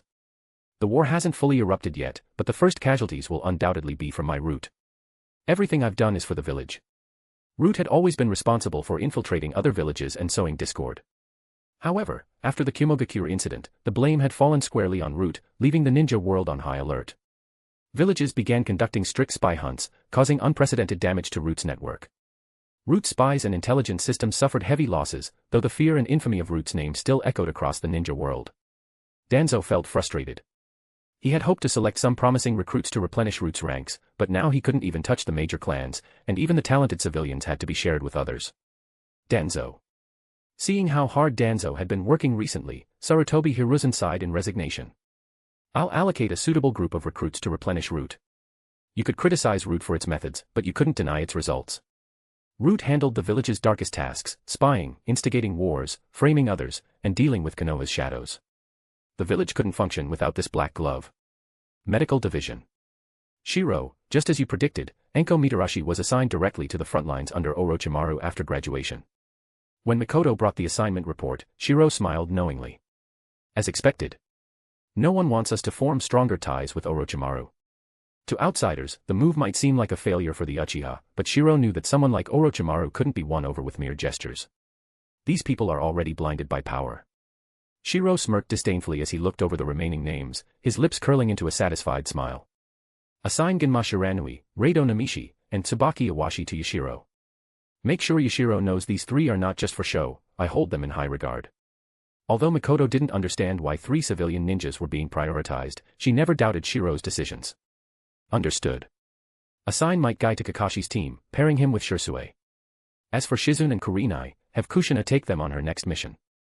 Send the list to the Senju clan. Sending the list to the Senju clan would at least create the appearance of a honeymoon period between the Uchiha and Senju. Mikoto, here's another list and assignment. When Mikoto saw the new list, she was momentarily stunned. Shirou, I can understand promoting Might away from Genin to Chunin, but assigning him to the reserve unit for wartime deployment. That's supposed to be for the most elite forces. Might Dewey's track record wasn't just average, it was abysmal. To call him a loser wouldn't be an exaggeration. Mikoto, don't underestimate this ninja that everyone looks down on. If you're careless, even you could be in danger. Hearing Shirou's serious tone, Mikoto was taken aback. No one understood her strength better than Shirou. With her Mangekyo Sharingan and years of training, she was undeniably in the Kage-level ranks. Yet Shirou had warned her with such gravity. This person is a genius in taijutsu. The 8 gates technique is even recorded in Uchiha's history. Hearing about the 8 gates, Mikoto frowned. Her extensive knowledge allowed her to respond gravely. The 8 gates is a forbidden taijutsu technique that demands immense physical strength and willpower. Most ninjas can't dedicate themselves to such constant training, and the difficulty of opening the gates increases exponentially. It's not inherently tied to taijutsu talent. In the original story, Uchiha Madara had once remarked, "So, it isn't the red steam. I underestimated you." This implied that he had encountered it during the Warring States period. Never underestimate anyone. Opening the 8 gates requires extraordinary perseverance and dedication, and this man is a true taijutsu genius. Shiro spoke with conviction. This man was a trump card, a talent that would be wasted if left unutilized. Previously, Shiro had placed him in the police force. His enthusiasm and straightforward nature made him ideal for handling village affairs, but now it was time to deploy him for something greater. The 8 gates technique required immense time and effort, making it unsuitable for Shiro himself. Moreover, its effectiveness depends on the user's base strength. For example, Might Guy at his peak was far stronger than his father, Might Dway, even with the same technique. This time, I'll be accompanying Kushina to Rorin. The police and medical divisions are running smoothly, so there's no need to worry. We have enough capable people. Mikoto nodded gently but hesitated before softly asking. Shiro, lately, the deputy head of the medical division from the Sarutobi clan has been interfering quite a lot. The police department was fine since the Uchiha valued strength, but the medical division was different. This Sarutobi clan ninja was planting his people. Just the incompetence of the weak. Ignore him. Shiro smirked dismissively, his gaze shifting to the window. Below, he saw Konoha ninjas in hospital gowns strolling around the medical division grounds. Many had already picked up books from their bedside tables. In the monotonous world of the ninja, books were their only source of entertainment. Among them, My Struggle, this book of his, was almost a standard piece of literature placed beside every hospital bed. At first glance, it seemed unintentional, as if it was an act by subordinates trying to curry favor with him. However, it was also exactly what he wanted to see. The best place to spread his true will of fire would be the Ninja Academy. However, the third Hokage would never tolerate this, so he shifted his focus to the hospital instead. In the eyes of some, the minds of seasoned ninjas were already mature and wouldn't be as easily influenced as those in the Ninja Academy. Therefore, no one paid much attention to this matter. But only he knew, his books were never meant for students. They were for adults. For this ninja world, I understand it better than anyone else. The so-called will of fire is far too hollow and lacks any substantial philosophy. I will fill the void in their hearts. Through the window, he could see a Konoha ninja in a hospital gown sitting in the pavilion, frowning as they read the red book, My Struggle. At that moment, the ninja seemed to be immersed in it, continuously filling the emptiness within his soul. For ninjas, a high-risk profession, few could avoid being hospitalized multiple times in their lifetime. During the tedious recovery periods, reading became a way to pass the time. Unknowingly, his ideology would spread. By the time people noticed, a spark had already turned into a wildfire. Select the 100 members of the reserve force carefully. There's no rush. Remember Might Dway, the Chunin, assign him 2 suitable teammates and ensure he's not excluded. Understood. Shiro issued the instructions meticulously. For some important matters, he would personally intervene, while leaving the rest to his subordinates. After finally reaching a high position, why did he still have to work so hard? What was it all for? Ninja Academy. After the graduation exams for the ninja test concluded, the young students in each class could barely contain their excitement. Haha. I passed the exam. I'm going to become a genin. I'm about to become a genin too. My parents will be proud of me when I go home tonight. In the lively classroom, most students were unaware of what they were about to face. However, some remained silent and spoke not a word, as if they had already seen through something. Rin, I'm about to become a genin. Soon, I won't be any worse than Kakashi. The passionate Obito continued to fawn over Nohara Rin, oblivious to the fact that he was about to attract the attention of a certain old man. Shizun, you need to be careful. Normally quiet and reserved, Shizun now sat nervously at her desk. The team assignment notice had already been issued, and she knew she would be on the same team as Kurinai Yui. But she was aware of certain things, which made her anxious. Kurinai Yui, on the other hand, tried to comfort her helplessly. It's okay. Although my uncle has had some bad rumors in the past, that's all in the past. At this young age, Shizun forced a barely convincing smile. Her uncle, Dan Kato, had tried to pursue Lady Tsunade in the past, a fact that was no secret.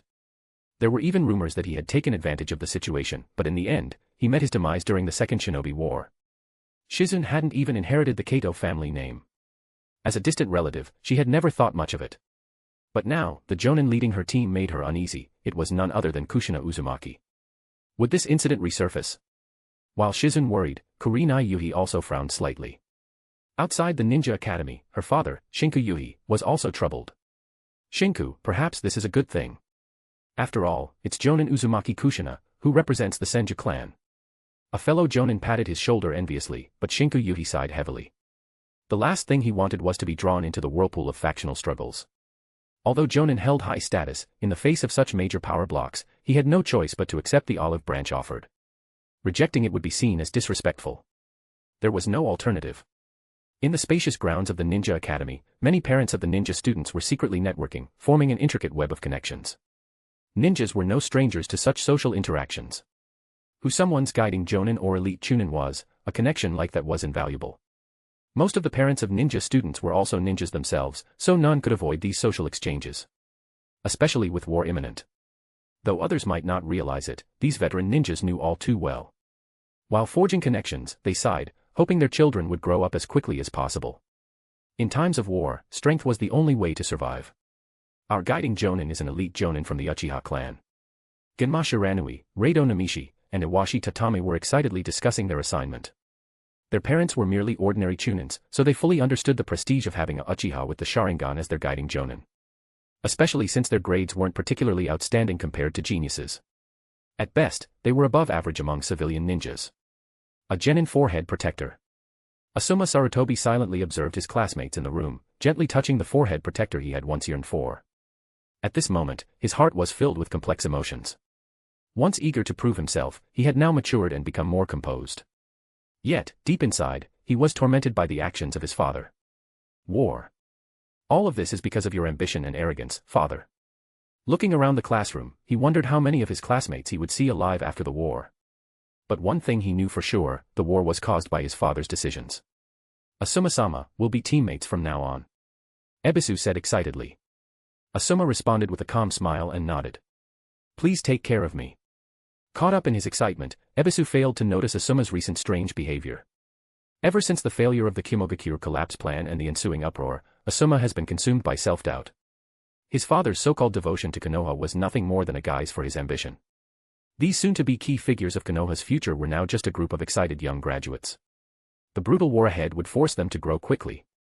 The Senju clan. Really? You're not just doing this out of spite. Tsunade teasingly looked at him, causing Shiro to sigh helplessly. Sister Tsunade, Jonin Dan Kato and that girl are only very distantly related. If I were petty, I'd take it out on Dan, not her. Seeing his expression, Tsunade couldn't help but smile. All right, I thought you were jealous. But it's fine. Since you say this little girl has medical ninja potential, I'll give her some guidance when I have time. By the way, are you going to let Kushina take on missions? Facing Tsunade's questioning look, Shiro shook his head. I don't want to either, but with the war about to break out, Kushina might have her freedom restricted. At most, she'll stick by your side. Making her a guiding jonin is just to give her something to do. Besides, this scouting mission is more of a break before the war. Shiro wore a casual smile, but in his heart, he was already thinking about this mission to Rorin. Chapter 190, Naruto, I am Uchiha Shirou, 190. Inside the research lab. The light-hearted conversation between Shiro and Tsunade lingered in the air, making Yujito, who was lying on the research bed, feel rather awkward. It was hard to tell how much time had passed before the burning sensation in her abdomen finally subsided. Weakly, she said. Lord Shiro, the seal on my lower abdomen feels weaker now. As Yujito's voice broke the silence, both Tsunade and Shiro turned around. They saw her lying on the research bed, with black sealing patterns now visible on her lower abdomen. It turned out to be a double 4-symbol seal, also known as the 8 trigram seal, a sealing technique used in Konoha to seal tailed beasts. Looking at the girl, a rare excitement flashed in Tsunade's eyes, as if she had found a precious material. This girl's constitution is indeed very special. She naturally possesses a strong consciousness and can even control the power of the tailed beast through her will alone. It's no exaggeration to call her a naturally perfect Jinchuriki. Tsunade praised her, marveling at the wonders of heaven and earth. How could such a rare constitution arise among humans? Born with a powerful consciousness, huh? Beside her, Shiro nodded in realization. No wonder Yujito had a tailed beast sealed inside her at such a young age. Her physique was practically tailor-made to be a perfect Jinchuriki. At the same time, her body is remarkably unique. Combined with her innate strong consciousness, the chances of her losing control or going berserk as a Jinchuriki are negligible. Tsunade explained Yujito's rare constitution in professional terms, while Shiro silently nodded. In the original, it was indeed mentioned that Yujito could transform into her tailed beast using her own will, which was undoubtedly linked to her special physique. How are you feeling now? At Tsunade's inquiry, Yujito, still on the research bed, quickly nodded and replied. There was a burning sensation in my lower abdomen earlier, like a fire raging inside me. But now, I feel fine. Observing Yujito's physical response, Tsunade revealed a satisfied smile. This time, you've truly found a treasure. I've already sealed part of the two tails inside her. It's a pity, though, if she had grown up in Konoha, she might have been a suitable host for the nine tails. Shiro, standing to the side, was speechless. Even if there were a suitable candidate, would the Senju clan hand over the nine tails to an outsider? Sister Tsunade, if I'm not mistaken, the seal on Yujito's lower abdomen is an 8-trigram seal, isn't it? Shiro squinted his eyes. For just a portion of the two tails chakra, such strict sealing seemed unnecessary. Tsunade lazily stretched, waved her hand dismissively, and said, of course, it's the 8-trigram seal. Even if it's just a small experiment, no matter how good her physique is, what use would it be? Konoha doesn't have another tailed beast for you to seal. She rolled her eyes at Shiro, then revealed a rare confident smile. She casually tossed a scroll next to her toward him. This is a research project from the Senju clan. It explores whether it's possible to cultivate pseudo-Jinchuriki by sealing tailed beast chakra. Later, this research was taken to the daimyo's estate. Apparently, after some experiments, it was discovered that the tailed beast chakra without a will of its own is too violent. Only individuals with rare constitutions can withstand it. So, the research was shelved. As Shiro listened to Tsunade's explanation and read through the experimental data, he couldn't help but feel shocked. Wasn't this the same concept as the pseudo-Jinchuriki that appeared in the Fire Temple in the anime? It proved that this method was feasible. Although it only resulted in a pseudo-Jinchuriki with a four-tails-like state, it was already a success. The only difficulty was finding a suitable host. So, Yujito's strong consciousness happens to be a perfect match for this experiment. After briefly reviewing the scroll, Tsunade calmly nodded. Exactly. She's the most suitable candidate. But there's a downside, only a portion of the tailed beast's chakra is sealed inside her. It will take years, even decades, for the chakra to form a symbiotic relationship with hers. Currently, the tailed beast's chakra is weak, so it will continue to absorb the host's chakra to grow. Once the tailed beast's chakra becomes strong, it will start to give back. But to cultivate something comparable to a full-tailed beast, she'd have to live for 1,000 years. After Tsunade explained the experiment, Shiro finally understood. Surprisingly, Yujito, as the experimental subject, showed no fear or resentment. Instead, she was filled with excitement. Power. With this, she could gain immense power and avenge herself in the future. While Yujito was eagerly imagining her future strength, Shiro gently ran his hand through her tea-colored hair, skillfully braiding it into a long braid that reached her waist. The sensation left her feeling warm and tingling inside. Tsunade, observing Shiro's actions, didn't say a word.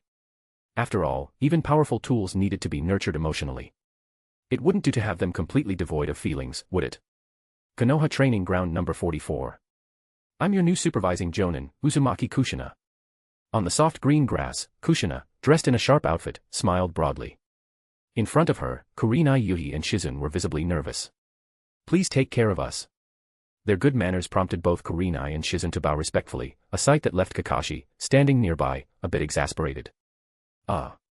Kushina-sensei, why are you here? Kakashi was baffled. This was supposed to be his squad's meeting point.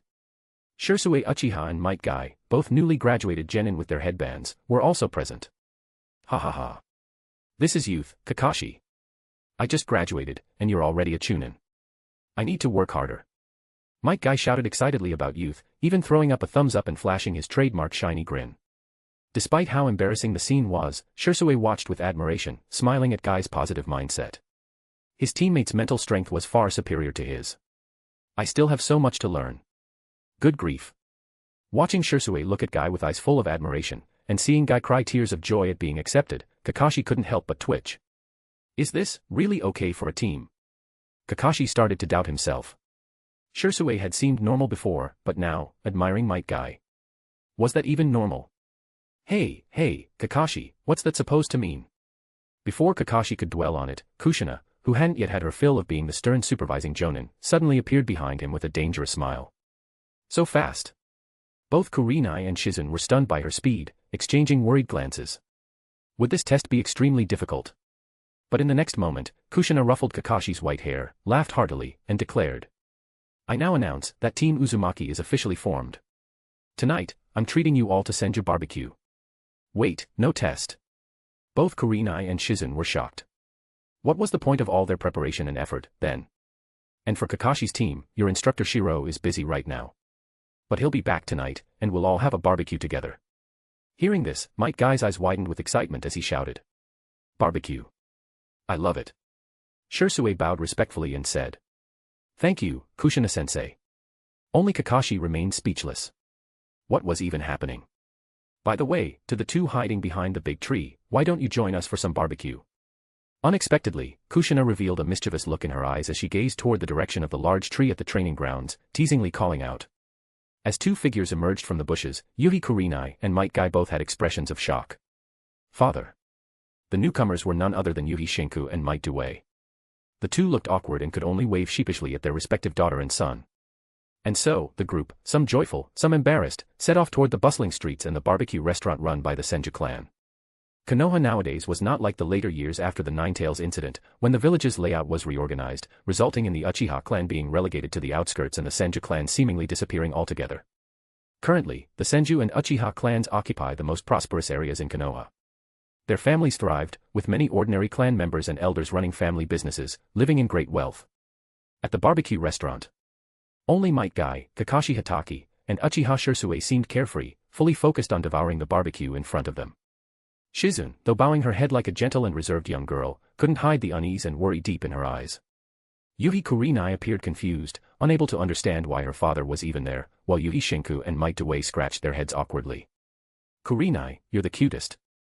Your father is worrying too much, Uzumaki Kushina teased, ignoring the two fathers entirely, her face lit up with a smile as she looked at her two team members. After all, it was her first time as a Jonin instructor, and she was determined to lead a powerful team. Looks like I'm late. Amid the awkward atmosphere, a voice filled with apology suddenly rang out, causing everyone in the private room to put down their chopsticks. Yuhi Shinku and Might Due immediately stood up respectfully. Lord Shiro. Captain Shiro. Shiro-sensei. Dressed in white with black pants, his chest slightly exposed, revealing an eye-catching, muscular physique, and wearing black arm guards extending from his forearms to his hands, a purple rope belt tied at his waist, with a straight ninja sword tucked in, Shiro entered the room. The moment he appeared, the expressions of everyone in the room shifted in different ways.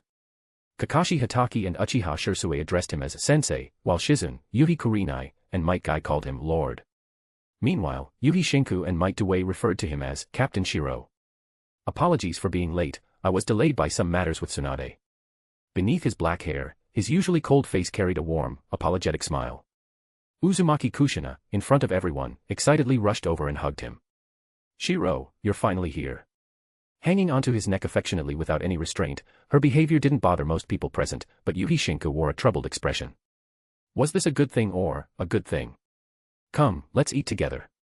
In the private room, as they enjoyed their barbecue and drank round after round of sake, Might Due, his face flushed with drink, awkwardly stood up and raised his glass toward Shiro. Captain Shiro, I don't even know what to say. Thank you for allowing me to join the police force back then. It's thanks to that opportunity that I could earn more mission rewards. And most of all, thank you for not looking down on my son, Might Guy, and even allowing him to join Kakashi's team. As he spoke, the older man's eyes grew moist. For Might Due, though he didn't care how others mocked him, he couldn't bear the thought of his son suffering because of his status. He had worked tirelessly to support Guy's training, knowing it required proper nutrition, which wasn't cheap. A forever genin who was mocked and avoided by others during team-ups, Might Due struggled financially. But he persevered, fulfilling his duty as a father. Faced with Might Due's gratitude, Shiro simply shook his head lightly. You're mistaken. I didn't do this out of pity or charity, it's because you and your son have the potential. For someone like Might Due, no elaborate words were needed. All it took was sincerity to earn his trust. Potential. Might Due's eyes reddened further. He had been mocked for being a forever genin for so long. Though he didn't care about himself, he couldn't bear to see his son affected by the same ridicule. He firmly believed his son, Guy, had far greater talent than him, but no one at the Ninja Academy ever saw it that way. If that weren't the case, why would I allow someone considered a dead last to join Kakashi's team and hold them back? Shiro chuckled softly, taking a sip from his cup and then looking at the confused Might Guy.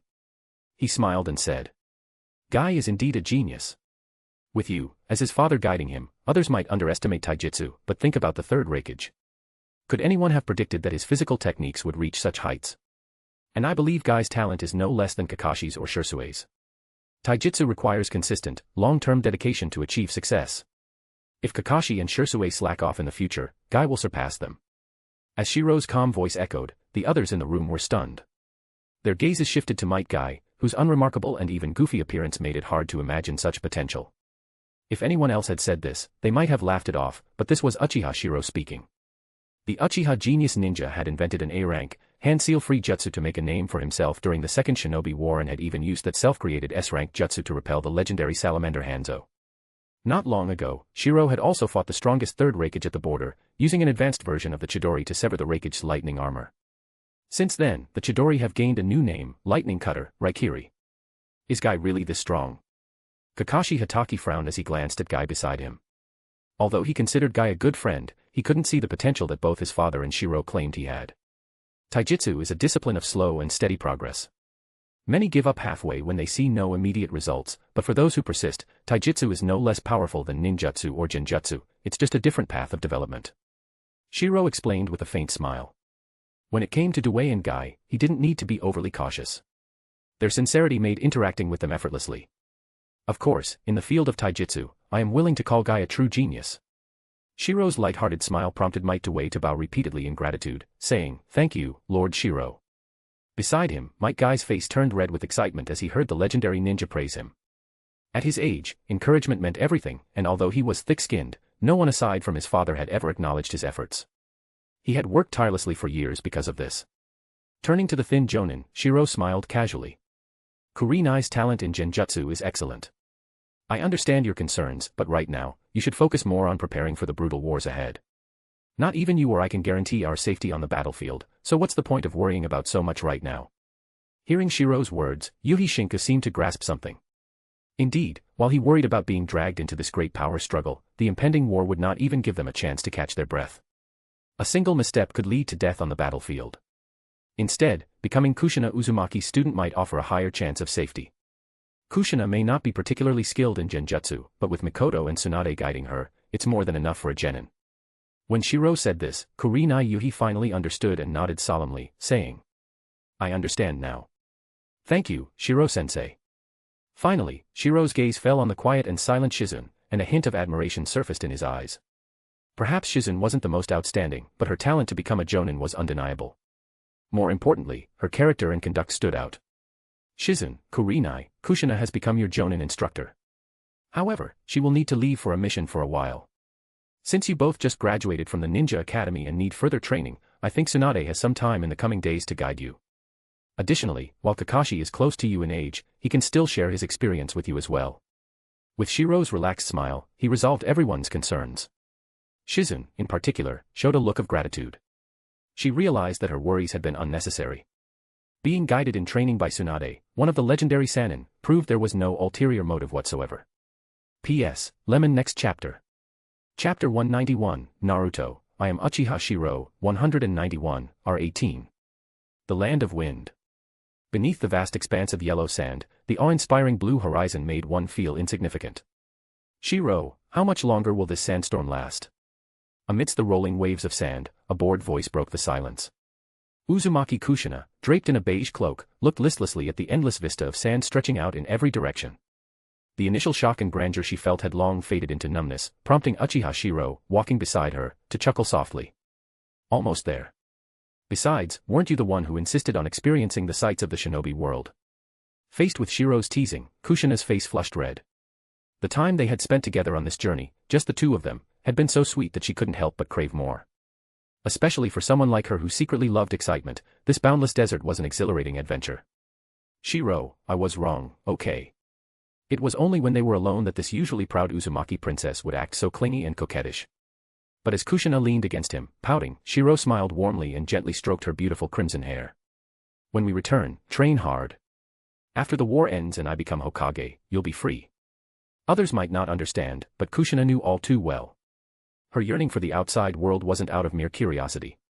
It was because of the 9 tails sealed inside her, a prison that made her realize that, in the future, she'd rarely get the chance to leave the village. Perhaps only within the borders of the Land of Fire. So, it wasn't the outside world she truly longed for, it was freedom. "Let's take shelter from the sandstorm. Based on our pace, we should be close." In the desert, with the precise use of earth release techniques, a small earthen hut gradually formed, becoming a temporary shelter. "Shirou, thank you." As the howling wind and sand raged outside, Kushina revealed a look of pure contentment inside the warm earthen hut. She lay lazily in the embrace of the one person she could call her own. When everyone else saw her only as a powerful weapon, only Shiro, Mikoto, and Tsunade treated her like family, giving her the warmth of a home. Once we return, I'll probably only be able to stay by Sister Tsunade's side. I won't have another chance to come out like this again.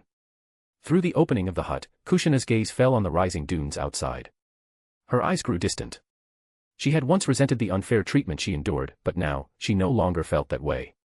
Shiro, I believe you'll become Hokage. I'll help you get there. Kushina, I have a feeling something interesting might happen during this trip. Shiro smiled as he spoke. To Kushina, it sounded like a playful joke to cheer her up, but it genuinely made her happy. However, only Shiro's narrowed eyes betrayed his thoughts. If his suspicions were correct, could this trip be an opportunity to restore the missing part of the Nine Tails within Kushina? Although this wasn't the same world, its origins couldn't be wrong. As Shiro was deep in thought about the mission in Rorin, the warmth in his arms shifted. He felt something tighten against him. Shiro, you said something interesting, but is it as interesting as I am? Kushina's flushed face emerged as she slowly lifted her cloak, revealing the delicate body beneath. At some point, Kushina had already removed her inner garments, exposing her flawless figure. More surprising was the sight of her long, slender legs adorned with sheer skin-colored stockings, provocatively daring. Shiro's cold hand brushed against the warmth of her calf. He sighed helplessly. So mischievous, yet so inexperienced. Even so, Shiro's mind remained focused on the mission, while Kushina amused herself in her playful teasing. Shiro, I've improved. Kushina, stop. I'm thinking about something important. I like it when you're like this. My special physique. Even within the Uzumaki clan, it's extremely rare. Shiro, use your medical ninjutsu to check if I've made progress. The silky, transparent stockings accentuated her delicate feet. With a resigned expression, Shiro set aside his mission thoughts and turned his attention to Kushina. I've been diligently practicing my medical ninjutsu. Kushina obediently allowed him to examine her, looking as if she'd do whatever he asked. Shiro's cold hands traced up Kushina's stocking-clad legs, his chakra pulsing as he examined her. But his professional demeanor cracked as she arched into his touch with a breathy moan. Your chakra feels so good inside me, Shiro. Kushina purred, her face flushed as his energy flowed through her body. Her nipples hardened into tight peaks as his hands moved higher, pushing her thighs apart. Such a naughty kunoichi, Shiro growled, his control slipping as she writhed beneath him. Getting wet just from a medical exam. Please. She whimpered as his fingers brushed against her dripping center through the silk stockings. I need more than just your chakra. Unable to resist any longer, Shiro ripped open the delicate fabric between her legs. Kushina cried out as he thrust 2 fingers deep inside her tight, soaking pussy. Her inner walls clenched around him desperately. You're so wet for me, he groaned, curling his fingers to hit that special spot that made her see stars. His thumb circled her swollen clit as his other hand roughly squeezed her breast. Ah. Shiro. Kushina screamed as he pumped his fingers faster, her hips bucking wildly. Please, I need your cock. Such a greedy little princess, he teased, but he was already freeing his thick, hard length. He rubbed the head through her dripping folds before slamming inside to the hilt. Yes, she wailed as he filled her. Her legs wrapped around his waist, the torn stockings adding delicious friction as he pounded into her willing body.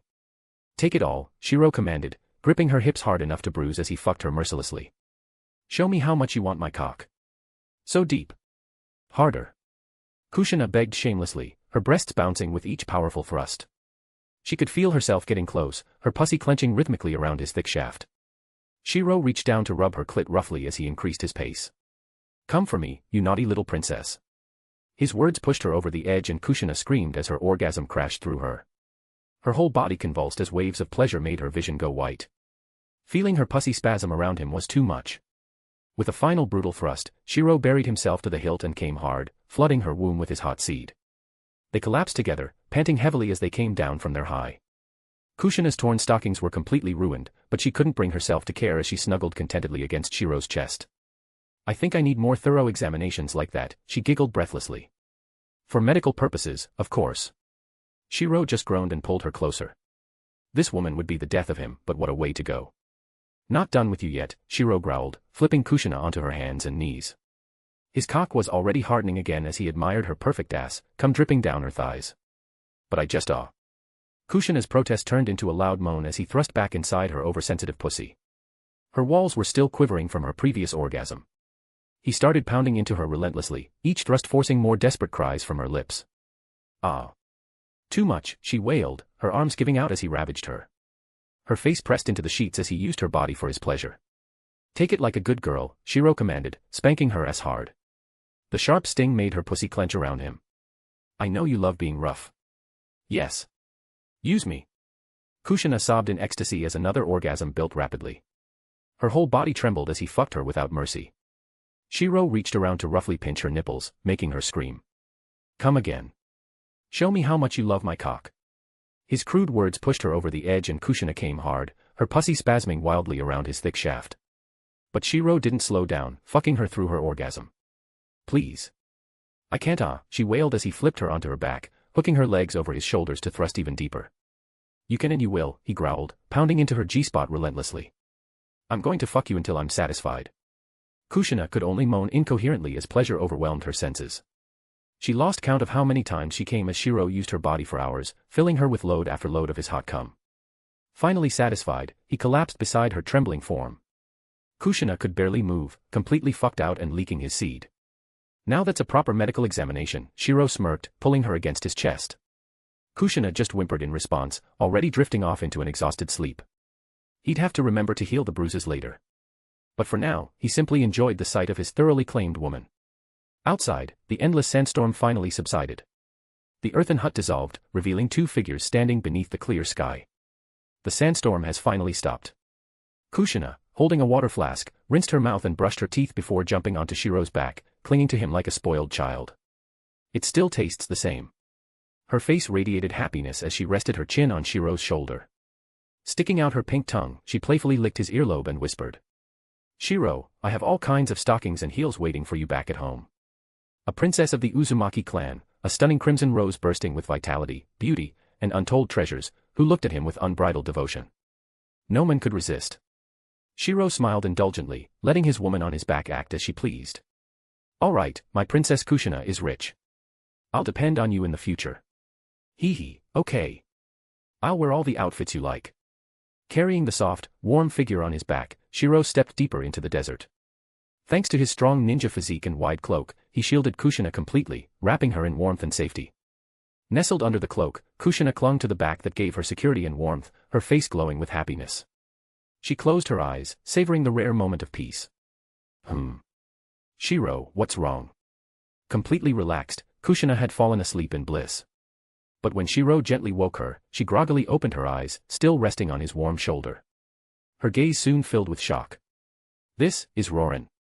In the distance, the fierce wind whipped up the yellow sands, revealing an oasis surrounded by a fantastical, storybook-like city. Towers soared into the sky, their unique designs like something out of a fairy tale. The ancient kingdom of Rorin. No one would have imagined that such a wondrous, modern, and mystical nation could exist amidst the endless desert. So beautiful. A woman's first thought was always beauty. Kushina, still perched on Shiro's back, stared in awe at the scene before her and couldn't help but mutter. Shiro, when the war is over, let's build a castle like this in Konoha. Hearing Kushina's bold idea, Shiro couldn't help but laugh. He knew she had inherited the Uzumaki clan's wealth, but wasn't this a bit excessive? Is this the whimsy of a princess? Kushina, I remember your fortune was meant for rebuilding Uzushio. With the ongoing war, I wouldn't be surprised if the village had its eyes on it. Though Uzushio Bakure had fallen, what nation didn't leave behind treasures for its revival? After hearing Shiro's teasing words, Uzumaki Kushina couldn't help but smile. Shiro, rebuilding a nation requires people. How about once the war ends, we build a castle and have lots of babies? That way, we'll have the foundation for restoring the nation. As for rebuilding the country, Uzumaki Kushina had never seriously considered it, because she knew the reality. The ninja world would never allow the land of whirlpools to reappear. As for the old geezers in the village, From the moment I arrived in Konoha, they've been eyeing the treasures of the land of whirlpools. But how could they possibly get them? With a hint of pride, Kushina thought about the treasures meant for the land of whirlpools revival. Her father had told her that those treasures were intended as her dowry. At that moment, thanks to the extraordinary hearing of ninjas, she instantly heard the sound of explosions in the distance. This is... A fleeting crimson light flashed in Shiro's eyes, making him squint. It seems something unexpected has occurred, and it's a little late. In the distance, a group of peculiar wooden puppets was attacking three ninjas. The explosions echoed continuously, and even from afar, the sound was clear. Those are Konoha ninja forehead protectors. Previously lying on Shiro's back like a little cat, Kushina's expression changed the moment she saw the surrounding ninjas in the distance.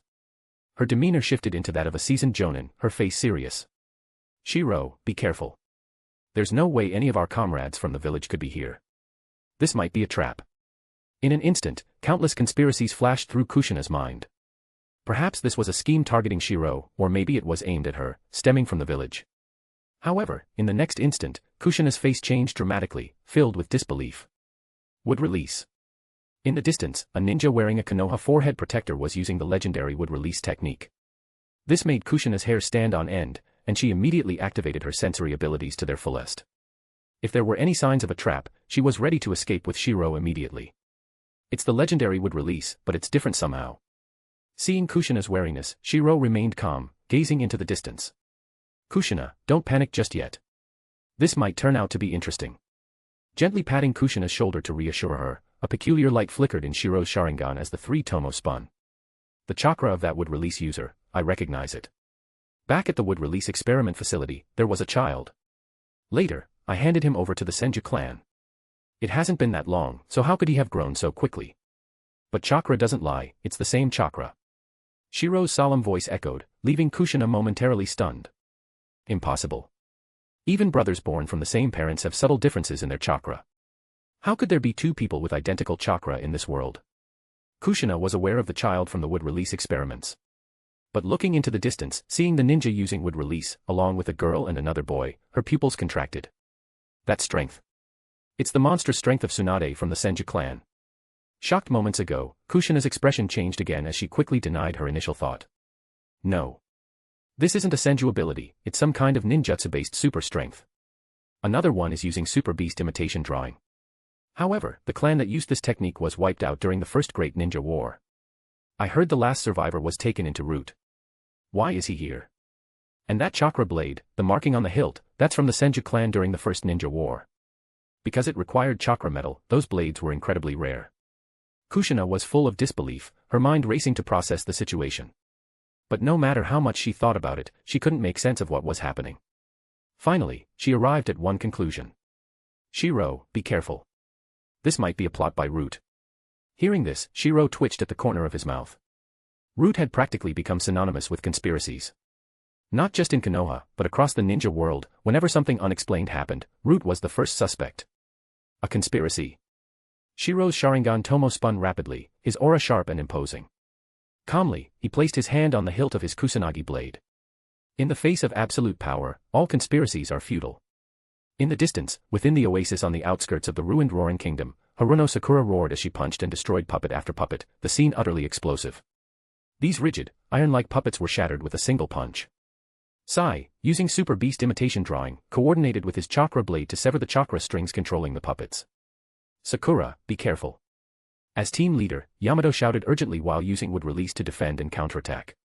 The three of them were no weaklings. In just a short time, fragments of over a dozen powerful puppets littered the area. "Captain Yamato, what's going on here? How did the ruins of Rorin turn into this?" Wearing a sleeveless red top paired with black shorts and a pink outer robe, her hands gloved and legs armored, Sakura's face was full of shock and disbelief. "Sakura, stay alert. Naruto and I were caught in the power of the Ryumayaku at different times, which caused us to be separated. This energy seems to be the legendary spacetime power." Yamato spoke nervously, scanning the area as more powerful puppets appeared. Despite the three of them being elite Jonin-level ninjas, capable of threatening Kage-level opponents under certain conditions, the puppets here were overwhelmingly strong and durable. "Damn it. I'll smash these piles of scrap metal." Sakura roared, unleashing her monstrous strength. As she, Yamato, and Sai continued their fight, a familiar sound of crackling lightning rang out, making Sakura's pupils tremble. In an instant, the sound of chirping birds echoed as a figure appeared above them. The familiar chirping of Chidori, the familiar lightning-based technique, and the familiar Kusanagi blade slashing through the air severed all the chakra strings controlling the puppets.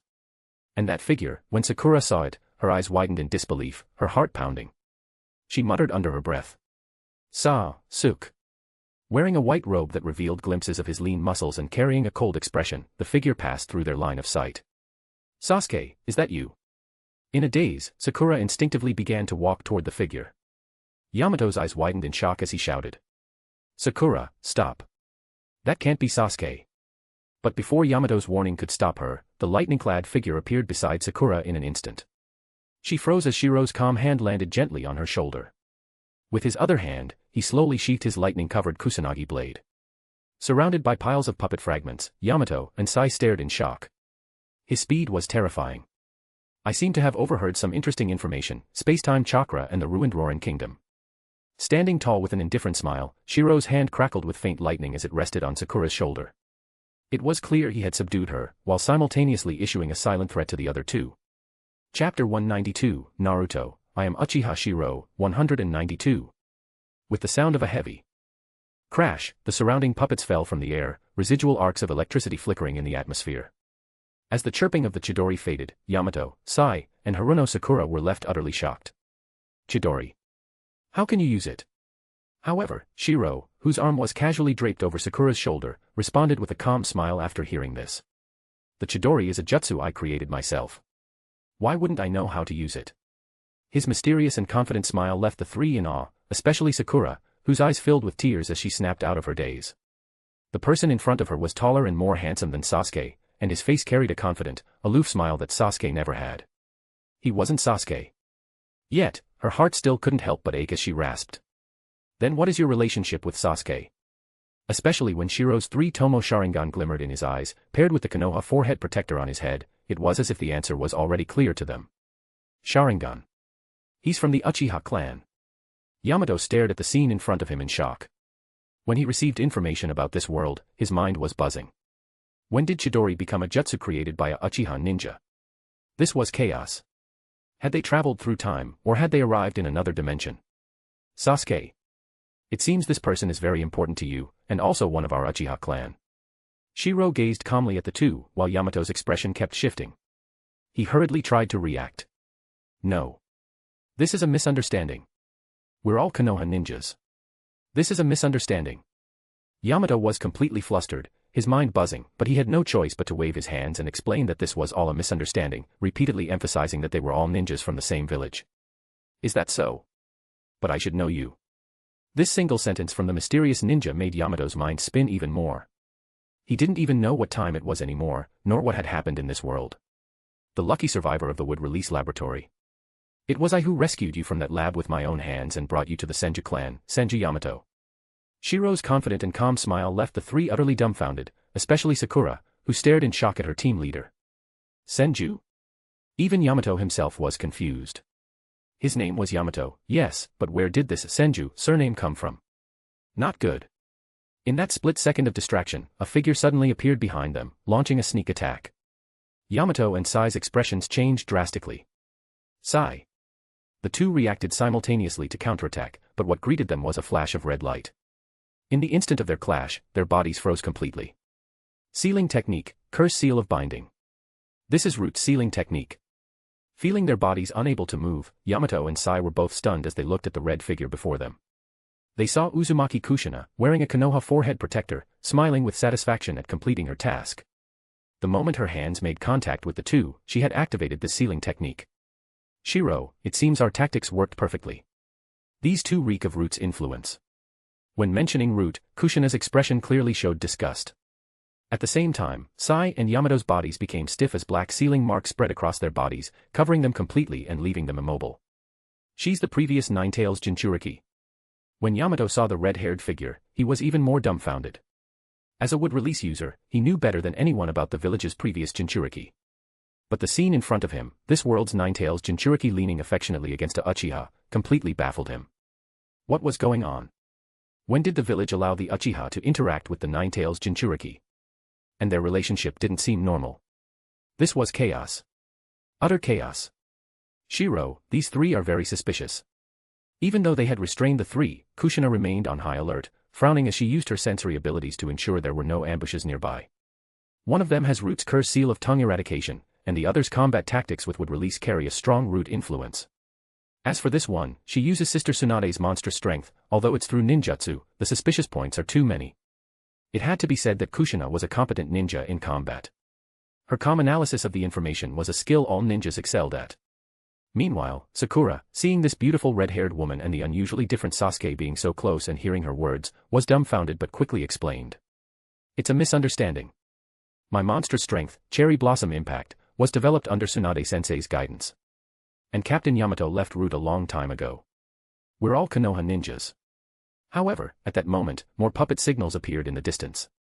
Kushina's expression changed as she said seriously. Shiro, more puppets are coming. Let's retreat. Without hesitation, Shiro tossed Sakura to Kushina and grabbed Yamato and Sai, disappearing from the scene. When a group of Rorin puppets arrived, they found only the remains of broken puppets scattered on the ground. After a brief search, they chose to withdraw. Within this fairy tale-like architectural kingdom, the seemingly bustling facade concealed a sense of emptiness and falsehood. The entire nation resembled a fairy tale world. Though it appeared enchanting, the lively atmosphere carried an eerie undertone. For all the noise and laughter, the faces were those of lifeless puppets devoid of emotion. This was a fairy tale world without feelings. Under the night sky. In a shop with an alluring atmosphere, the voluptuous female shopkeeper lay lifelessly on the ground, as if disassembled. Shiro, this place is too strange. The entire nation, I've only sensed a very small number of actual living beings. The bustling scenes we see are all puppets in disguise. At this moment, Kushina stood on a puppet, looking out the window at the lively country. Her pupils reflected a sense of heaviness. Shiro nodded calmly. A nation of puppets, this is the first I've heard of such a thing. This is completely different from the information we had about Rorin. At the same time, Yamato, Sai, and Sakura were tied to a pillar. Their chakra had been sealed, but as they looked at the calmer, more handsome Sasuke and the tall, red-haired Konoha ninja, they couldn't help but feel a strong sense of dissonance. The Nine-Tails Jinchuriki seemed to share such a close bond with a Uchiha. Yamato, in particular, stared wide-eyed as a thought suddenly came to mind. It seemed as if the fourth Hokage's legacy had been tarnished. Cherry Blossom Impact, huh? A very nice name. At this moment, Shiro stood calmly in front of the three, smiling faintly as he gazed at Haruno Sakura, who had been staring blankly at him. It seemed this encounter had brought about another important discovery. An unusual constitution. If it's not due to exceptional talent, then it must be the blood of the Senju clan hidden among the common people. Gazing at Sakura, Shiro's eyes narrowed as he smiled. Cherry Blossom Impact, a taijutsu developed by Haruno Sakura within the art of formation, is classified as a C-rank technique. This jutsu involves gathering a large amount of chakra into the hands and then releasing it. However, the true difficulty of the Cherry Blossom Impact doesn't lie in the technique itself, but in Sakura's immense strength. Only someone with natural brute force, combined with the ability to concentrate power into a single point and unleash it explosively, can perform this technique. Sakura Haruno, a ninja. As the deputy captain of the police force, I searched for any trace of your existence but found nothing. And as for the Uchiha named Sasuke, based on the information you previously revealed, I believe you wouldn't mind sharing your secrets, would you? Also, I'm particularly interested in this taijutsu and its monstrous strength. After all, you mentioned that it was Sister Tsunade who taught you this. However, Shiro's indifferent words echoed, sending shockwaves through the trio. Yamato, in particular, widened his eyes in shock. What's going on in this world? Even the great fifth Hokage, Tsunade, has some kind of connection with the Uchiha. Sister Tsunade. Sakura couldn't hold back her exclamation. At that moment, she looked in disbelief at the tall, handsome Uchiha ninja before her, who bore an uncanny resemblance to Sasuke. How is this possible? How could Tsunade-sensei possibly have a connection with the Uchiha clan? Shiro, let me handle this. At this moment, Kushina revealed a solemn expression. As she stared at the trio, she seemed to piece together something from the information she had previously gathered. As Kushina raised her hand, Yamato's expression changed immediately. He hurriedly explained. Don't search my mind. We are Konoha ninjas, or rather, we come from the future, or perhaps, we're people from a different world. Yamato spoke quickly, knowing full well the secrets of Konoha stored in his mind. Although there were seals in place to protect his thoughts, he was acutely aware of who he was facing. This was none other than the princess of the Uzumaki clan, whose status as the Nine-Tails Jinchuriki overshadowed everything. Yamato, a former member of Root, was created specifically to counteract tailed beasts. At first, we thought we came from the future, but this world is entirely different from ours. If it were truly the future, there would have been changes. Hearing Yamato's shocking statement, everyone present, despite being somewhat prepared, couldn't help but feel deeply shaken. The future? Another world. Does that mean that there's another version of them in a parallel world as well? Another world. Shiro narrowed his eyes, his expression contemplative, as if confirming his suspicions. If the future could be easily changed, the world would already be in chaos. What people refer to as altering the future is merely changing the fate of another timeline. No, you. When Yamato saw the three-tomo Sharingan in Shiro's eyes, his face turned deathly pale. Apologies, but regardless of whether what you're saying is true or false, the information in your mind is invaluable to us. Even if these futures don't come to pass, as a ninja, I cannot let go of such critical intelligence. Especially now, when the village is in the midst of war. The 4 great shinobi villages have joined forces for the 4 Kage summit, and our village is about to face an unprecedented assault from their combined forces. Hearing Shiro's calm yet resolute tone, Yamato's expression became a mix of shock and complexity. The village, war. The 4 great shinobi villages working together. This barrage of information left Yamato deeply shaken. How had this world changed so drastically? And according to what we've learned, Rorin wasn't like this before. It seems that the power of the dragon vein you mentioned caused a slight deviation in our timeline, leading to entirely different events. Shiro's calm analysis weighed heavily on Yamato's mind. Was the massive change in this world caused by their interference with the dragon vein? If so, Konoha in this world was now embroiled in an unprecedented war against the 4 great shinobi villages. I understand now, Yamato muttered as if realizing something. He let out a bitter laugh and sighed. I know you won't believe everything I say, but I'll release the seal on my mind. Just promise me you won't harm my comrades. Seeing Yamato resign himself to the situation, Shiro smiled faintly and nodded lightly. Don't worry. We're all Konoha ninjas. Even if we come from different worlds, the will of fire has never changed. Kushina, stay on guard. I'll handle the memory extraction. Following Shiro's command, Kushina, uncharacteristically serious, nodded slightly without her usual playfulness. Don't worry, Shiro. As she spoke, Kushina moved to the window, gazing at the lively but lifeless city below. Under the moonlight, her face turned pale, reflecting her unease. Her eyes betrayed a rising sense of dread. Based on the information she had heard, the future, or rather, the entirety of this alternate timeline, was vastly different. So, Shiro and I. At this moment, Uzumaki Kushina pieced together something from the shocked expressions of Yamato and Haruno Sakura, as well as the prior information shared.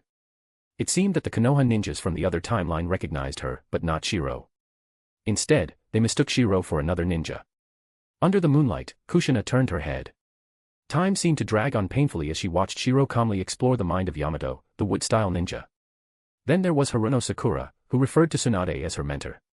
Shiro, with his eyes closed, began the arduous process of extracting information. Memory extraction was an incredibly taxing jutsu that consumed vast amounts of mental energy. Once inside someone's mind, it was like watching a movie, allowing the user to explore a person's entire life and fast-forward, even memories the individual had forgotten. Within a very short time, the user could review days, even an entire lifetime's worth of experiences. However, this placed immense strain on the mind. Even with his Mangekyo Sharingan activated, Shiro cautiously navigated Yamato's memories, fast-forwarding through them as though using a skip button. Only when he found what he was looking for did he pause to examine the information in detail. I found it. As expected, it contains intel on the Third Shinobi World War, as well as some of Konoha's hidden secrets. Shiro's expression turned serious as he delved into the critical information. Though the Third Shinobi World War in this timeline had already changed drastically, the information wasn't without value. For instance, details about the powerful ninjas from various villages who appeared during the war. Such knowledge wasn't something he could glean simply from knowing the original storyline. The strength of each village's military, their hidden trump cards, and various secrets. Especially since the Konoha of the other timeline had advanced several decades beyond this world. These are secrets from Root and the ANBU, along with other classified information. In Yamato's memories, Shiro's eyes turned bloodshot from the mental strain, but a look of excitement appeared on his face. A parallel world, huh? Perhaps the future will be even more interesting. Looking at Yamato's mind, Shiro revealed a mysterious smile as his Mangekyo Sharingan slowly spun. Sister Tsunade, this is a gift from the other me in this alternate world. Perhaps you should come to this world instead. As the eerie light of the Mangekyo flickered, Shiro's spiritual projection gradually faded from Yamato's mind. Chapter 193, Naruto, I am Uchiha Shirou, 193. Beneath the night sky of the ancient kingdom of Rorin, cheers and bustling energy filled the air. Yet, underneath this lively facade was an unsettling scene, lifeless puppets with vacant stares producing the sounds of celebration, giving the atmosphere an eerie and ominous vibe. On the second floor of a secluded, peculiar shop, a conversation unfolded. Shiro, how's it going? At this moment, Sai, Yamato, and Sakura Haruno, who were bound, appeared utterly drained. Shiro wiped the sweat from his forehead, looking equally fatigued. Probing the minds of 3 people continuously required intense mental focus, even for someone like him. After all, the human brain is the most mysterious part of the body. Kushina, it's fine. Everything they said checks out. However, as for their claim of being from the future, I believe it's more likely they're from a parallel world. There are still noticeable differences between our worlds. Shiro spoke with a relaxed smile, waving his hand dismissively. He made no mention of their respective fates. This time, we got lucky. Yamato here had a lot of useful information, and this Sakura Haruno is Tsunade's disciple. No matter how you look at it, the world they come from has been developing for over 20 more years than ours.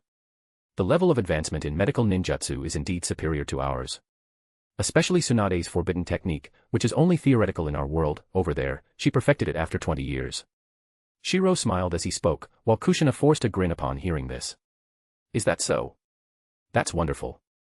Sister Tsunade will be thrilled when we tell her. Yet, beneath Kushina's excited smile, her eyes betrayed a hint of unease. Although Shiro hadn't said anything, she seemed to have a foreboding feeling. What was Shiro's fate in the other world? And what about theirs? This sense of dread and her contradictory desire to both avoid and uncover the truth left her in a state of inner turmoil. Meanwhile, the three individuals tied to the pillar, especially Yamato, could only smile bitterly. Well, can you let us go now? Even though we're not from the same world, we're still Konoha shinobi. After hearing Yamato's words, the three fully understood their predicament. If this had been an enemy ninja, they would have resisted to the death. But given the situation in this world, and the fact that their otherworldly counterparts had connections with these people, they were at a loss. Yamato sighed helplessly. After all, leaking information in another world technically wasn't a failure. Captain Yamato, what's his connection to Sasuke? Why do they look so similar? And what's this about him creating Chidori? Sakura, ever the romantic, wasn't worried about the intelligence leak. Instead, her mind was preoccupied with Sasuke. Seeing her so fixated, especially when Shiro's eyes met hers, Kushina frowned and coldly said. What Sasuke? Chidori is a jutsu created by Shiro himself. Everyone in the ninja world knows this. There's even an entire series of lightning-style techniques based on Chidori. Shiro's reputation has long shaken the ninja world, he's even defeated Hanzo of the Salamander. Her harsh tone left Sakura stunned. She wasn't familiar with Hanzo, the legendary demigod. But Yamato's expression shifted with shock. Hanzo of the Salamander, a figure as legendary as the Sannin, was defeated by this world's Uchiha Shirou. It was clear this world was vastly different. At this moment, Kushina's face suddenly changed. Shiro, I can sense chakra from a battle breaking out. It must be the Naruto they mentioned. This chakra is strong, and it matches the puppet chakra here in Rorin. There's no doubt about it. Kushina's sudden exclamation revealed that she was a sensory ninja, which surprised the group. But Sakura cried out in alarm, it's Naruto. He must be in danger. A flash of steel severed the ropes binding the three. At the same time, Kushina snorted coldly, forming a seal to undo the binding seals on their bodies. Even if we're from the same village, we're from different worlds. Don't get any funny ideas. The two groups of Konoha shinobi were left with complicated emotions. Don't try anything reckless. Kushina's seals are still on you, she can immobilize you at any time. Shiro warned them calmly before the group leaped out of the building, rushing in the direction Kushina had sensed. Hundreds of ninja puppets suddenly appeared, frantically attacking a blonde-haired boy. Why are there so many of them? Naruto Uzumaki shouted in both frustration and panic as he dodged the attacks using shadow clones, trying to protect someone below. Naruto. Queen Sarah of Rorin cried out. Naruto shouted back at her, clearly agitated. Damn it. Raiznon. Covered in dust, Naruto used Raiznon to destroy two puppets. Sarah, hurry and escape with the others.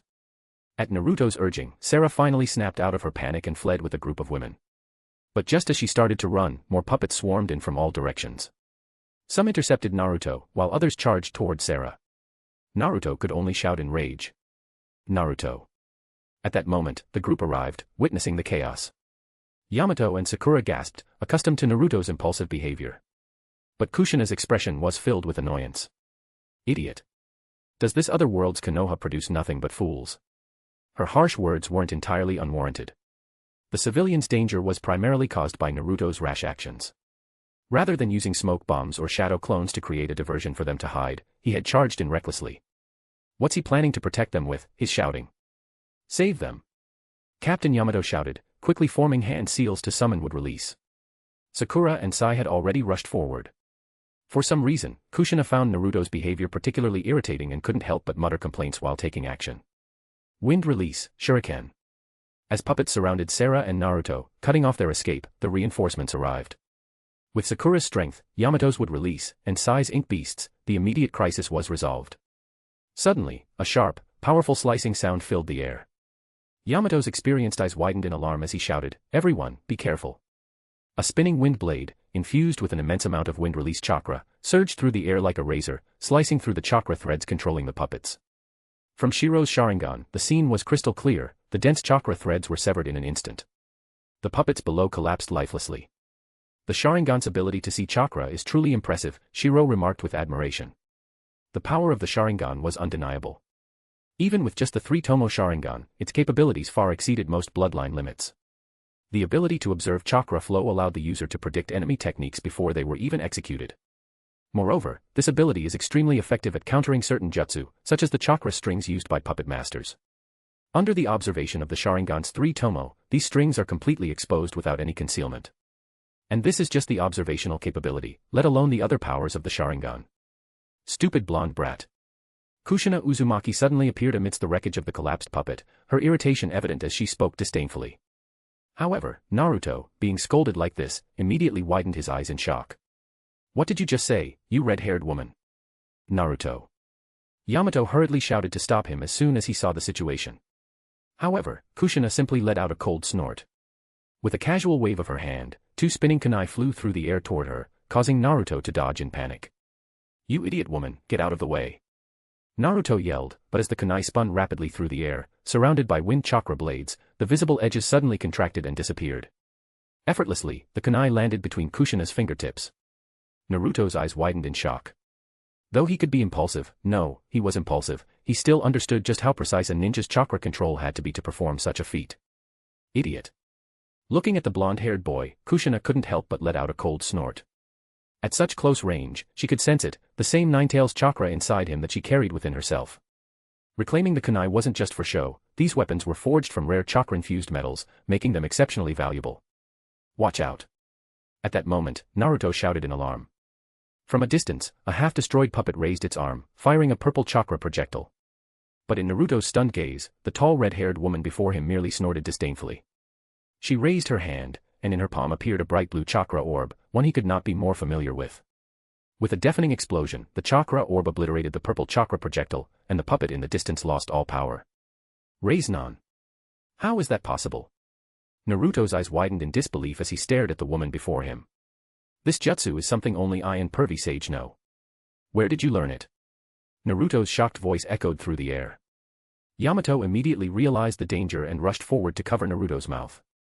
This was someone they couldn't afford to offend, especially Naruto. "Hey, you blonde brat. I don't care how messed up your world is, but in our world, the Raiznan was first developed by Shiro as an A-rank, seal-less ninjutsu. Why wouldn't I know it?" Kushina spoke irritably. However, as Naruto, still impulsive, pushed Yamato's hand away, he blurted out a sentence that completely enraged Kushina. "Impossible.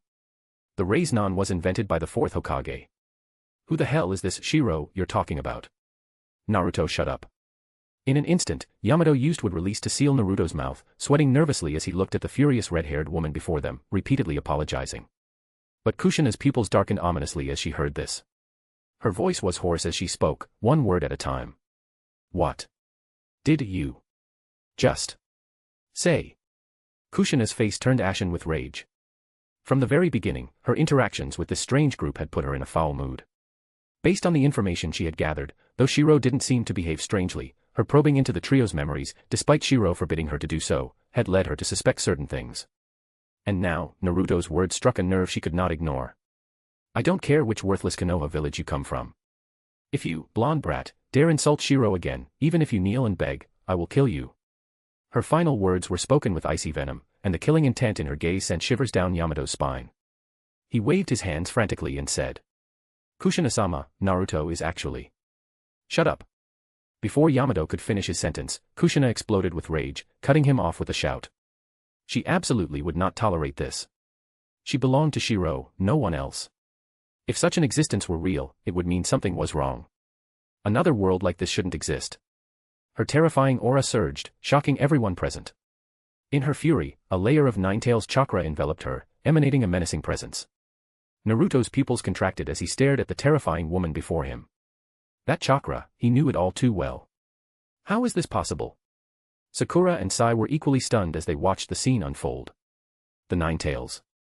At that moment, Shiro appeared, gently wrapping his arm around Kushina's waist. In a calm and soothing tone, he said. Kushina, behave. With just a few soft words, the rampaging Kushina immediately returned to her senses. The terrifying Ninetales chakra vanished like an illusion, leaving everyone gasping in shock. Unbelievable. She calmed down from a Ninetales rampage with just one sentence. Sakura, having witnessed the destructive power of a Ninetales rampage, was utterly astonished.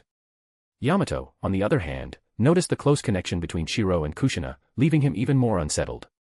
As expected, this world was completely different from theirs. Moreover, this Uchiha, along with the Ninetales Jinchuriki and even this world's Tsunade, seemed to share an unusual and deep bond. More puppets are coming. Let's go. At that moment, Shiro pulled Kushina along as he prepared to leave. Sasuke.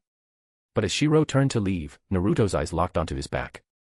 He shouted, breaking free from Yamato's restraints, and recklessly chased after him. Naruto. Seeing Naruto's impulsive actions, Yamato felt a headache coming on. As expected, Naruto was up to his usual antics. The moment he saw Sasuke, or anything resembling him, he lost all composure, as though possessed. Chapter 194, Naruto, I am Uchiha Shirou, 194. Inside a warehouse. Sasuke. Naruto Uzumaki looked at Uchiha Shirou with an unwilling expression. After confirming that it was just another person, his eyes dimmed, and he slumped weakly against the wall, muttering softly, Sasuke. Inside the warehouse, the group that had rushed over, especially Yamato, wore an apologetic expression as he repeatedly apologized to Kushina. I'm sorry. Naruto was too impulsive. Yamato kept apologizing to Kushina, while Sakura sighed heavily in front of Naruto and explained the bizarre situation to him, trying to help him accept reality. The reality was that this world was not their own. This is a world different from ours. Although there are still the 5 great shinobi nations, Konoha, and even the Uchiha. At this point, Sakura glanced subtly at that figure, then lowered her gaze in dismay and tried to comfort Naruto. Naruto, according to Captain Yamato, as long as we defeat Mikade, will be able to return. Damn it. Naruto gritted his teeth and unwillingly glanced at the figure who looked so much like, or rather, who Sasuke resembled so much. In terms of height and appearance, this person surpassed Sasuke in every way. Even the Chidori techniques and Rasengan he had displayed earlier had left them stunned. The Uchiha of this world seemed absurdly strong. At that moment, Yamato, who appeared awkward while apologizing to Kushina, was filled with unease. The other party had likely already discovered the development of his world through memory probing. Events like the Uchiha clan's massacre, who knew what kind of upheaval such knowledge would bring to this world. Princess Sarah, please release our families. Exactly. Otherwise, we won't be polite about it. There's no need to be like this. Princess Sarah was deceived. In fact, the warehouse was in chaos, especially among a group of women. This scene reignited the anger that Kushina had just suppressed. Shut up. You impulsive, self-centered fools who only cause harm and think you know everything. Kushina's cold and furious voice, laced with killing intent, silenced the warehouse instantly. After all, Princess Sarah and this group of women were ordinary people. However, Naruto, hearing her words, also showed his anger. What did you say, you ugly woman? This time, Kushina's eyes were filled with cold indifference as she pointed directly at the group of equally self-centered women, her voice sharp and scolding. From your chaotic chatter, I've already figured it out, you're nothing but selfish, brainless women who only care about yourselves. Sure, there may be schemes at play, but Rorin is inherently a weak nation. For a country to develop, sacrifices are necessary. Your families were merely taken to create weapons to protect the country. Kushina's words were filled with anger. Only someone who had experienced the pain of clan and nation annihilation could understand this truth, and it made her despise these selfish people even more. What do you know? What's wrong with wanting to get their families back? Why should they be treated this way? Is it all for so-called ambition? Naruto also angrily retorted, his righteous tone earning the agreement of Sakura and Sai, who thought he wasn't wrong at all. For what reason? At this moment, Kushina laughed in anger. How laughable. What, you don't agree with his ambition? Do you even understand? Rorin is just a small country, incapable of surviving in war. On the contrary, an ambitious leader can make others wary. Only leaders with power and ambition can protect. You want all their families to return, but who will protect this country? Don't arrogantly shout your opinions as if they're absolute truth. Your self-righteousness disgusts me. Forcing your beliefs on everyone else, what do you think you are? As she spoke, Kushina hoarsely glared at Naruto. At this moment, she had never found someone so unbearable to look at. You brat. Kushina's furious eyes burned with anger. She feared that the differences in this alternate world might cause her to lose her only support. She belonged to Shiro. No one else was allowed, not even an alternate version of herself. She would never allow it. What did you say? Naruto, hearing the harsh name-calling, was furious. What gives you the right to say these things? What's wrong with wanting to find their husbands and brothers? Why do they have to pay for the ambitions of people like you? For a fleeting sense of satisfaction, you'd let an entire nation face destruction. Without a country to shield them, who will protect them? Them. At this point, Kushina sneered disdainfully and glanced at the group of ordinary women in the warehouse.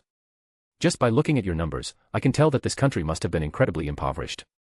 In fact, according to our intelligence, 6 years ago, Rorin was a poor, sparsely populated nation. If you consider this from the perspective of your country, someone with ambition might temporarily separate you from your family, but they have also given you stability and peace. Yet, you show no gratitude. At this moment, Shiro gently patted Kushina's shoulder, silently allowing her to vent her anger. From the beginning, he had considered many possibilities, but he hadn't expected Kushina to be so deeply affected. And you? Kushina turned her mocking gaze to the so-called Konoha shinobi from the future and scoffed. I'll bet the Rorin of your world has long been destroyed. You. Kushina's words made Naruto's face turn red with frustration. When it came to arguments, he was usually unbeatable, but this time, he had met someone who could practically be his mother, and he lost completely. And you so-called Konoha shinobi. Not satisfied with just scolding Naruto, Kushina coldly turned to Yamato, Sakura, and Sai. For the sake of your so-called comrades, you completely disregard other nations. You think you're in the right, but who do you think you are? Have you ever borne the burden of a nation's survival? Do you know the kind of pressure a country faces? How do you think Konoha was built? Wasn't it through war, bloodshed, and plundering that it claimed the most fertile land in the shinobi world? At this point, Kushina scoffed again. Stop pretending to be saints. And don't turn your naive ideals into a universal worldview. That's only because you haven't encountered someone stronger than you. If you did, they'd impose their ideals on you just as easily. And you? She glared at Naruto, her face pale with anger, her disgust for him growing deeper. What do you think you are? Seeing all this unfold, Shiro couldn't help but secretly admire her. Unknowingly, Kushina had grown to this extent. As she had said, Naruto's famed talk no jutsu always began with the physical defeat of his opponent, followed by exploiting their emotional vulnerabilities. If it were early Naruto, his resilient and sunny personality might have been admirable. But as the story progressed, it became increasingly irritating. He had his ideals, but what gave him the right to judge others' ideals as wrong? What gave him the right to force his beliefs on others and demand they acknowledge him as correct? His so-called correct ideals even allowed for forgiving people like Obito, who murdered comrades, parents, and countless people in Konoha, as long as they saw the light. But what about those who were killed? Were they just a joke sacrificed for his self-righteous ideals? Don't mock Obito. When Naruto shouted this line, it was as disgusting as it could get. Inside the temporary hiding place of the warehouse, the group of ordinary women trembled as they looked at the woman scolding them as if she were a queen towering above them. Sarah's face was pale, and her mind was in turmoil, torn between her mother and the minister, Makade.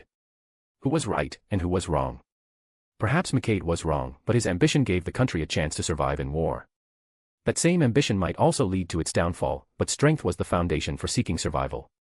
Her mother, on the other hand, was merely someone living in a fairy tale, yearning for an innocent and beautiful dream. However, in the face of war, such dreams could not be resisted.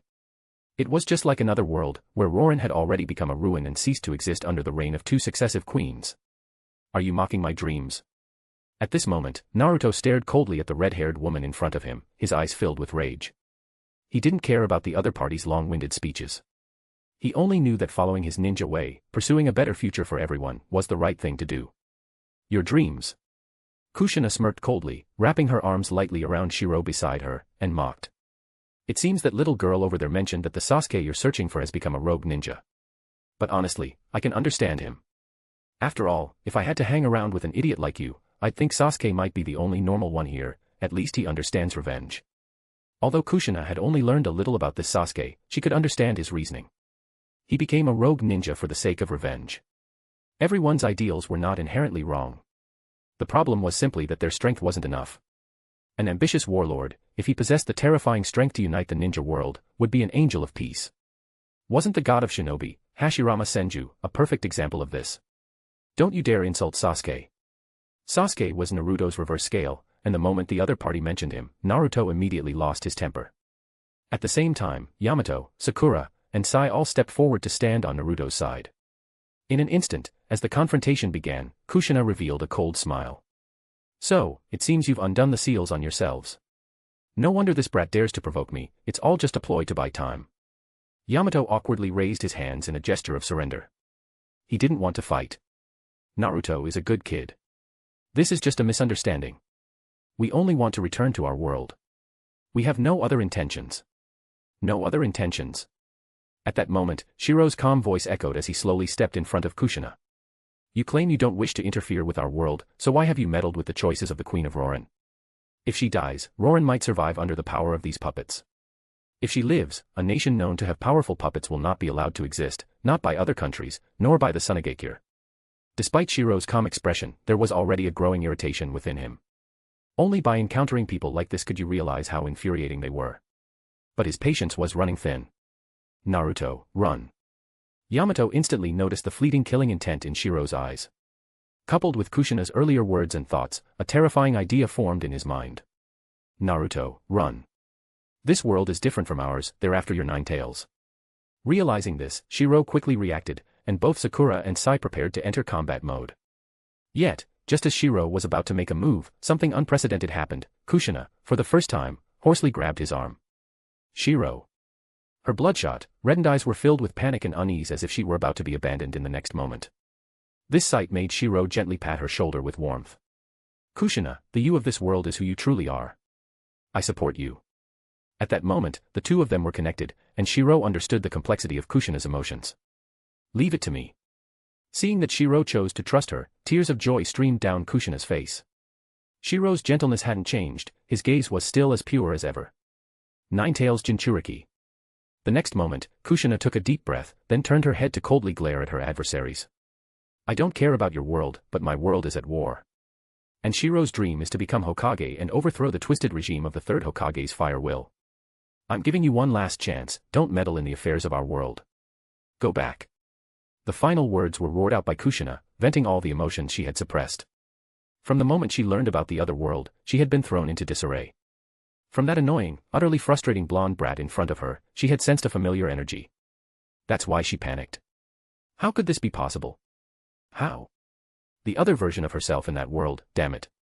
Damn it. They all deserved to die. The other version of herself had betrayed Shiro. That was something she would never allow. You bastards. I will never let you send Sarah to her death, nor will I ever acknowledge your ideals. That's my ninja way, Uzumaki Naruto. When Naruto shouted his name in anger, the pupils of the Kushina opposite him suddenly turned into blood-red beastly eyes, and she completely lost control. Naruto, be careful. This world is different from ours, they're all ambitious. Wood release, wood locking wall. A row of wooden pillars instantly rose from the ground, forming a defensive barrier. However, with a loud crash, the barrier was shattered by the enraged Kushina, who wielded a Raiznan. Naruto, reckless as ever, roared passionately. You thief! The Raiznan is the 4th Hokage's jutsu, it's not some Shiro whatever's invention. Naruto had no idea how much damage his words caused. Kushina's murderous intent instantly spiked as she roared furiously. I'll tear your mouth apart. The sight of his bright blonde hair enraged Kushina further. The things she didn't want to admit kept being provoked by this brat over and over again. The 4th Hokage was Shiro. It could never be anyone else. Never. If she had truly betrayed him, then it meant the other world was wrong. Her heart was filled with a terrifying thought. Erase the other world. Chapter 195, Naruto, I am Uchiha Shirou, 195. How dare you? I absolutely won't acknowledge you. Uzumaki Naruto roared in anger and impulsively charged forward once again. With unwavering determination, a bright blue Raiznan instantly formed in his palm, which he hurled at his opponent. Upon witnessing this scene, Kushina's pupils flashed with sharp killing intent, and she held back no longer. I'll tear you apart, you brat. As the two shouted angrily, bright blue Raiznan simultaneously appeared in their palms in an instant. Naruto. Yamato shouted in alarm and anger, his voice rising anxiously. Sakura, Sai, this world is completely different from ours. Everyone here is an ambitious rebel trying to overthrow the third Hokage's regime. Damn it. So the Uchiha clan in this world started planning their coup this early. Yamato cursed under his breath. In his world, he was a wood-style ninja under the protection of the third Hokage, raised with the ideals of the will of fire. Naturally, he believed this world's Uchiha clan was attempting a rebellion. The moment the two Raiznans collided, a terrifying explosion of power erupted. Their gazes locked, and in that instant, it felt as though they were destined to clash. Otama Raiznan. Both Naruto and Kushina showed expressions of shock as massive Raiznans formed in their left hands while their right-handed Raiznans collided. The two enormous spiraling spheres spun wildly, exuding overwhelming energy. Damn it! You thief! Naruto growled furiously as he saw the familiar giant Raiznan in Kushina's hand. The sheer force of the chakra shockwave sent both of them crashing out of the warehouse and into the streets. Brat! A piercing chakra hum echoed across the streets, making Yamato's pupils contract in shock. He blurted out, "Impossible, how does she know this jutsu too?" "That's Naruto's most advanced S-rank wind style, Rasen Shuriken." Sakura stared in disbelief at the scene unfolding before her. From the dust and debris, Kushina, her red hair billowing, rapidly formed a terrifying wind style, Rasen Shuriken in her palm. On the opposite side, amidst the smoke, 3 Narutos were creating their wind style, Rasen Shuriken. No way. How does she know the wind style, Rasen Shuriken I invented? Naruto was stunned, his expression filled with disbelief. As the Rasen Shuriken took shape, 2 of his shadow clones disappeared instantly. Brat, it seems you haven't fully mastered this jutsu yet. You still need shadow clones to assist. So, who's the fake here? Though Kushina was equally shocked that Naruto possessed the same jutsu as her anger only grew. She wanted nothing more than to erase this blonde-haired nuisance in front of her. This is bad. Yamato, filled with tension, shouted and rushed forward to help. But just as he moved, a figure appeared before them. "I made a promise to Kushina, so please don't interfere with this battle." A calm voice echoed as Shiro blocked their path. Both Sakura and Sai tensed up, sweat trickling down their faces.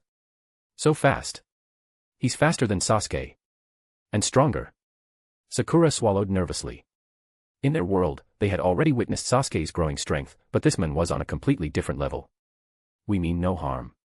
Yamato raised his hands, trying to explain, but Shiro scoffed. "No harm. Then you shouldn't meddle with the trajectory of our world. If you break the rules first, don't blame us for retaliating." Shiro's voice carried a chilling weight. He turned slightly, casting a single glance at them. That glance alone filled them with terror. His eyes had transformed, the 3 tomo in his Sharingan linking together to form the Mangekyo Sharingan. "If you can come to our world, we can just as easily go to yours." That ominous gaze silenced the trio, especially as they saw the cold, superior Mangekyo Sharingan. Yamato and Sakura were left utterly stunned. Mangekyo. Mangekyo Sharingan. Yamato and Sakura stared in shock at those eyes. What kind of insane world was this? A world where the Uchiha planned to overthrow the 3rd Hokage, and the Nine-Tails Jinchuriki had close ties to the Uchiha clan. Sai, having grown up in the emotionless ranks of Root, remained stoic. But within him, unease stirred as he realized he couldn't send any intel back to their world. As Shiro held them back, a massive explosion erupted in the distance, making the trio's faces pale. The Nine-Tails. Uchiha Shirou were Konoha shinobi from another world. There's no need for this. If the Nine-Tails goes berserk, it'll be disastrous for both sides. And you mentioned this world is still in wartime. Based on my analysis, this should be during the 3rd Shinobi War. If the Nine-Tails Jinchuriki appears in the Land of Wind, it could spark a greater international conflict. It must be said that Yamato, trusted by the 5th Hokage Tsunade and chosen as the 2nd leader of Team 7 after Kakashi, was quick to grasp the situation and raise the stakes. However, Shiro simply grunted dismissively. Yamato's face turned grim with despair. In the distance, a deafening crash reverberated as a massive building collapsed into rubble. From the debris, Naruto's chakra erupted wildly, transforming into the terrifying Nine-Tails chakra mode. 3 tails flailed violently, and soon, a 4th tail began to emerge. Seeing this, Yamato shouted urgently. "Stop. If this continues, Naruto won't be able to control himself." But suddenly, another terrifying surge of Nine-Tails chakra erupted nearby, leaving Yamato and Sakura in shock. Amidst the ruins, 4 red chakra tails swayed behind her as Kushina calmly emerged from the smoke and dust. "Only 4 tails and you've already lost control. What a pathetic failure. If you had Shiro's bloodline, there's no way you'd be this weak. You shouldn't even exist, you disgrace the Uzumaki clan's bloodline." Kushina's voice was colder than ever, her crimson beast-like eyes filled with murderous intent. She showed no mercy. "A self-absorbed, arrogant brat like you. No wonder you can't protect your comrades. Despite your power, you should have used it to help your so-called comrade Sasuke seek revenge. But all you do is shout and complain. No wonder he abandoned you." Kushina's harsh words reverberated, driving Naruto further into madness. He let out a deafening roar. "Don't you dare talk about Sasuke." Triggered by Sasuke's name, Naruto fully succumbed to his rage. As the 4th tail emerged, his body transformed into a terrifying humanoid-tailed beast. In stark contrast, Kushina remained in her rational humanoid form, a chilling comparison between the two. The shockwaves of their battle drew the attention of countless puppet soldiers from Rorin, who swarmed toward the combatants. In his Four-Tails form, Naruto's devastating power destroyed everything around him. Even the strongest puppet soldiers were obliterated by the sheer force of the shockwaves. Meanwhile, a group of terrified civilians hiding in a warehouse watched the battle in horror. Amidst the chaotic clash, the destruction unintentionally revealed an underground factory where the puppet soldiers of Rorin were being mass-produced. Big brother. Father. Upon seeing their family members, the group of women shouted excitedly and ran toward them. Only Queen Sarah of Rorin stood there, her eyes vacant as she stared at her country. The ambitious minister, Hokage, and the selfish, short-sighted women, who only cared about escaping with their families. Damn it. This is my country. You foreigners will never destroy it. Hokage transformed into a massive centipede puppet, filled with rage as he watched his country being devastated. With the endless and terrifying power of the dragon veins enhancing him, he went from being easily destroyed at the start to barely being able to participate in the battle. The destructive power of two Jinchuriki in Four-Tails mode was astonishing, especially since Naruto couldn't control this power at all. Unlike Kushina, who had long mastered it. Although Kushina's destruction seemed less overwhelming, every clash allowed her to gain the upper hand. That's because Kushina had complete control over her power, keeping it rational and contained. Kushina. Seeing Kushina in such a dark and cold state, completely unlike her usual self, Shiro couldn't help but shake his head lightly. It didn't bother him, it was because he had always stood above it all. However, for Kushina, it was different. She believed she had been betrayed by the version of herself from another world. And the existence of Naruto Uzumaki, this blonde-haired brat, was nothing more than an eyesore in her view, a stain she wanted to erase. As the ideological conflict with Naruto intensified, she completely lost control. She refused to admit it and absolutely would not accept it. She was determined to eliminate the other version of herself from the other world. With a soft sigh from Shiro, the swirling tomo in his Mangekyo Sharingan spun. In an instant, the surrounding scenery changed. Shiro. Suddenly appearing in a dark sewer, Kushina froze in her extreme darkness. Feeling the warmth around her waist, her eyes suddenly turned wet. Shiro, trust me. I would never betray you. Any betrayal deserves death. Kushina spoke incoherently, tears streaming down her face. At the same time, behind the massive bronze bars in front of her, a pair of terrifying beast eyes snapped open. Damn it. Why is this woman still alive? The moment the Ninetales sealed inside Naruto opened its eyes and saw the red-haired woman in front of it, its pupils dilated in shock. Impossible. How could this woman still be alive? Shut up, you filthy fox. On the verge of collapse, Kushina roared furiously at the disruptive fox. The Ninetales flinched, its pupils widening like saucers, utterly stunned. Impossible. Behind Kushina appeared another massive bronze cage, radiating the same aura as the Ninetales. What was worse, the Ninetales in the cage opposite it was bound by countless golden chains, its condition far worse than its own. Damn it. Kushina Uzumaki, how dare you treat me like this? The Ninetales inside Kushina had an even more miserable existence. It roared in anger, but the next moment, as the two Ninetales stared at each other through the cages, they were both filled with shock. How is this possible? The Ninetales inside Naruto were visibly smaller, while the Ninetales inside Kushina were significantly larger. After all, Naruto's Ninetales was only half of its original form. Naruto. As the Ninetales inside Naruto roared in shock, the watery floor of the sealed space began bubbling. Naruto appeared inside as well. Damn it. What the hell is going on, brat? This situation, beyond the Ninetales' comprehension, left it bristling. The opposing Ninetales wasn't just its missing half, it was even stronger. Enough noise. A cold voice echoed, silencing the Ninetales behind Naruto. It growled in anger, but when it turned to look, it was met with a pair of Mangekyo Sharingan it had never seen before. Those eyes. Impossible. The Ninetales exclaimed in shock. Meanwhile, Shiro remained calm, his expression indifferent. Cradling Kushina with one arm to soothe her, he began walking slowly toward Naruto, who was frozen in place. Damn it. Let me go. What are you trying to, MMPH? With an impatient wave of Shiro's hand, Naruto's mouth was instantly sealed.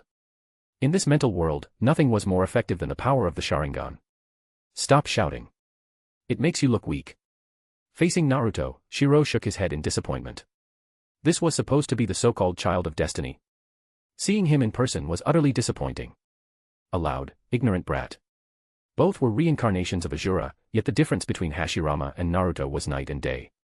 At the very least, Senju Hashirama had tangible ideals and led the ninja world from the chaos of the warring states into the era of village systems. It was progress, however small. And Naruto Uzumaki. His brainless yelling and empty ideals brought nothing to the ninja world. Nothing but hollow aspirations and self-righteousness. Kushina, you will always be you. I didn't tell you before, but in that other world, I don't exist. With one arm wrapped around Kushina's waist, Shiro calmly said, perhaps I died early. Perhaps I never existed. That other world has nothing to do with us. At the very least, it has nothing to do with who we are. As he spoke, he unzipped Naruto's jacket, exposing the seal on his abdomen. The 8 trigrams seal. Kushina's pupils shrank at the sight of the seal. Shiro, however, squinted his eyes and revealed a dangerous smile. I can sense 2 familiar chakras within this seal. Perhaps they can uncover the secrets between these 2 worlds. And I think Kushina would like to know as well. As Shiro's voice echoed, Kushina's emotions steadily calmed. She instinctively nodded gently. Shiro. Their eyes met, and Shiro saw the trust in Kushina's gaze, which made him smile. And I trust you, Kushina. Meanwhile, Naruto struggled, muffled protests escaping him. He could only watch helplessly as this man, eerily similar to Sasuke, pressed a chakra-infused palm against the seal on his stomach. The immense force made Naruto's eyes bulge. He felt like he was about to be crushed. Seal release. The seal on his abdomen began to swirl, turning into a vortex. The black seal markings transformed into a black hole, spilling ink that dyed the sewer completely black. For the first time, the 9 tails within Naruto's cage felt dread and a hint of fear as the seal began to break. Damn it. Uchiha, what do you want to do? Upon seeing the 9 tails inside the cage opposite, it seemed to have sensed something. The other party wanted to seize it. No. More precisely, they wanted to seize its power. But the other 9 tails was stronger than it, which filled it with fear. No. Kid, wake up already. For the first time, the 9 tails felt that this blonde brat as its Jinchuriki wasn't so bad. If it went to the other cage, would it still even be itself? At least with this brat, it was just locked inside a cage. If it went to the cage on the other side, bound by golden chains, it would be worse than death. Kid. The 9 tails roared furiously, struggling frantically. Meanwhile, Shiro's Mangekyo Sharingan spun in his eye sockets as he muttered calmly to himself. These 2 chakras should awaken as well. Naruto. With a concerned cry, 2 figures suddenly appeared in the sealed space, standing protectively in front of Uzumaki Naruto. Chapter 196, Naruto, I am Uchiha Shirou, 196. You are. From beneath the white ceremonial robe, the scarlet beastly eyes of the 9 tails, trapped behind the cage, glared in shock. Today was truly an unbelievable day. It had lived for over 1,000 years but had never been as confused as it is today. How could it be encountering people who had already died? The 5 prominent characters spelling 4th Hokage on the white ceremonial robe brought Naruto back to his senses. He stared, stunned, at the scene unfolding inside his own body. It seemed like his inner world was a bit crowded today. This is the 9 tails. The 2 figures, Minato Namikaze and Kushina Uzumaki, looked in shock at the opposing cage, where another 9 tails was also imprisoned. The 2 of them could sense that this was no illusion but a real, tangible presence. Another 9 tails. What is going on here? 2 cages holding the 9 tails. And also, 2 Kushina Uzumakis. When the seal on the 9 tails is about to be broken, the consciousness is sealed within the 8 trigrams seal will emerge. This is a mechanism embedded within the sealing technique. What a sophisticated sealing method. As the voice of admiration echoed through the 9 tails space, Minato Namikaze, who had just appeared, turned his gaze toward the person wielding the Mangekyo Sharingan. A foreign Mangekyo. Not the person from that day. This is troublesome. Minato furrowed his brows, his heart filled with anxiety. Judging by Naruto's appearance, only about over 15 years had passed since his time, yet the world seemed so unfamiliar. Not only were there 2 versions of the 9 tails, but the Uchiha clan had also produced another Mangekyo Sharingan wielder. And judging by the situation, they were hostile.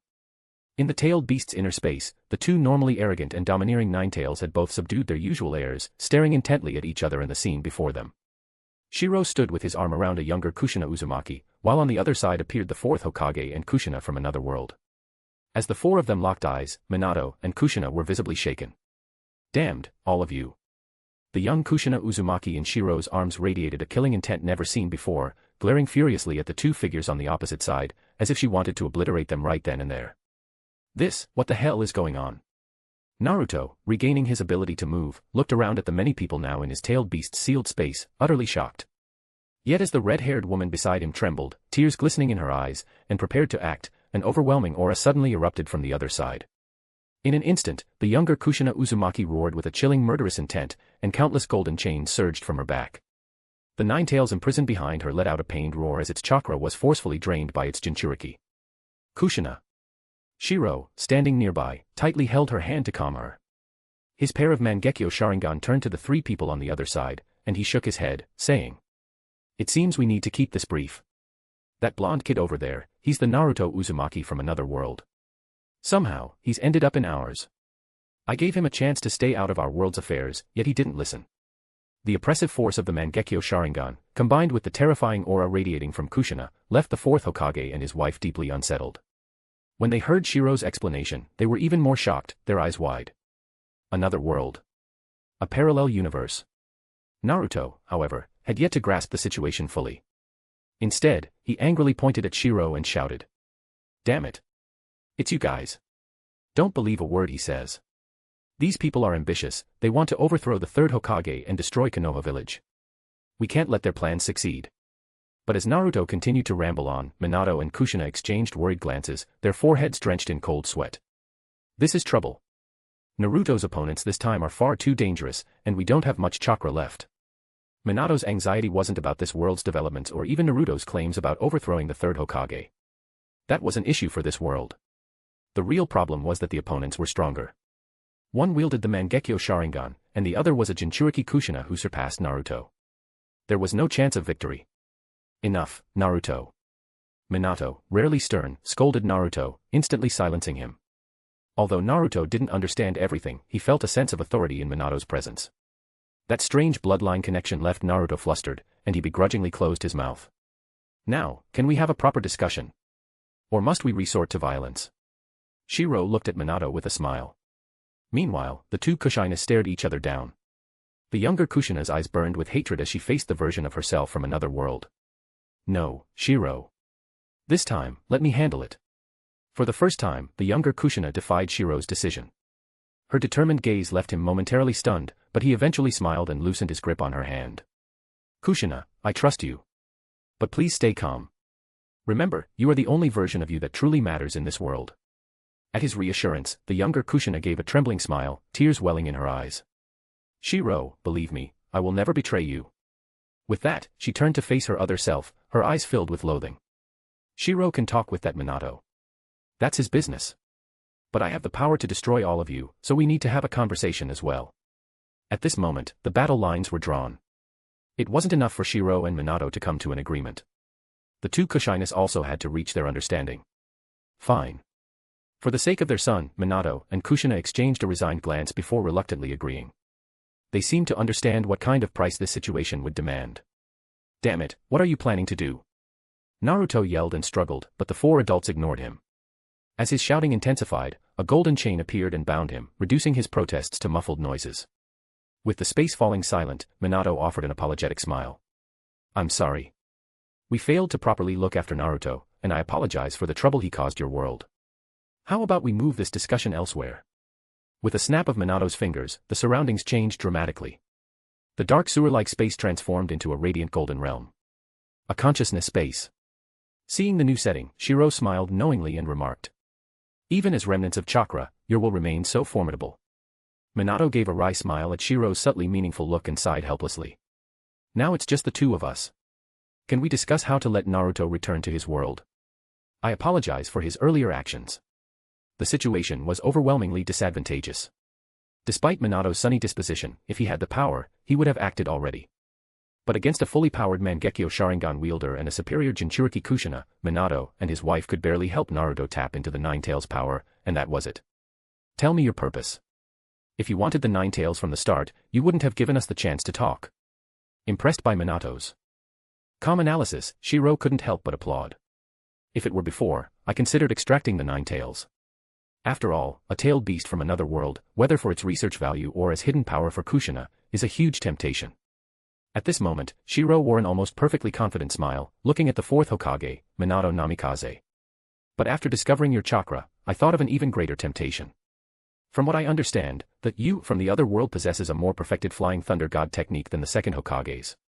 Coincidentally, I also know this forbidden technique. You wouldn't mind, would you? Hearing Shiro speak of his greed so calmly, Minato Namikaze frowned slightly. The enemy before him gave him the feeling of an enigma, supremely confident and deeply mysterious. Even in his prime, Minato feared he'd have to handle this person with extreme caution. How can I trust you? And your eyes, I can see your ambition. Minato, after some silence, voiced his concern. The enemy's eyes, filled with undisguised ambition, made it clear to him. If this man succeeded in this world, then the village in the other world would be in grave danger. However, as Minato stared at him, Shiro merely grinned, revealing a sincere smile. Do you have a choice? A single playful remark revealed the harsh reality.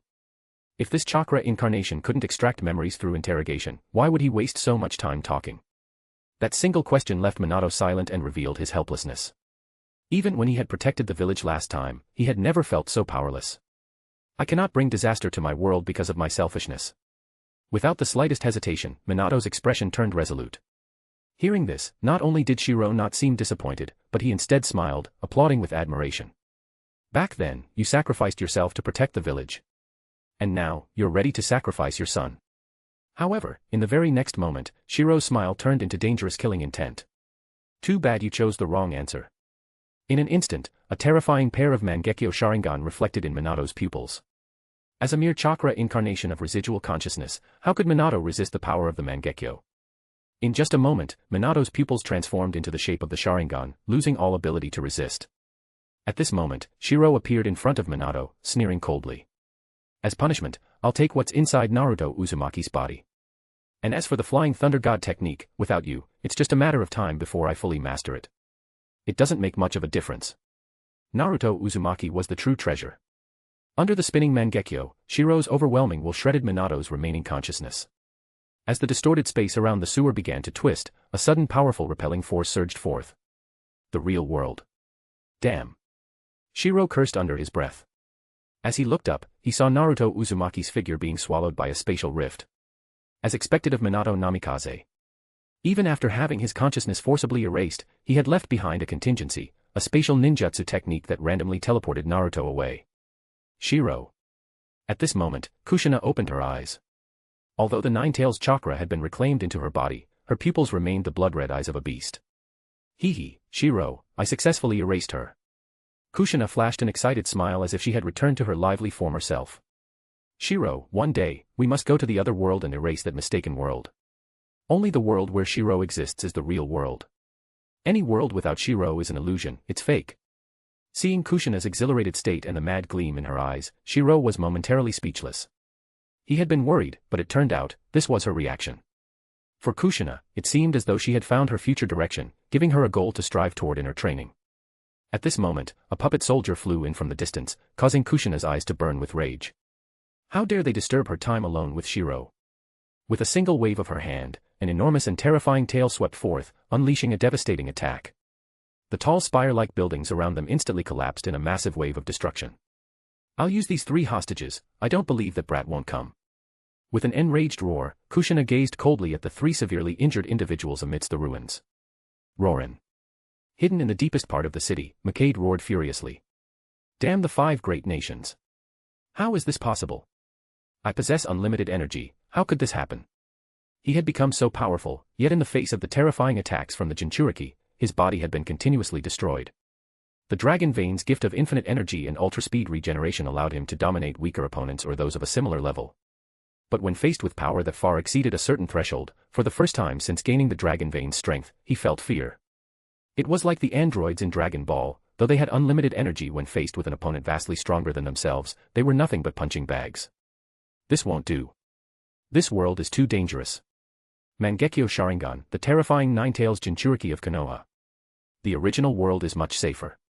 At least Konoha's Jinchuriki there isn't this strong. Makade, now panicking, realized how unusual this world was. Both were Konoha's Nine-Tails Jinchuriki, so why was Naruto Uzumaki from this world so much weaker? And the completely different historical progression confirmed one thing. This world was far more dangerous than his original one. I have to go back. As Makade made up his mind to return to his original world, in Rorin City, at the highest point of a cathedral-like building, 3 hostages, Yamato, Sai, and Sakura, were hanging outside. Inside the cathedral, Kushina seemed relieved. Once again, she wore the mischievous and playful smile of her younger days. Despite her lively smile, her words spoke of something extremely cruel. Her determined gaze only reinforced her conviction. Shiro. Promise me you'll become Hokage. Become the god of the ninja world. Together, we'll conquer the other world. Mistaken worlds shouldn't exist. Kushina will help you conquer the other world and erase all the mistakes that shouldn't exist. Seeing the excited Kushina, Shiro gently ruffled her red hair with a helpless smile and said softly, "All right, let's go to the end of the dragon vein together." With a stronger resolve, Kushina's determination grew unshakable. It gave her a clear goal for her training, no longer relying solely on her talent and the nine tails. In the ninja world, a resolute will is the true catalyst for chakra. P.S. Damn, the plot is freaking crazy. Chapter 197, Naruto, I am Uchiha Shirou, 197. Rorin, under the Gothic-style spires. In the rain, 3 chakra-sealed ninjas hung suspended on a towering and sacred church. How did the world come to this? Yamato couldn't help but feel shocked. From the beginning, after spending time with Naruto, none of them had considered that it might have been Naruto's impulsive actions that led to this. This is. A terrifying and powerful chakra emerged. 2 figures appeared atop the spire, they were staring intently at the violent chakra in the distance. Beside Shiro, Kushina gently straightened his white robes. Only then did she slowly turn her gaze toward the distance, her expression revealing a hint of killing intent. Shiro, this is the power of the nine tails. Shiro nodded lightly.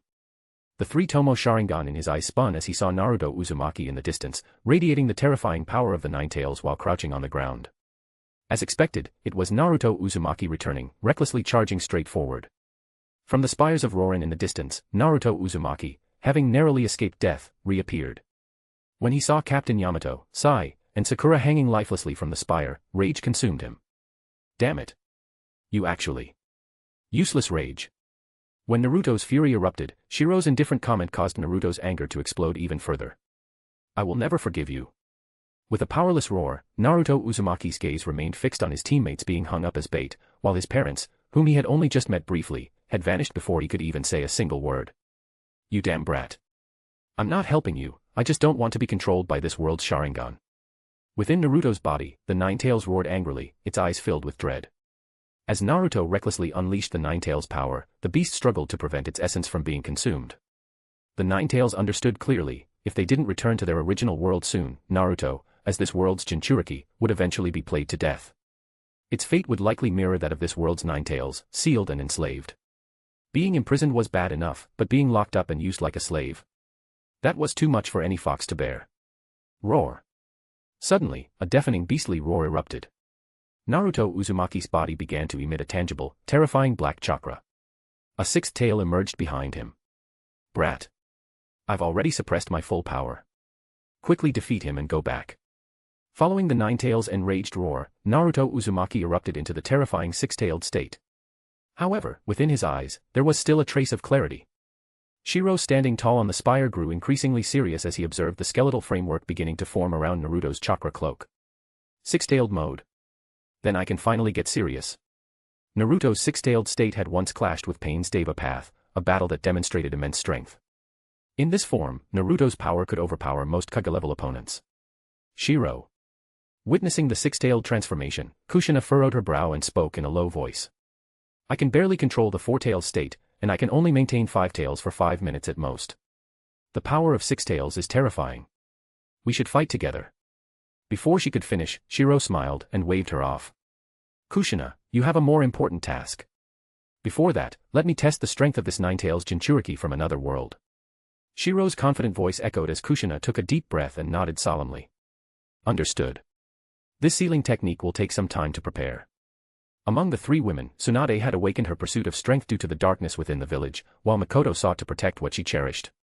Only Kushina had always been the weakest, lacking the ambition to grow stronger. But this time, Kushina's desire for power surpassed anyone else's. Her ambition soared. She wanted to crush her enemies.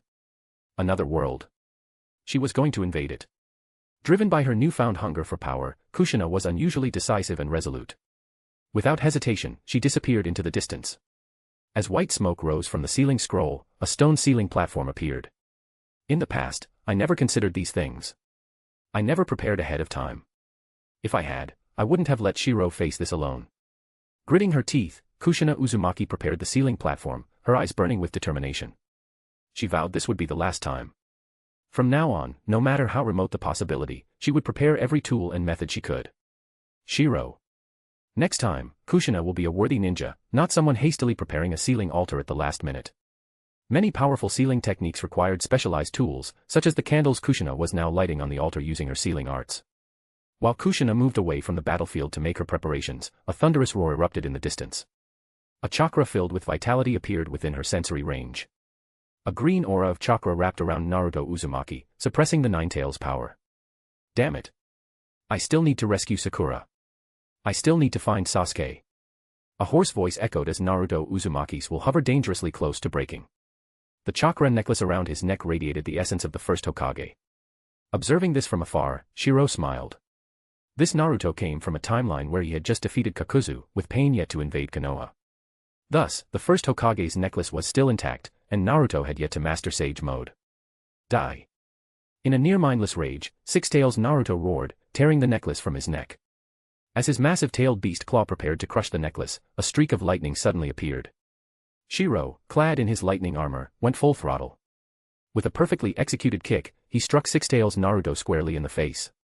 The immense force of the blow carried a sound like the air itself being torn apart, sending Naruto flying like a cannonball. His body smashed through 3 buildings in succession.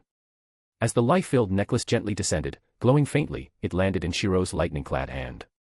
Lifting his head, Shiro gazed at the figure in the rubble and shook his head. You're nothing but a beast with brute strength. Roar. The oppressive aura of the Six-Tails state weighed heavily, akin to the gravity of a massive summon beast. Despite its weight, its speed was astonishing. In an instant, it vanished and reappeared, attacking Shiro. With a resounding crash, the ground was left in shambles. Shiro, activating his Mangekyo, saw a fiery red figure charging at him with immense speed. So fast. Blocking a direct attack from Six-Tails Naruto, Shiro was forced back, his heels carving deep grooves into the ground before he finally stopped. The next moment, 2 massive chakra arms joined together into a fist and came crashing down. Let me show you the difference between us. The ensuing battle unleashed devastating shockwaves, collapsing building after building. Six-Tails Naruto's destructive power was incredible, his chakra waves leaving nothing but ruin in their wake. Yet Shiro, moving like a bolt of lightning, seemed to gradually gain the upper hand. His attacks, swift as lightning, combined with the dynamic vision of his Mangekyo Sharingan, made it nearly impossible for Six-Tails Naruto to escape his sight.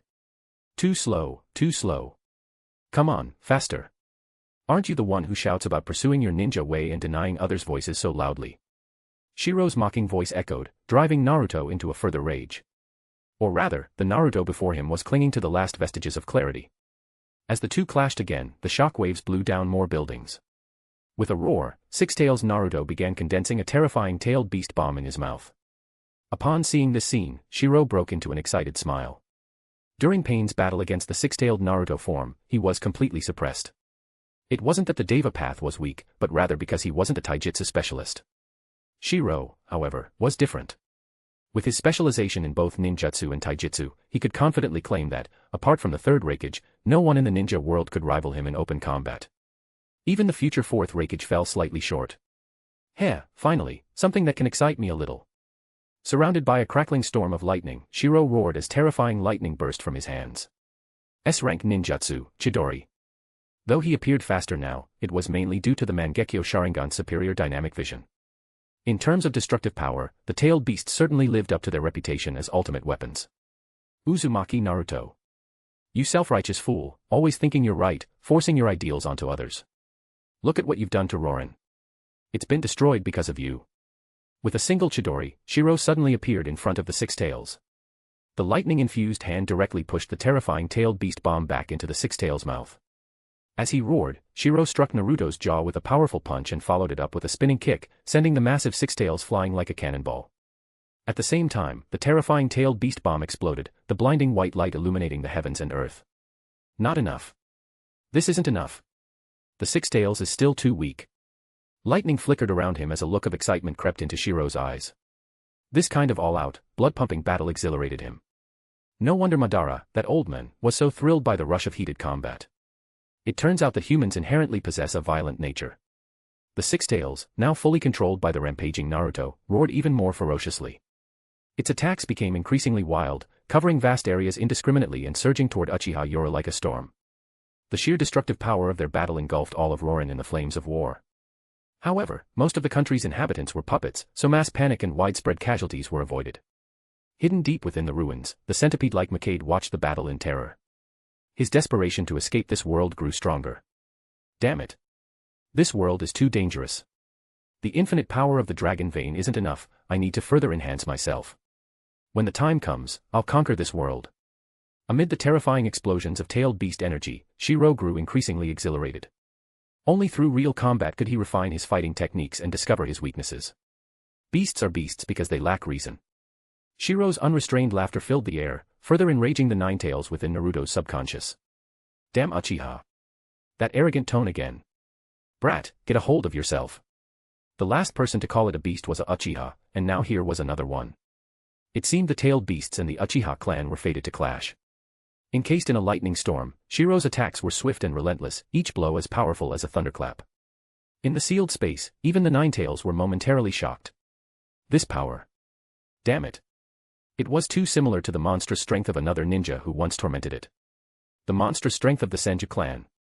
As Shirou fought with unrestrained excitement, employing this straightforward combat style, he utilized the cherry blossom impact technique he had learned from Haruno Sakura. Integrating it with his power proved to be incredibly effective. Ever since he had fused with wood-release cells, his physical constitution had changed, granting him the monstrous strength of the Senju clan, though not on the level of Tsunade. Under Shirou's storm-like assault, large swaths of the black nine-tails chakra were stripped away, gradually revealing Naruto's real body beneath. His skin burned. How is this possible? As Naruto began to regain his senses, he was shocked to find himself completely overwhelmed. He couldn't muster any resistance against the sheer force of these attacks. With a thunderous crash, Shirou stomped on Naruto's face, towering over him with a cold, arrogant expression. Do you still spout that naive nonsense about mutual understanding between people? Suddenly, Shirou's fingers struck Naruto's abdomen with immense force, making his eyes widen as blood spurted from his mouth. Seal technique, 5-element seal. Naruto's body was sent hurtling into the rubble with a deafening crash. Standing amidst the raging winds, Shirou revealed a domineering smile as he slowly approached the ruins. At the same time, within the rubble, Naruto lay on the ground, visibly weakened. The tailed beast chakra surrounding him visibly dissipated.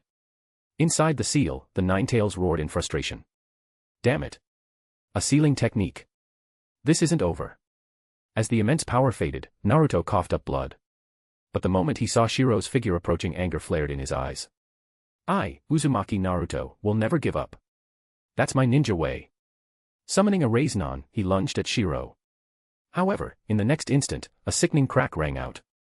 Naruto's pupils shrank as he realized his arm had been twisted into an unnatural angle. With one hand gripping Naruto's wrist, Shirou's overwhelming strength snapped his joint. Then, under Naruto's shocked and pained gaze, Shirou forcibly pressed the Rasengan into Naruto's chest. The Rasengan's terrifying power shattered the wall behind him, driving Naruto's body deeper into the rubble. The game is over. Your six-tails form is underwhelming, and I've lost my patience. With the characteristic arrogance of the Uchiha, Shirou coldly smirked. He then snapped Naruto's other arm with a punch and crushed his legs underfoot. Naruto's agonized screams echoed through the night, creating a scene of utter brutality. I'm done playing. Shaking his head in disappointment, Shirou's eyes glinted with a cold smile. The six-tails' combat strength was too weak, and even his sensory ninjutsu couldn't detect anything unusual. There could only be one explanation. Minato. With a cold laugh, Shirou grabbed the limp, dog-like Naruto by the collar and began dragging him toward Kushina, who was already waiting. Meanwhile, in a certain barrier, a shadow clone of Naruto sat cross-legged. As the sounds of battle faded in the distance, the clone opened its bright blue eyes. Just as I thought, his goal is the nine tails. The voice coming from Naruto's mouth carried a calm maturity. It was clear that the last remnants of Minato's consciousness resided in this clone, having orchestrated the entire strategy. Father. Naruto, there's no time to talk. If my plan works, shutting down the dragon vein should send all of you back to your original world. Chapter 198, Naruto, I am Uchiha Shirou, 198. Double chapter. The octagonal altar had candles lit at every corner. Shirou, I'm ready. Under the restraint of the adamantine chains, a barrier appeared all around, and Naruto, the nine-tails Jinchuriki, looked dazed and confused. How could this happen? Naruto Uzumaki muttered hoarsely, still unable to comprehend why the gap between the two worlds was so vast. At this moment, he was suspended in midair by adamantine chains, while Kushina Uzumaki, without hesitation, said in a deep voice. Shiro, I've prepared everything. Our Uzumaki clan has specifically studied the sealing jutsu for extracting tailed beasts. The two exchanged a glance and smiled. Kushina began to form hand seals. The sealing barrier formed by the adamantine chains, which even the third Hokage in the original storyline had no solution for, had a defense so formidable it was unimaginable. Inside the barrier, Naruto let out cries of pain. Kushina unleashed the Uzumaki clan's unique sealing technique. Her powerful chakra materialized into a solid blue dragon, which then swallowed Naruto whole. With an intense suction force, Naruto's eyes rolled back in pain as Red Ninetail's chakra was slowly extracted from his mouth, ears, eyes, and abdomen. Damn it. Inside the sealed space, the Ninetails roared in terror, feeling its chakra being forcibly extracted. It howled angrily, but in the next moment, a massive Mangekyo Sharingan appeared in the dim sewer-like surroundings. That damned Uchiha. The Ninetail's voice weakened as its resistance faded. In the dark, its pupils reflected the same Mangekyo Sharingan pattern. With the Ninetails unable to resist, the rate of chakra extraction from the outside world noticeably increased. In the sealed space holding the tailed beast, the Ninetails of this world sat bound within a cage, watching its counterpart from the other world in a pitiful state. This left it sighing helplessly. Even though they shared the same origin, fusion wasn't something that could be achieved easily. Otherwise, the tailed beasts would have devoured and destroyed one another long ago. Shiro knew very well that only by reaching the Sage of Six Paths level and mastering the ultimate yin-yang release could one fuse the tailed beast's original power, just as the Sage of Six Paths had once divided the Nine Tails. Outside, seeing Kushina extracting the Nine Tails chakra, Shiro smiled and gently brushed Kushina's red hair. Now, it's my turn. With his Mangekyo Sharingan shimmering, Shiro slowly approached the suspended Naruto, placing his right palm gently on Naruto's shoulder. Forbidden Jutsu, Chimera Jutsu. A diamond-shaped mark appeared in his palm, releasing a terrifying suction force that began greedily absorbing Naruto's power. My hypothesis shouldn't be wrong. Feeling the power he had just absorbed, Shiro's expression turned ecstatic. The Uzumaki clan's bloodline, the mysterious chakra of Asura's reincarnation, and the Nine Tails, Naruto, the child of destiny, was essentially a treasure trove. Inside the barrier, Uchiha Shirou and Kushina Uzumaki continued extracting and devouring Naruto's power. Meanwhile, deep within the underground passageway of the Ryumayaku in Rorin. In the underground passage sealing the Ryumayaku, Makade roared in fury. That damned brat, how is this possible? With a resentful scream, Makade could only watch helplessly as he fell into the Ryumayaku. Sarah. Naruto clone's excited shout echoed as the queen of Rorin, Sarah, now subdued by Naruto's talk no jutsu, nodded resolutely. Sarah, they fell for it. I used my physical body to lure them, while my shadow clone hid. While they're busy stealing the Nine Tails, we'll take the chance to seal the Ryumayaku, thwarting their ambitions. Naruto, for the sake of peace in the ninja world, I must seal the Ryumayaku. It's the responsibility passed down through generations of Rorin queens, and it's a power only we possess. At that moment, Sarah didn't consider the future of her nation or what she would face if Naruto and the others returned to their world. She didn't think about how she would deal with the inevitable retaliation. It must be said that in this world, brainless decisions paired with talk no jutsu seemed to be the ultimate truth. How touching. Suddenly, Shiro's teasing voice echoed, startling Naruto. At some point, Shiro had appeared on a distant stone staircase, watching the scene before him with amusement. He couldn't help but clap. What a moving speech. But have you thought about your future? Or, Naruto, have you and Minato ever considered hers? Though Shiro maintained a relaxed smile, his tone suddenly sharpened into a harsh interrogation, shocking Naruto, who instinctively shielded Sarah. Damn it. Even though you look a lot like Sasuke, like a larger version of Sasuke, I, Naruto Uzumaki, won't let you take another step closer. Naruto shouted hot-bloodedly, delivering yet another impassioned speech. This made Sarah, standing behind him, feel a sense of safety and reliability. However, Shiro's lips curled into a mocking smile at this sight. How shamelessly self-righteous. Once the Ryumayaku is sealed, you'll return to your world, leaving her behind here. As he spoke, Shiro slowly descended the stone stairs. His three-tomo Sharingan began to swirl, evolving into the Mangekyo Sharingan. Pointing at Sarah, he chuckled sarcastically. Don't worry, I won't kill you. But you'll face a powerless Rora, left with nothing to protect your country. And those who claim they'll protect you. They'll be in another world, forgetting you in no time. These so-called hot-blooded heroes are nothing more than selfish, self-righteous fools. Shiro's sharp words left Sarah, who was hiding behind Naruto, pale-faced with fear. You bastard. I won't let your ambitions succeed, not in this world. Naruto roared impulsively, completely ignoring Shirou's words. Charging forward recklessly, he raised a Raise-non. With a deafening explosion, the clash of two Raise-non lit up their faces with a brilliant blue chakra glow. You bastard. I won't let you get away with this. Faced with Naruto's brash personality, Shirou's patience was wearing thin, his brow furrowing with irritation. Has no one ever told you how annoying you are? The three Tomo in Shirou's Sharingan spun rapidly, transforming into the Mangekyo.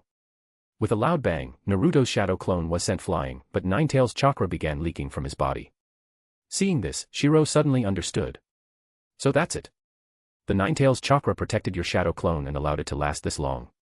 No wonder. From a distance, Naruto scrambled to his feet, his beast-like eyes glaring at Shirou with a smug grin. He had the protection of the Ninetales' chakra cloak, whereas his opponent did not. Hey, you oversized Sasuke. Your eyes may be strong, but you're just a shadow clone.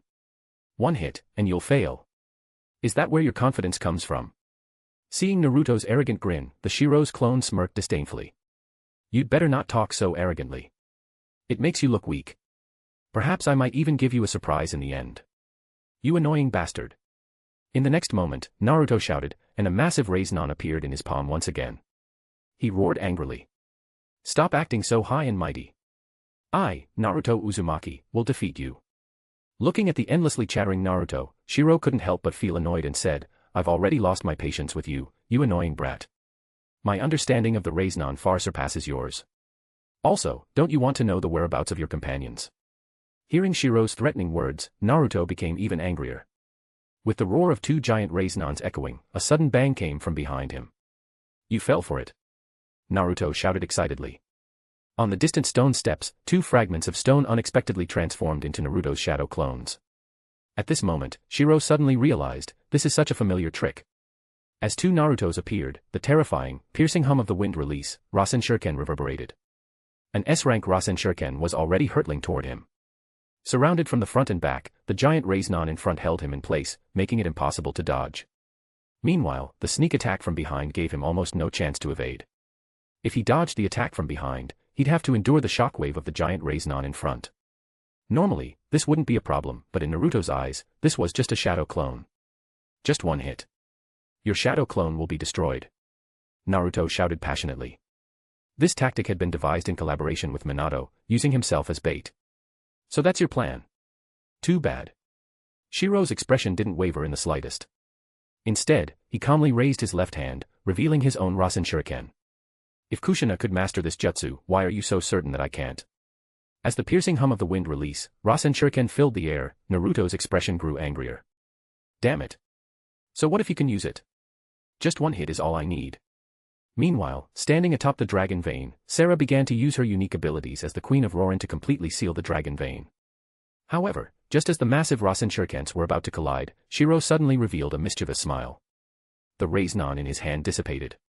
Naruto stared in shock as Shirou's eyes remained calm. Naruto, I warned you not to meddle in our world. Now it's time for your punishment. With a deafening roar, the terrifying explosion of the wind release, Rasen Shuriken engulfed everything, ravaging the surroundings. Yet amid the terrifying blue light, Shirou's smile gradually faded, while Naruto's pupils dilated in shock. No. Naruto's eyes widened in disbelief. Within the blazing light of the Rasen Shuriken, Shirou's body was visibly being destroyed by the wind chakra. Yet, in a bizarre turn, his skin and appearance began to change. Sigh. Naruto screamed in fury. As the terrifying power of the Rasen Shuriken dissipated, what was revealed inside was Sai's mangled corpse, riddled with wounds. The once talented young man skilled in super beast imitating drawing was now lifeless, his eyes empty. His body, having endured Naruto's S-rank Rasen Shuriken, was destroyed, leaving not a single intact cell. Naruto, this is your punishment for interfering in our world. Shirou's voice echoed once more. Three of Naruto's shadow clones turned back, glaring furiously at Shirou, who stood on the distant stone steps. You bastard. I'll kill you. But Shirou remained calm, standing motionless on the steps as if he hadn't moved from the beginning. Kill me. Then who will you use your jutsu to kill next? Captain Yamato. Your comrade Sakura. Or perhaps Sasuke. As Shirou's mysterious, godlike voice echoed, Naruto was horrified to see images of Captain Yamato, Sakura, and even Sasuke appear before him. What's going on? Is this Jinjutsu? Captain Yamato, Sakura, and Sasuke stood vividly before him. Their scent, chakra, and appearances seemed entirely real. Naruto was stunned by the sight. Angry as he was, he wanted to rush forward and attack his enemy, but he didn't dare act rashly. The earlier incident, where Sai had suddenly appeared in the form of a human figure, had already left him terrified. Was this Genjutsu, or? My Mangekyo Sharingan ability is called Kyuka-Suigetsu. Standing atop the high stone steps like a deity, Shiro spoke calmly. The Mangekyo Sharingan in his eyes spun like a swastika, exuding an overwhelming, godlike presence. It can manipulate the enemy by distorting their perception through the refraction of mist and water, causing them to attack each other. Ninjas are tools of deception. Shiro spoke of his ocular power with a calm demeanor. Who could have guessed it was all a lie? As his supreme voice echoed around him, Naruto shouted in rage. At this moment, he finally noticed the flow of the dragon vein's energy around him, like flowing water. No wonder Shiro had been avoiding direct eye contact. Naruto had walked straight into his Genjutsu. Damn it! Naruto roared furiously. This Mangekyo Sharingan ability was even more terrifying than Itachi's Tsukuyomi. Do you know? Your companion Sai was so desperate to protect you that he rushed toward you. But you, blinded by rage, killed him with your Rasen Shuriken. The mocking tone in Shiro's voice was a constant reminder that Naruto had killed his comrade. It pushed Naruto to the brink of collapse. Naruto. As the dragon vein's eye slowly closed completely, Sarah shouted anxiously. She could feel the power of the dragon vein dissipating from the land of Rorin. At the same time, with the dragon vein sealed and Mikade defeated, Naruto and the others, who didn't belong to this timeline, began to glow with a faint white light. It seems the time has come. Suddenly, a gentle voice echoed. Sarah, who had just sealed the dragon vein's eye, was instantly filled with fear. Behind her, Shiro appeared, but he didn't attack. Instead, he shook his head regretfully. Though it's a pity, this is enough. Sarah, trembling with fear from the shadowy figure behind her, mustered the courage to turn around, her teeth chattering. As the Queen of Rorin, I won't let you use the dragon vein for your ambitions. You will fail. Despite being terrified, Sarah shouted with all her courage. But as she prepared to face her death, Shiro simply chuckled dismissively. Do you think you succeeded? Hearing his confident and composed voice, Sarah froze in disbelief. Shiro smirked, his smile sending chills down her spine. You succeeded because I allowed you to succeed. But given your foolish actions, I won't kill you. Instead, I'll let you witness how Rorin, in the absence of those so-called ambitious villains, will vanish completely. The more proud you are now, the more you'll hate yourself in the future. With a tone of disdain, at this moment, Kushina's figure appeared behind him.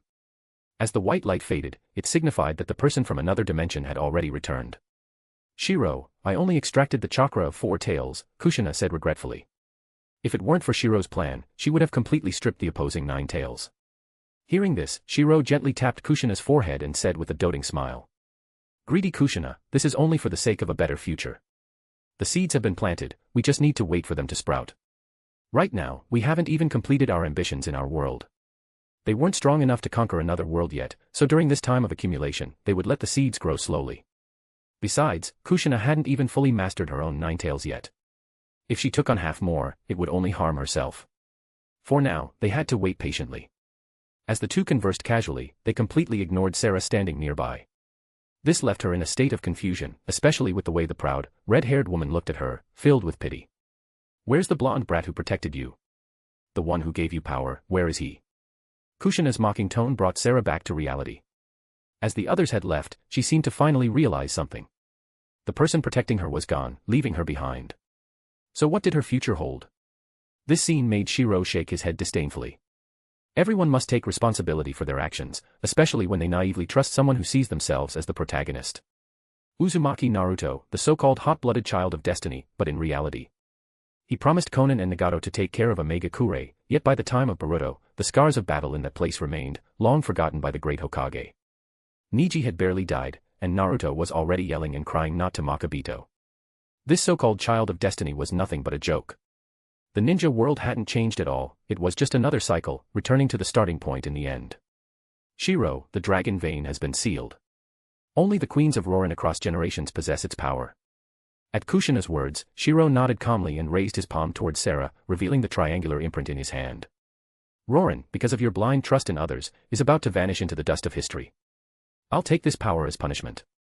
Foolish Queen of Rorin, carry this disgraceful title, curse and resent me. Then live on, ugly and wretched, avoiding everything just to survive. Perhaps one day, when you have enough strength, you can take revenge in another world. With a voice full of temptation, Shiro revealed a satisfied smile, continuing until he had completely absorbed the unique power within Sarah. The dragon vein was essentially a power of spacetime. If he could perfectly absorb this power, would it compensate for his lack of talent in spacetime ninjutsu? How is this possible? How could I feel hatred? Sarah walked out of the sealed dragon vein area in a daze. There was no one left in sight. When she returned to her country, despite the destruction caused by the battle, Roran still stood. Under the rising sun, the light reflected on Sarah's cheeks. As she looked at her nation in the distance, the confusion in her eyes gradually gave way to a smile. No. I'm not wrong. I stopped the disaster, brought peace to my country, and inherited my mother's will. With a determined voice, Sarah excitedly walked toward her nation. However, a seal had been placed on her mind, preventing her from revealing anything about what happened there. But the appearance of large numbers of puppets in Roran was no longer a secret in the ninja world. At this moment, a team of elite sand ninjas was also rushing toward the area. Hurry! By Elder Chiyo's orders, investigate whether the puppets in Roran are real. Meanwhile, in another ninja world. At the ruins of Roran, a blinding light shot into the sky. Amidst the yellow sand, the voices of Uzumaki, Naruto, Yamato, Sakura, and others echoed. Sai. When everyone opened their eyes, they saw Sai's lifeless body. His eyes, full of unwillingness, were already covered in a layer of dust. Everyone's expressions turned grim. Hurry, Sakura, heal Naruto. By the time they returned, all of Naruto's shadow clones had disappeared, and his true body was in a miserable state. Both his hands and legs were twisted unnaturally. Naruto. Sakura rushed forward, tears streaming down her face as she tremblingly began treating Naruto's injuries. At this moment, Naruto weakly opened his eyes halfway. Seeing his teammates, he finally let out a sigh of relief. Everyone finally made it back. Due to his severe injuries, Naruto hadn't realized that while his chakra remained intact, half of his life force and hidden special energy had been drained. The unique reincarnation chakra of Asura, combined with the Uzumaki clan's bloodline, had been halved.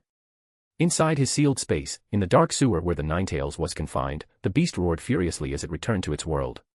Damn Uchiha. I won't forgive you. Though the Ninetales growled, fear was evident in its blood-red beastly eyes. Its form had noticeably shrunk again. 4 tails worth of chakra wasn't merely half, each tail's power increased exponentially. As the dragon vein seal closed, the connection between the two worlds was severed once more. Even though Sai sacrificed himself, at least the people from that world didn't come over.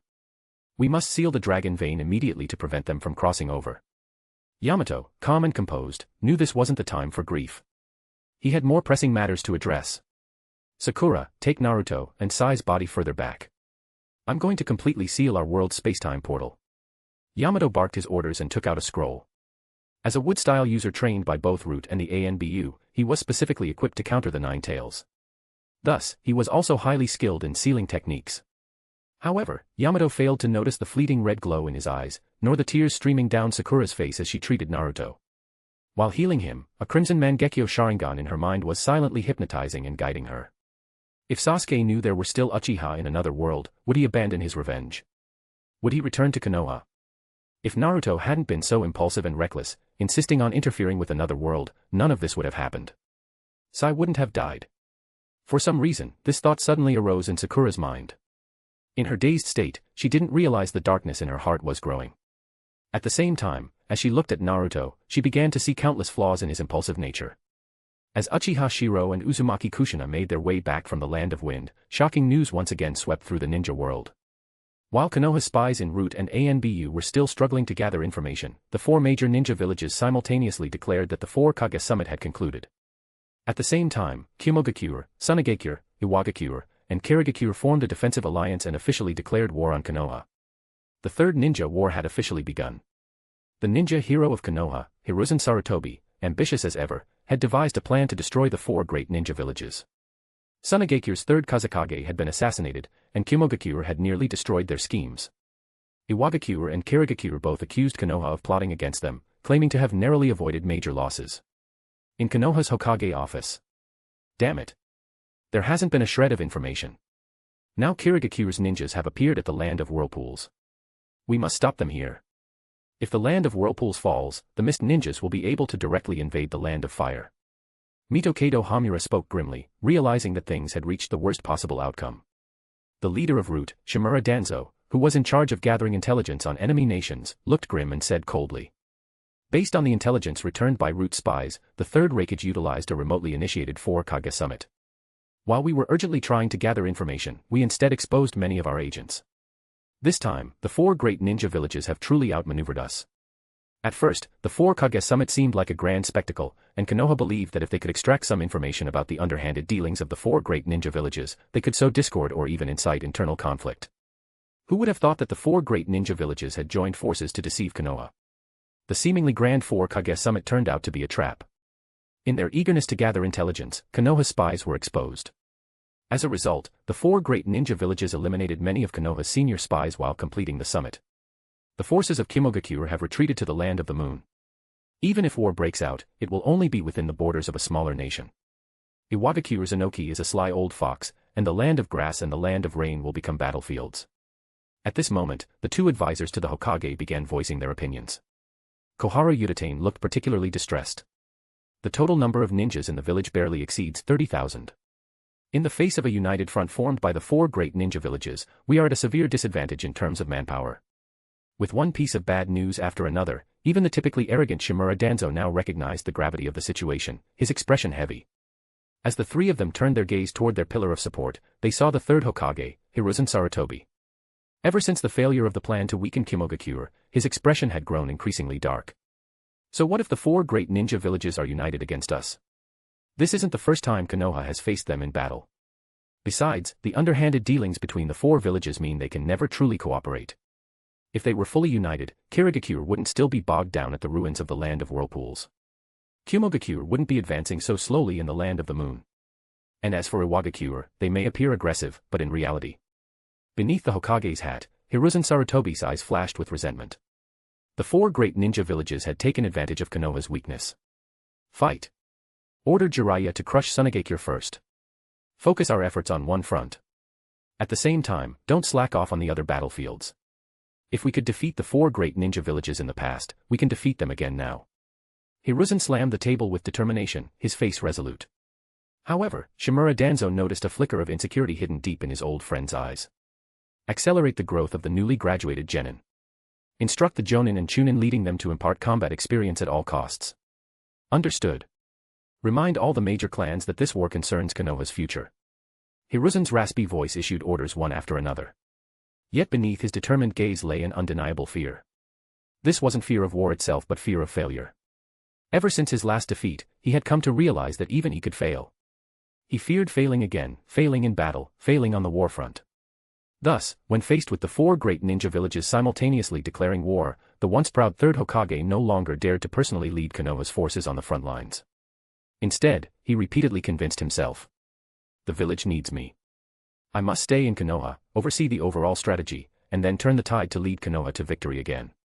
Yet, within Konoha, the atmosphere was oppressive under the shadow of war. Damn it! How did it come to this so suddenly? The 4 great ninja villages are attacking us together, and they're claiming it's all for revenge. In a tavern, small groups of ninjas couldn't help venting their anger. Only those who had experienced war firsthand understood its brutality. Have you heard? They say our 3rd Hokage abandoned the 2nd Hokage back then. That's how he came back and became Hokage himself. So what? I've also heard that ever since the 3rd became Hokage, he's been suppressing the Senju clan, the family of his teacher, and the 1st and 2nd Hokage. There's something shady about this. The so-called strongest Hokage couldn't even defeat a single Raigage, and now he's hiding in the village, not even daring to step onto the battlefield. As the war broke out, the first to act were the spies and merchants from various nations. While engaging in profiteering, they also spread propaganda. Konoha was in turmoil. At the same time, shocking revelations about Konoha's schemes were spreading across the ninja world, pulling the once revered village off its pedestal. The other major villages suddenly realized that the strongest ninja village wasn't all that superior. They had almost been crushed by Kimogakure, especially their so-called strongest Hokage. With such weak capabilities, how dare they formulate plans to collapse the other villages? As one scandal after another emerged, the other ninja villages couldn't suppress their laughter. The once glorious Konoha, hailed as the greatest village in the ninja world, now seemed to be on a downward spiral. And it all seemed to have begun with the death of White Fang. White Fang's suicide, the 3rd Hokage being nearly defeated by the 3rd Raigage despite having 2 Kage-level allies, Kimogakure's confrontation with Konoha's elite army, and now the 4 great ninja villages issuing a joint declaration of justice to attack Konoha. These events gave everyone hope. Now, even smaller ninja villages secretly began plotting, emboldened by the cracks in Konoha's image. Senju clan. At this moment, Tsunade, clad in armor and ready for battle, stared in shock at the forbidden technique brought to her by Shiro. The Ryumayaku. Another world. 20 years from now, I became the 5th Hokage. And I even perfected this forbidden technique. Even for Tsunade, who had seen much in her life, this was beyond belief. Ninja art, creation rebirth, strength of 100 technique. Sister Tsunade, do you think anyone in the ninja world could trap me in an illusion with my Mangekyo Sharingan? Or is this forbidden technique fake? Shiro chuckled and gestured to the forbidden scroll he had obtained. This was something Tsunade had only conceptualized, yet the completed version had already appeared. War was imminent, and preparations for speeches, truly marked the path of a hero. P.S. Next chapter is Lemon. Chapter 199, Naruto, I am Uchiha Shirou, 199, R18. You experienced such a bizarre event on your trip to Rorin this time. In the Senju clan's quarters, Tsunade, who was originally preparing to guard the front lines, showed a look of astonishment after hearing about Shiro and Kushina's fantastical mission experience. I didn't expect that I would take on a disciple and even pass on my ninjutsu. Looking at the forbidden technique, creation rebirth, strength of 100 technique, a jutsu that she currently had only a preliminary concept for due to the war leaving her no time to develop it, Tsunade couldn't help but feel emotional. At least this proves the idea for this jutsu is correct. Tsunade smiled, raised the scroll in her hand, and then put it away. This was a completed version of her jutsu from another world, perfected more than 20 years into the future. With the growth of this world Tsunade, the only thing she might lack compared to her counterpart in the alternate world was a bit of experience. Kushina, go clean up and change your clothes. You'll go with me to the border soon. With a relaxed smile, Tsunade waved and gave an order. Although Uzumaki Kushina pouted, clearly understanding Tsunade was trying to send her away, she couldn't resist. After Kushina left, Tsunade raised an eyebrow and casually sat on the sofa. We have 2 hours before departure. I assume you've gathered more information, or perhaps learned more specifics about that alternate world. Compared to Kushina's shinobi mindset, Tsunade had her sights set further. Shiro smiled when he saw this, shrugged, and nodded. Nothing escapes you, Sister Tsunade, does it? At first, I thought it was a future world, but later I realized it was a parallel shinobi world. Its earlier development might have been identical to ours. Preliminary speculation suggests that another world recklessly abused the power of the Ryumayaku, creating a spacetime tunnel that linked our 2 worlds. This, in turn, influenced their respective developments. With an easygoing smile, Shiro looked at the valiant Tsunade in her battle outfit. When her brow furrowed, as though she were about to ask something, he suddenly chuckled. Sister Tsunade, I wasn't planning on hiding anything from you. In that world, I don't exist. Perhaps I died long ago, or maybe I never existed at all. In the Second and Third Shinobi World Wars. From the memories of that Yamato, the Mokuton ninja, I saw Konoha. In that world, Sister Tsunade, you're the 5th Hokage. Although Shiro spoke lightly, Tsunade frowned and asked softly, no Shiro. Yeah, and the Uchiha clan is gone too. There's only one child left. The Senju clan has also seemingly disappeared, and Sister Tsunade, you're the one holding up the village by yourself. Hearing Shiro casually recount the information about the alternate world, with a nonchalant smile on his face, Tsunade felt complicated emotions welling up inside her. Shiro, I promised Kushina I'd beat the opposition. Perhaps noticing Tsunade's unusual mood, Shiro joked with a smile, as if trying to lighten the oppressive atmosphere. A world that had developed completely differently, with the Uchiha clan wiped out. Yet Shiro could remain calm about it. This stirred mixed feelings in Tsunade but also brought a faint smile of comfort to her face. Shiro, your perspective and vision truly stand at a higher level. In the living room, Shiro casually talked about the interesting aspects of the alternate world. Sister Tsunade, we both know that the alternate world is, at most, only somewhat similar to ours. Why take it to heart? Right now, we should digest this information. Even though the wars unfolded differently, much of the intel can still be referenced. For instance, the military strength of each major ninja village during the Third Shinobi World War, information on powerful shinobi, and especially the medical ninjutsu of this Haruno Sakura, 20 years later, Sister Tsunade, she's. Just as Shiro was casually talking, the sound of armor clasps being undone echoed softly. A pair of fair, red-painted toes stretched into view. Sister Tsunade, you. Shiro was momentarily stunned, looking down at the delicate feet. However, Tsunade remained calm and summoned a small slug with a wave of her hand. Katsuyu, head outside the village, to this location and notify them that the departure time has been delayed by 3 hours. Understood, Lady Tsunade. As Katsuyu left, Tsunade, still in her battle outfit and now reclining on the sofa with a sly smile, licked her lips and showed a teasing expression. Shiro, we still have 5 hours. That's plenty of time for us to thoroughly exchange information. Seeing Tsunade's flirtatious demeanor, or perhaps her attempt to offer comfort and release his inner tension, Shiro felt a warmth in his heart and smiled. Sister Tsunade, I'm fine. Although he said he was fine, he showed no hesitation as he played with her delicate, petite feet. After all, the alluring Tsunade before him was irresistibly tempting. I'll study these medical ninjutsu in detail later. For now, tell me more specifics about the alternate world, like the ninja world, myself, and Konoha. Sure. The village's development in that world wasn't great. By the time you succeeded as the 5th Hokage 20 years later, Konoha's military strength had already been surpassed by Kimogakure and Iwadakure, and even its economy.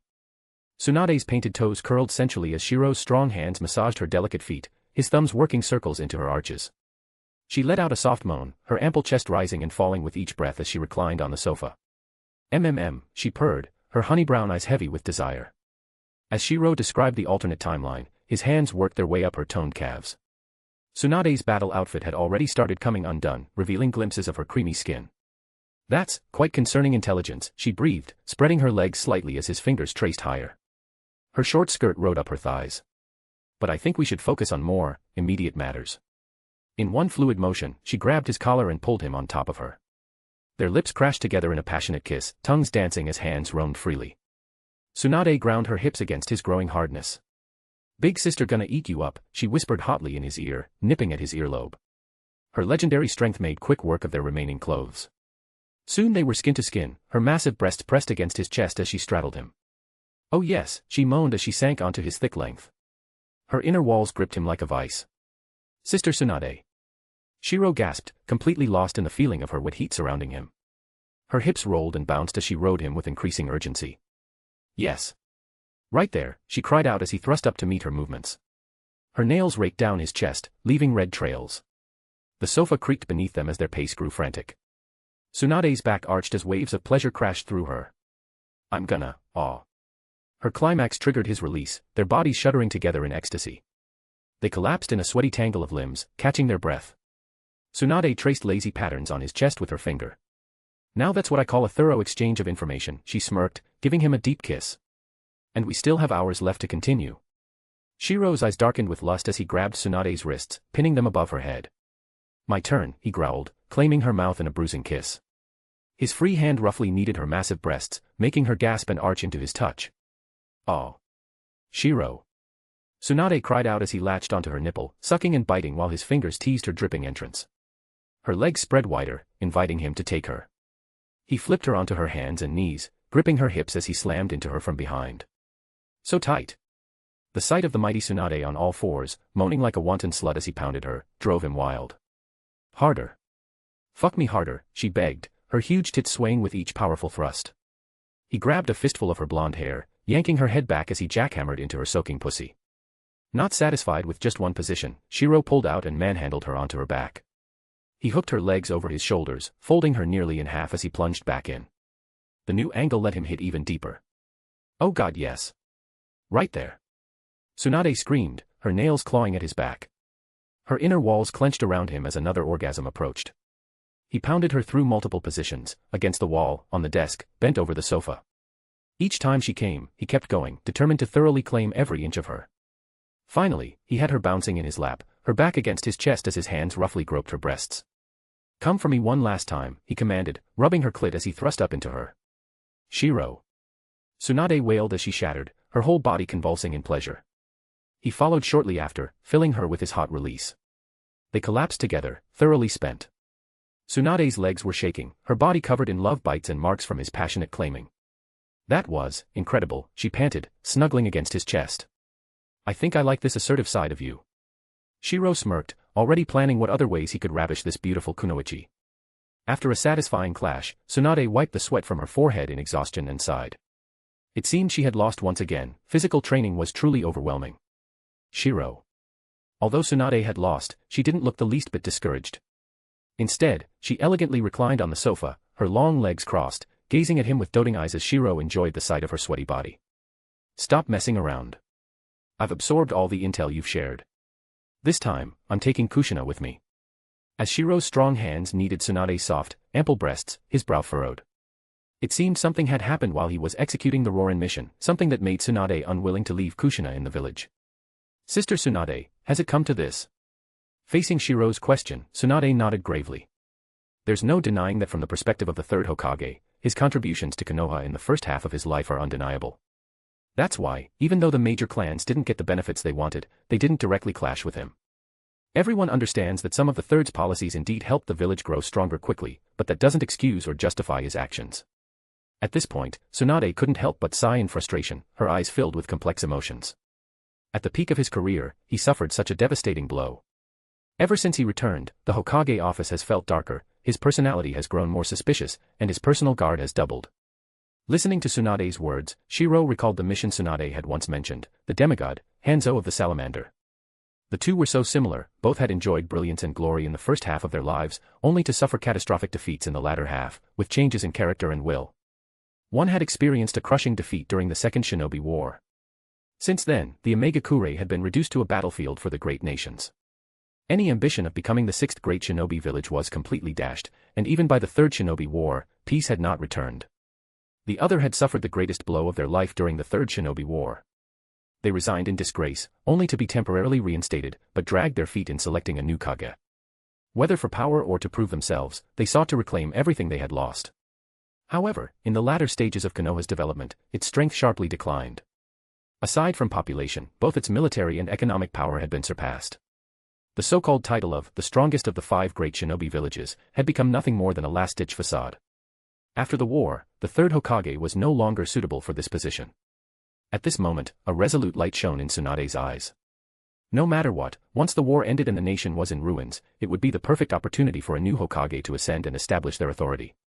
When I returned, I seemed to hear rumors circulating in the village. The ones outside are even worse. There's talk of the 4 great shinobi villages forming an alliance to strike against Konoha. This has dealt a serious blow to the morale of our forces. Seeing Shirou's grave expression, Tsunade merely let out a disdainful snort. The most ridiculous part is that when the rumors about White Fang first spread, the village didn't suppress them immediately. Instead, after those old geezers in the village started fanning the flames, the Hokage's office suddenly issued a gag order. Upon hearing about the third Hokage's methods, Shiro almost laughed out loud. He understood this warped world quite well. When it comes to rumors, the best approach isn't suppression but creating a more compelling rumor or story to divert attention and gradually suppress the original narrative in the background.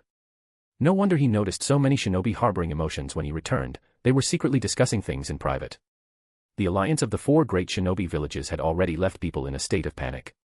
Issuing a gag order on top of that might control the mouths of civilians and low-ranking shinobi but for Jonin and Chunin. Could you stop them from gossiping privately? Haven't you had enough yet, you greedy boy? Tsunade purred, her fingers tangling in his dark hair as he suckled hungrily at her enormous breast. Her nipple was stiff and sensitive from his eager attention, sending delicious tingles through her body with each pull of his hot mouth. Though she tried to sound stern, she couldn't hide the breathless desire in her voice or the way her back arched to press more of her flesh against his exploring tongue. His strong hands kneaded her other breast roughly, making her gasp as he pinched and rolled the peaked nipple between his fingers. As expected, this kind of thrill from nurturing someone, combined with the Uchiha clan's unique possessiveness and love, made the corners of Tsunade's mouth curl up in a way she couldn't suppress. Sister Tsunade, I understand your concerns now. You're worried that keeping Kushina in the village will make her a target for hidden schemes. Seeing that there was still some time, Tsunade tilted her head back slightly, revealing an expression of enjoyment as she closed her eyes and nodded. It's not just the village. Kushina's identity has already been exposed, so hiding it further is unnecessary. On the contrary, from every perspective, having Kushina and me together to deter the strategic plans of the Cloud Shinobi is very important. Additionally, this allows us to keep the other Nine-Tails Jinchuriki in the village hidden. This is also a trump card, which is why those old geezers agreed to it. As Tsunade spoke with a dazed look of enjoyment. Tsunade-ne. At this moment, Uzumaki Kushina, freshly washed and now dressed in battle gear, came downstairs and happened to witness the scene. Though the two had somewhat adjusted their attire, the lingering atmosphere in the air made her glare furiously. You two actually. However, the clumsy yet spirited Kushina didn't seem angry at all. On the contrary, there was a strange glint of excitement in her eyes. Kushina, it seems you're ready. Then let's prepare to head out. Facing Kushina, Tsunade's demeanor shifted into that of a commanding matriarch. This made Kushina pout, but her eyes couldn't help but linger enviously on Tsunade's full figure. Tsunade, unbothered, calmly stood up and draped a coat over herself, waving her hand as she said. Give me 10 minutes. Then, we'll head to the front lines together. Staying in the village will only attract unwanted attention from other shinobi villages. After adjusting his clothing, Shiro nodded calmly. In that case, I'll head to the Hokage's office first. After all, I still need to report the intel from Rorin. As Tsunade headed upstairs, Kushina playfully shouted and leaped into Shiro's arms, her eyes glinting with reluctance. Shiro, I believe you're the strongest, but don't overdo it.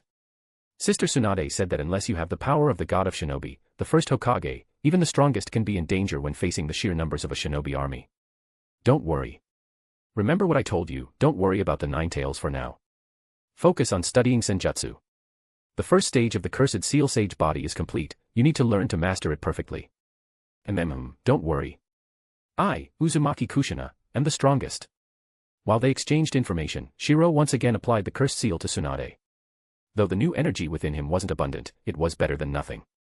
After applying the cursed seal to Kushina as well, Shiro finally left the Senju compound and headed toward the Hokage's office. Leaping across the rooftops of Konoha, Shiro gazed at the village with a heavy heart. The once prosperous and vibrant village was now shrouded in the shadow of war, its atmosphere oppressive. Uchiha, Senju, would release, sage body, and the physique of this so-called child of destiny. Looking at the three stone faces on the Hokage monument, a spark of ambition burned in Shiro's eyes. If his plan went smoothly, once he gathered the remnants of these Kekkei powers, he would achieve a transformation, a true evolution of life. Ordinary humans of the Shinobi World and the extraterrestrial Otsutsuki clan, a race with thousand-year lifespans who never aged and even achieved immortality.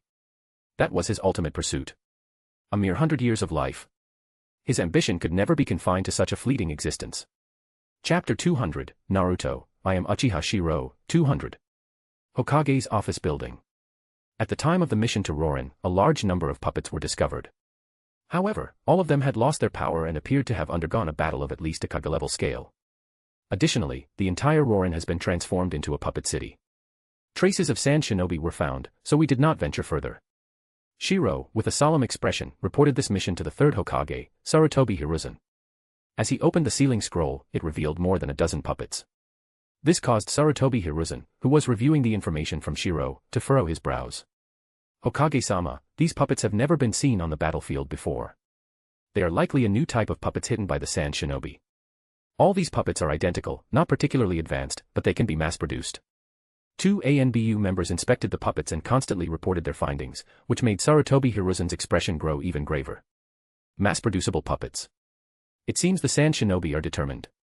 The third Hokage, Sarutobi Hiruzen, looked at this critical intelligence from Rorin, his face clouded with worry. This mission was arduous, but the war has already begun. Kirigakure has mobilized over 2,000 shinobi to land at the ruins of the Land of Whirlpools, and the Sand Shinobi have launched full-scale attacks at the borders.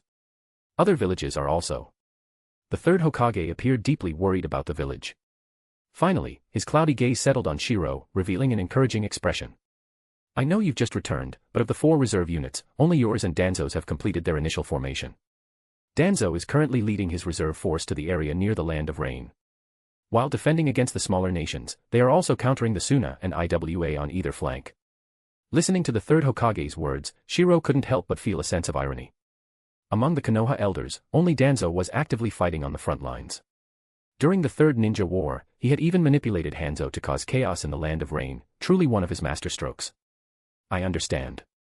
For the sake of the village. Shiro nodded firmly, which brought a satisfied smile to Sarutobi Hiruzen's face. Go rest for now. Your squad will need to coordinate. Reliable intel suggests that Kirigakure has an elite ninja force preparing to land. Depart in 3 days. Yes. Shiro accepted the mission without hesitation. As Shiro left the Hokage's office, the moment the door closed, the worry in Sarutobi Hiruzen's eyes transformed into a trace of apprehension. Tsunade, huh? Sarutobi Hiruzen shifted his gaze to the newly discovered puppets on his desk and muttered in a deep voice. Immediately study these puppets. If the Sand Shinobi are mass-producing them, they must plan to deploy them on the battlefield. Yes. The 2 ANBU members bowed respectfully and carried the puppets to a secret research facility. Mass-producible puppets, though not as intricate, were ideal for battlefield use. Their simplicity allowed for easy collection, disassembly, and reassembly, making them ready for battle again. Shiro, the squad members are nearly assembled. The Uchiha clan has provided a team of 17 Jonin with 3 Tomo Sharingan. The Hyuga branch family has sent 5 elite Chunin. There are also 3 ordinary civilian Jonin and 2 Aburame Chunin. The squad now has a total of 98 members. Including you and me, that makes an even 100. Uchiha Mikoto, with a gentle and composed demeanor, handed over a scroll listing the squad members. Taking the scroll, Shiro confidently flipped through the information on each squad member, noting their ages, attributes, and preferred jutsu. As a commander, strength alone wasn't enough, understanding the combat styles of one's team was essential for effective mission planning and task distribution. By the way, Shiro, your judgment is spot on. The 3 people you brought back from the Land of Lightning, Mabui, Samui, and Yujito, are natural-born shinobi. Even in Konoha, they would be considered prodigies. Yujito, huh? Thinking of that girl, Shiro narrowed his eyes and smiled, enjoying the way Mikoto gently massaged his forehead to help him relax. From the Rorin mission, Kushina managed to seal a significant amount of tailed beast chakra. It can be used for Yujito, who is naturally suited to becoming a Jinchuriki. Originally, Yujito had a portion of the Two Tails chakra sealed in her, meant for cultivation as a pseudo-Jinchuriki akin to the monks of the Fire Temple. However, that method was slow. The large amount of Nine Tails chakra extracted this time could be used to strengthen the Two Tails power within her. Yujito, huh? I understand. These 3 will soon become qualified shinobi, and I will personally lead their training. Hearing Mikoto's decision to personally lead the team, Shiro smiled. Lately, there's been a lot of talk in the village. Most of it concerns the 3rd Hokage, but some rumors come from our clan and the civilian shinobi as well. Listening to Mikoto's words, Shiro's eyes flashed with disdain. It's just the other village's schemes. Seeing the internal division in the Land of Lightning, they want to incite conflict between the noble clans and civilian shinobi in Konoha. But they underestimate Konoha. During wartime, not even the 3rd Hokage would allow such a thing. His disdain wasn't just for the schemes but also for the ignorance of Konoha's lower-class villagers. This world values bloodlines, with genuine distinctions between social tiers. The divide between noble clans and civilians was merely a typical class conflict. Civilians could still rise through the ranks by becoming shinobi, and elite jonin status wasn't low. With this in mind, Shiro slowly took out a crimson book and began writing on a draft paper. Mikoto, have the squad members gather at the tavern tonight. In 3 days, we'll execute the mission. Everyone needs to get acquainted. Let's meet at the Senju family's tavern. Hearing Shiro's words, Mikoto hesitated for a moment. Shiro, that tavern is different. It's often frequented by ninjas from the major clans. However, upon seeing Shiro writing intently, Mikoto nodded gently, her face softening with a smile. She refrained from asking further questions. Any decision Shiro made, she would support wholeheartedly. As time passed and the sunset bathed the room in golden light, Mikoto cherished this rare moment of solitude with Shiro. Her eyes shifted from curiosity to fascination as she watched him write. Glancing at the time, Shiro narrowed his eyes and revealed a confident smile. Mikoto, during wartime, the police force will implement a shinobi first policy for law enforcement. Among shinobi, priority will be given to the noble clans and the strong. Mikoto's expression changed upon hearing this. She raised her head and looked at Shiro's confident yet unabashedly ambitious smile. Her face grew serious. The meaning was clear, Shiro intended to use the police force to send a political signal, elevating the status of shinobi and establishing a hierarchy among them. Shiro. The book you're writing. Realizing the implications, Mikoto looked increasingly concerned. Shiro, however, lightly waved the book in his hand and chuckled. Progress is made step by step, one bite at a time. With a confident smile, Shiro didn't immediately enforce his ideals. Instead, he opted for gradual implementation, starting with the police force. At this point, any Uchiha would be unable to resist the temptation of producing a Hokage from their clan. By beginning with the police force, he essentially signaled preferential treatment for noble clans when enforcing laws. While noble clans might receive leniency, ordinary shinobi would face strict adherence to the law. Similarly, when disputes arise between civilians and ninjas, the bias leans toward the ninjas. Although it is not explicitly stated, there is a clear division of status and hierarchy, slowly forcing everyone to accept it. During times of war, even if some people oppose, they won't stand out now, because war still requires countless ninja sacrifices. Shiro understood this better than anyone. In the high-pressure environment of war, ninjas are already prone to impulsive behavior that causes trouble. If at this time he still did not release signals of his political ideology and did not start building his loyal faction, then he would be nothing but a fool. Mikoto, do you think my ambition contains too much ideology, perhaps even bordering on boldness? As he slowly handed a crimson book to Mikoto, Shiro raised his head. Mikoto, however, responded with a smile. Well, mostly because you didn't hide it from me. I've seen your drafts. If this was the finished version, it's quite subtle. Only after carefully pondering it would one unknowingly either agree with your perspective or reject it. As Mikoto spoke, she slowly took out the draft from within the book. Annotated on it were his thoughts and even some ideas related to a hierarchical system. Mikoto, this world is one of survival of the fittest. Yet, ironically, the powerful ninjas have been reduced to mere tools. We should have been above it all. Shiro spoke with utmost seriousness.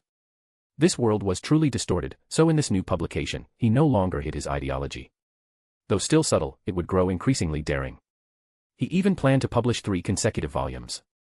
These books would gradually reveal his audacious ideas and propose a redefinition of the ninja's position. Powerful Kekkei Genkai ninjas, secret technique ninjas, and jonin should hold higher status. Following them would be chunin and genin, with civilians at the very bottom.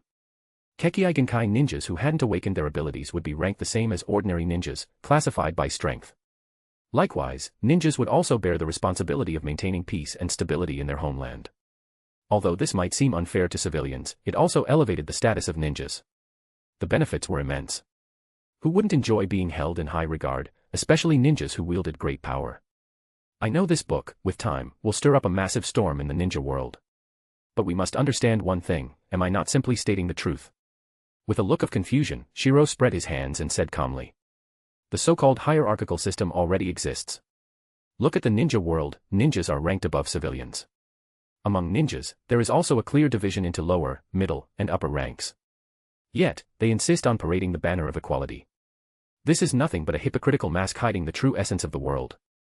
If this world were entirely made of civilians, then my ideology would indeed be the root of chaos. At this moment, Shiro pointed to the book in Mikoto's hand and shook his head. The development of the ninja world has long told us one truth, this world was never fair. A ninja's child almost always becomes a ninja. Meanwhile, no matter how hard a civilian's child tries, only a tiny fraction can become ninjas. As he spoke, Shiro extended his hand, using his thumb and pinky finger to illustrate just how small that probability was. Setting aside the legends of the Sage of Six Paths, the development of the ninja world over nearly 1,000 years, from the Warring States period to today, has always placed Kekkei Genkai clans as the strongest. Below them are the secret technique clans, then the ordinary ninja clans, and so on. Now, in the era of ninja villages, everyone wears a hypocritical smile and talks about equality. But in reality, which ninja village doesn't covet powerful Kekkei Genkai? At this moment, Shiro slowly stood up, gazing at the Hokage rock bathed in the setting sun. His eyes glimmered with a sacred light as he opened his arms as if embracing the entire world. I'm merely tearing off the ninja world's hypocritical mask and helping everyone recognize and accept reality. At the same time, I've given more people the motivation and ambition to climb upward, to become ninjas, to become strong. Despite the ambitious nature of his speech, in Shiro's tone, there was a sense of philosophy. He presented the world with a clear worldview, as long as one became a ninja and worked hard to train, they could change their fate. The hope of truly crossing social classes existed. Shiro, I believe you will become the true god of the ninja world. At this moment, bathed in golden sunlight, Shiro appeared radiant in Mikoto's eyes. She believed even more firmly that Shiro would be the one to change the ninja world. A bold strategy. This was a blatant, open strategy. In the past, the civilians of the ninja world lived under the illusions woven by those in power. This book merely began to peel away the veil covering the ninja world. The ninja villages had been established for only a few decades, and the conflicts of this new world had yet to erupt. Shiro was merely exposing them in advance. As the sun set and the clouds of war loomed, each ninja receiving their mission carried a heavy expression. Their families understood that this parting might very well be eternal. Meanwhile, the 4 great ninja villages had formed an alliance to wage war against Konoha, causing the 3rd Hokage's prestige to plummet. Especially among the families of fallen ninjas, resentment began to fester toward the 3rd Hokage, who had initiated the war. In Konoha's busiest street, a tavern saw a steady stream of ninjas entering. Asuma, we're not old enough to drink. In one corner, the mature-looking Asuma had a cigarette dangling from his lips. Seeing Ebisu's nagging expression, he couldn't help but look displeased. Ebisu, training just ended. If you don't want to drink, you can leave. But if you dare to report me. The two had used transformation jutsu, but it didn't fool the tavern staff. However, being ninjas, most people turned a blind eye, especially during wartime. Ebisu, feeling helpless, raised his hands and said, "How could I? I'd never report you." But Asuma's dissatisfied look forced him to retreat to another corner. After all, his parents had taught him one thing. They had barely managed to align themselves with the 3rd Hokage, so they had to show absolute loyalty. Why are there so many people here today? Exactly. There are over 10 Uchiha Jonin here. They never come to this tavern. As night fell, the tavern, which was usually only half full, was now almost 80% occupied. Sho, don't you see? These people are all part of Lord Shirou's reserve team. Looks like there's a gathering here tonight. Among the many ninjas in the tavern, Sarutobi Asuma overheard the whispers. He couldn't help but glance up, then lowered his head, drinking in silence despite his young age. P.S. I will update 3 chapter today, smiley face.